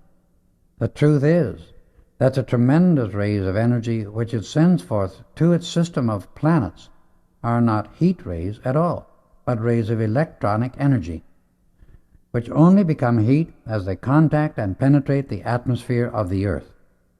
The atmosphere surrounding our planet is a force field produced by the rays of magnetic force sent forth from the center of this planet, and when the rays of electronic energy from the sun touch these, we have the phenomena in our atmosphere that we call heat and light from the sun. We enjoyed the twilight on deck until 7:30 and then went to Leto's stateroom. We took our places in 5 reclining chairs, which she had provided for our use, in which the body was perfectly poised and at ease. Then Leto began her instruction. "Focus your attention on the heart for a moment," she explained. "Then raise it to the top of the head. Keep it there without change, and let the following be your only thought. Mighty I am presence which I am. Now take charge in full mastery of this body. See that I go and come from it consciously and at will. Never again can it bind me or limit my freedom." It could not have been more than 3 minutes until we stood before our bodies, free, consciously free, in bodies of substance, but finer than that of the physical body. In these we were more clearly alert and free than we had ever been in the physical. "Come with me," said Leto, and instantly we passed out of the room over placid waters and went direct to her home in Paris. We saw and greeted her master. Then we continued our journey to the home of the Brotherhood in Arabia, which we visited later. When we returned near our bodies, she spoke again. "Wait, we are going to do this consciously," she directed. She went to each body as it lay in the chair and touched the forehead. Immediately the body stood up, yet looked as if asleep. Then she gave the necessary direction, which I may not give here, and we were again fully conscious in our bodies. The whole experience was different from anything we had ever lived through before, and it left us with a certain indescribable confidence that we could do it again. We tried to thank her, but she raised her hand for silence. Love serves because it is the nature of love to give. It is not concerned with, nor does it expect, acknowledgment of its gifts. However, your gratitude is beautiful and well known to me. Just try to become the love that does not wish to possess, for then love is truly divine. The following days were filled with joy and beauty, repose and peace, as we watched the sunlit waters by day, and at night the wonderful moonlight, until one's very being breathed praise and gratitude for the happiness of just being alive. The boat docked at Cherbourg, and following Leto as she led the way, we went to the waiting autos and were driven to Paris, Pearl and Nada riding in her car, and Bob, Rex, and I in the second one. When we arrived at her home in Paris, her master greeted us in his gracious, courtly manner. "It is our great joy," he said, "to have you make this your home as long as you wish. And we want you to feel just as free to come and go as if you were in your own home in America." The next few days we spent with these blessed masters, learning many wonderful things and receiving some insight into the marvelous work of the Great White Brotherhood. Its stupendous power, inner working, and accomplishment simply staggered the intellect of one unaccustomed to this kind of knowledge. We were placed under definite training, and Leto, after finishing our instruction for the day, showed us the places of interest in the afternoon. Not a moment was wasted, as she said we were to leave soon for Arabia, and that she expected the call within a week. While visiting the Louvre, Leto showed us a painting by a young artist who had painted a picture called "The Union of Two Souls." It was intended to portray the union of the twin rays, and was a marvelous conception, a wonderful work of art. "We are watching," she said, "for an opportunity to see if this artist can be awakened to the inner wisdom after having received such an interpretation of his idea. In the midst of his work, he unknowingly shut the door to the inspiration he had received at the beginning, and my master, seeing the need, gave the necessary assistance, which re-established his contact with his divine inspiration and enabled him to complete the picture. It was unknown, of course, to him, but the marvelous painting you see before you was the result. Often an artist, musician, writer, inventor, and many other individuals doing creative work are given such assistance from the ascended masters, of which those receiving the help know nothing. This sort of activity is one way in which we work impersonally. We attended one meeting of the Great White Brotherhood, to which the members came from all over the world, among them being Gaylord's friend whom I had met when Gaylord was abducted to Paris. It was a never-ending source of joy to know of the important work being accomplished by the members of the Great White Brotherhood, entirely unknown to the outer world. Many sincere people who wish to live the constructive way of life are members of this brotherhood at the inner levels, long before they become aware of it in the outer senses. The time arrived for our departure, and Lita was to conduct us to the east. We said good-bye to her blessed master and drove to Marseille by car. We went direct to the steamship office of the Messageries Maritimes line. As we entered, a tall, fine-looking man in Arabian dress came out and bowed before Leto. "Your Highness," he said, "reservations are on the steamship Mariette Pache. This envelope contains the necessary papers. Your accommodations at the usual place are in readiness. Can I be of further service?" He touched his heart and forehead, and Leto, returning the salutation, gave him a sign which we recognized as belonging to the Great White Brotherhood. We knew by that he was one of the brothers. We returned to the auto and were taken to what proved to be a private old hostelry, quaint but spotlessly clean, and the accommodation good. Leto told the driver to call for us at 9 the next morning, and I must confess I was greatly interested to know why she was addressed as Your Highness. Promptly at 9, we entered the autos and were driven to the pier, Leto telling the drivers to return to Paris. As we boarded the ship, our entire party was shown great deference, and our accommodations were truly palatial. We had a delightful trip on the deep blue waters of the Mediterranean, and finally docked at Alexandria.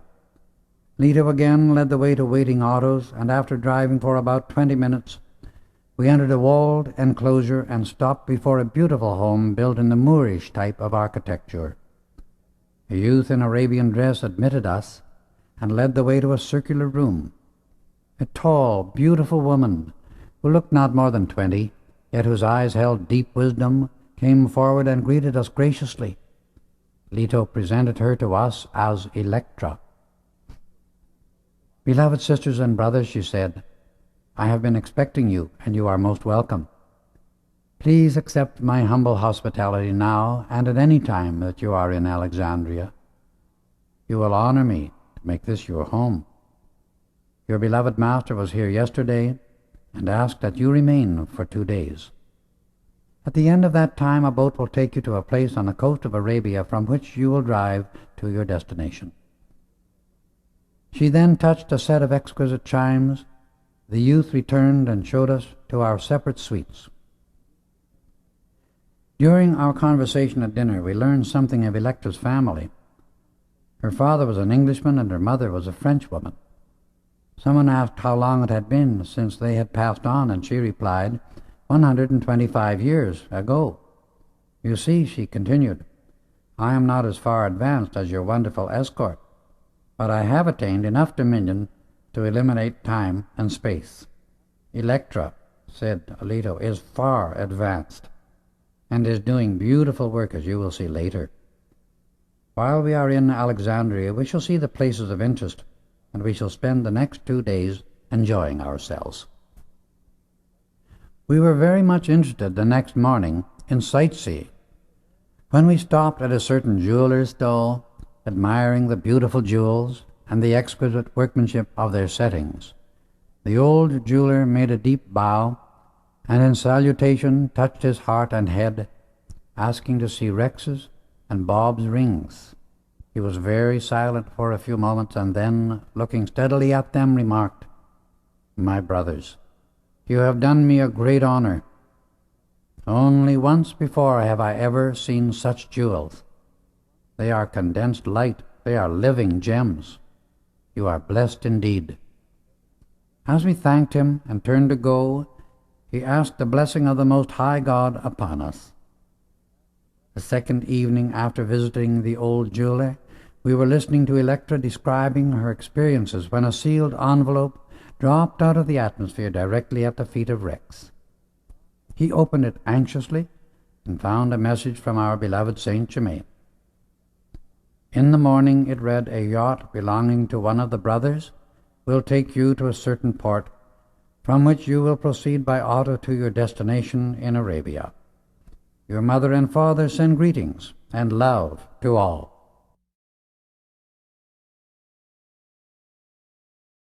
The next morning Electra accompanied us to the yacht, a beautiful, graceful boat, as trim as a greyhound. "I shall expect you on your return before you go to India," she said, as she bade us goodbye. When we went aboard the yacht, we had another surprise, for its owner was none other than Gaylord's friend, the brother who met me at the boat when I arrived in Cherbourg, while Gaylord was being held captive. Our entire journey was well prepared at every point, with much comfort and convenience. One can scarcely realize the joy of these activities unless he has experienced something of this sort.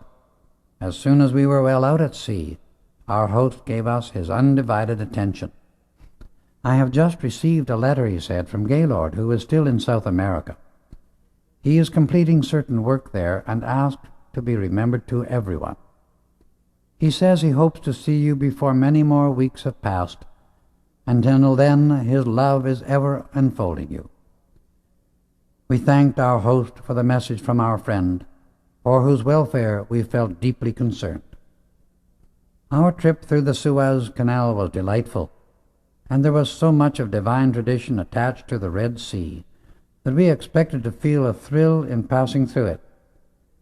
We had repeatedly experienced such wonderful things that we half anticipated the waters to divide and the scenes of long ago to appear in the ether.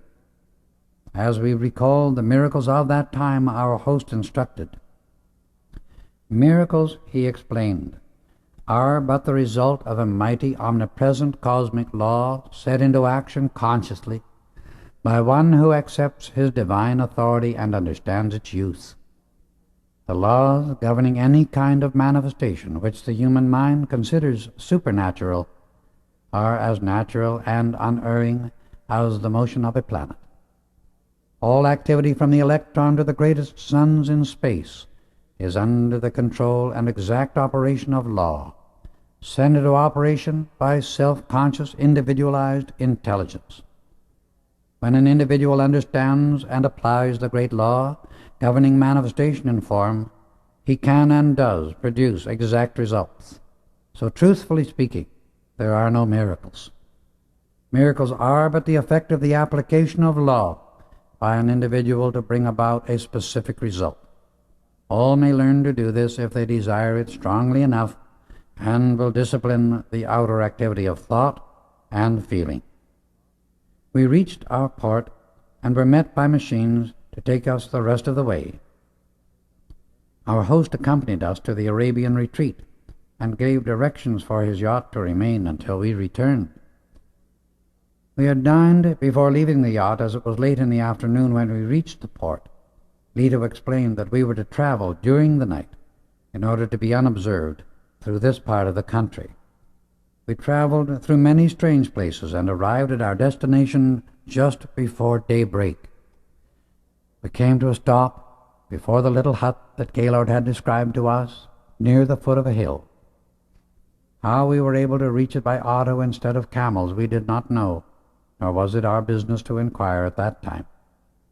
We knew we were guests of a mighty presence and power, and our duty was to remain silent until information was volunteered.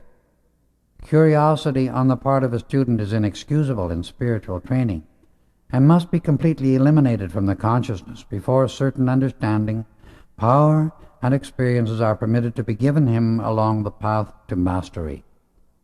Unless it is completely consumed within the personality, it is a wide open door through which the sinister force can act at any moment and cut off the further progress of the advancing student.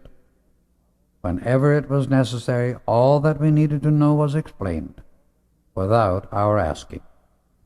Dawn was just breaking as we reached the hut, and immediately a tall man in an indigo cape came out to bid us welcome. He greeted each one cordially and requested us to return to our autos. Then, had a cataclysm occurred, we could scarcely have been more surprised, for directly in front of us the earth opened, revealing a sort of jaw-like entrance made of metal large enough to admit our cars. This led on to a well-paved road with a downward incline. The jaw was controlled by powerful machinery, and when it closed after us, a few moments later, it was to all appearances simply the floor of the Arabian desert. As our cars entered the roadway leading down, the surrounding walls became flooded with that soft white light which we knew so well, and which the ascended masters always used for illuminating tunnels, caves, and all subterranean passageways. We traveled along slowly for about 20 minutes, and then entered a circular room nearly 200 feet in diameter. In this place, all equipment was kept for the automobiles and attendants provided, ready to render any service required. The brother in the indigo cape alighted and led the way to what proved to be an elevator. We entered, descended for about 370 feet, and came to a stop, entering an enormous chamber with huge columns almost 300 feet high. These great columns were heavily covered with hieroglyphics, inlaid in marvelously beautiful colors.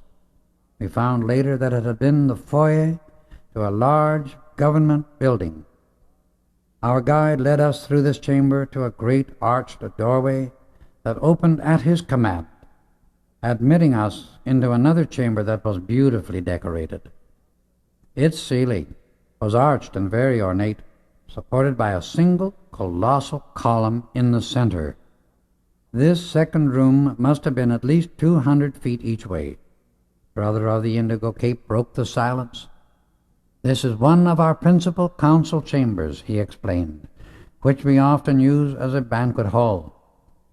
Beloved sisters and brothers, you who are not yet formally admitted members of our order, are the first students ever admitted to this very ancient retreat, without having been fully accepted into the outer activities of this branch of the Great White Brotherhood.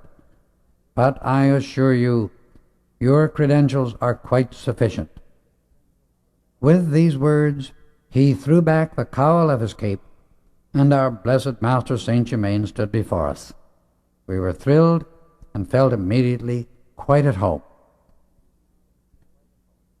"You will now be shown to your quarters, and after having refreshed yourselves and donned your seamless robes, come to me here." A youth and maiden appeared and showed us the way to our rooms. Later, when we returned to the council hall, a number of the brothers had already arrived and were talking to Saint Germain.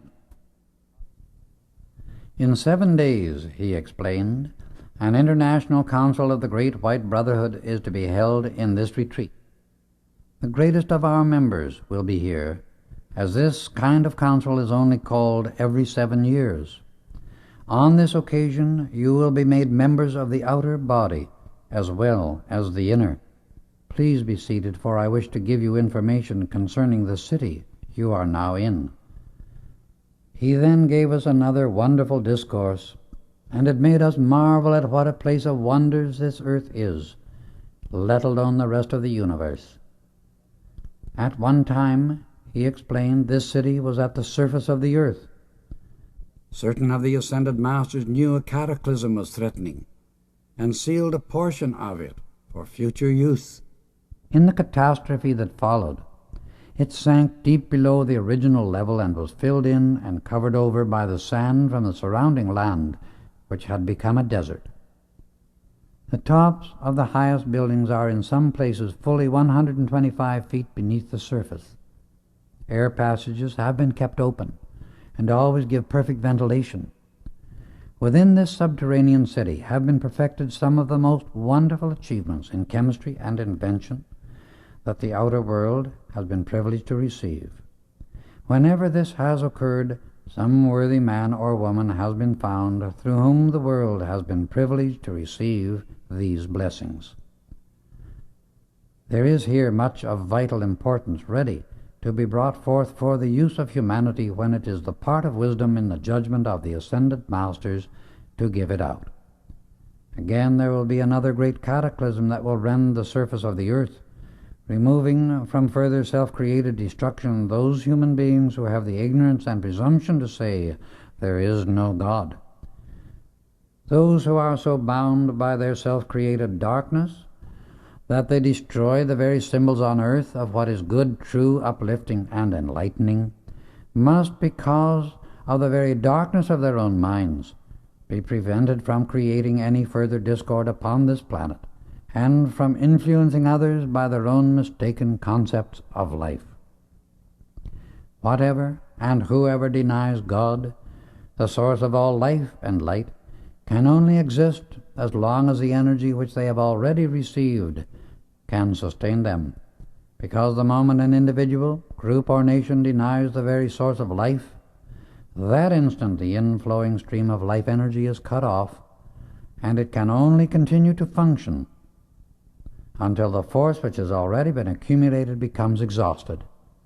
The collapse and self-annihilation of these is inevitable.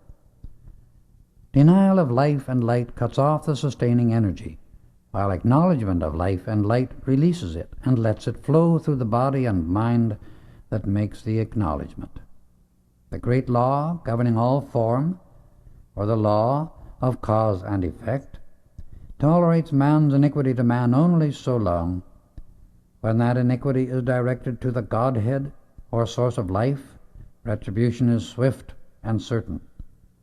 There is an automatic purifying and balancing process within all life, and when any outer activity opposes itself to the cosmic law of forward motion and ever-expanding perfection, which is always pressing from within outward, then the hour arrives when all opposition is swept aside and annihilated by the onward moving impulse within life itself. When those ruling a nation turn from God, destroying all that calls attention to the light of Christ, it means the end of that government and group is close at hand, because it causes a certain cosmic activity to be released upon the planet which sweeps them out of existence. The human intellect acquires many peculiar kinks in its thinking, and one of the most disastrous of these is the activity of human consciousness that refuses or forgets to love and thank life, the mighty I Am Presence, for the blessings life is constantly bestowing upon mankind and this earth. The average human being lives life after life without once loving or thanking his own mighty I Am Presence for the energy which flows ceaselessly through his mind and body, for the substance he uses in his body and world, or for the hundreds of good things by which he is constantly surrounded, which he uses and enjoys, and yet gives nothing of himself in return. Many people carry a feeling of personal grudge against life, blaming it for their suffering and failures, when even a very small amount of gratitude and love poured out to the I Am Presence within each human heart would transmute every discord into peace and love, releasing the perfection of life into the outer activity of the individual.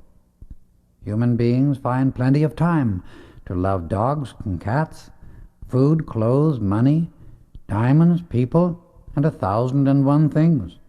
But it is very rarely that an individual takes even 5 minutes out of a lifetime to love his own divinity. Yet he is using every second its life and energy by which to enjoy those things. Even those who think they love God give almost no acknowledgement to the mighty I Am Presence within themselves, and no gratitude goes up to it for the good things that come to them in life. It is not that we should not pour out love to things in the outer activity, but we should certainly love the divinity within first and more than any outer thing or personality. It is this very life and consciousness by which we exist. Happiness cannot exist except when love is pouring out. This is life's law. When people are loving something or somebody, they are happy. Even a miser is happy when he is loving his gold, because he is pouring out a feeling of love to the thing he tries to hold. What he is really trying to hold is happiness, but he does not realize that the feeling of happiness is not contained in the gold, but is in the pouring out of love from himself. In that outpouring, he lets life flow uninterruptedly and harmoniously.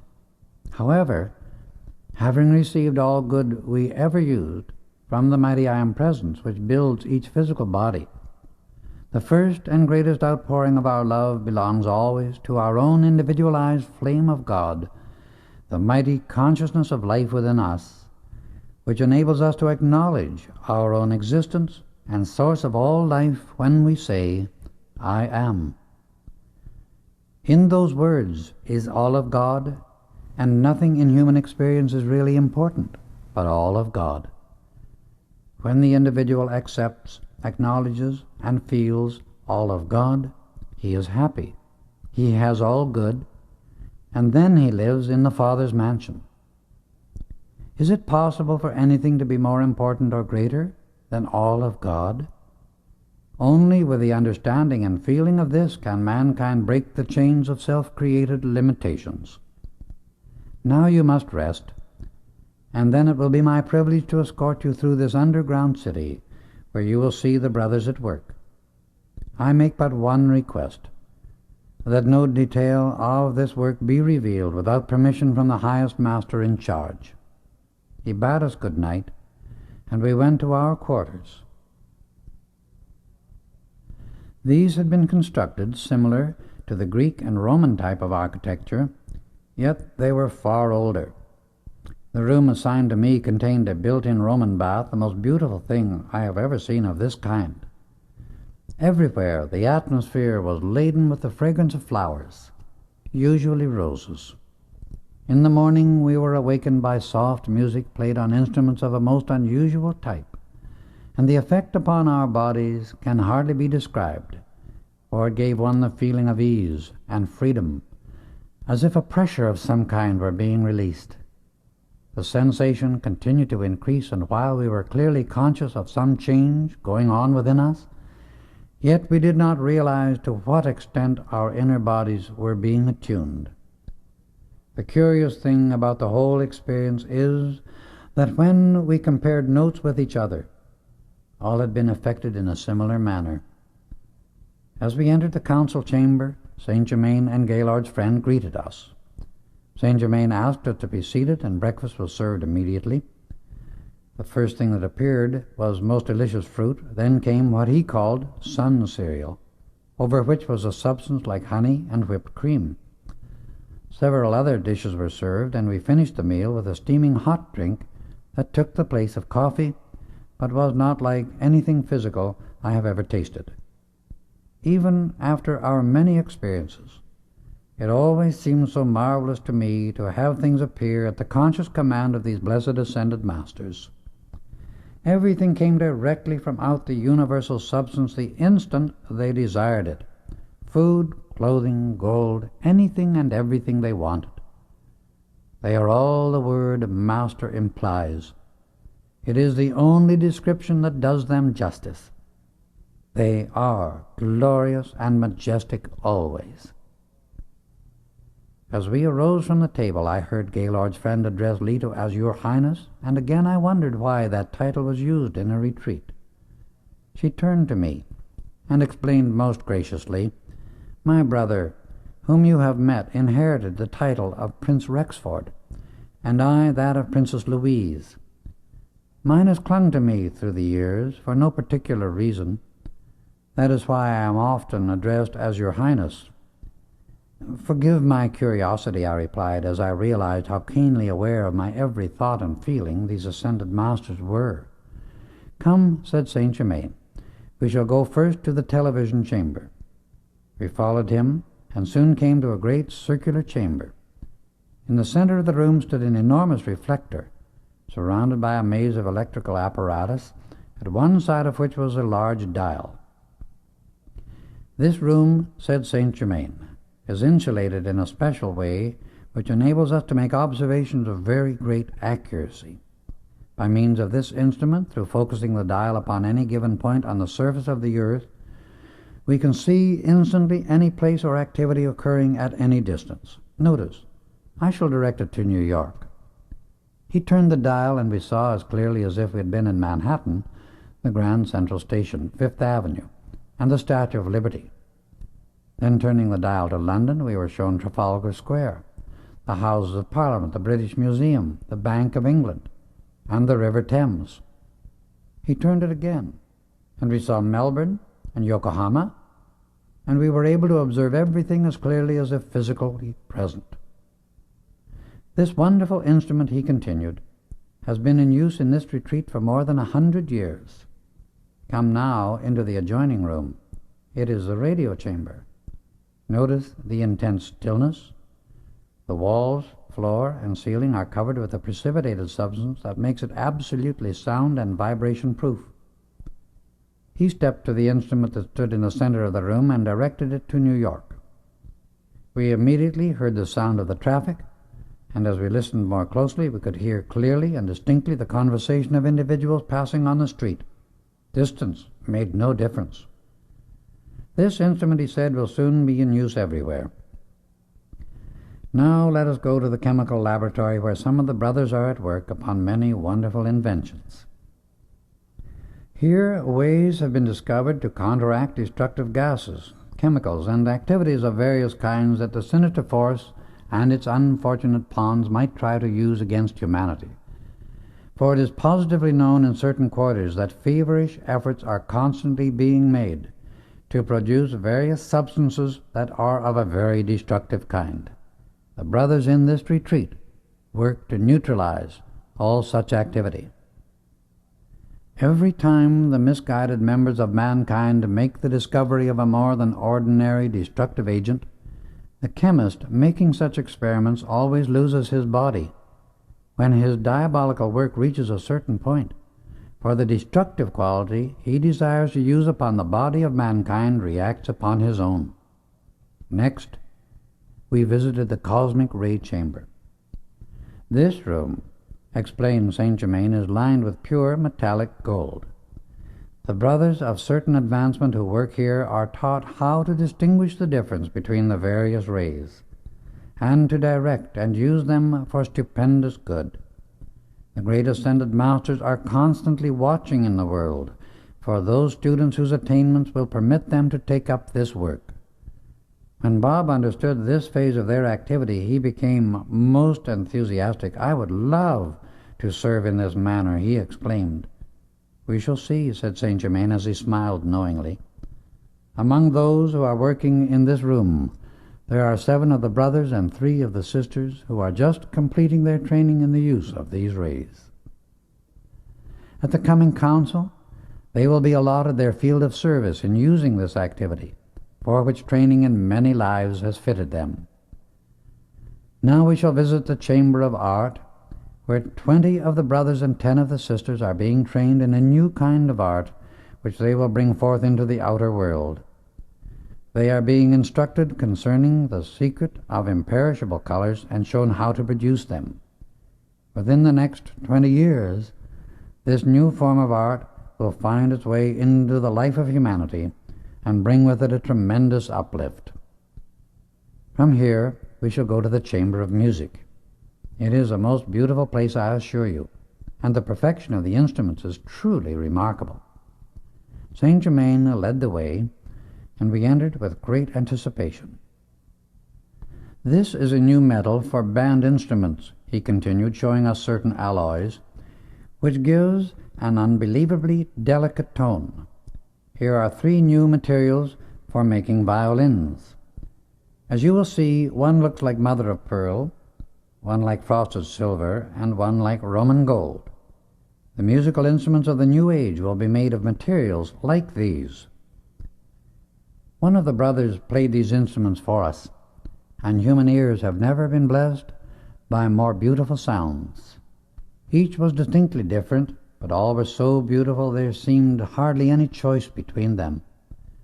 In rooms adjoining the chamber of music, beautiful musical compositions were being written and prepared so the brothers could project these magnificent harmonies into the consciousness of musicians working in the outer world. Some of these brothers, said Saint Germain, will come into the outer activity and work in the capacity of teachers, while others will serve from the invisible side of life. We are now entering the chamber of state. Here training is given in the higher forms of statecraft and national government. Some 40 of the brothers are being trained, as you see, in the right use of this knowledge, and are also being shown how to project it to others who are already in official positions. That is, wherever the sincerity of the official will permit. 10 of these wonderful brothers will go forth in person and serve by being elected to governmental positions in the usual way. 5 of them will go to the United States of America. During our visit to these various rooms and the explanation of the work the brothers were engaged in, we felt this the most wonderful education of our lives. It was such a relief to know that notwithstanding all the distressing outward appearance of the conditions in which mankind finds itself today, the power of the mighty I Am is doing everything possible to bring enlightenment and relief to mankind. It lifted our hearts and hopes to the height of expectation, for great good to all mankind in the near future, at least for all who desire the constructive plan of life. We were shown secret chambers of riches untold, others of records so old it seemed almost inconceivable. Some dated back to the advent of man upon this planet. When we returned to the council chamber, we found we had been gone 8 hours. Not once in all this amazing subterranean city did we find the least particle of dust, dirt, or confusion of any kind. Everything was in a most wonderful state, perfect and spotless. We marveled at this, and Saint Germain explained the law concerning it. This perfect cleanliness is maintained by the conscious use of the great cosmic rays, and within the next 100 years, hundreds of housewives will be using the violet ray to keep private homes in the same wonderful state. Oh, that humanity might realize quickly what glory, freedom, and blessing stand ready for their use at every instant when they hold to wonderful ideals unwaveringly, tenaciously, rely upon the mighty I Am Presence, and know it is the only real power of permanent accomplishment. Suddenly we felt a tremendous vibration, and looking around us, saw 5 of the ascended masters had arrived from India. For the men wore turbans. There were 2 ladies and 3 gentlemen. As we were presented to them, we were surprised indeed, for 1 gentleman and 1 lady were 2 of whom we had heard much. The gentleman came up to Rex, Bob, and myself, the lady to Nada and Pearl, and extended a most gracious invitation to be their guests as long as we were in India, and consider their home ours at any time. "Will you," said the gentleman, turning to Gaylord's friend, "come with these friends and bring them to us as our guests when they are ready to come to India?" "I shall be most happy," he replied, "to accept your invitation and take them to Bombay in my yacht." Saint Germain then asked us all to be seated, that we might enjoy another precipitated dinner. The entire meal seemed more delicious than ever. We listened attentively to the work being planned and the reports of what had already been accomplished. For the first time in my life, I realized how very little the outside world knows of this true inner activity, and how puny human achievement becomes in relation to that which is accomplished by these ascended masters, who are expressing their full freedom as sons of God. It is fortunate indeed that there are infinitely more magnificent ways of life than our humanity is now experiencing. When one can look away from his own mental concept long enough to get a perspective of his own intellect in relation to the rest of the universe, he really begins to learn something of importance. We all need to take mental journeys that will stretch our mental muscles, and realize that each human intellect is only one out of approximately 3 billion souls in incarnation upon this earth. Our earth is one of the smallest in our solar system. Our system is only an atom in the galaxy to which we belong, and there are galaxies of galaxies. When the student thinks of this occasionally, he will no longer be able to accept the conceited theories and egotistical opinions of intellects that scoff and doubt the existence and marvelous manifestation of perfection which these ascended masters constantly express. The personality of anyone is only of as much importance in the magnificent scheme of life as it is obedient to the mighty I Am Presence by letting perfection expand into the outer activity of the individual. Otherwise, the personality is only a barnacle in the universe, using substance and energy without building anything permanent. Time sped by on wings under the intensive training we were receiving from these great perfected ones, until the day came for the great international council. The brothers and sisters kept arriving at intervals from every part of the world, and when the meeting was called at 7 o'clock, more than 200 guests were present, most of them being chiefs of the various councils. When all were in readiness, we bowed our heads in silence and awaited the arrival of the great presiding master. Suddenly, a great oval of dazzling light appeared at the head of the main table, and as we watched it steadily for a moment, a man's form gradually became visible within it, growing more and more definite and tangible as he lowered the vibratory activity to manifest in our octave of consciousness until his body became clearly visible, perfectly tangible. His face was truly magnificent, glorious and radiant to behold, the eyes dazzling, and his whole being luminous from head to foot with the majesty and power of his mighty I Am Presence. The first tones of his voice sent an electrical thrill through my body that I shall never forget throughout eternity, as he said, "Beloved ones, be seated." After listening to a brief report from certain of the brothers, he commended them, and then in a very brief manner gave directions for their continued work. When he had finished, he turned to us, saying, "We can use many more who are at a point where they are ready to be trained in the understanding and use of the great cosmic rays of light. It is my privilege to inform you that we have 10 with us who are ready, if it is their desire to take up the work." All was intense expectation as he asked those whose names he called to stand if they were present. Then he went on. Nada, Pearl, Leto, Rex, Bob, Electra, Gaylord, and his beloved friend, Nada, and Daniel Rayborn. Beloved sisters and brothers from America, this event brings very great joy and is of much importance to the great white brotherhood. You are to be congratulated, as well as the brotherhood, that this has become possible. Within a short time, you will go to India for a stay of 10 months' training, and then return here to finish it. You will be instructed in the use of these mighty rays, and through their use you have an opportunity to give it transcendent service. On the 4th day from today, you will return to Alexandria, and there Electra will join the party. From thence, journey at your convenience to Bombay. Your beloved host will conduct you to your destination. Is there the slightest objection on the part of anyone chosen for this work? If so, speak now. We all joyously accepted and expressed our gratitude for the opportunity to serve in this way to the best of our ability. There was a great deal more under consideration at that time, which was of great importance, but I have not permission to record it here. The meeting finished, and we spent an hour meeting the other members present.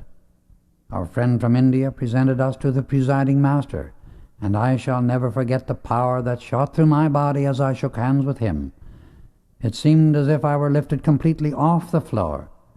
One of the brothers from South America brought us greetings from Gaylord, whom he had seen 2 days previously. The entire council was a perfect manifestation of great decision, supreme wisdom, and limitless activity. Presently beautiful strains of music were heard in the atmosphere, and all turned involuntarily toward the Master. He raised his hands, giving his blessing to all present, and as he did so he rose from the floor. The oval of dazzling light enfolded him, and he disappeared. Never in all eternity will I ever forget that first visit to the Arabian retreat of the Great White Brotherhood. 4 days later we left this marvelous haven of peace, light, and wisdom, with the love and blessing from all its members, whose loving service to the great I Am Present in themselves and in all humanity is the most wonderful activity in life's experience. We made the trip back to the coast of Arabia by night, where the yacht awaited us, and a few moments after we went aboard we were gliding swiftly through the Red Sea on the wings of the night. The next morning we breakfasted on deck in order to watch the sunrise, for in that part of the world it is truly a most glorious spectacle.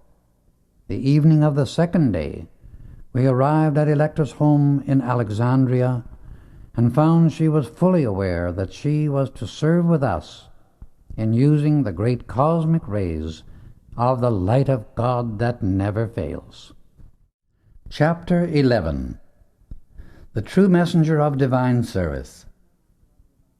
Late one afternoon we were returning with Electra from a drive along the shore of the Mediterranean, and had just entered the door of her home when a sealed letter dropped at Rex's feet. He picked it up and, opening it, read, "My beloved children, leave tomorrow morning for India. All is in readiness, and we are happy to welcome you. Saint Germain." Our host of the yacht had not been with us during our sightseeing trip in Alexandria, but when we arrived at the pier he greeted us joyously with the news that we had been assured of a calm, delightful voyage. We again passed through the Red Sea as we sped swiftly on our way to one of the greatest centers of spiritual light and power on this planet. Leto continued her instruction during the entire trip at Saint Germain's request, that Bob and Rex might reach the point where they could come and go from the physical body, consciously and at will. By the 5th day of our journey they had become quite proficient, and, like most young people, wanted to experiment often in using their newly evolved powers. This Leto would not permit. There must be a very great sense of spiritual honor and integrity, she explained, in regard to the use of these mighty powers of the I Am Presence. For the great law of being does not permit them to be brought into our outer use except where it is for the accomplishment of permanent good. We must be aware at all times that whenever we use the life, substance, and power of this universe for the mere gratification or pleasure of the senses, only misery and destruction can be the result.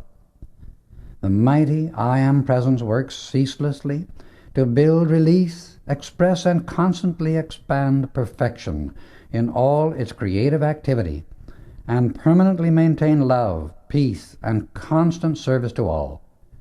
If the sensations of the body and the outer activity of the mind are permitted to run riot and interfere with the divine life plan of the individual, disaster and failure are the result. The true student of light never uses his powers for the amusement and gratification of the senses, for exploitation of anyone's personality, nor to make money by producing phenomena. The Ascended Master's way of life is to give, give, give. First, love and adoration to his own mighty I Am Presence, and then expand love and perfection by pouring it out to everybody and everything. To send out divine love without limit all the time is the whole of the law applied.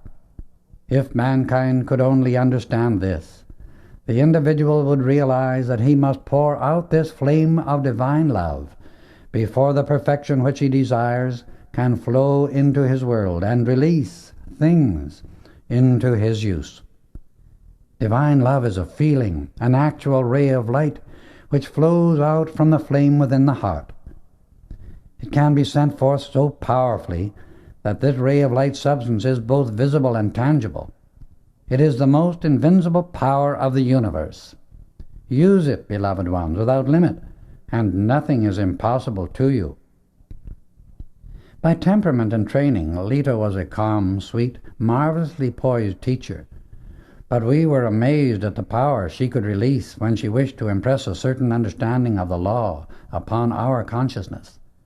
She was not accustomed to the boyish pranks of Bob and Rex, but she soon made it unmistakably plain to us all that no boyish pranks played any part in the operation of these great cosmic laws.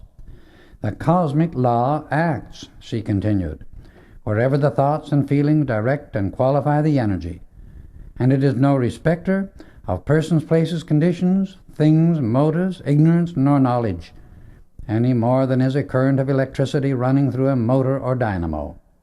If you turn on the power, it acts according to the direction given it. This is a point that many students do not seem to comprehend or do not wish to take the responsibility for. But the truth of the law is the only thing with which we are concerned. Our work is to put the exact truth of the law before humanity. If they refuse to understand and obey it, then their suffering must increase until the human side breaks its shell of obstinacy and selfishness and lets the mighty presence of the I Am control all, according to the perfection of life. Therefore, never joke in thought, feeling, or the spoken word about the powers of the Godhead, for to do so without exception draws heart-breaking experiences into your world. Therefore, govern your outer moods with an inflexible will whenever you use the powers of the mighty I Am Presence. In order to manifest the greater expressions of the I Am Presence, the individual must become aware of and feel that present within himself, and know that the very life energy which beats his heart and breathes through his lungs is constantly flowing into his physical body from his electronic body. His electronic body is projected into space from the very heart center of the cosmic life of the universe, which you have heard us refer to as the great central sun. This pure life energy flowing ceaselessly into the mind and body of the individual is the triune activity of the Supreme, acting everywhere throughout infinity. It is intelligence, substance, and energy, the one universal light out of which comes all manifestation. It is subject at all times to the conscious direction and use of the individual with self-conscious, individualized free will. The minerals, plants, and animals do not have the control of this activity, for only the flame of the Godhead is endowed with self-directing free will. The more attention one gives the mighty I Am Presence, the more he will learn of the vast realms of wisdom that stretch before him. The more he realizes the immense responsibility and limitless opportunity that are his, the more should he ask the mighty I Am Presence within his own heart to teach him all things. If one wants wisdom, he must turn his attention to the only source of wisdom, the mighty I Am Presence. Only by acknowledging the I Am can the first impulse be given which releases its wisdom into the outer use of the individual. It is by acknowledgement that the first wave flows forth to release it into the physical activity. Otherwise it remains forever quiescent within the consciousness of the I Am. The release of it can only come at the command of the self-directing will of the flame of God. Learn to call forth these God attributes and activities from the very heart of the universe, and then use them in love to bless all mankind. If you will do this, there is no height you cannot attain, and no gift you can ask of life that life will not release to you, when you understand what part of you says, I am, and you are willing to use all to bless life everywhere with love. Use the understanding of the I Am Presence that you now have, and persist in loving and blessing life everywhere, and you will open wide the floodgates to freedom, the realms and activities of the limitless, the natural world and life of the ascended masters. Use the wisdom you now have, and more will come, as surely as your heart beats and your mind thinks. At dinner on the evening of the 7th day of the voyage, our host announced that we were to reach Bombay late the next evening, but we were to remain aboard until the following morning. Bombay is one of the most beautiful harbors in the world, and as our yacht came alongside the pier, we were greeted by the Indian master, Shananda, to whom we were presented by our host. We drove to the railroad station, where we were conducted to a private car, every convenience being provided for us until we reached our destination. It was here only that the outline of our stay in India was given. First, we were to go to Calcutta and remain there 2 days while certain work would be given. The trip to Calcutta was delightful, and although the days were very warm outside, we were not aware of it in the train. We passed many places of great scenic beauty, and shortly after leaving Bombay, we missed Bob. We started a search for him, and as we entered his compartment, realized he had left his body. Leto warned us immediately. "Do not touch his body," she said, "for he has gone with the Master Shananda." For a few moments Nada had a hard struggle to command herself and keep at peace, for this was the first time Bob had gone forth from his body without previous preparation. However, she soon controlled her feelings and became at peace. In about 2 hours, Bob came walking into the observation car in which we had all gathered. He was as serene as could be, but the rest of us immediately asked concerning his experiences, and of course wanted to know where he had been. We could get him to reveal nothing, and finally he said, "Each of us is to keep his experience strictly within his own consciousness until the end of our destination, and then we are to compare notes." That afternoon Nod and Pearl were gone about 2 hours. The next morning Rex and I left our bodies. Each of us had experienced practically the same things, for we were being trained in accurate observation. Shri Singh, the brother who had taken Shananda's place, was delighted in every way, but very silent. Yet when he did talk, it was always for some very definite purpose. The day we arrived in Calcutta, Shananda reappeared to us, and when we had become seated at dinner, with his magic radiant smile remarked, "I congratulate each of you on the fearless way in which you are able to leave your bodies and go forth strong and free. It means great enlightenment for all, as well as the entering into a tremendous field of service. Leto, my sister, you are a most efficient instructor, and your work with these students is remarkably well done. It is only in this freedom, my friends, that you are permitted to know, feel, and experience the full use of the cosmic rays. You are now in a position to receive the full benefit of your training with us." Electra and our host of the yacht were silent, but very careful observers of all that had taken place, and were no doubt being trained in the same way. We felt keenly the intensity and power of the instruction, for everything we did had a definite objective and purpose. We arrived in Calcutta and drove rapidly for about half an hour, finally coming to a stop in front of a beautiful building situated upon a prominence in which was evidently the best residential section of the city. Shananda led the way into the building, which he told us was secretly owned and maintained by the Great White Brotherhood. The interior was a perfect dream of beauty, typical of many of the marvels in India. It breathed the wisdom, light, and purity of ages of perfection. We went immediately to the council chamber on the 2nd floor, where we found the Brotherhood already assembled. We noticed seats had been left vacant at the head of the table of honor. Shananda led the way to these seats and took the head himself. It was only then we learned that he was the head of the Indian Council. As soon as all had assembled, The business part of the meeting was called, and some of the ascended masters were asked to give their protection to certain Englishmen in India who were sincere in their desire to bring about greater good. They also arranged for protection to be given a group of lesser brothers whose desire to do right was sincere and who were giving good service, but who did not always use the greatest discrimination in the outer activity because their zeal exceeded their wisdom. After the meeting, we were presented to all the members and spent a delightful social hour.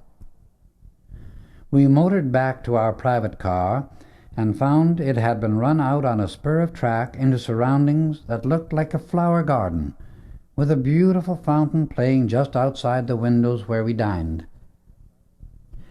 We commented on the ability of Shananda to have the beautiful always expressed to us, and with one of his smiles that ever gave one the sense of sunshine, he replied, "It is really much easier to express the beautiful, because it is natural, and the true expression of the mighty I Am presence within everyone. When anyone truly accepts this glorious presence, and feels it as the Godhead doing all things through and for him, the rest of his activity must conform to its marvelous beauty and perfection. The full acceptance of the mighty I Am presence by the individual always commands and governs all outer experience harmoniously. It is only when one truly and fully accepts this glorious God presence within himself that he becomes a true messenger for divine service. Then, as the perfection of the mighty I Am presence begins to be released in a greater degree through the outer activity, all the courage and assurance comes through, for at last the personal self sees and feels the mighty inner presence, knowing its full power, majesty, and mastery. The next day we were taken to one of the ancient temples, in whose subterranean chambers is going on a work undreamed of by the outer world. That night at dinner, Shananda told us we were to leave for Darjeeling early in the morning, and that we were to eat breakfast en route. The scenery was gorgeous, and the sensation of watching the giant snow-capped mountains come closer and closer as we gradually climbed in altitude was fascinating. But we soon began to feel the change, for we had risen more than 7,000 feet. We arrived at the top of our climb just in time to see a glorious sunset in a very clear atmosphere. In the distance, we could see Mount Everest and the other famous peaks of that glorious range. The majesty, towering presence of these mountains and the mystery of the ages that shrouded their past made us all feel a deeper longing than ever to reach to the inmost heart of the great eternal wisdom, to feel ourselves a part of it, and to be able to pour forth its blessings to all mankind, that they might be happy also. "I want you to stay here tonight," said Shananda, "and see the sunrise from this particular spot, as it will be many years before we shall see it again in cooperation with a certain cosmic activity that is taking place at this time. It is the first time in 70 years that these two activities occur simultaneously." At 3 o'clock we arose and mounted our little ponies, which took us still higher up the mountain to a point where we could see the sunrise to best advantage. We reached this place just as its radiance began to grow brighter. In a few seconds great rays of light of every conceivable color began to shoot into the sky, and continued for fully 10 minutes.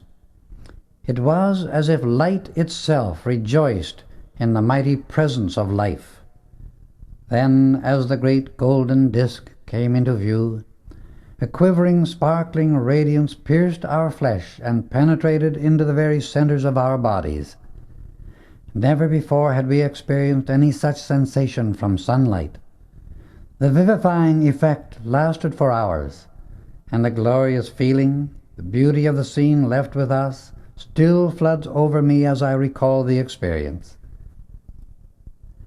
One knows, after such an occurrence, that the mighty master intelligence of the universe is still at the helm and guides the destinies of our earth and humanity, notwithstanding all outer appearances of chaos to the contrary.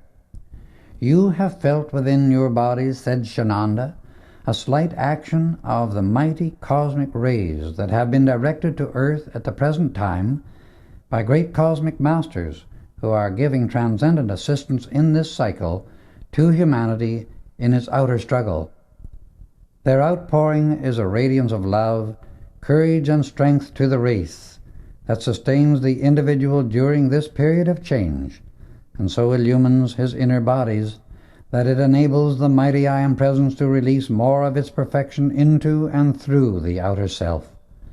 Those of you who are to receive training in the use of these rays will be enabled to focus great streams of light essence and consciously direct them, pouring forth blessings to mankind through great currents of healing power and harmonizing streams of love.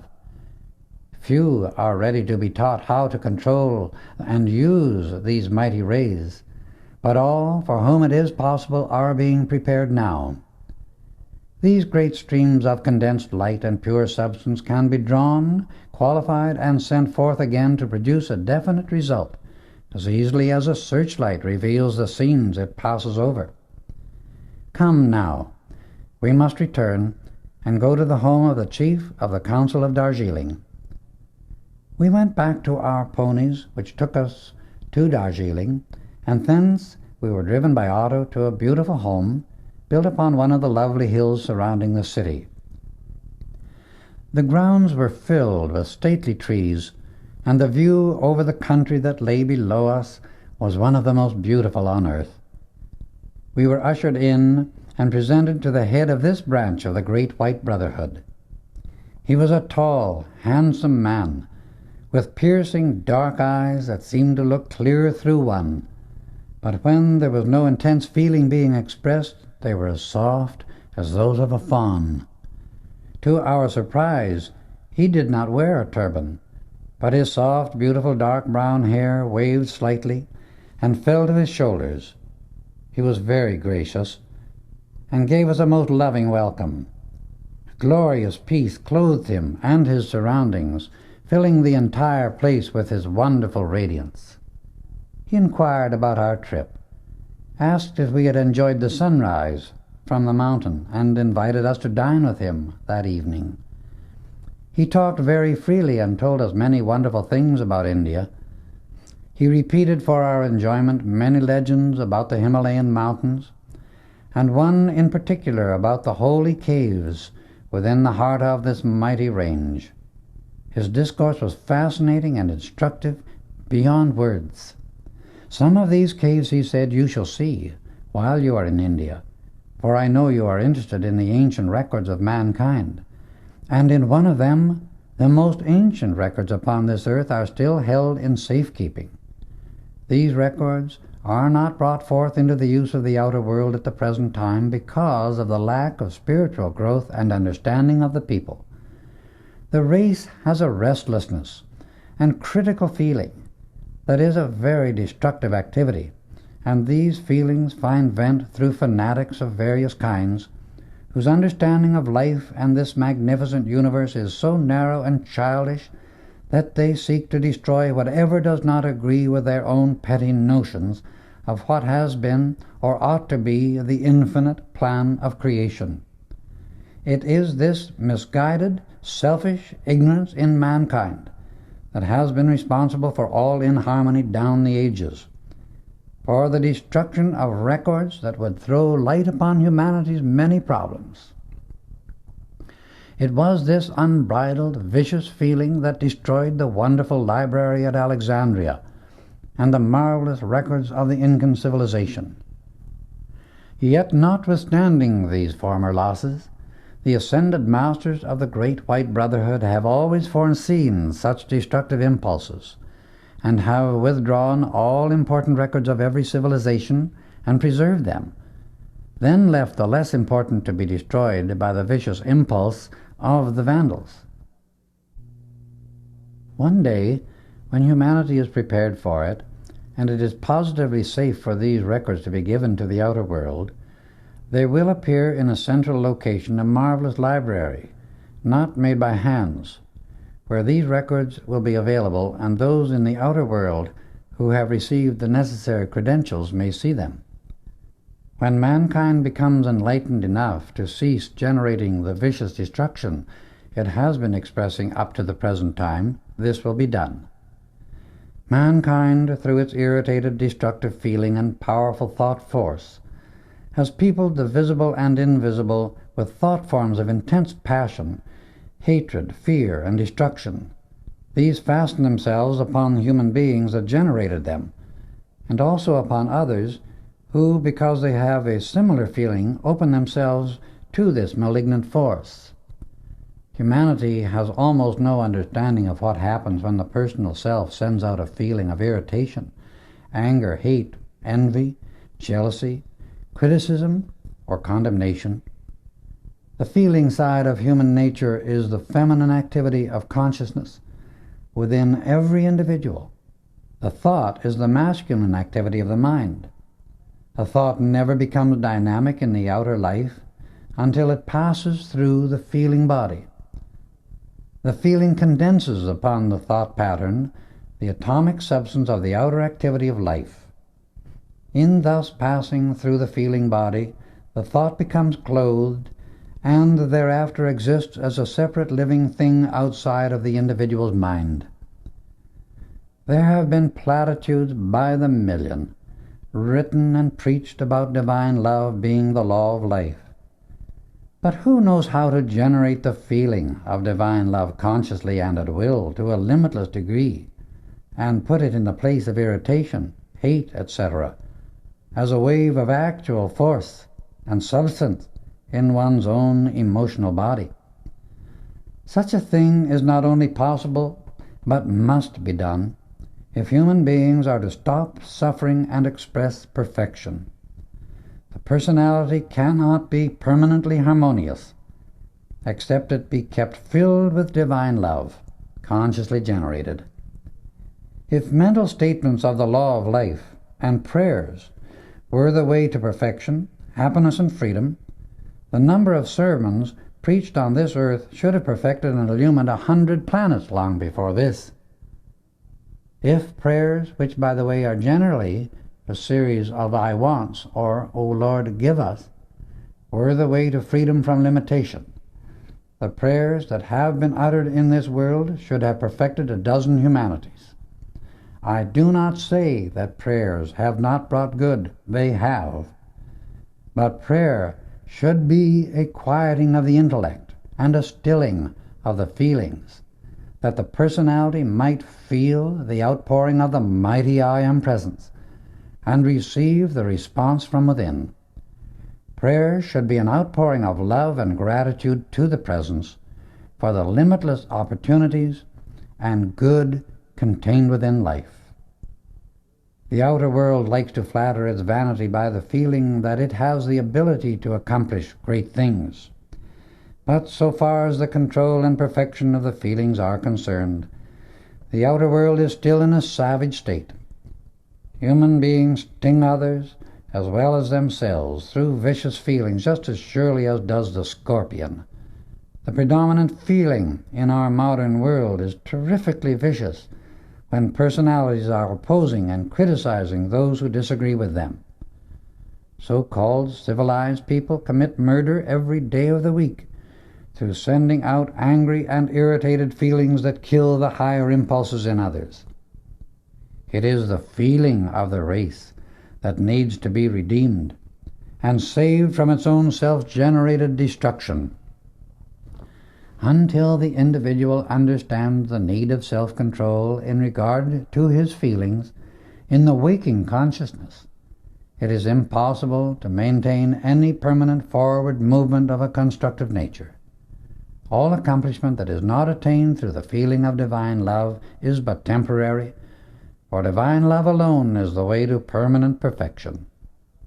It is pitiful to see how, for centuries, the human race has occupied its time and used its energy to build up things through thought, and at the same time tear its creation to pieces by inharmonious feelings.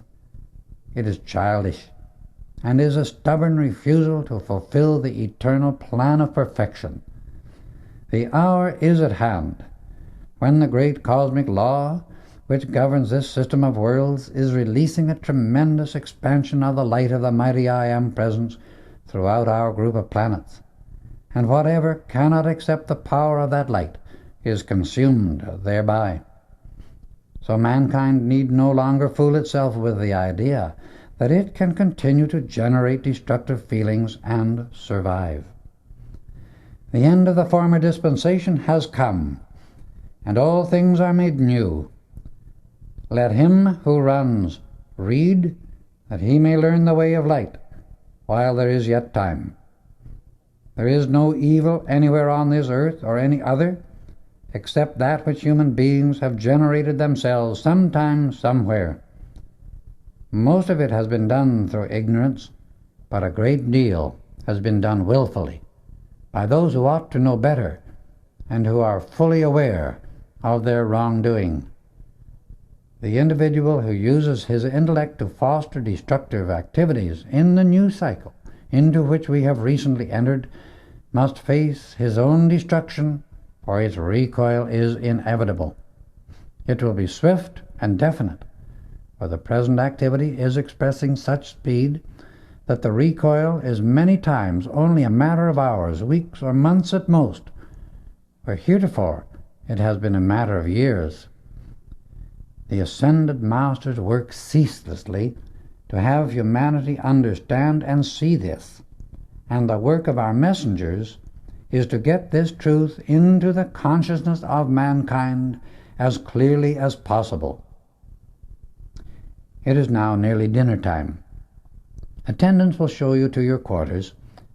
After refreshing yourselves, return here and we shall dine. Later, dinner was announced by beautiful chimes. Our host offered his arm to Nada and led the way into a magnificent banquet hall which must have seated fully 500 people. This is really our council chamber, he explained. Later this evening all the members of the Darjeeling Council will assemble here.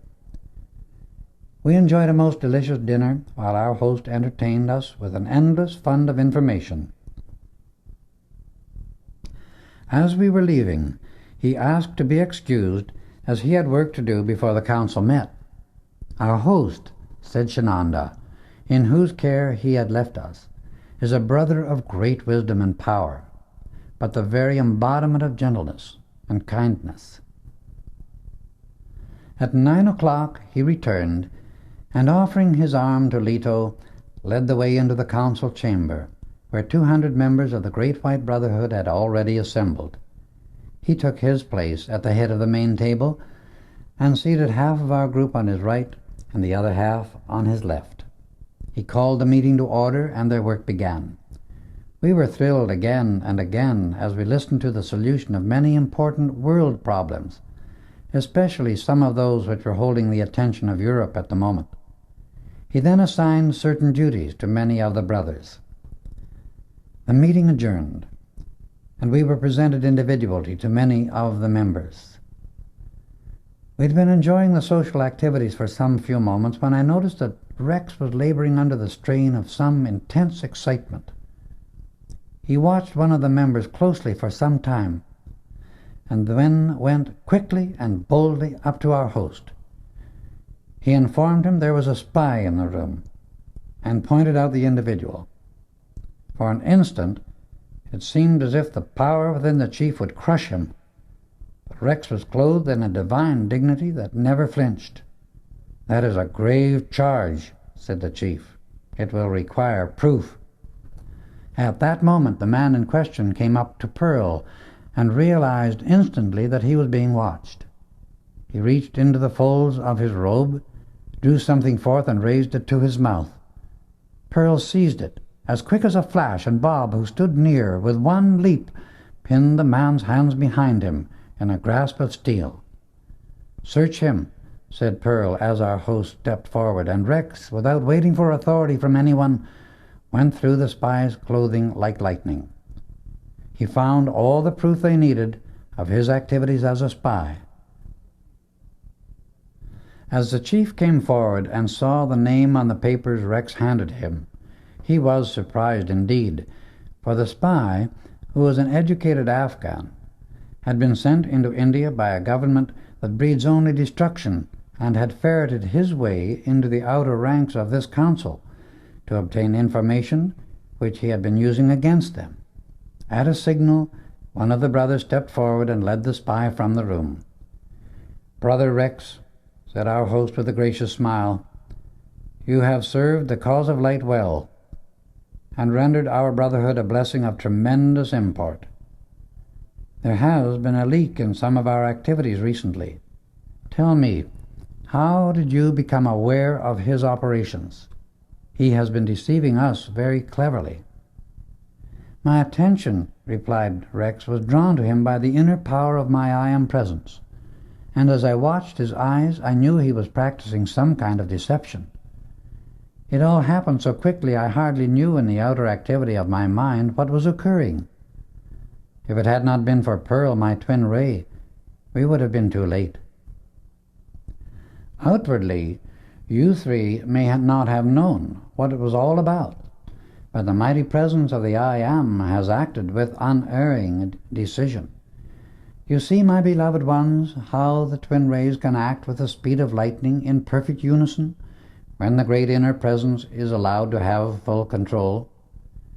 My sister and brother," he continued, as he extended his left hand to Pearl and his right one to Rex, "you will be able to do splendid work for the mighty I Am Presence, the great white brotherhood, and humanity, and I bless you for that service." "What is to be done with the spy?" asked Pearl. "The man knows what he must do," replied the chief. "Let us forget it ever happened. We shall always remember your service to the brotherhood." By this time most of the guests had left, so we bade our host good-bye, for we were leaving Darjeeling in the morning. We did not stop again at Calcutta, but went directly through to Benares, the sacred city of the Hindus, and one of the oldest cities in India. As our private coach drew into the railway station, we became keenly aware of a sincere devotion in the very atmosphere of the place. Imagine our joy when almost the very first person we saw was our beloved friend Alexander Gaylord, who had arrived in Benares only a few hours before. Rex, Bob, and I made a dash for him as soon as the train stopped. When his friend, the owner of the yacht, came up to greet him, they looked into each other's eyes with a deep love and understanding born of centuries of association. As Leto, Gaylord's twin ray, approached, he extended his arms and held her close to his heart. Shananda then presented Electra. "We are to be guests this evening of one of the oldest councils in India," he said. "It is to be purely a spiritual feast, devoted entirely to the guests. All members of the order are to wear their seamless robes. I shall return for you at 6 o'clock. We returned to our compartment and prepared for the evening banquet. When Shananda returned, he was accompanied by his sister Nadja, a beautiful young girl, or at least so she appeared, to whom we were presented. We were driven to a beautiful building on an elevation overlooking the city. As we approached the entrance, involuntarily we expressed our joy at the beauty and exquisite surroundings of the scene we gazed upon. As we passed through the entrance, we entered a rotunda of pink marble, veined with soft green, in which there were 7 white marble pillars. The effect was warm, delicate, and very beautiful.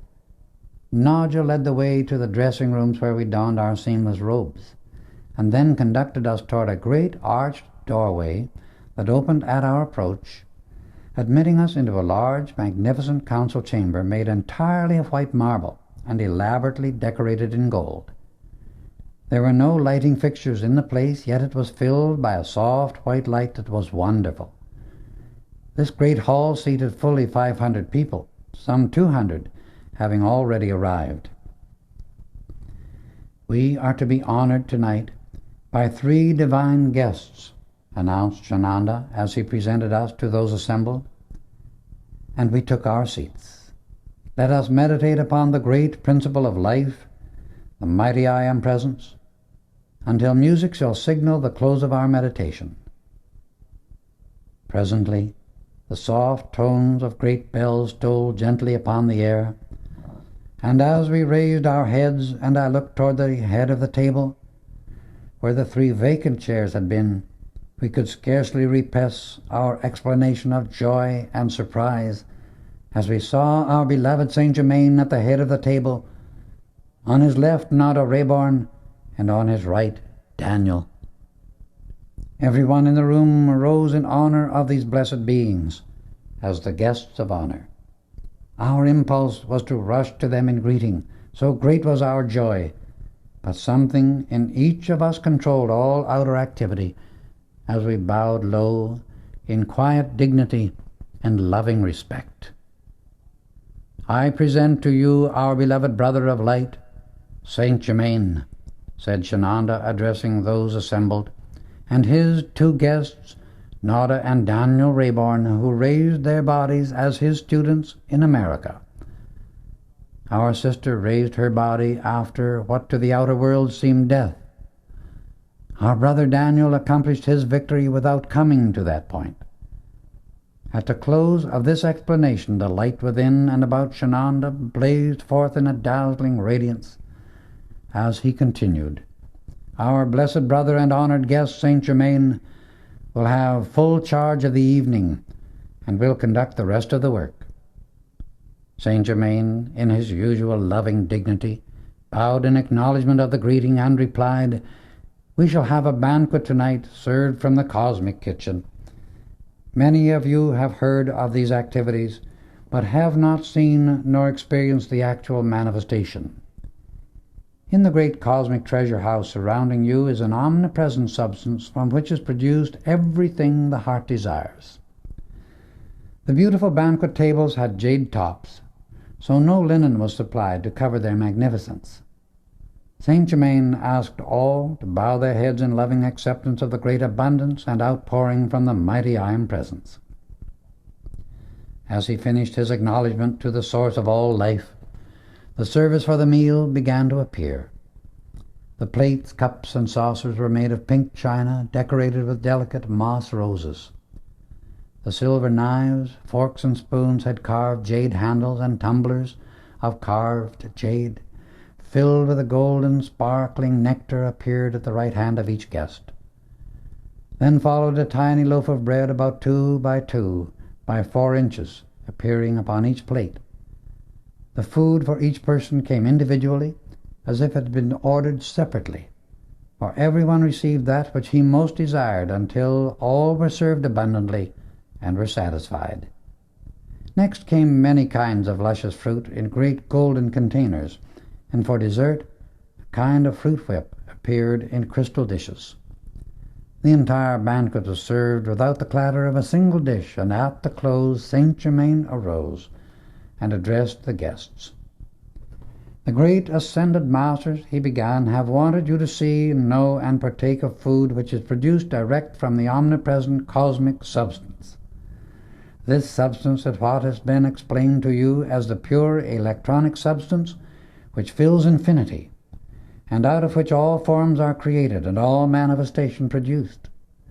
This limitless substance about you everywhere is yours to manipulate, to mold into form without any limit whatsoever, when you hold close enough and sincerely enough without interruption to the mighty I Am Presence in you.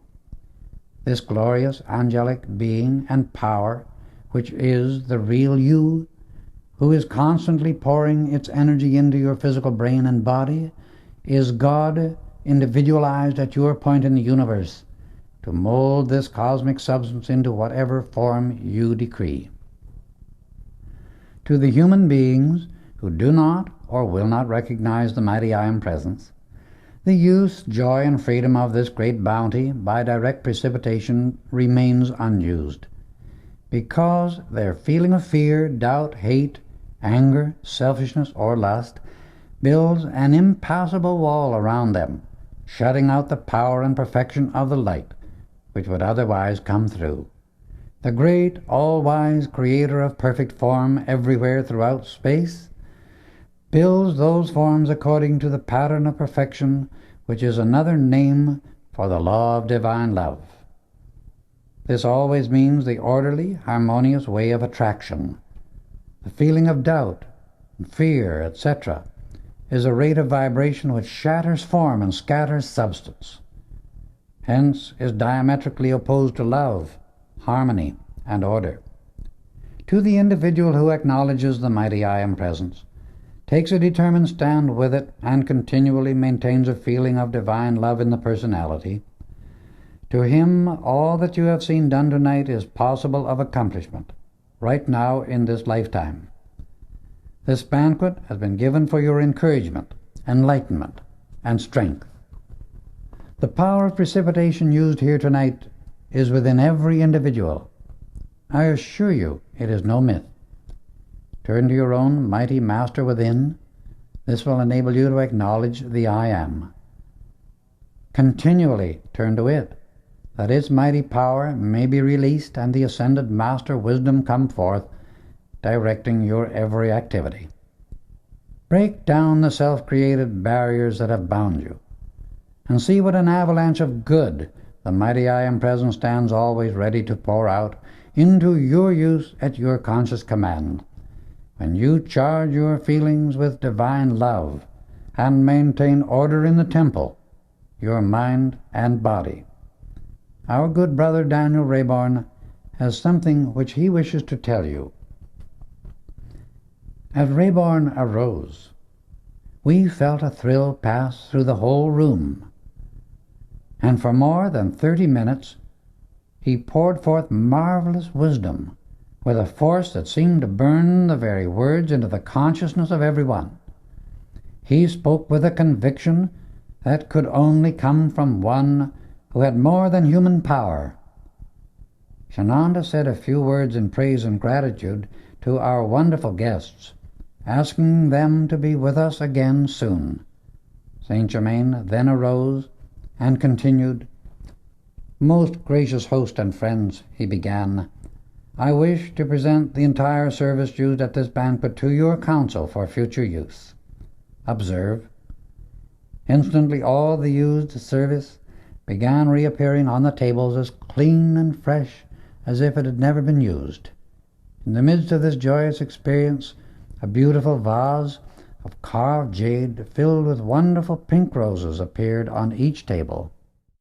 "This comes to you, our beloved friends," he continued, "with the love and blessings of the ascended host. May it ever be a fond memory to you all." Then with one word, dismissed, the banquet was over. As quickly as our dignity permitted, we hurried to greet our beloved Saint Germain, Nada and Daniel Rayborn. The parents held their children long in their loving embrace, Nada the mother holding Bob in her arms, and as she released him said, "My blessed children, I congratulate you for your love and devotion to the light. Your reward will be very great, for at the end of the 2-year period of your probation, a glorious surprise will await you. Until then, we shall see you often at your destination in India. We have work to do now, so I must say good night and God bless you." Then bowing to Shananda and Nadja, they disappeared with Saint Germain.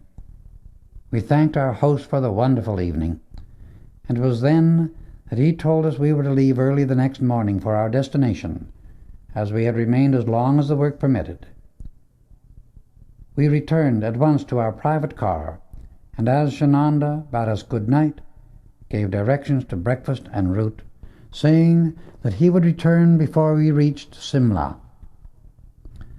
We left at 7 o'clock the next morning, hoping to stop at Benares, Lucknow, Delhi, and Simla.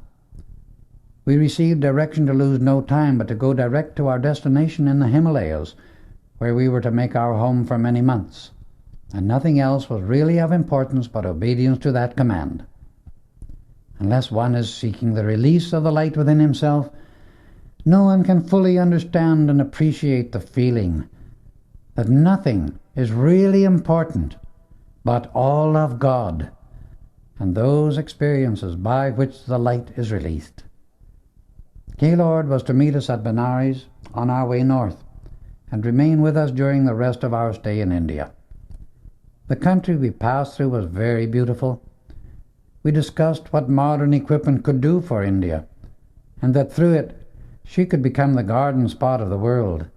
Her countless rivers could make it into a perfect paradise, for India is beginning to feel her wings again, and her industries will rise once more.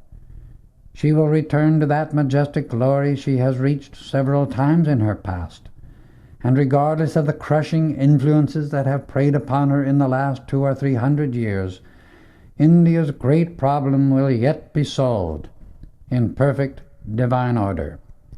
Her teeming millions will be given the opportunity to express the light and God presence that is within them. There is a great cosmic wheel of progress which affects our entire earth. It governs the expansion of the light in the entire system to which this planet belongs. When that wheel turns to a certain point, and it is nearer than mankind realizes, it will focus certain rays of energy upon the earth.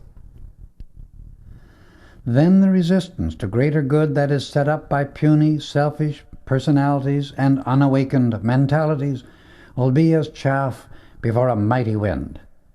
The efforts of those human beings will be useless, and they will be compelled to obey a power far greater than their own selfish cravings. The day passed quickly, and after dinner we gathered in Gaylord's compartment, asking him to tell us something of his own experiences. After considerable coaxing, and a promise on our part not to divulge what he revealed, he described briefly one of his embodiments in South America during the time of the Incan civilization. We listened spellbound for more than 3 hours to the experiences of that life, during which Leto was also in incarnation. In one part, we were so fascinated by his portrayal and had so entered into the activities with him that we were all in tears before we realized it.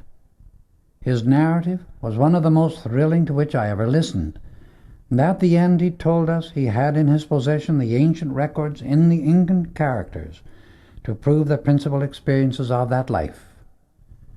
These were of such an heroic nature, and because of the stand Leto and he had taken for the right in that life, the release of the light within both of them was revealing its freedom now. The next morning Shananda greeted us and explained that he had made arrangements to take us from the train to the end of our journey at once. You must arrive at your destination, he announced, before the cosmic cycle reaches a certain point. As we left the train at Simla, Shananda led the way to a compound some distance further. It was surrounded by a high wall, and as we entered the gates, a caravan stood waiting for us, ready to leave immediately.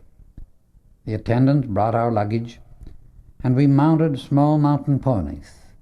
Shananda gave the command to depart at once, and due to his mysterious influence, no one paid the slightest attention to us as we passed out of the city.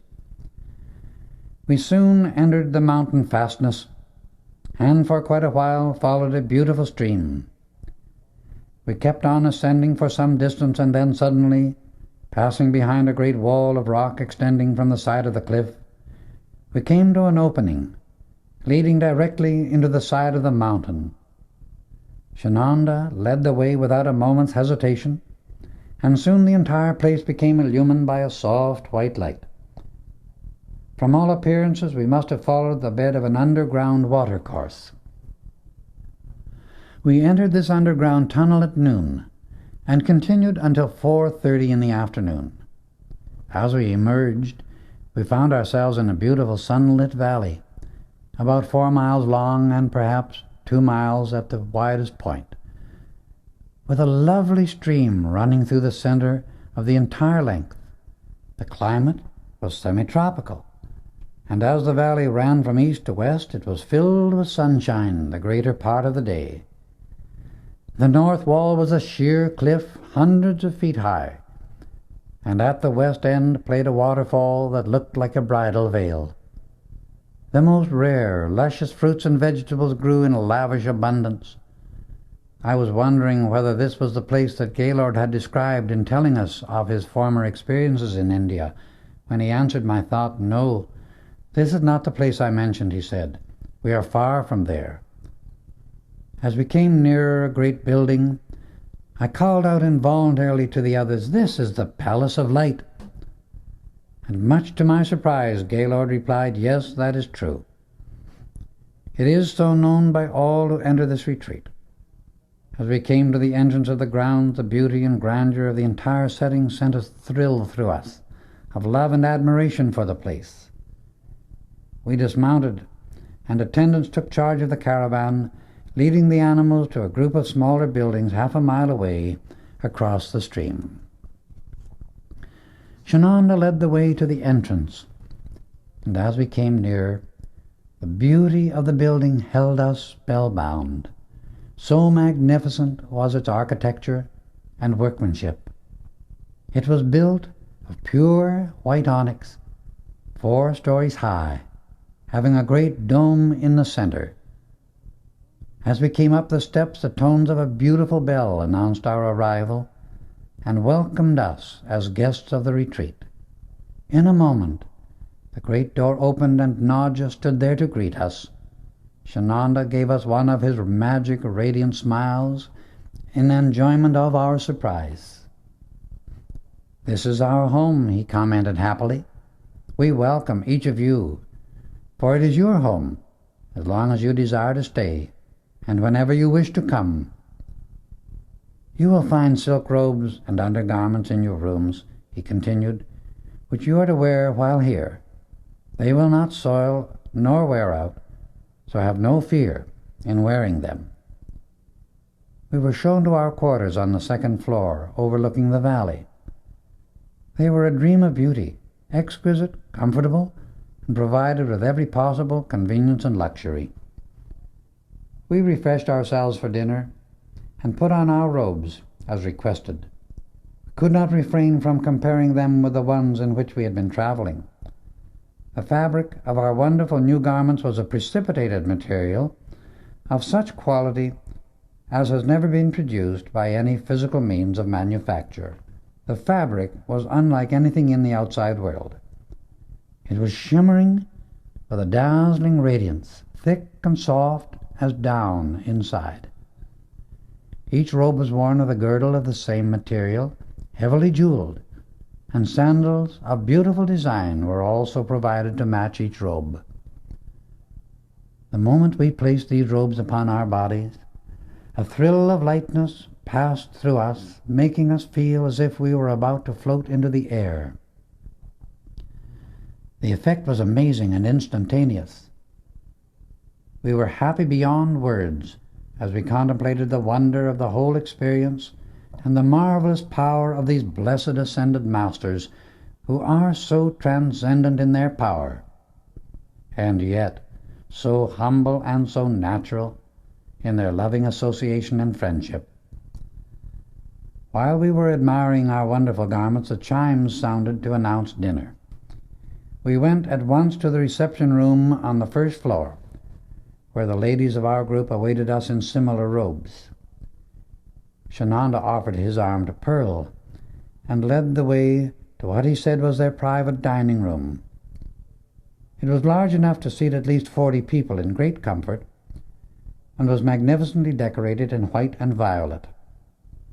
To our amazement, we noticed that the chairs were similar to those in the Diamond K Ranch in America, except that they were upholstered in violet silk velvet instead of blue.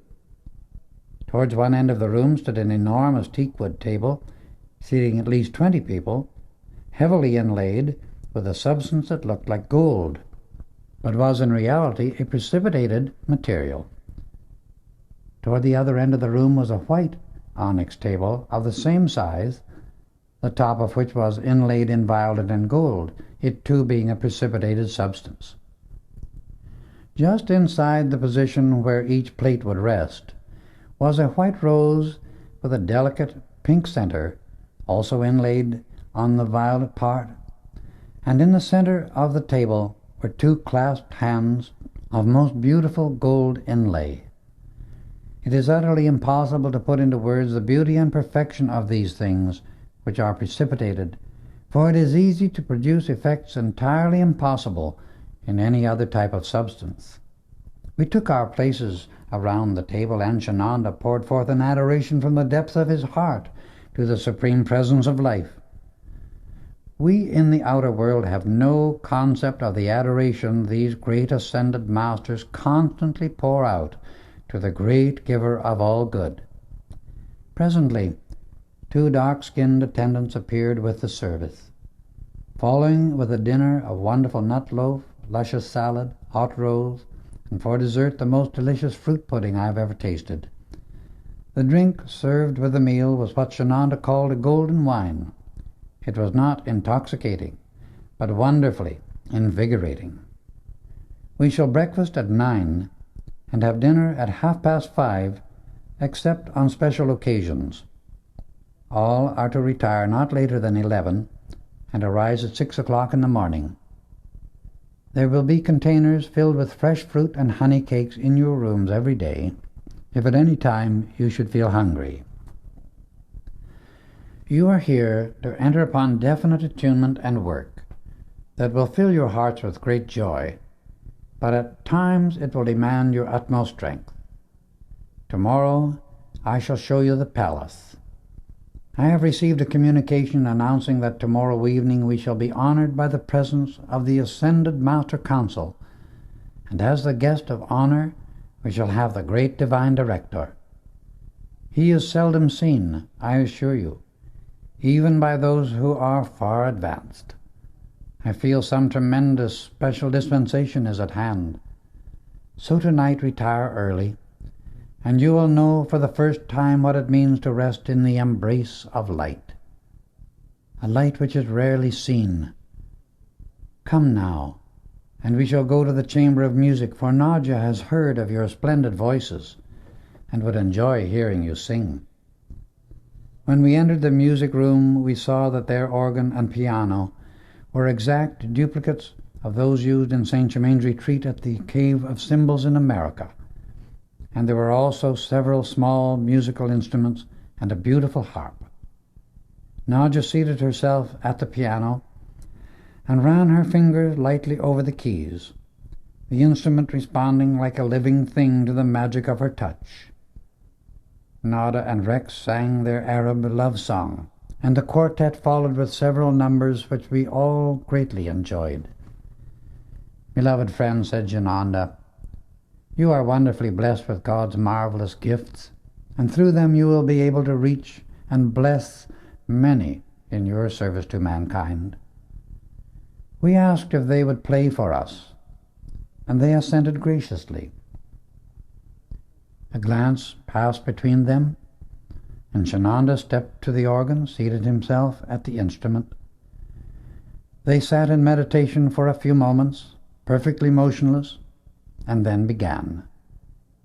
The vibrations in the atmosphere around us commenced to increase. Then the music surged forth like an ocean of sound, as if a great soul were entering the ecstasy of eternal freedom, and the legions of light from out infinity were welcoming the ascending one as a new sun rising within space. They modulated from one number to another until they had played 4 pieces, and by the time they finished, it seemed impossible to move, so great was our attunement and happiness. We tried to express our appreciation, gratitude, and joy, but it was impossible to put our feelings into words. Nadja understood and said humbly, "The mighty I Am Presence does all things, when there is no longer any obstruction between the human and the Master Self, for the outer is raised into the same vibratory action as the inner light." With a joyous good night and blessing to each other, we went to our rooms. I wondered if I should be able to sleep at all, so raised was the vibratory action of my body. But I dropped off before I knew it. I awakened in the morning with a very vivid consciousness of having gone forth in my finer body, and in doing so entered the mountain back of the Palace of Light through a secret, massive door.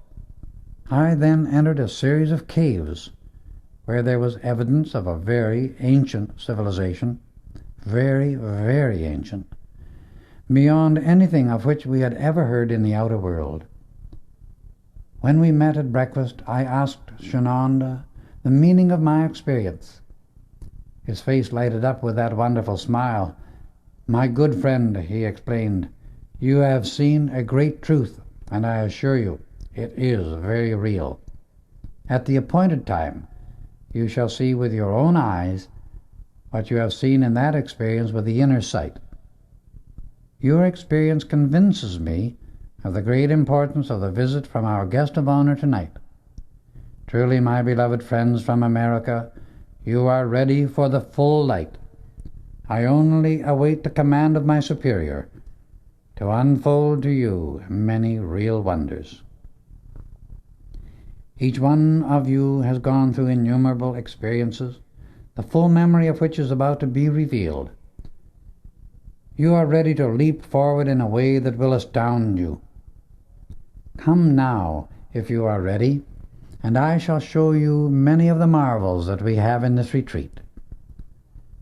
We went first to the dome in the center of the building, and instead of it being an ordinary observatory, we found it to be what Shananda called a cosmic observatory. It was filled with many instruments of which the scientists of the outer world know nothing. One of these was an absorption reflector, which drew the image of the desired object through the etheric rays and then reflected it to the observer. It was a simple thing in its construction, but not in the quality of the substance of which the instrument was composed. Shananda explained at this point that the etheric rays and those which are being called the cosmic rays by the scientists of the outer world are not the same. There was another piece of mechanism called a light projector, by means of which it was possible to send either a life-giving or a disintegrating ray to an incredible distance. There was a radio television, so perfect that it is the marvel of all ages. After observing several other inventions in this room, we went downstairs to the next floor, where we saw great council chambers seating 700 people. The walls of this room were of a beautiful milk-white onyx, with the most marvelous blue trimmings. On the floor was a thick carpet of the same wonderful blue. There were no windows, and the room occupied almost the entire floor of the palace. Here again were beautiful chairs like those we had seen in the dining room, but upholstered in the soft, rich blue that trimmed the rest of the room. At the side was a dais, on which stood an altar and a golden chair. It was the most perfect thing one could imagine. The main part of the altar was precipitated gold, but the top was made of another precipitated substance, the shade of blue that borders onto violet, the substance itself emitting a silver radiance because of its luminosity. Around the edge was a border of gold, about 2 inches wide. The chair carried out the same design as that on the altar. The seat was upholstered in blue and had a high back extending well above the head. We then proceeded to the rooms on the ground level, which were devoted to electrical and chemical laboratories for experimental purposes. We were passing about the central point of the west wall on this floor when I stopped suddenly. "Here is the place where I entered the caves last night," I said to Shananda, while I was in my finer body. And with a very intense, serious expression on his face, he asked, "Do you see any door or entrance?" "No," I replied, "but it is there, and I know it." Then with a smile, he looked at me rather quizzically. "You are right," he remarked. "It is there, and I am glad you are certain in your convictions. Be patient, and you shall see all." We then returned to the great reception hall. How is it, I asked, that other students and people do not see the entrance to this place and find their way into such a paradise? "If you were to go to the entrance," he replied, "you would not find an opening of any kind. Yesterday, after we entered, it was sealed again, so that it looks now like a solid wall, and so far as protection is concerned, it is as impenetrable as the wall of the mountain itself. For more than 20 centuries this valley has remained just as you see it today. Man can, by the use of the light rays or cosmic currents of light, through the mighty I Am Presence, forever annihilate time, space, age, inharmony, and limitation of any kind. Discord is really the first wave or starting place of limitation. With perfect harmony maintained in the individual's consciousness, the door to God's kingdom of perfection, the activity of life without any limitation, stands wide open forever. "Now come with me," he continued. "I shall probably strain your credulity considerably, but you shall learn much if you so desire. All of you have heard about the Arabian Nights' tale of the magic carpet. I shall show you that the legend is true." He led the way out of the palace onto a beautiful lawn in front, where we saw what looked like a copper plate, about 14 feet square. The two youthful attendants brought out a gorgeous Persian silk rug of a most wonderful golden yellow. They covered the plate with it at Shananda's direction, and then he inquired, "Is anyone afraid to come with me?" No one answered, so we stepped upon it and gathered around him near the center. He immediately engaged us in a very animated conversation, which was quite unusual for him, and in a moment we all began to feel lighter and lighter. We glanced down, saw that we were leaving the earth, having risen about 20 feet in the air, and were floating smoothly along in the atmosphere. We continued to rise until we were about 50 feet above the ground, and then floated near the waterfall, which was glistening and glorious in its beauty. We continued on, drifting out over the valley and enjoying its enchanting loveliness. "Now, if you are ready," continued our host, "we shall view the mountains." We continued to rise until we were fully 11,000 feet above the palace. The scenery that lay below us was perfectly entrancing, and the peaks of the snow-capped mountains glistened in the sunlight like diamonds. We had become so absorbed in the view and Shananda's conversation that we had become oblivious to temperature and our mode of transportation, yet we were perfectly comfortable and did not feel any change of either altitude or climate, our host holding us all in his aura, which controlled everything within it, thus causing all to experience only his own glorious perfection.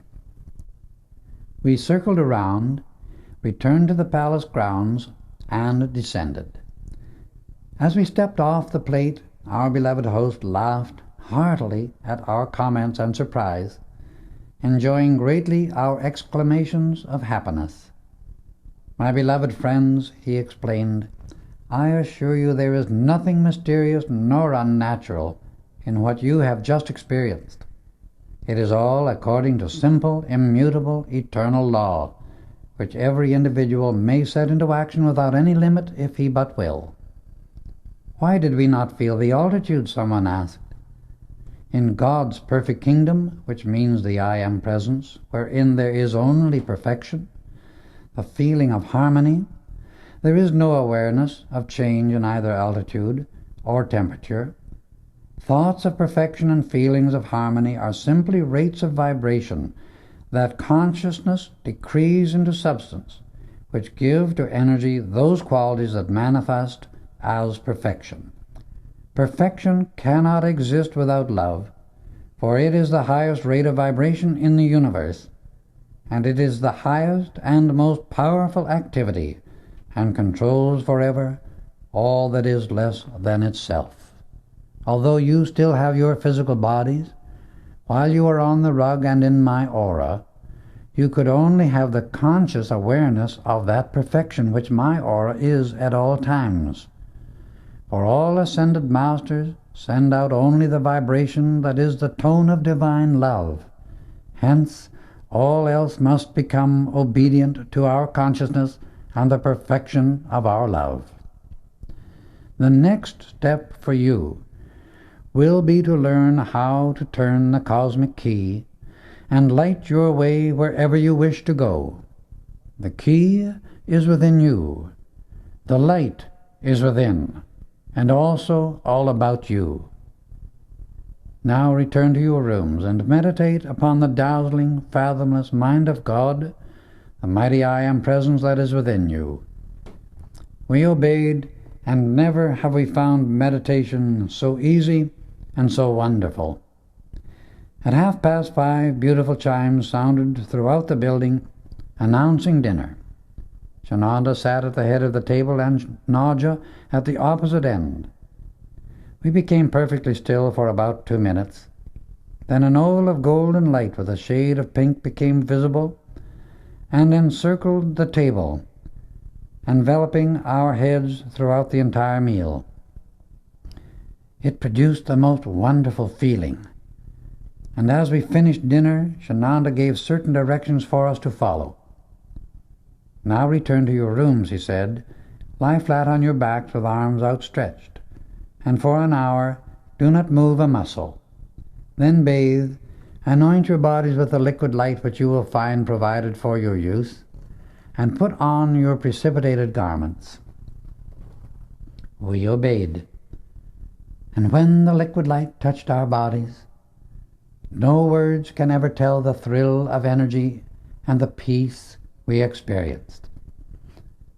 As we finished and robed ourselves in the marvelous garments, we could see the soft white light radiate from our bodies for fully 3 feet, from which emanated a most wonderful rose fragrance.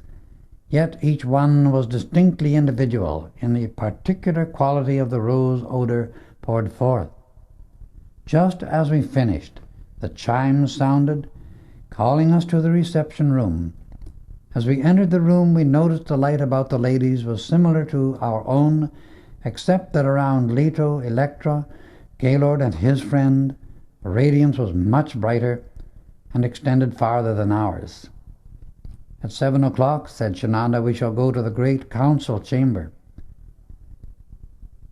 He led the way and seated us facing the altar, placing Leto and Gaylord in the center, and the rest of us on each side of them. Sananda took the end seat on the right side, and Nadja the last one on the left. Seated directly behind us were our beloved master, Saint Germain, Nada, and Daniel Rayborn, surrounded by 200 of the ascended host.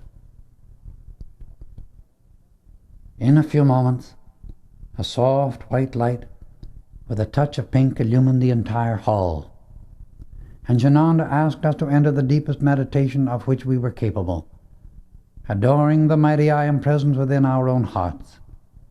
We became very still, and into that stillness entered deeper and deeper. We remained in this silence for some time, and then we heard the tones of a most wonderful voice that thrilled every atom of our minds and bodies. We opened our eyes and saw standing before us a marvelous being. This great, glorious presence was the embodiment in perfect balance of all transcendent qualities, both masculine and feminine, and held focused forever under his conscious command the wisdom and power of eternity. This majestic being stood fully 6 feet 4 inches in height, with wavy hair falling to the shoulders that looked like sunshine on gold. His robes glittered with points of light, like great jewels that flashed continually with the tremendous radiance of the power held under his control and obedient to his conscious direction. The girdle encircling the waist was a mass of sapphires and diamonds, and from it hung a panel to a few inches below the knees. This also was a mass of jewels. These jewels, as we afterward learned, were a condensation of light, and one can imagine the rays that blazed forth constantly, pouring out the tremendous power focused within them. This glorious, majestic being has become known to us as the Great Divine Director. He is the great cosmic master under whom Jesus, Saint Germain, and the master Kutumi Lao Sing were trained. And his great love and far-reaching care often enfold many of their students now. No words in any language can do justice to this majestic being, and when his students speak of him, they are as humble before his mighty light as we feel before them. Oh, that the people of America and the world might know more of these great blessed beings and share the joy that lifts me beyond the outer self. As he began speaking, he gave the cosmic sign of the ascended Master, saying, "Beloved children of eternal light, great is the rejoicing of the ascended host at the call of this meeting. These blessed ones before me are ready for our assistance, for their bodies can now be raised, and they shall enter their true freedom. Beloved Saint Germain, you have patiently, lovingly guided and instructed these children of light through the centuries, and your work shall bring its reward, for it is most nobly done. Is there another willing to bear witness that they are ready to enter the light?" Shananda immediately arose as our sponsor and replied, "Most High Master, I bear witness as to their readiness." And the great Divine Director continued, "Then we shall give them bodies such as have not been manifest before upon earth, that they may stand before the world a living example, revealing the fulfillment of the law of love and light. These shall be similar to the bodies of the ascended masters, yet they shall retain the appearance and some of the outer activities of the highest type of mankind. Under their control shall come the unlimited use of the cosmic energy and the direction of the mighty light rays. They shall minister unto humanity side by side with their beloved Master, who has so lovingly brought them to this point. Henceforth, I receive you all into my eternal embrace of light.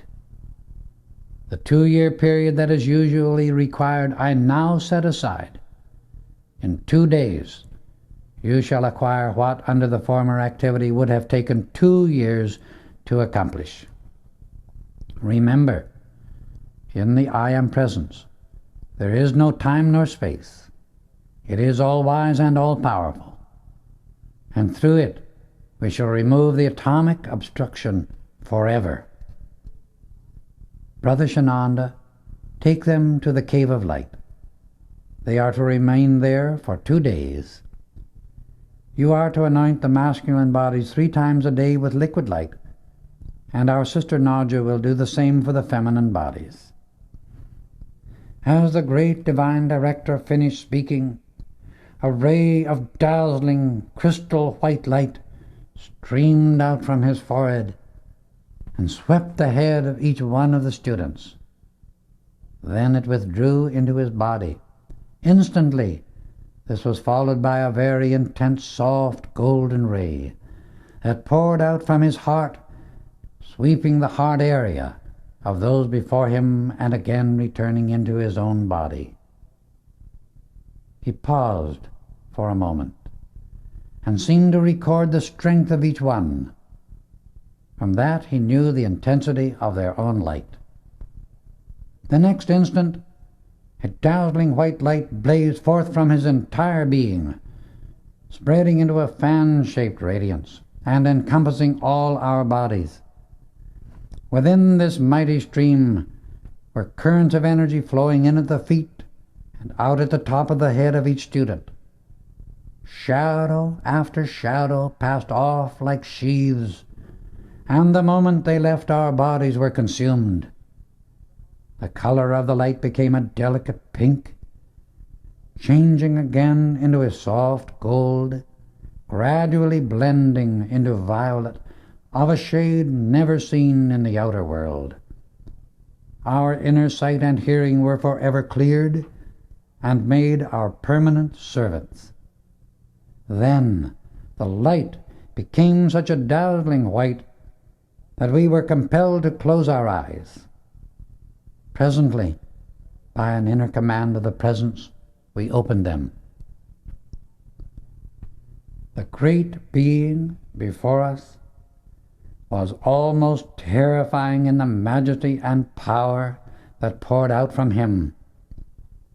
The ascended guests had disappeared, and we were left alone with this dazzling celestial envoy of the Godhead. Then in a voice as gentle as a mother caressing her child, he said, "You are all, now and forever, a part of my love, light, and wisdom.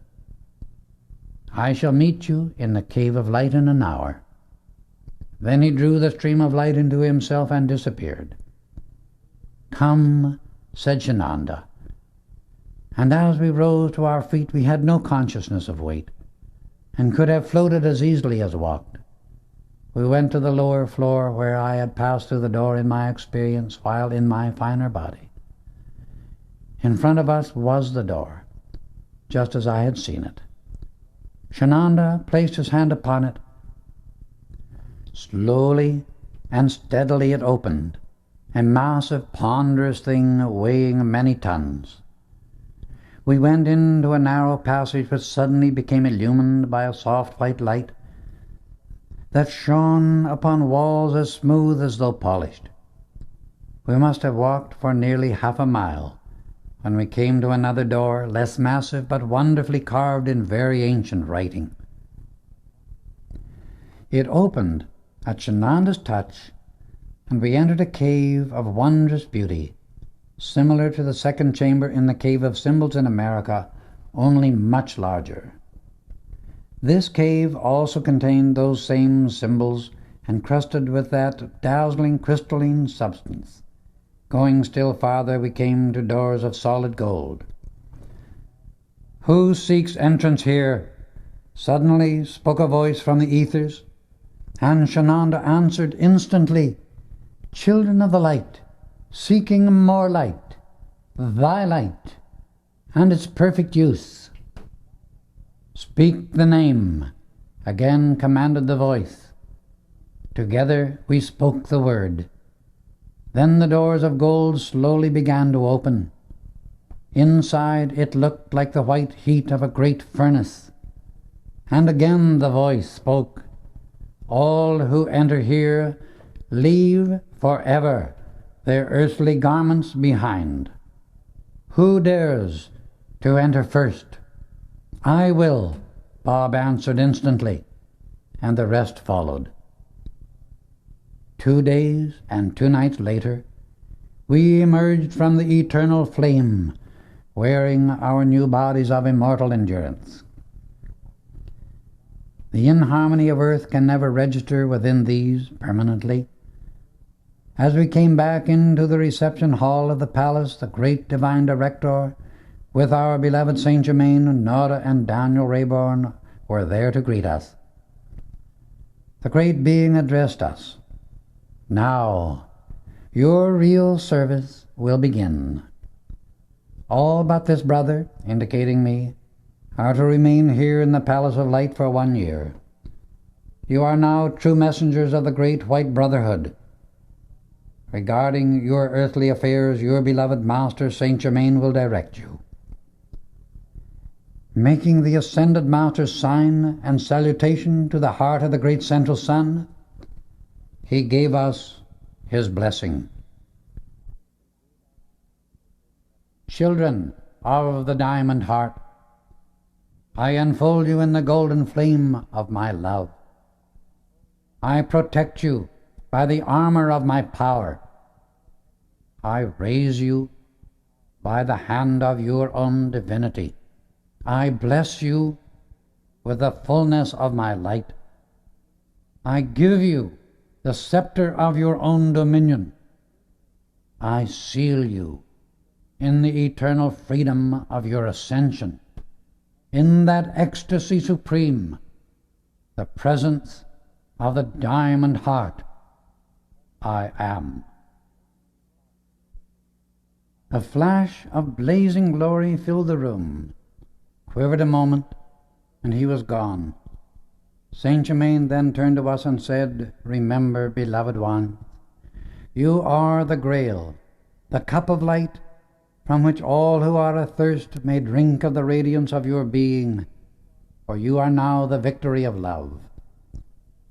The glory of love sings throughout infinity its paean of praise in continual adoration to life. Obey, my blessed children, its timeless fiat. Make the salutation of light to the heart of creation, and ever stand true to the immortal decree of love. O children of the light, O flames of the morning, call unto the secret love star. Let its rays weave for you an eternal garment of transcendent loveliness, and wear upon your heart the jewel of the sacred fire. Let its glory pour through you, that yours may be the scepter of power supreme. Speak only the decree of love, that perfection may be everywhere. Listen to the sound of its voice, that all may hear the song of joy. Gaze only upon its light, that the flame from the 7 Elohim may rest upon your forehead. Hold the cup of liquid light, and forever pour forth its life-giving essence. Then the rays from the diamond heart shall illumine your pathway, and when the Knight Commander raises his sword of flame, you shall pass through, and stand face to face with your own divinity, upon the very altar of life. For within that Holy of Holies is the One, omnipotent, in blazing glory, your own beloved self, the magic presence I am. In the crown of your everlasting victory shines a double rainbow, the result of love's attainment, encircled by all wisdom. Your royal robes of authority are the deeds of love, the rays of light from the magic presence I am. These forever clothe all beings with their radiance, and are the fountain of eternal youth and beauty. Through them your scepter draws unto love its own, the fullness of the magic presence I am. The rays from the 7 builders reach up and pour out their glistening streams of love's lightning, weaving great rivers of force into an imperishable garment. In blazing glory and dazzling beauty, the gift of the magic presence I am. O children of the flame, sing the anthem of creation. It is the song of love that makes the music of the spheres ring throughout space in an adoration and hymn of praise, which is the very worship of life, the magic presence, I am. Let it flow through you in ever-expanding perfection. Be the ecstasy and glory of light unto all. Know the secret of the One. Waft the love breath of joy everywhere, and feel the great heart beat within the flame, the magic presence, I am.